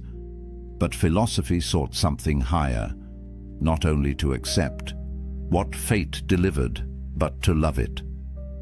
This deeper transformation was called amor fati, the love of fate. To love fate means more than bearing it without complaint. It means seeing even the hardest blows as threads in a larger tapestry. What others call tragedy, the Stoic calls instruction. What others call accident, the Stoic calls design. Life ceases to be a sequence of random disruptions and becomes a coherent whole, stitched together by necessity. Marcus Aurelius wrote often of this. In his private meditations he urged himself, "Accept the things to which fate binds you, and love the people with whom fate brings you together, but do so with all your heart." These words are not the tone of resignation. They are the words of a man who believed that the very shape of his hardships was part of a greater order, one he might not see, but one he could honor. Epictetus too pressed this lesson. He had no illusions about life's cruelty. He had known slavery, injury, ridicule. Yet his counsel was not to curse what happened, but to align himself with it. "Do not seek for things to happen the way you want them to," he said. "Rather, wish that what happens happen the way it happens, and you will be happy." The freedom he taught was not freedom from suffering, but freedom from resistance. This subtle shift marks the difference between Stoic endurance and Stoic joy. To endure is to carry a burden. To love is to transform the burden into meaning. When you love fate, even disaster becomes a teacher, even pain becomes a sculptor of the soul. The image is of a craftsman's hand. The hammer that strikes the iron may feel like violence, but in truth it is shaping the blade. So too with fate. Each blow that falls is part of the forging of character. To curse the hammer is to misunderstand the art. To accept it is wisdom. To love it is greatness. Yet the Stoics were careful not to fall into sentimentality. They did not preach blind optimism. To love fate is not to say that every event is pleasant. It is to say that every event belongs. A plague that kills thousands is not good in itself, but it belongs to the order of nature, and from its presence, new strength, new compassion, or new clarity may emerge. The death of a friend is not sweet, but it is woven into the same fabric that gave the joy of knowing them. To love fate is to love the whole cloth, not only its brightest threads. In this way, amor fati becomes the natural extension of premeditatio malorum. At first, you imagine loss to prepare yourself against fear. In time, you see that loss itself is not alien, but part of the same universe that gave you life. You begin with resistance, move to acceptance, and end in embrace. This attitude changes how one lives daily life. An insult from another no longer provokes outrage. It is simply one of the sounds of the world. A delay on the road no longer feels like theft of time. It becomes time offered for reflection. Even personal failure loses its sting, because it too is part of the process of growth. What once seemed hostile now appears as part of the curriculum of existence. Nietzsche, centuries later, would seize upon this Stoic seed and turn it into a central principle of his own philosophy. He declared, "My formula for greatness in a human being is amor fati, that one wants nothing to be different, not forward, not backward, not in all eternity, not merely to bear what is necessary, but to love it." Though Nietzsche's voice was not Stoic in every sense, he grasped the same fire. That freedom is not only to endure fate, but to delight in its unfolding. For the Stoics, this delight was not a hollow smile forced in tragedy. It was a deep current of harmony flowing beneath every event. If all is nature, and if we ourselves are part of nature, then what happens to us is not an invasion, but an unfolding.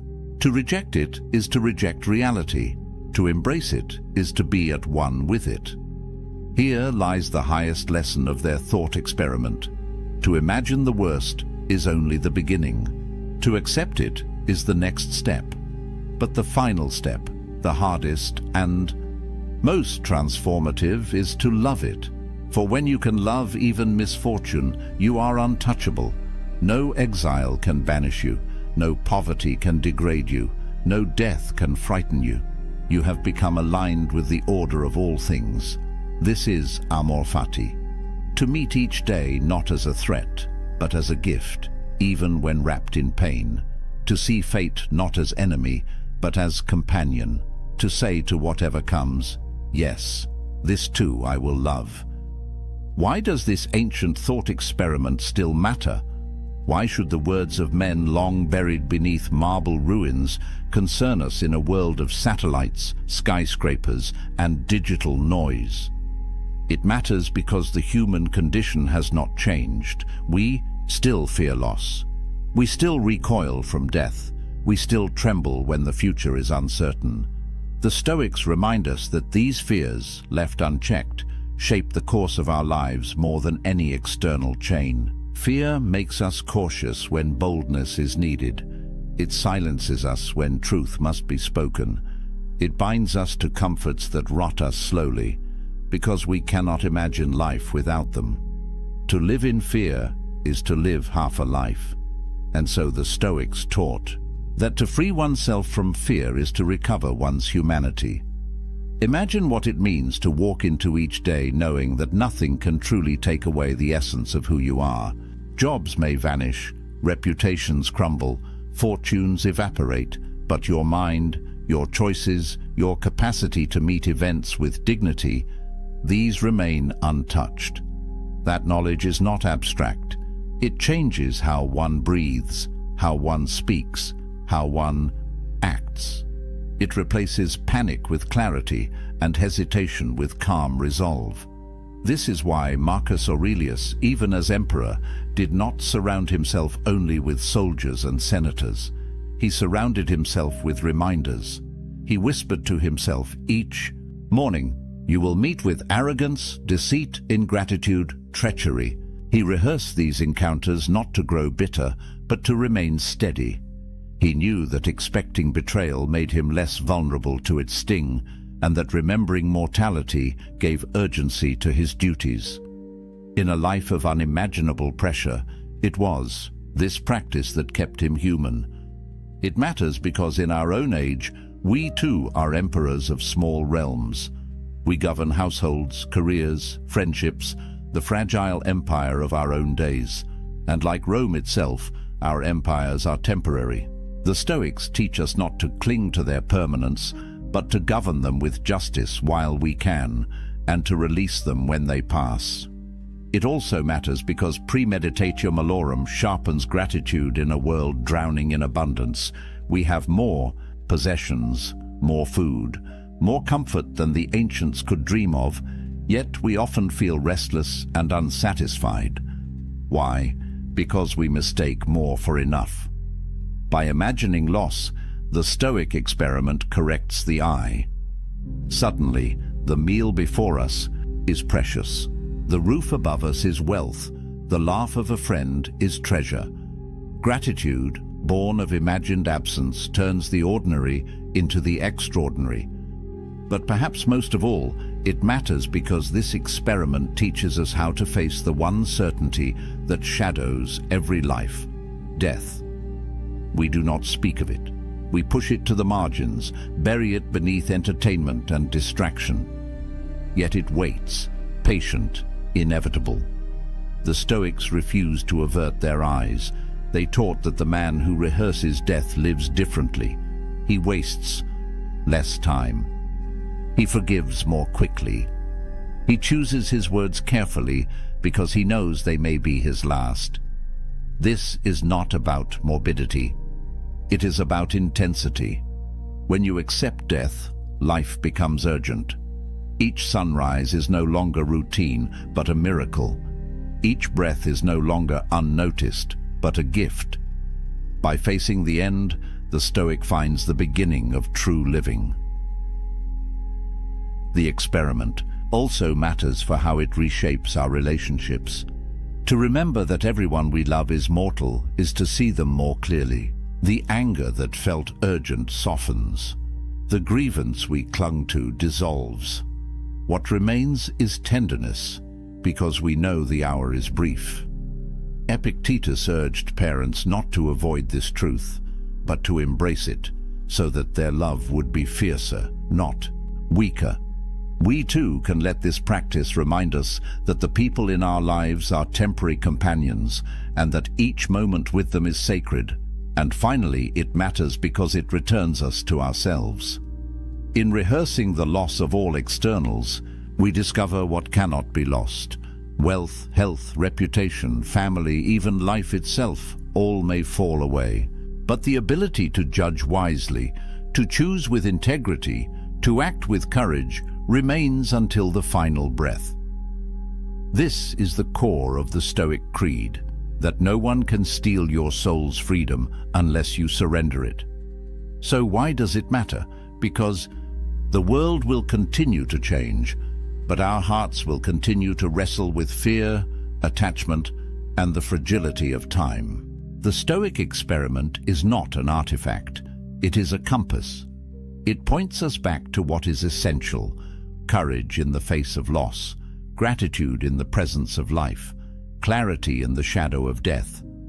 And once you have walked through that experiment, once you have looked into the darkness and discovered that it does not own you, something fundamental shifts. You no longer cling so tightly. You no longer panic so quickly. You no longer waste so much time. You begin, perhaps for the first time, to live. She's staring at her phone right now, scrolling through old messages, looking at your name in her contacts. Her thumb hovers over the call button, but she doesn't press it. Because you haven't reached out. You haven't texted. You haven't liked her posts. You haven't done any of the things she expected you to do, and that silence is driving her absolutely crazy. Here's what most people don't understand about walking away. They think it's about punishing someone. They think it's about playing games or trying to manipulate a situation. But that's not what this is about at all. What you're about to learn in the next 20 minutes will fundamentally change how you see power dynamics in relationships and, more importantly, how you see yourself. Because the moment someone loses you and you stay silent, something shifts. Not just in them, but in the entire universe around that situation. The ancient Stoics understood this. Marcus Aurelius wrote about the power of restraint. Seneca talked about the strength found in what we don't do. And today, you're going to see exactly why your silence is the most powerful response you could Ever give to someone who didn't value you? Most people get this completely wrong. They chase, they explain, they try to make the other person understand what they lost, and in doing so, they give away every ounce of power they had. But not you. By the time we're done here, you'll understand why your absence speaks louder than any words you could ever say. Let's start with something that's going to sound counterintuitive. The weapon they never saw coming isn't your anger. It's not your sadness. It's not even your indifference. It's your complete and total absence from their life. And here's why that's so devastatingly effective. When Marcus Aurelius led the Roman Empire, he dealt with betrayal constantly. Senators who plotted against him, generals who questioned his authority, people he trusted who turned their backs on him. And you know what he did? He didn't rage. He didn't scheme. He withdrew his energy from them entirely. He wrote in his meditations, "The best revenge is to be unlike him who performed the injury." Not to become bitter, not to seek vengeance, but to remove yourself so completely that your absence becomes the statement. Think about what happens in that moment when you stop reaching out. Most people expect you to fight for them. They expect the angry texts at 2 in the morning. They expect you to show up at their door wanting answers. They expect you to post cryptic messages on social media clearly aimed at them. They've written the script in their head for how this is supposed to go. And then you do something they never anticipated. Nothing. That nothing is everything. Because here's what nobody tells you about walking away in silence. Every single day that you don't reach out, you're not just absent from their life, you're absent from their ability to control the narrative. They can't point to your desperate messages and feel justified in their decision. They can't screenshot your emotional outbursts and show their friends. They can't paint you as the crazy one who couldn't let go. You've taken away their ammunition by simply refusing to engage. But there's something even deeper happening here. Something psychological that most people miss entirely. When you remove your energy from someone's life, you create a void. And nature, as they say, abhors a vacuum. That void starts to get filled with something unexpected. Doubt. They start questioning everything. Not because you're making them question it, but because your silence forces them to sit alone with their decision. The Stoics called this the power of negative space. Epictetus taught his students that what we don't say is often more powerful than what we do say. Think about art for a second. A painting isn't just about what's on the canvas. It's about the empty space that makes the painted elements stand out. Your silence is that empty space, and against that backdrop, their decision to lose you starts to look very different than it did when they made it. Here's what they don't know. Every day of your silence isn't passive. It's active. You're not doing nothing. You're doing the hardest thing a person can do. You're exercising complete self-control. You're choosing restraint when every emotion in your body wants to reach out. You're building something they can't see yet, but will feel the impact of soon enough. You're building yourself. Now let me tell you what's happening in their head right now, and I mean right now as you're listening to this. Because if you've walked away and stayed silent, there's a battle taking place in their mind that you'll never see. But understanding it will change everything. In the first few days after you disappear, they convince themselves they don't care. They tell their friends they're relieved. They might even celebrate their freedom. This is the easy part for them, because they're riding high on the decision they made. They're in control, or so they think. But then something starts to happen. Around day 7 to 10, the silence starts to feel different. They check their phone expecting to see your name. Nothing. They post something on social media, something they know you'd normally comment on. You don't. They go to places you used to go together, half expecting to run into you. You're not there. And slowly, confusion creeps in. They start asking themselves questions they didn't expect to ask. Where are you? What are you doing? Are you thinking about them? Have you already moved on? The questions multiply like cracks in a dam. And here's the thing about questions like these. They don't have satisfying answers, because you're not giving them any information to work with. By week 3, something shifts. Their ego, which was so confident in the beginning, starts to crack. They begin rewriting history in their mind. Suddenly, they're not remembering the fights. They're remembering the good times, the inside jokes, the way you made them laugh, the things about you that made them feel special, and they start to wonder if maybe, just maybe, they made a mistake. But here's where it gets really interesting. They can't reach out yet. Their pride won't let them, so instead, they start doing something subtle. They start watching your life from a distance. They check your social media even though they told themselves they wouldn't. They ask mutual friends about you in ways they think are casual. They're trying to gather intelligence without admitting they care, because admitting they care means admitting they might have been wrong.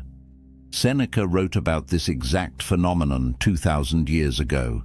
He said, "We suffer more in imagination than in reality." What he meant was that the stories we tell ourselves about what we've lost are often more painful than the actual loss itself. And right now, they're telling themselves a story where you're out there living your best life, meeting new people, forgetting they ever existed. And that story is torture. The battle in their head intensifies because they have no closure. You didn't give them the satisfaction of a final conversation. You didn't give them the chance to explain or justify or make themselves feel better about their choice. You just left. And that unfinished business lives in their mind like a song they can't get out of their head. Then comes the moment that changes everything. The moment when karma arrives. Not in some mystical, cosmic sense, but in the very real, very human sense of natural consequences catching up with them. It usually starts with a text message. Maybe it comes at 2 in the morning. Maybe it comes on a random Tuesday afternoon. But it comes, and it's carefully crafted. "Hey, just thinking about you. Hope you're doing well." Or maybe it's more direct. "Can we talk?" The words might be different, but the energy is the same. They're testing the waters. And here's what you need to understand about this moment. This text message isn't really about checking on you. It's not about them being a good person who cares. It's about them needing to know if they still have access to you. It's about them trying to re-establish the connection because your absence has become unbearable. They're not reaching out from a place of strength. They're reaching out from a place of lack. What they say versus what they actually mean are two completely different things. When they say, "I've been thinking about you," what they mean is, "I can't stop thinking about you and I hate that you seem fine without me." When they say, "Can we talk?" what they mean is, "I need to know if I still matter to you." When they say, "I miss our friendship," what they mean is, "I miss the way you made me feel and I can't find that anywhere else." This is the moment most men destroy all their progress. They see that text and everything in them wants to respond. Because finally they're getting the acknowledgement they wanted. The person who walked away is coming back. Victory, right? Wrong. Because here's the truth that the Stoics understood deeply. The satisfaction you're looking for isn't in their return. It's in your indifference to whether they return or not. Marcus Aurelius faced this constantly as emperor. People who had dismissed him would come crawling back when they needed something. And his response wasn't to gloat or seek revenge. His response was to simply not need them anymore. When you respond to that text, you hand them back the power you worked so hard to reclaim. You show them that your silence was just a strategy, not a genuine shift in your life. You prove that they can pull you back in whenever they want. and the cycle starts all over again. But this time, they know exactly how to manipulate you because you showed them your weakness. Karma isn't about them coming back and you getting to reject them. That's still making them the center of your world. Real karma is them coming back, and you genuinely not caring whether they're there or not. That's the natural consequence. They left when you valued them. They returned when you valued yourself. And by then, the math has changed entirely. The Stoic perspective on this is profound. Karma isn't some cosmic force keeping score. It's simply the natural order of things playing out. People who take others for granted eventually face the consequence of being alone. People who chase after those who don't value them eventually face the consequence of losing themselves. The universe doesn't need to punish anyone. Natural law handles it automatically. So when that text comes, and it will come, you'll be faced with a choice. Do you respond and go back to being the person they could take for granted? Or do you honor the work you've done by maintaining the boundary that your silence established? This brings us to something crucial you need to understand. Why breaking your silence is actually breaking yourself. Let me tell you what you lose the moment you respond. First, you lose weeks or months of progress. Every day you stayed silent, you were rewiring your brain. You were teaching yourself that you don't need their validation. You were building new neural pathways that didn't revolve around them. One text, one response, and you're back to square one. But it's deeper than that. You lose respect, not just theirs, but your own. Think about it. You made a decision to walk away. You committed to silence. You told yourself this person doesn't get access to you anymore, and then the moment they reach out, you fold. What does that teach you about yourself? It teaches you that your boundaries are negotiable, that your word to yourself doesn't mean anything, that you'll abandon your standards when tested. Seneca wrote, "The greatest empire is self-command." Not commanding others, not controlling circumstances, but having mastery over yourself. Every time you break your silence, you prove that you don't have that mastery. You prove that they have more power over you than you have over yourself. Here's a hard truth.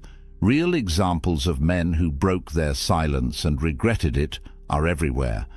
The guy who spent 3 months healing, building himself back up, feeling strong again. Then she texted. He responded. Within a week, they were back in the same toxic pattern. 6 months later, he had to start the healing process all over again. Except this time it was harder because he knew he had betrayed himself, or the man who successfully moved on, started dating someone new, someone who actually valued him. But then the ex reached out. He thought he could just be friends. He thought he was strong enough to handle it, but engaging with her again created confusion. The new relationship suffered, and he ended up alone again, wondering why he couldn't just let the past stay in the past. The temptation to respond is real. I'm not going to pretend it isn't. You want to respond because part of you still cares. Part of you wants them to know you're okay. Part of you wants to have the last word. Part of you wants to show them how much you've grown. These are all understandable feelings, but they're also traps, because the moment you respond, the power dynamic shifts instantly. You're no longer the one who walked away with dignity. You're the one who couldn't maintain your boundaries. You're no longer the mystery they couldn't crack. You're the solved puzzle. You're no longer the lesson they needed to learn. You're the backup option they know will always be there. So how? Do you transmute that urge to respond into something useful? You use it as fuel. Every time you want to text them back, you go to the gym instead. You write in your journal. You call a friend who actually values you. You work on the business you've been building. You take that energy and redirect it into something that actually serves your growth. The Stoics practiced this constantly. They called it turning the obstacle into the way. Every challenge, every temptation, every difficulty became an opportunity to practice virtue. Your urge to respond isn't a weakness. It's an opportunity to practice self-discipline. It's a chance to prove to yourself that you're stronger than your impulses. And here's what's beautiful about this. Every time you don't respond, you're not just resisting them, you're building yourself. You're becoming the kind of man who doesn't need external validation, the kind of man who can sit with discomfort and not react, the kind of man who makes decisions based on his values, not his emotions. That's the man you're becoming in the silence, which brings me to the most important part of this entire message. This was never really about them. It was always about you. The man you're becoming while they're wondering where you went is worth more than any relationship you lost. Think about who you were before. You were seeking validation from someone who couldn't give it. You were measuring your worth by whether someone else chose you. You were willing to accept breadcrumbs because you didn't believe you deserved the whole meal. That version of you needed this experience, needed this loss, needed this silence. Because in the silence, something happens. You're forced to sit with yourself, not the version of yourself that performed for them, not the version that tried to be what they wanted. Just you, raw, unfiltered, alone. And at first, that's uncomfortable. But then something shifts. You start to remember who you were before you met them. The interests you had, the dreams you put on hold, the friends you neglected, the version of yourself that didn't need anyone's approval to feel whole. And slowly, you start to rebuild that person, but this time with more wisdom, with more strength, with more self-respect. 6 months from now, you'll look back at this moment, and everything will make sense. The person you thought you couldn't live without will seem like a stranger. The pain that felt unbearable will be a distant memory. The silence that felt so hard to maintain will feel like the best decision you ever made, because you'll see clearly what you couldn't see in the moment. They didn't leave your life to hurt you. They left your life to make room for who you needed to become. While they're out there wondering what happened to you, you're building. While they're checking your social media looking for signs that you still care, you're too busy creating a life that doesn't revolve around them. While they're telling their friends they made a mistake, you're with people who never made you question your value in the first place. The evidence of your growth is something they'll see from a distance, not because you're trying to show them, but because transformation is impossible to hide. The way you carry yourself changes. The energy you give off shifts. The choices you make reflect a different set of values, and all of it screams one message: I moved on. I evolved. I became someone who doesn't chase people who left.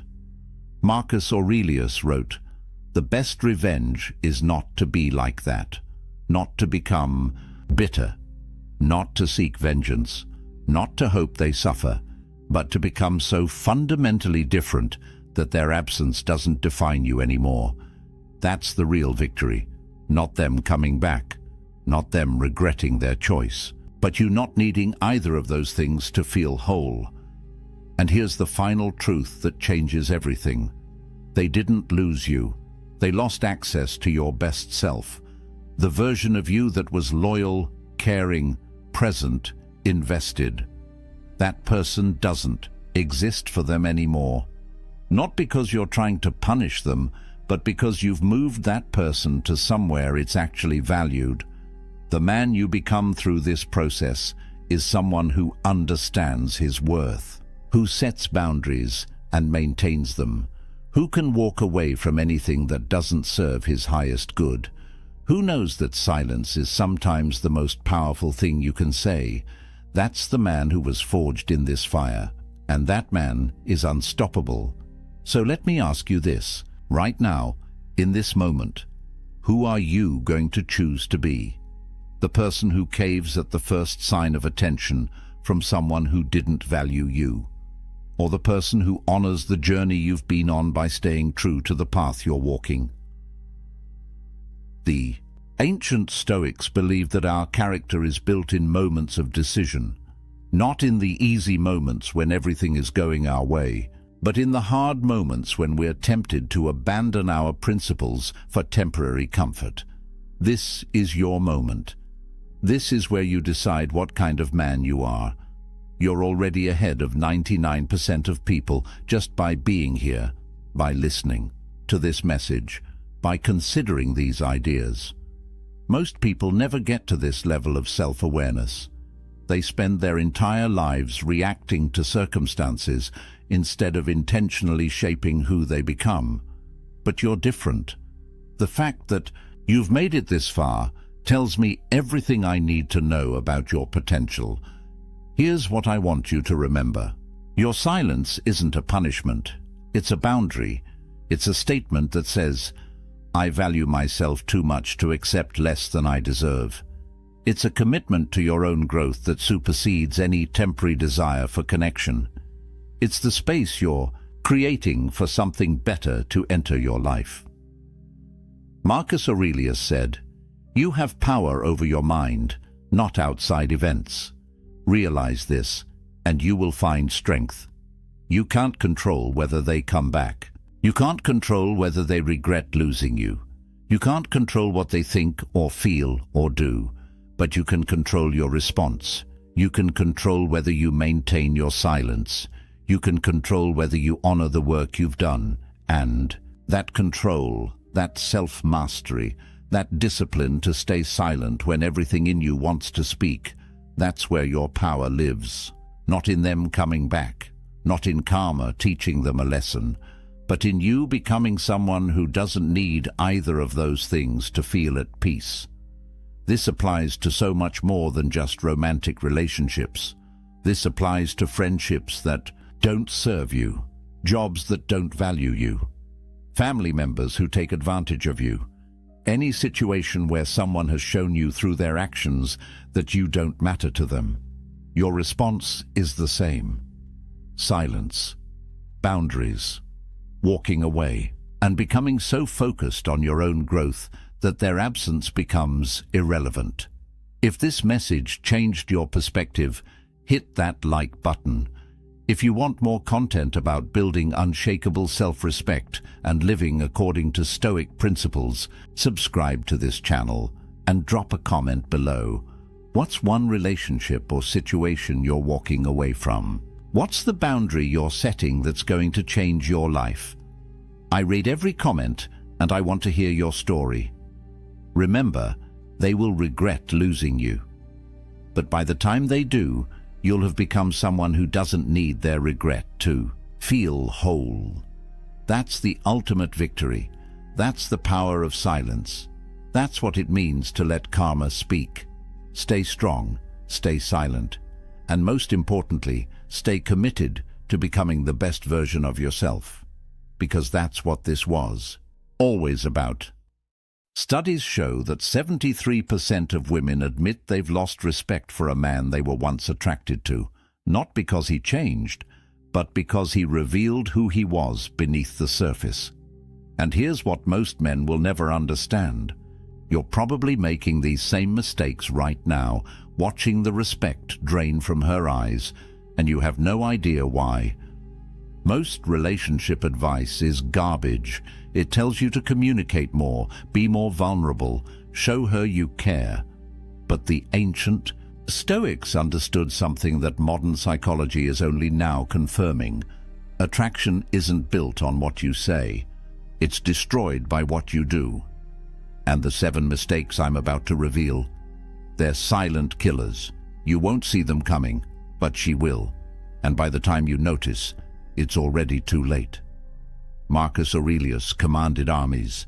Epictetus survived slavery and became one of history's most influential teachers. These men understood human nature at a level that makes modern dating coaches look like children playing dress-up. They knew that respect isn't given. It's commanded through your actions, your frame, and your absolute refusal to abandon yourself for anyone. Over the next 25 minutes, you're going to learn exactly why women lose respect for men. Not theories, not feel-good platitudes. Cold, hard truths backed by ancient philosophy and modern neuroscience. I'll be referencing statistics that will shock you, Stoic principles that have stood for 2 millennia, and the exact behavioral patterns that separate men who keep respect from men who lose it. But here's what you need to know before we go further. The 7th mistake on this list is so devastating, so completely fatal to attraction, that once you commit it, there's almost no coming back. It's the mistake that makes all the others inevitable, and I guarantee you're either doing it right now, or you're one decision away from falling into it.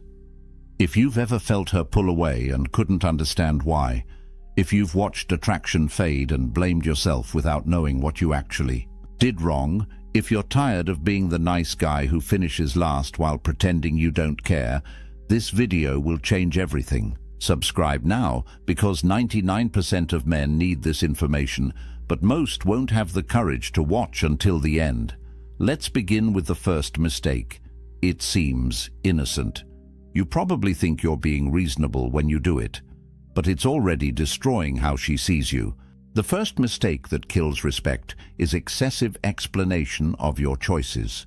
And before you dismiss this as minor, understand that this single behavior signals something primal in her brain: uncertainty, weakness, a man seeking approval instead of living by conviction.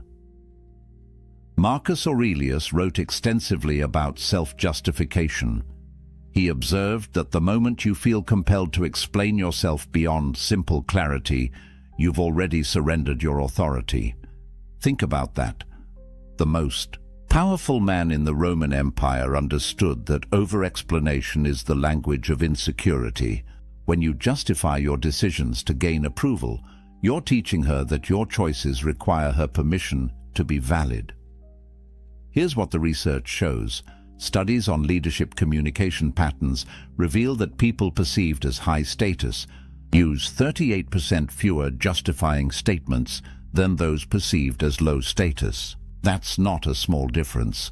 That's the gap between a man who commands respect and a man who begs for it with every sentence. The mechanism is brutally simple. When you constantly explain why you made a choice, why you prefer something, why you did what you did, you're creating a power dynamic where her approval becomes the measuring stick for your decisions. Her brain registers this pattern, not consciously perhaps, but deep in the neurological circuitry that evaluates mate value, a signal fires. This man is uncertain. This man needs validation. This man is not secure in himself. Seneca understood this concept perfectly. He wrote about the power of brevity and conviction. A statement made with certainty requires no defense. A choice made with clarity needs no justification. When you speak your truth and move forward, you demonstrate something that triggers respect at a biological level: self-trust. And a man who trusts himself is a man worth following. But here's where men get confused. They think explaining is being considerate, thoughtful, communicative. And there's a difference between accountability and approval seeking that most men never learn. Accountability sounds like, I chose this because it aligns with my values. Approval seeking sounds like, I chose this because I thought you'd like it, and if you don't, I can change it. I just wanted to make sure you were okay with it. And see the difference. One is a statement. The other is a negotiation with reality itself. Epictetus taught his students about the dichotomy of control. Your judgments belong to you. Other people's opinions belong to them. When you explain yourself excessively, you're trying to control something that isn't yours to control. Her perception and that desperate reach for control reveals the exact opposite of what you want to project. Research in social psychology confirms this. People trust decisive communication. When you state your position without hedging, without qualifiers, without the endless parade of justifications, you activate trust responses in the listener's brain. But when you over-explain, you trigger suspicion. Because at a subconscious level, she's wondering, why does he need to convince me this much? What is he hiding? What is he uncertain about? The Stoics had a phrase for this: living according to nature. Not nature as in trees and rivers, but nature as in your essential character. A tree doesn't explain why it grows toward the sun. A river doesn't justify its path to the ocean. They simply are what they are. And when you live with that same unconflicted certainty, when you make choices and state them without the desperate need for approval, you embody something that respect cannot help but follow. So here's your first truth. Secure men state, insecure. Men explain. Which one are you? But this next mistake is worse, because you're doing it to be nice. Mistake number 2 destroys more masculine potential than perhaps any other error on this list, except for what's coming later. And it's this: abandoning your mission for validation, sacrificing your purpose, your goals, your direction in life, because you think it will make her respect you more. It does the exact opposite. Musonius Rufus, a Stoic philosopher less known than Marcus Aurelius but equally profound, taught extensively about purpose and direction. He argued that a man without a mission is like a ship without a rudder, tossed by every wave, controlled by every wind. And here's what modern relationship research confirms. Studies show that women report significantly higher satisfaction, attraction, and respect in relationships where their partner demonstrates clear life direction independent of the relationship itself.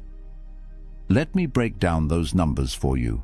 In longitudinal studies tracking relationship satisfaction, couples where the male partner maintained strong personal goals and pursuits showed 42% higher reported respect levels from female partners compared to relationships where men primarily oriented their lives around the relationship.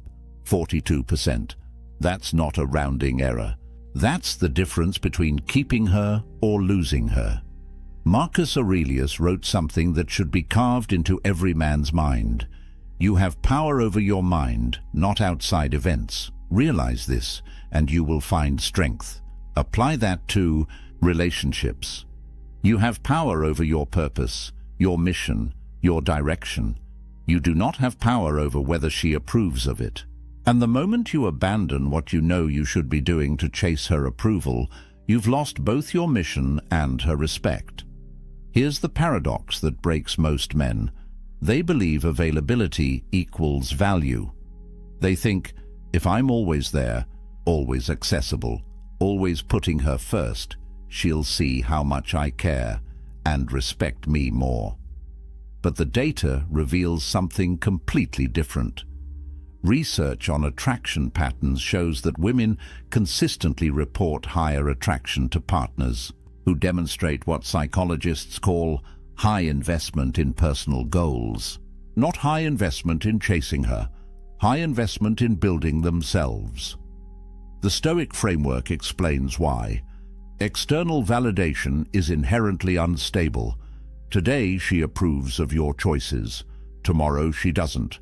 Today she wants your attention. Tomorrow she wants space. If your mission changes based on her shifting moods, you're not a man with direction. You're a weather vane spinning with every breeze, and no woman respects a weather vane. Epictetus taught the dichotomy of control with surgical precision. There are things within your control: your choices, your values, your effort, your discipline. There are things outside your control: her moods, her approval, her attraction, her respect. When you sacrifice what you control, your mission, to chase what you don't control, her validation, you've committed the cardinal sin of Stoic philosophy. You've traded your power for powerlessness. But here's where it gets deeper. Neuroscience. Research on relationship dynamics shows something fascinating. When a man maintains strong personal direction, when he has goals and pursuits that exist independently of his partner, it triggers what researchers call mate value perception stability. In simple terms, she sees you as more valuable because your value doesn't depend on her. Your worth exists whether she's there or not. And that independence, that unwavering commitment to your path, activates attraction at a primal level. Think about what you're communicating when you drop your goals to spend more time with her, when you cancel your training to watch her TV shows, when you abandon your business plans because she needs attention. You're saying, my mission is negotiable. My purpose is flexible. I don't actually have a core that cannot be moved. And she registers that message perfectly. The statistical correlation is brutal and clear. Studies tracking long-term relationship outcomes show that men who maintain consistent personal pursuits, who have what researchers call identity sovereignty, experience respect levels in their relationships that are 61% higher than men who merge their identity entirely into the partnership. Your mission protects your respect. Your purpose guards your attraction. The moment you trade them for her validation, you've guaranteed losing both. Here's the Stoic truth that will save you.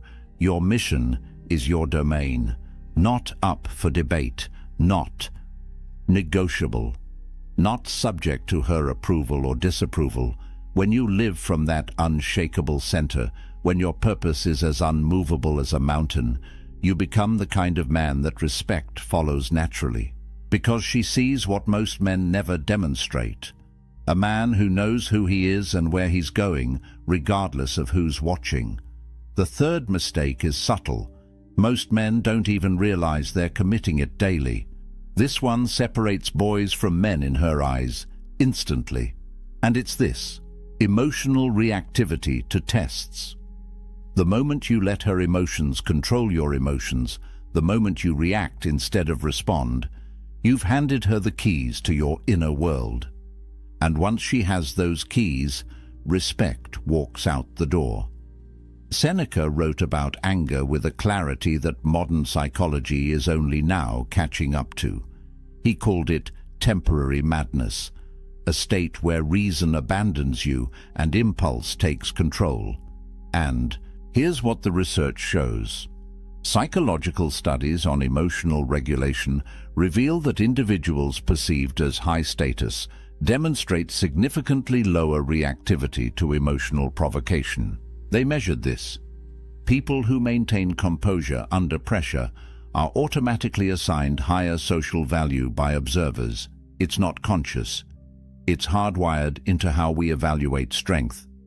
But let's talk about what's actually happening when she tests you, because she will test you.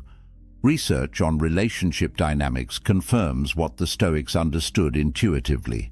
Partners engage in what psychologists call relationship testing behaviors to assess emotional stability and frame strength. She's not doing this to be malicious. She's doing it because her neurology demands to know, is this man solid or does he crumble when challenged? Marcus Aurelius faced this principle on a civilizational scale. He wrote, "The impediment to action advances action.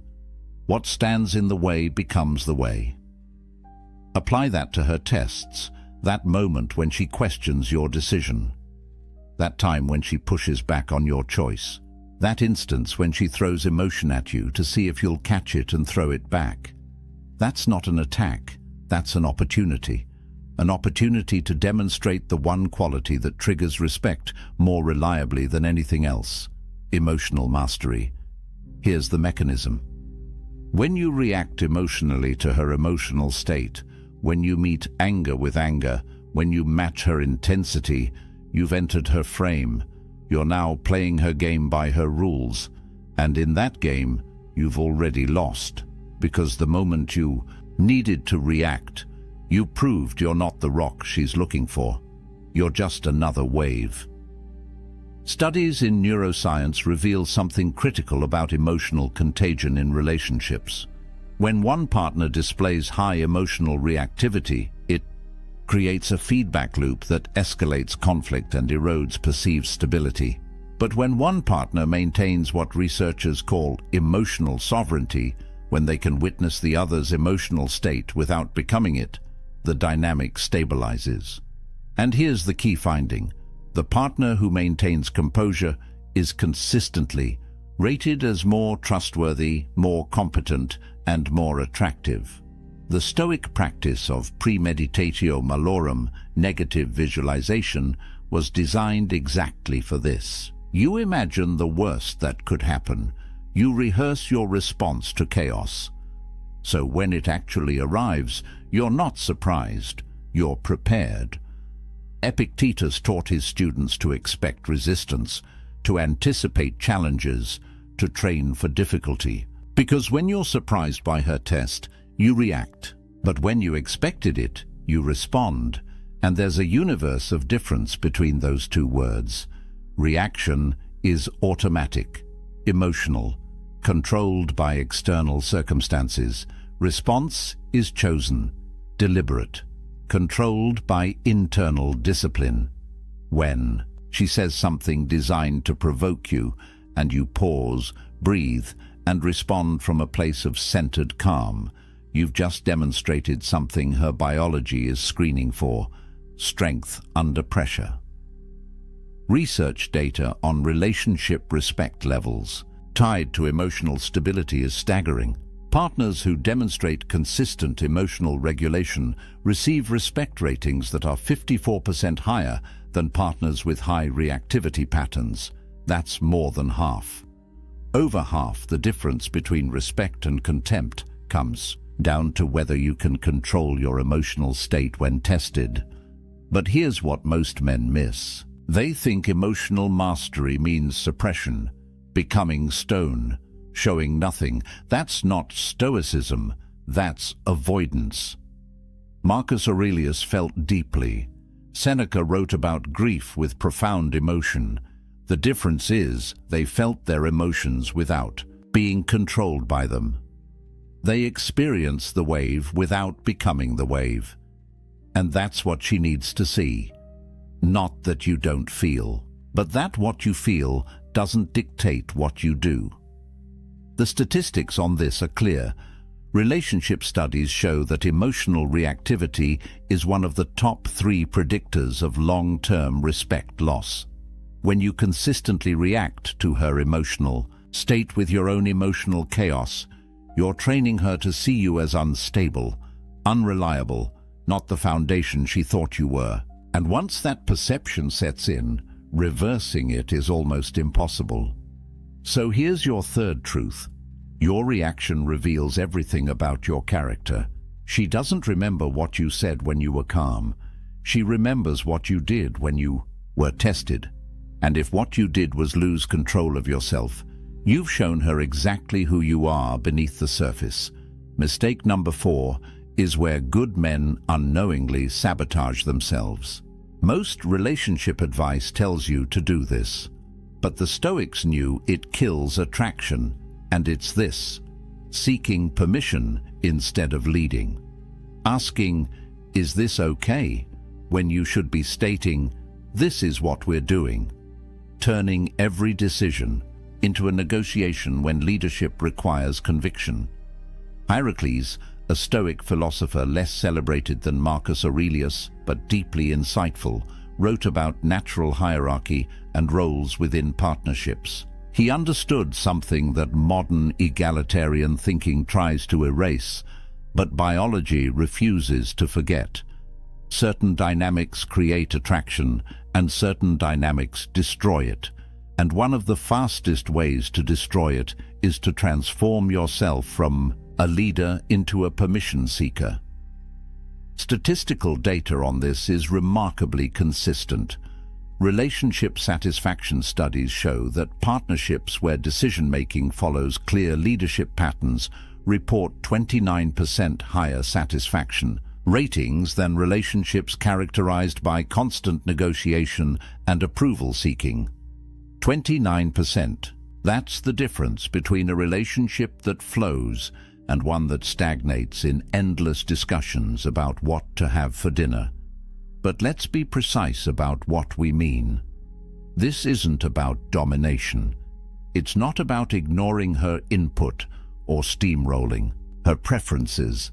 The Stoics understood the difference between tyranny and leadership, and so should you. Epictetus taught about taking ownership of choices, making decisions from clarity, and then executing them with confidence. That's not the same as asking permission for your every move. Here's what happens in her mind when you constantly seek approval.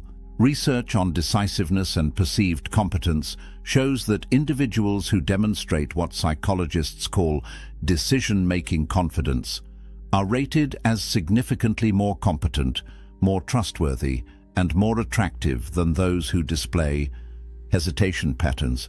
When you ask, "Is this okay?" before making simple choices, you're communicating uncertainty. And uncertainty in a man triggers doubt in a woman's mind about whether you can handle larger challenges. Think about the message embedded in permission seeking. Is it okay if I go to the gym? Do you mind if I see my friends? Are you fine with this restaurant choice? Every one of these questions carries a subtext. I need your approval to know if my choice is valid. I'm not confident enough in my own judgment to simply act. I require your permission to exist in the way I want to exist. And that subtext kills polarity. Marcus Aurelius commanded legions. Do you think he asked his soldiers if they minded marching north? No. He assessed the situation, made the decision, and communicated it with clarity. That's leadership.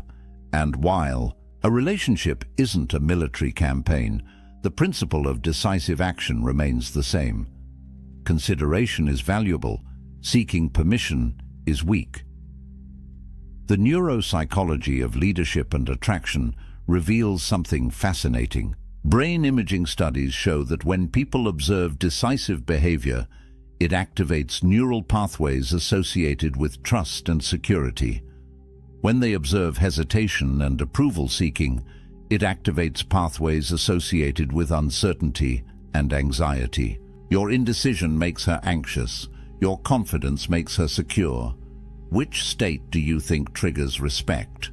Research tracking decision-making speed and respect levels found a direct correlation. Partners who make decisions efficiently, who assess options and commit without endless deliberation, receive respect ratings 33% higher than partners who agonize over every choice and seek constant validation, 1/3 higher. That's the tax you pay for weakness, disguised as consideration. But here's where men get confused. They think asking her opinion is respectful, and it can be when done correctly. There's a difference between, "What do you think about this option?" and "Is it okay if I do this?" The first invites collaboration. The second surrenders authority. Epictetus wrote about the importance of maintaining your sphere of choice. You can consider input. You cannot outsource your decisions. The Stoics practiced something called assent, the idea that you choose what you agree to, what you accept, what you allow into your mind. When you seek permission for your choices, you're giving her veto, power over your assent. You're saying, "I won't agree to my own decision until you approve it." And that's not partnership. That's abdication. Statistical analysis of long-term relationship dynamics shows this pattern clearly.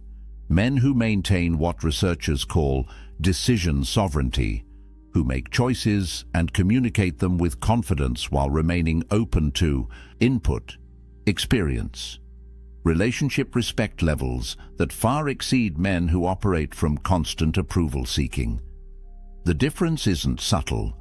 It's the chasm between a man she follows and a man she manages. So here's your fourth truth. Consideration is not permission. You can value her input without needing her approval. You can be thoughtful without being weak. And when you understand that difference, when you start making decisions with confidence and communicating them with clarity, you'll notice something shift in how she looks at you, because you've stopped being the boy who asks if it's okay and started being the man who knows what he's doing. We're getting into dangerous territory now. Mistake 5 is where respect starts dying. This mistake turns you from her rock into her burden. And the top 2 are even worse. But this one, defending yourself against her emotions, this is where most men lose the battle without understanding they were even fighting. Seneca wrote extensively about distinguishing your peace from others' chaos. He understood that the moment you allow another person's emotional state to determine your own, you've surrendered the only real power you have, sovereignty over your inner world. And in relationships, this principle becomes critical, because when she's emotional, when she's upset, when she's projecting her internal chaos onto you, your instinct will be to defend yourself, and that instinct will destroy you. Relationship. Studies on emotional regulation and partnership dynamics reveal something most men never learn. Research shows that in conflict situations, when one partner responds to emotional accusations with logical defense, it escalates the conflict 84% of the time. 84%.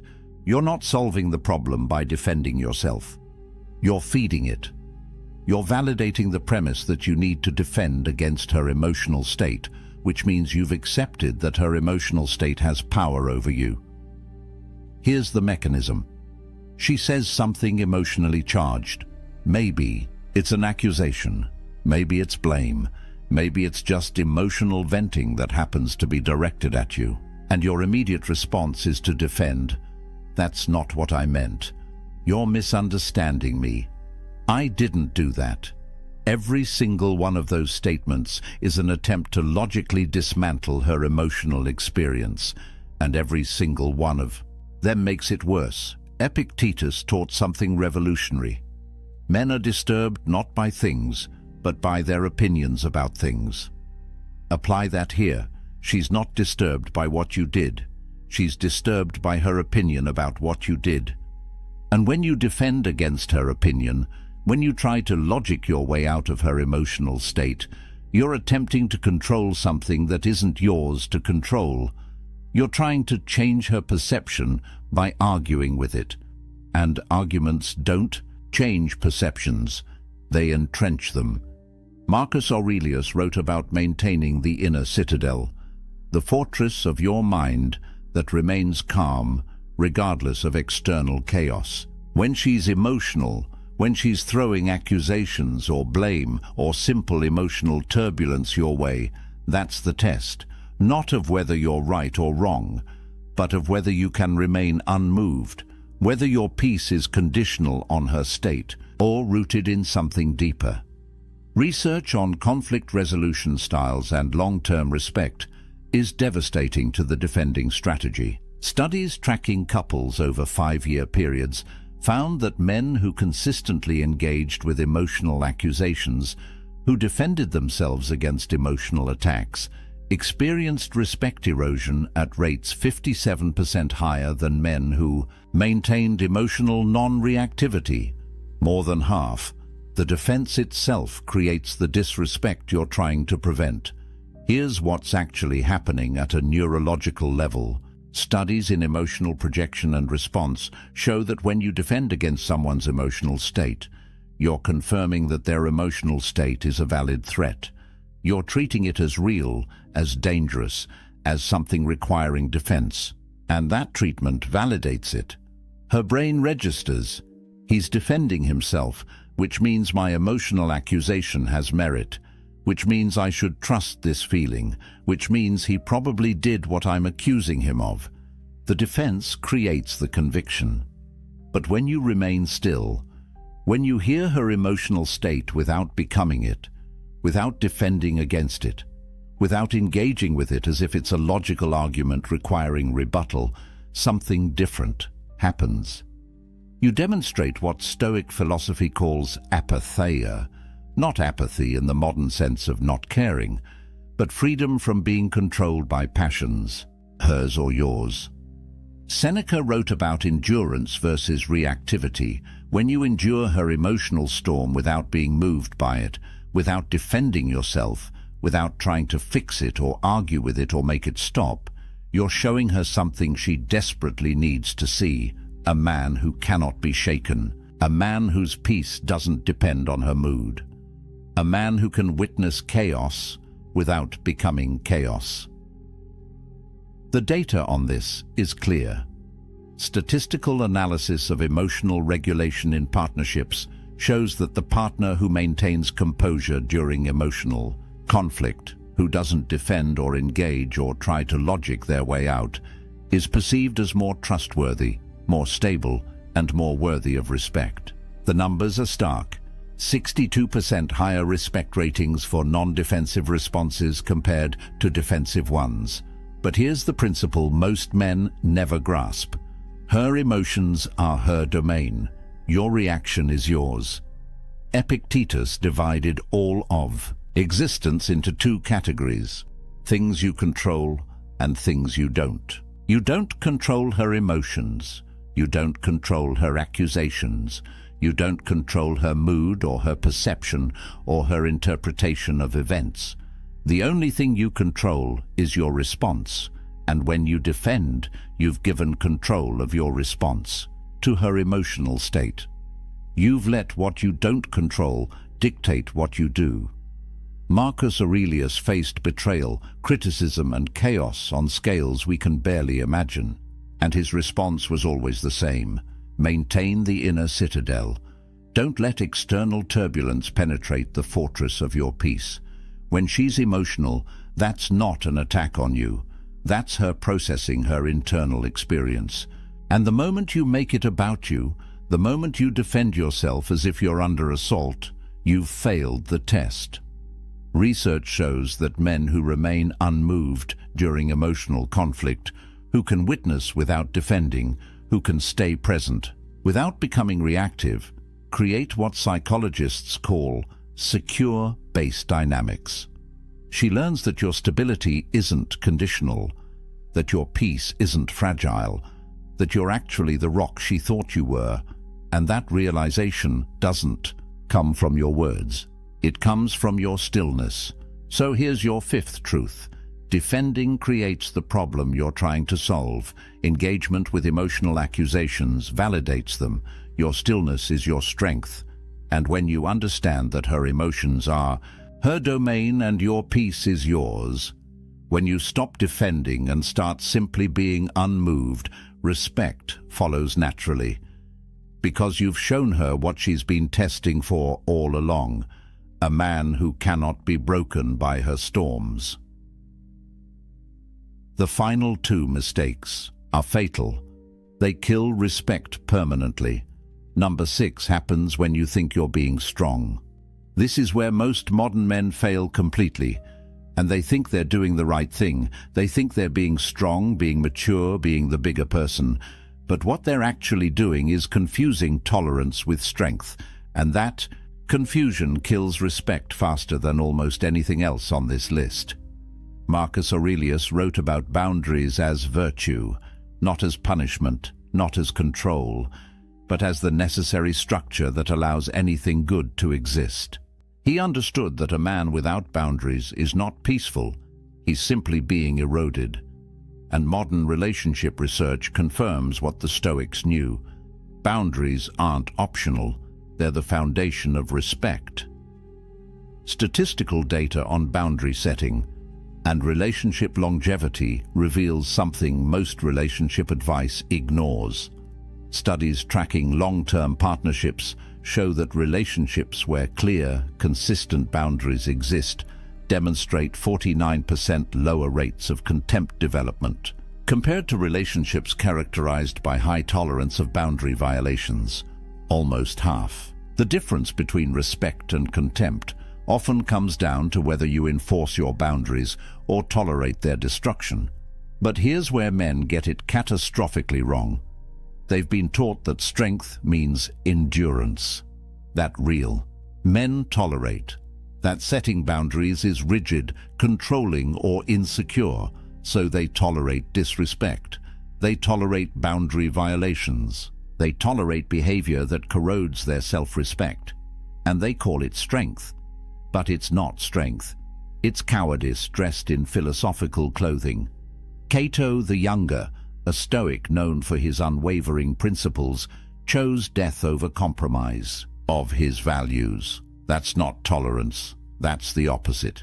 He understood that some lines cannot be crossed, some standards cannot be lowered, some violations cannot be endured without losing the core of who you are. And while your relationship isn't a political crisis in ancient Rome, the principle remains. You teach people how to treat you by what you tolerate. Psychological research on boundary enforcement and attraction reveals something that destroys the tolerance myth completely. Studies show that partners who enforce clear boundaries consistently are rated as significantly more attractive and more worthy of respect than partners who tolerate boundary violations in the name of harmony. The data is explicit. Women report higher attraction to men who maintain standards than to men who accommodate disrespect. Here's the mechanism most men miss. When she crosses a boundary and you tolerate it, you're not being strong. You're not being understanding. You're teaching her nervous system something critical. This man's boundaries are negotiable. This man will sacrifice his standards to keep me. This man values my presence more than his self-respect. And once her neurology learns that lesson, respect begins its inevitable decline. Epictetus wrote, "No man is free who is not master of himself." Apply that to boundaries. If you cannot master your own standards, if you cannot enforce your own limits, if you allow others to violate your boundaries without consequence, you're not free. You're enslaved to her approval. And slavery never generates respect. It generates contempt. Neuroscience research on respect and boundary violations shows something brutal. Brain imaging studies reveal that when people observe others tolerating mistreatment, it activates neural pathways associated with lowered status perception. Your tolerance of disrespect literally lowers your perceived value in her brain, not consciously. At the level of automatic neural processing, her biology is watching how you treat yourself, and it's downgrading your worth accordingly. Statistical correlation between self-respect and partner respect is one of the strongest findings in relationship psychology. Studies show a 0.87 correlation between enforcing personal boundaries and receiving partner respect. That's almost perfect correlation. When you respect your boundaries, she respects you. When you tolerate violations of your boundaries, she loses respect. It's not complicated. It's not mysterious. It's mathematical. But here's where the Stoic distinction becomes critical. Seneca wrote extensively about endurance versus submission. Endurance is choosing to bear difficulty for a purpose. Submission is allowing yourself to be degraded because you're afraid of the alternative.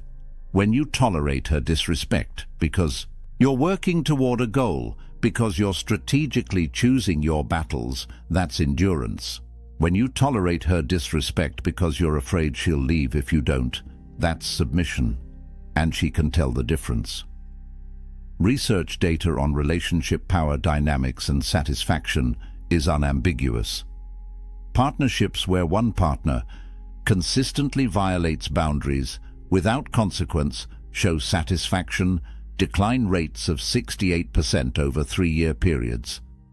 2/3 of satisfaction erodes when boundaries aren't enforced. Because without boundaries, there's no respect. Without respect, there's no attraction. Without attraction, there's no relationship worth keeping. Here's what most men don't understand about boundary testing. She doesn't cross your boundaries to see if you'll tolerate it. She crosses your boundaries to see if you'll enforce them. It's a test. And every time you fail to enforce, every time you tolerate what you should correct, Every time you let violations slide in the name of keeping peace, you fail the test. And she registers that failure deep in the part of her brain that evaluates mate quality. Marcus Aurelius faced constant challenges to his authority, his principles, his boundaries, and his response was never tolerance of violations. It was enforcement of standards, not through anger, not through punishment, through unwavering consistency. When a boundary was crossed, there were consequences, not because he was controlling, but because he understood that boundaries without enforcement aren't boundaries. They're suggestions, and suggestions don't command respect. The critical distinction is this: Stoic acceptance applies to things outside your control.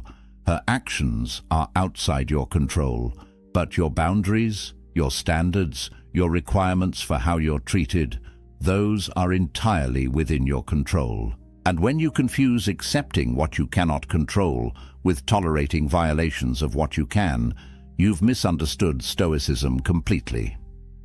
Statistical analysis shows that men who maintain firm boundaries while remaining emotionally calm experience relationship respect levels 71% higher than men who either explode when boundaries are crossed or tolerate violations to keep peace. The key is unwavering enforcement without emotional reactivity. The boundary is maintained not through anger, but through certainty. So here's your sixth truth. Tolerance of disrespect is not strength. It's self-abandonment. She doesn't respect men who endure her worst behavior. She respects men who won't tolerate it. And the moment you understand that enforcing your boundaries isn't about controlling her, it's about respecting yourself, everything changes. Because you stop being the man she can walk over and start being the man she has to rise to meet. But nothing, absolutely nothing, kills respect faster than mistake number 7. This is the one that ends it all. This is the ultimate killer, the mistake that makes all the others inevitable, the one that destroys not just her respect for you, but your respect for yourself. And it's this: placing her above your self-respect, making her your priority in a way that turns you into her option. Marcus Aurelius, the most powerful man in the known world, wrote something that every man should memorize. The opinion of 10,000 men is of no value if you have no self-respect. Not the opinion of enemies, not the opinion of strangers. The opinion of 10,000 men means nothing if you don't respect yourself. Now apply that to one woman. Her opinion, her approval, her validation means absolutely nothing if achieving it requires you to abandon your self-respect. The statistics on pedestalization and relationship failure are devastating. Research tracking relationships where one partner places the other on a pedestal shows failure rates of 79% within 5 years. 79%. When you make her more important than your own self-respect, when you sacrifice your standards to keep her, when you betray yourself to maintain her approval, you've guaranteed the relationship will fail. Because she cannot respect what you don't protect. And what you're not protecting is yourself. Here's the philosophical foundation that most men never understand. Epictetus taught about the hierarchy of values.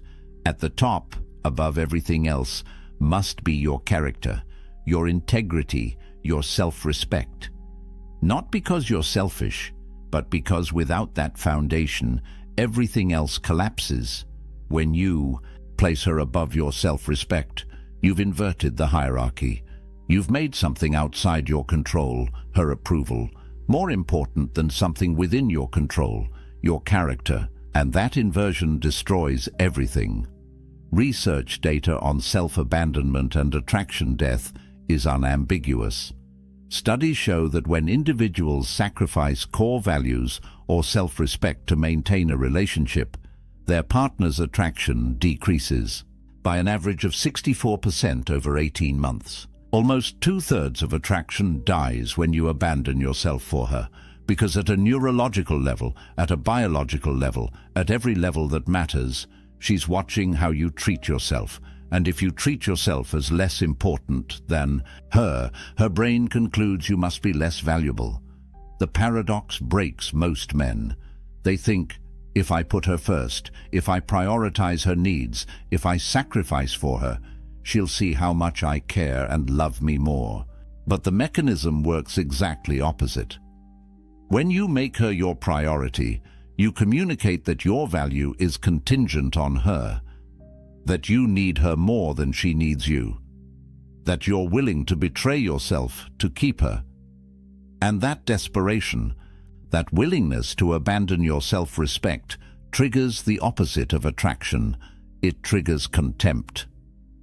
Musonius Rufus wrote about self-governance as the highest virtue, not governance of others, governance of yourself, your thoughts, your choices, your standards, your self-respect. When you can govern yourself, when you maintain your standards regardless of external pressure, you demonstrate the only kind of strength that matters. But when you cannot govern yourself, when you let her desires override your self-respect, you've proven you're ungovernable, unreliable, a ship without an anchor. Neuroscience research on value perception and scarcity reveals why this mistake is fatal. Brain imaging studies show that we assign higher value to things that are scarce, that are not easily obtained, that maintain their standards regardless of our desire for them. When you abandon your self-respect to keep her, you've made yourself abundant, available, willing to compromise anything to maintain her approval. And abundance kills value. Scarcity creates it. Statistical analysis on self-respect levels and partner respect shows the strongest correlation in relationship psychology. The data is crystal clear. Men who maintain unwavering self-respect, who refuse to compromise their core values regardless of relationship pressure, receive respect ratings 93% higher than men who sacrifice self-respect for relationship maintenance. 93%. This isn't a minor factor. This is the entire game.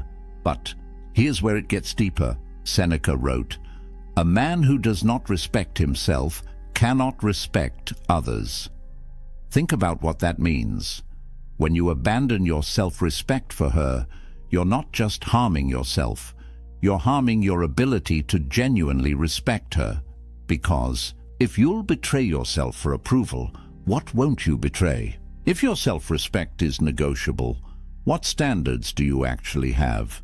If you can't maintain boundaries with yourself, how can you maintain them with anyone? The mechanism is brutally simple. She watches how you treat yourself because that's the preview of how you'll eventually treat her.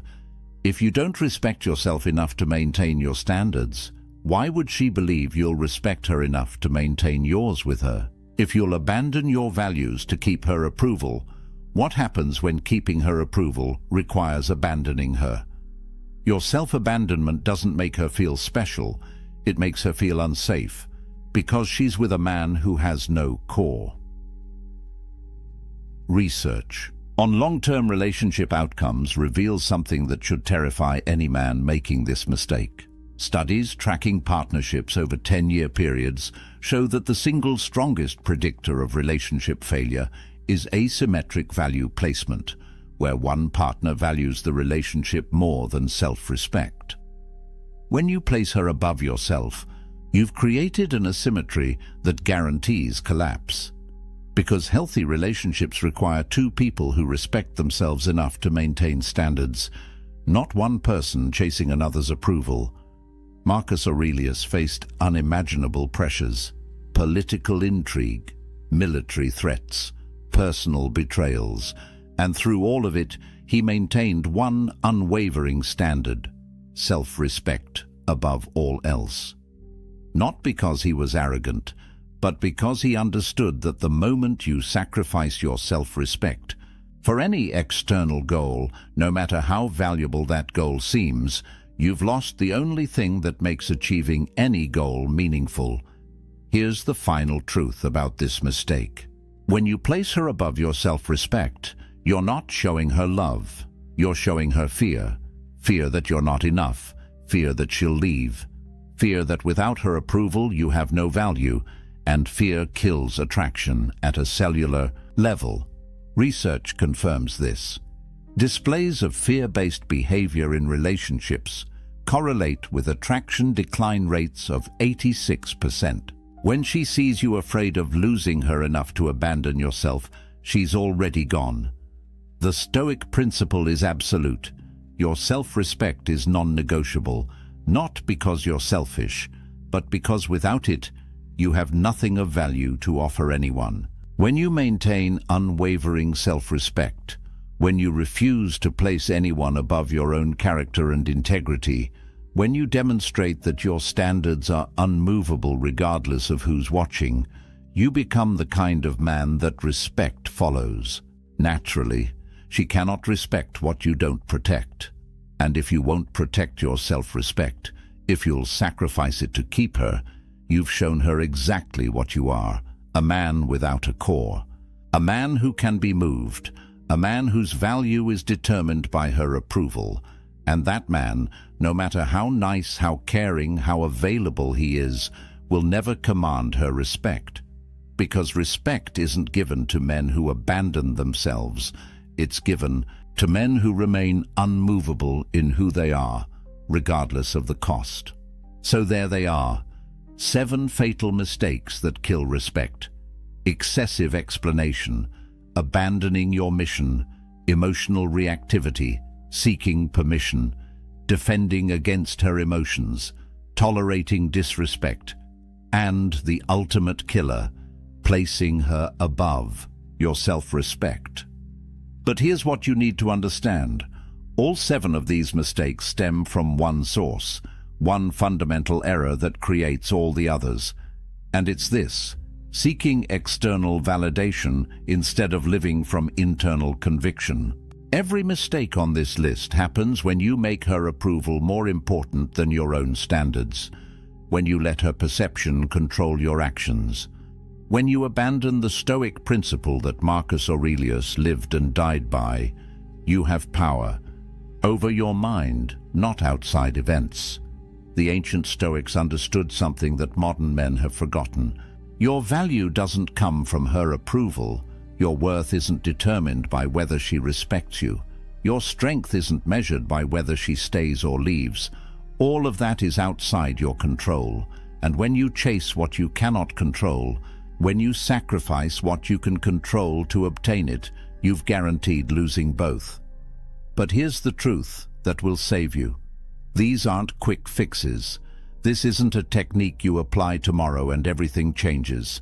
This is character reconstruction. This is rebuilding yourself from the foundation up, using principles that have stood for 2,000 years because they're based on human nature, not modern trends. Epictetus taught daily self-examination. Marcus Aurelius practiced constant reflection. Seneca wrote about measuring yourself against your own standards, not others' opinions. The statistics show that men who implement these principles, who commit to this path of self-respect and Stoic discipline, experience relationship transformations that seem impossible to those still chasing approval. But it's not impossible, it's inevitable, because when you stop seeking respect and start embodying what commands it, when you stop chasing her validation and start validating yourself through your standards,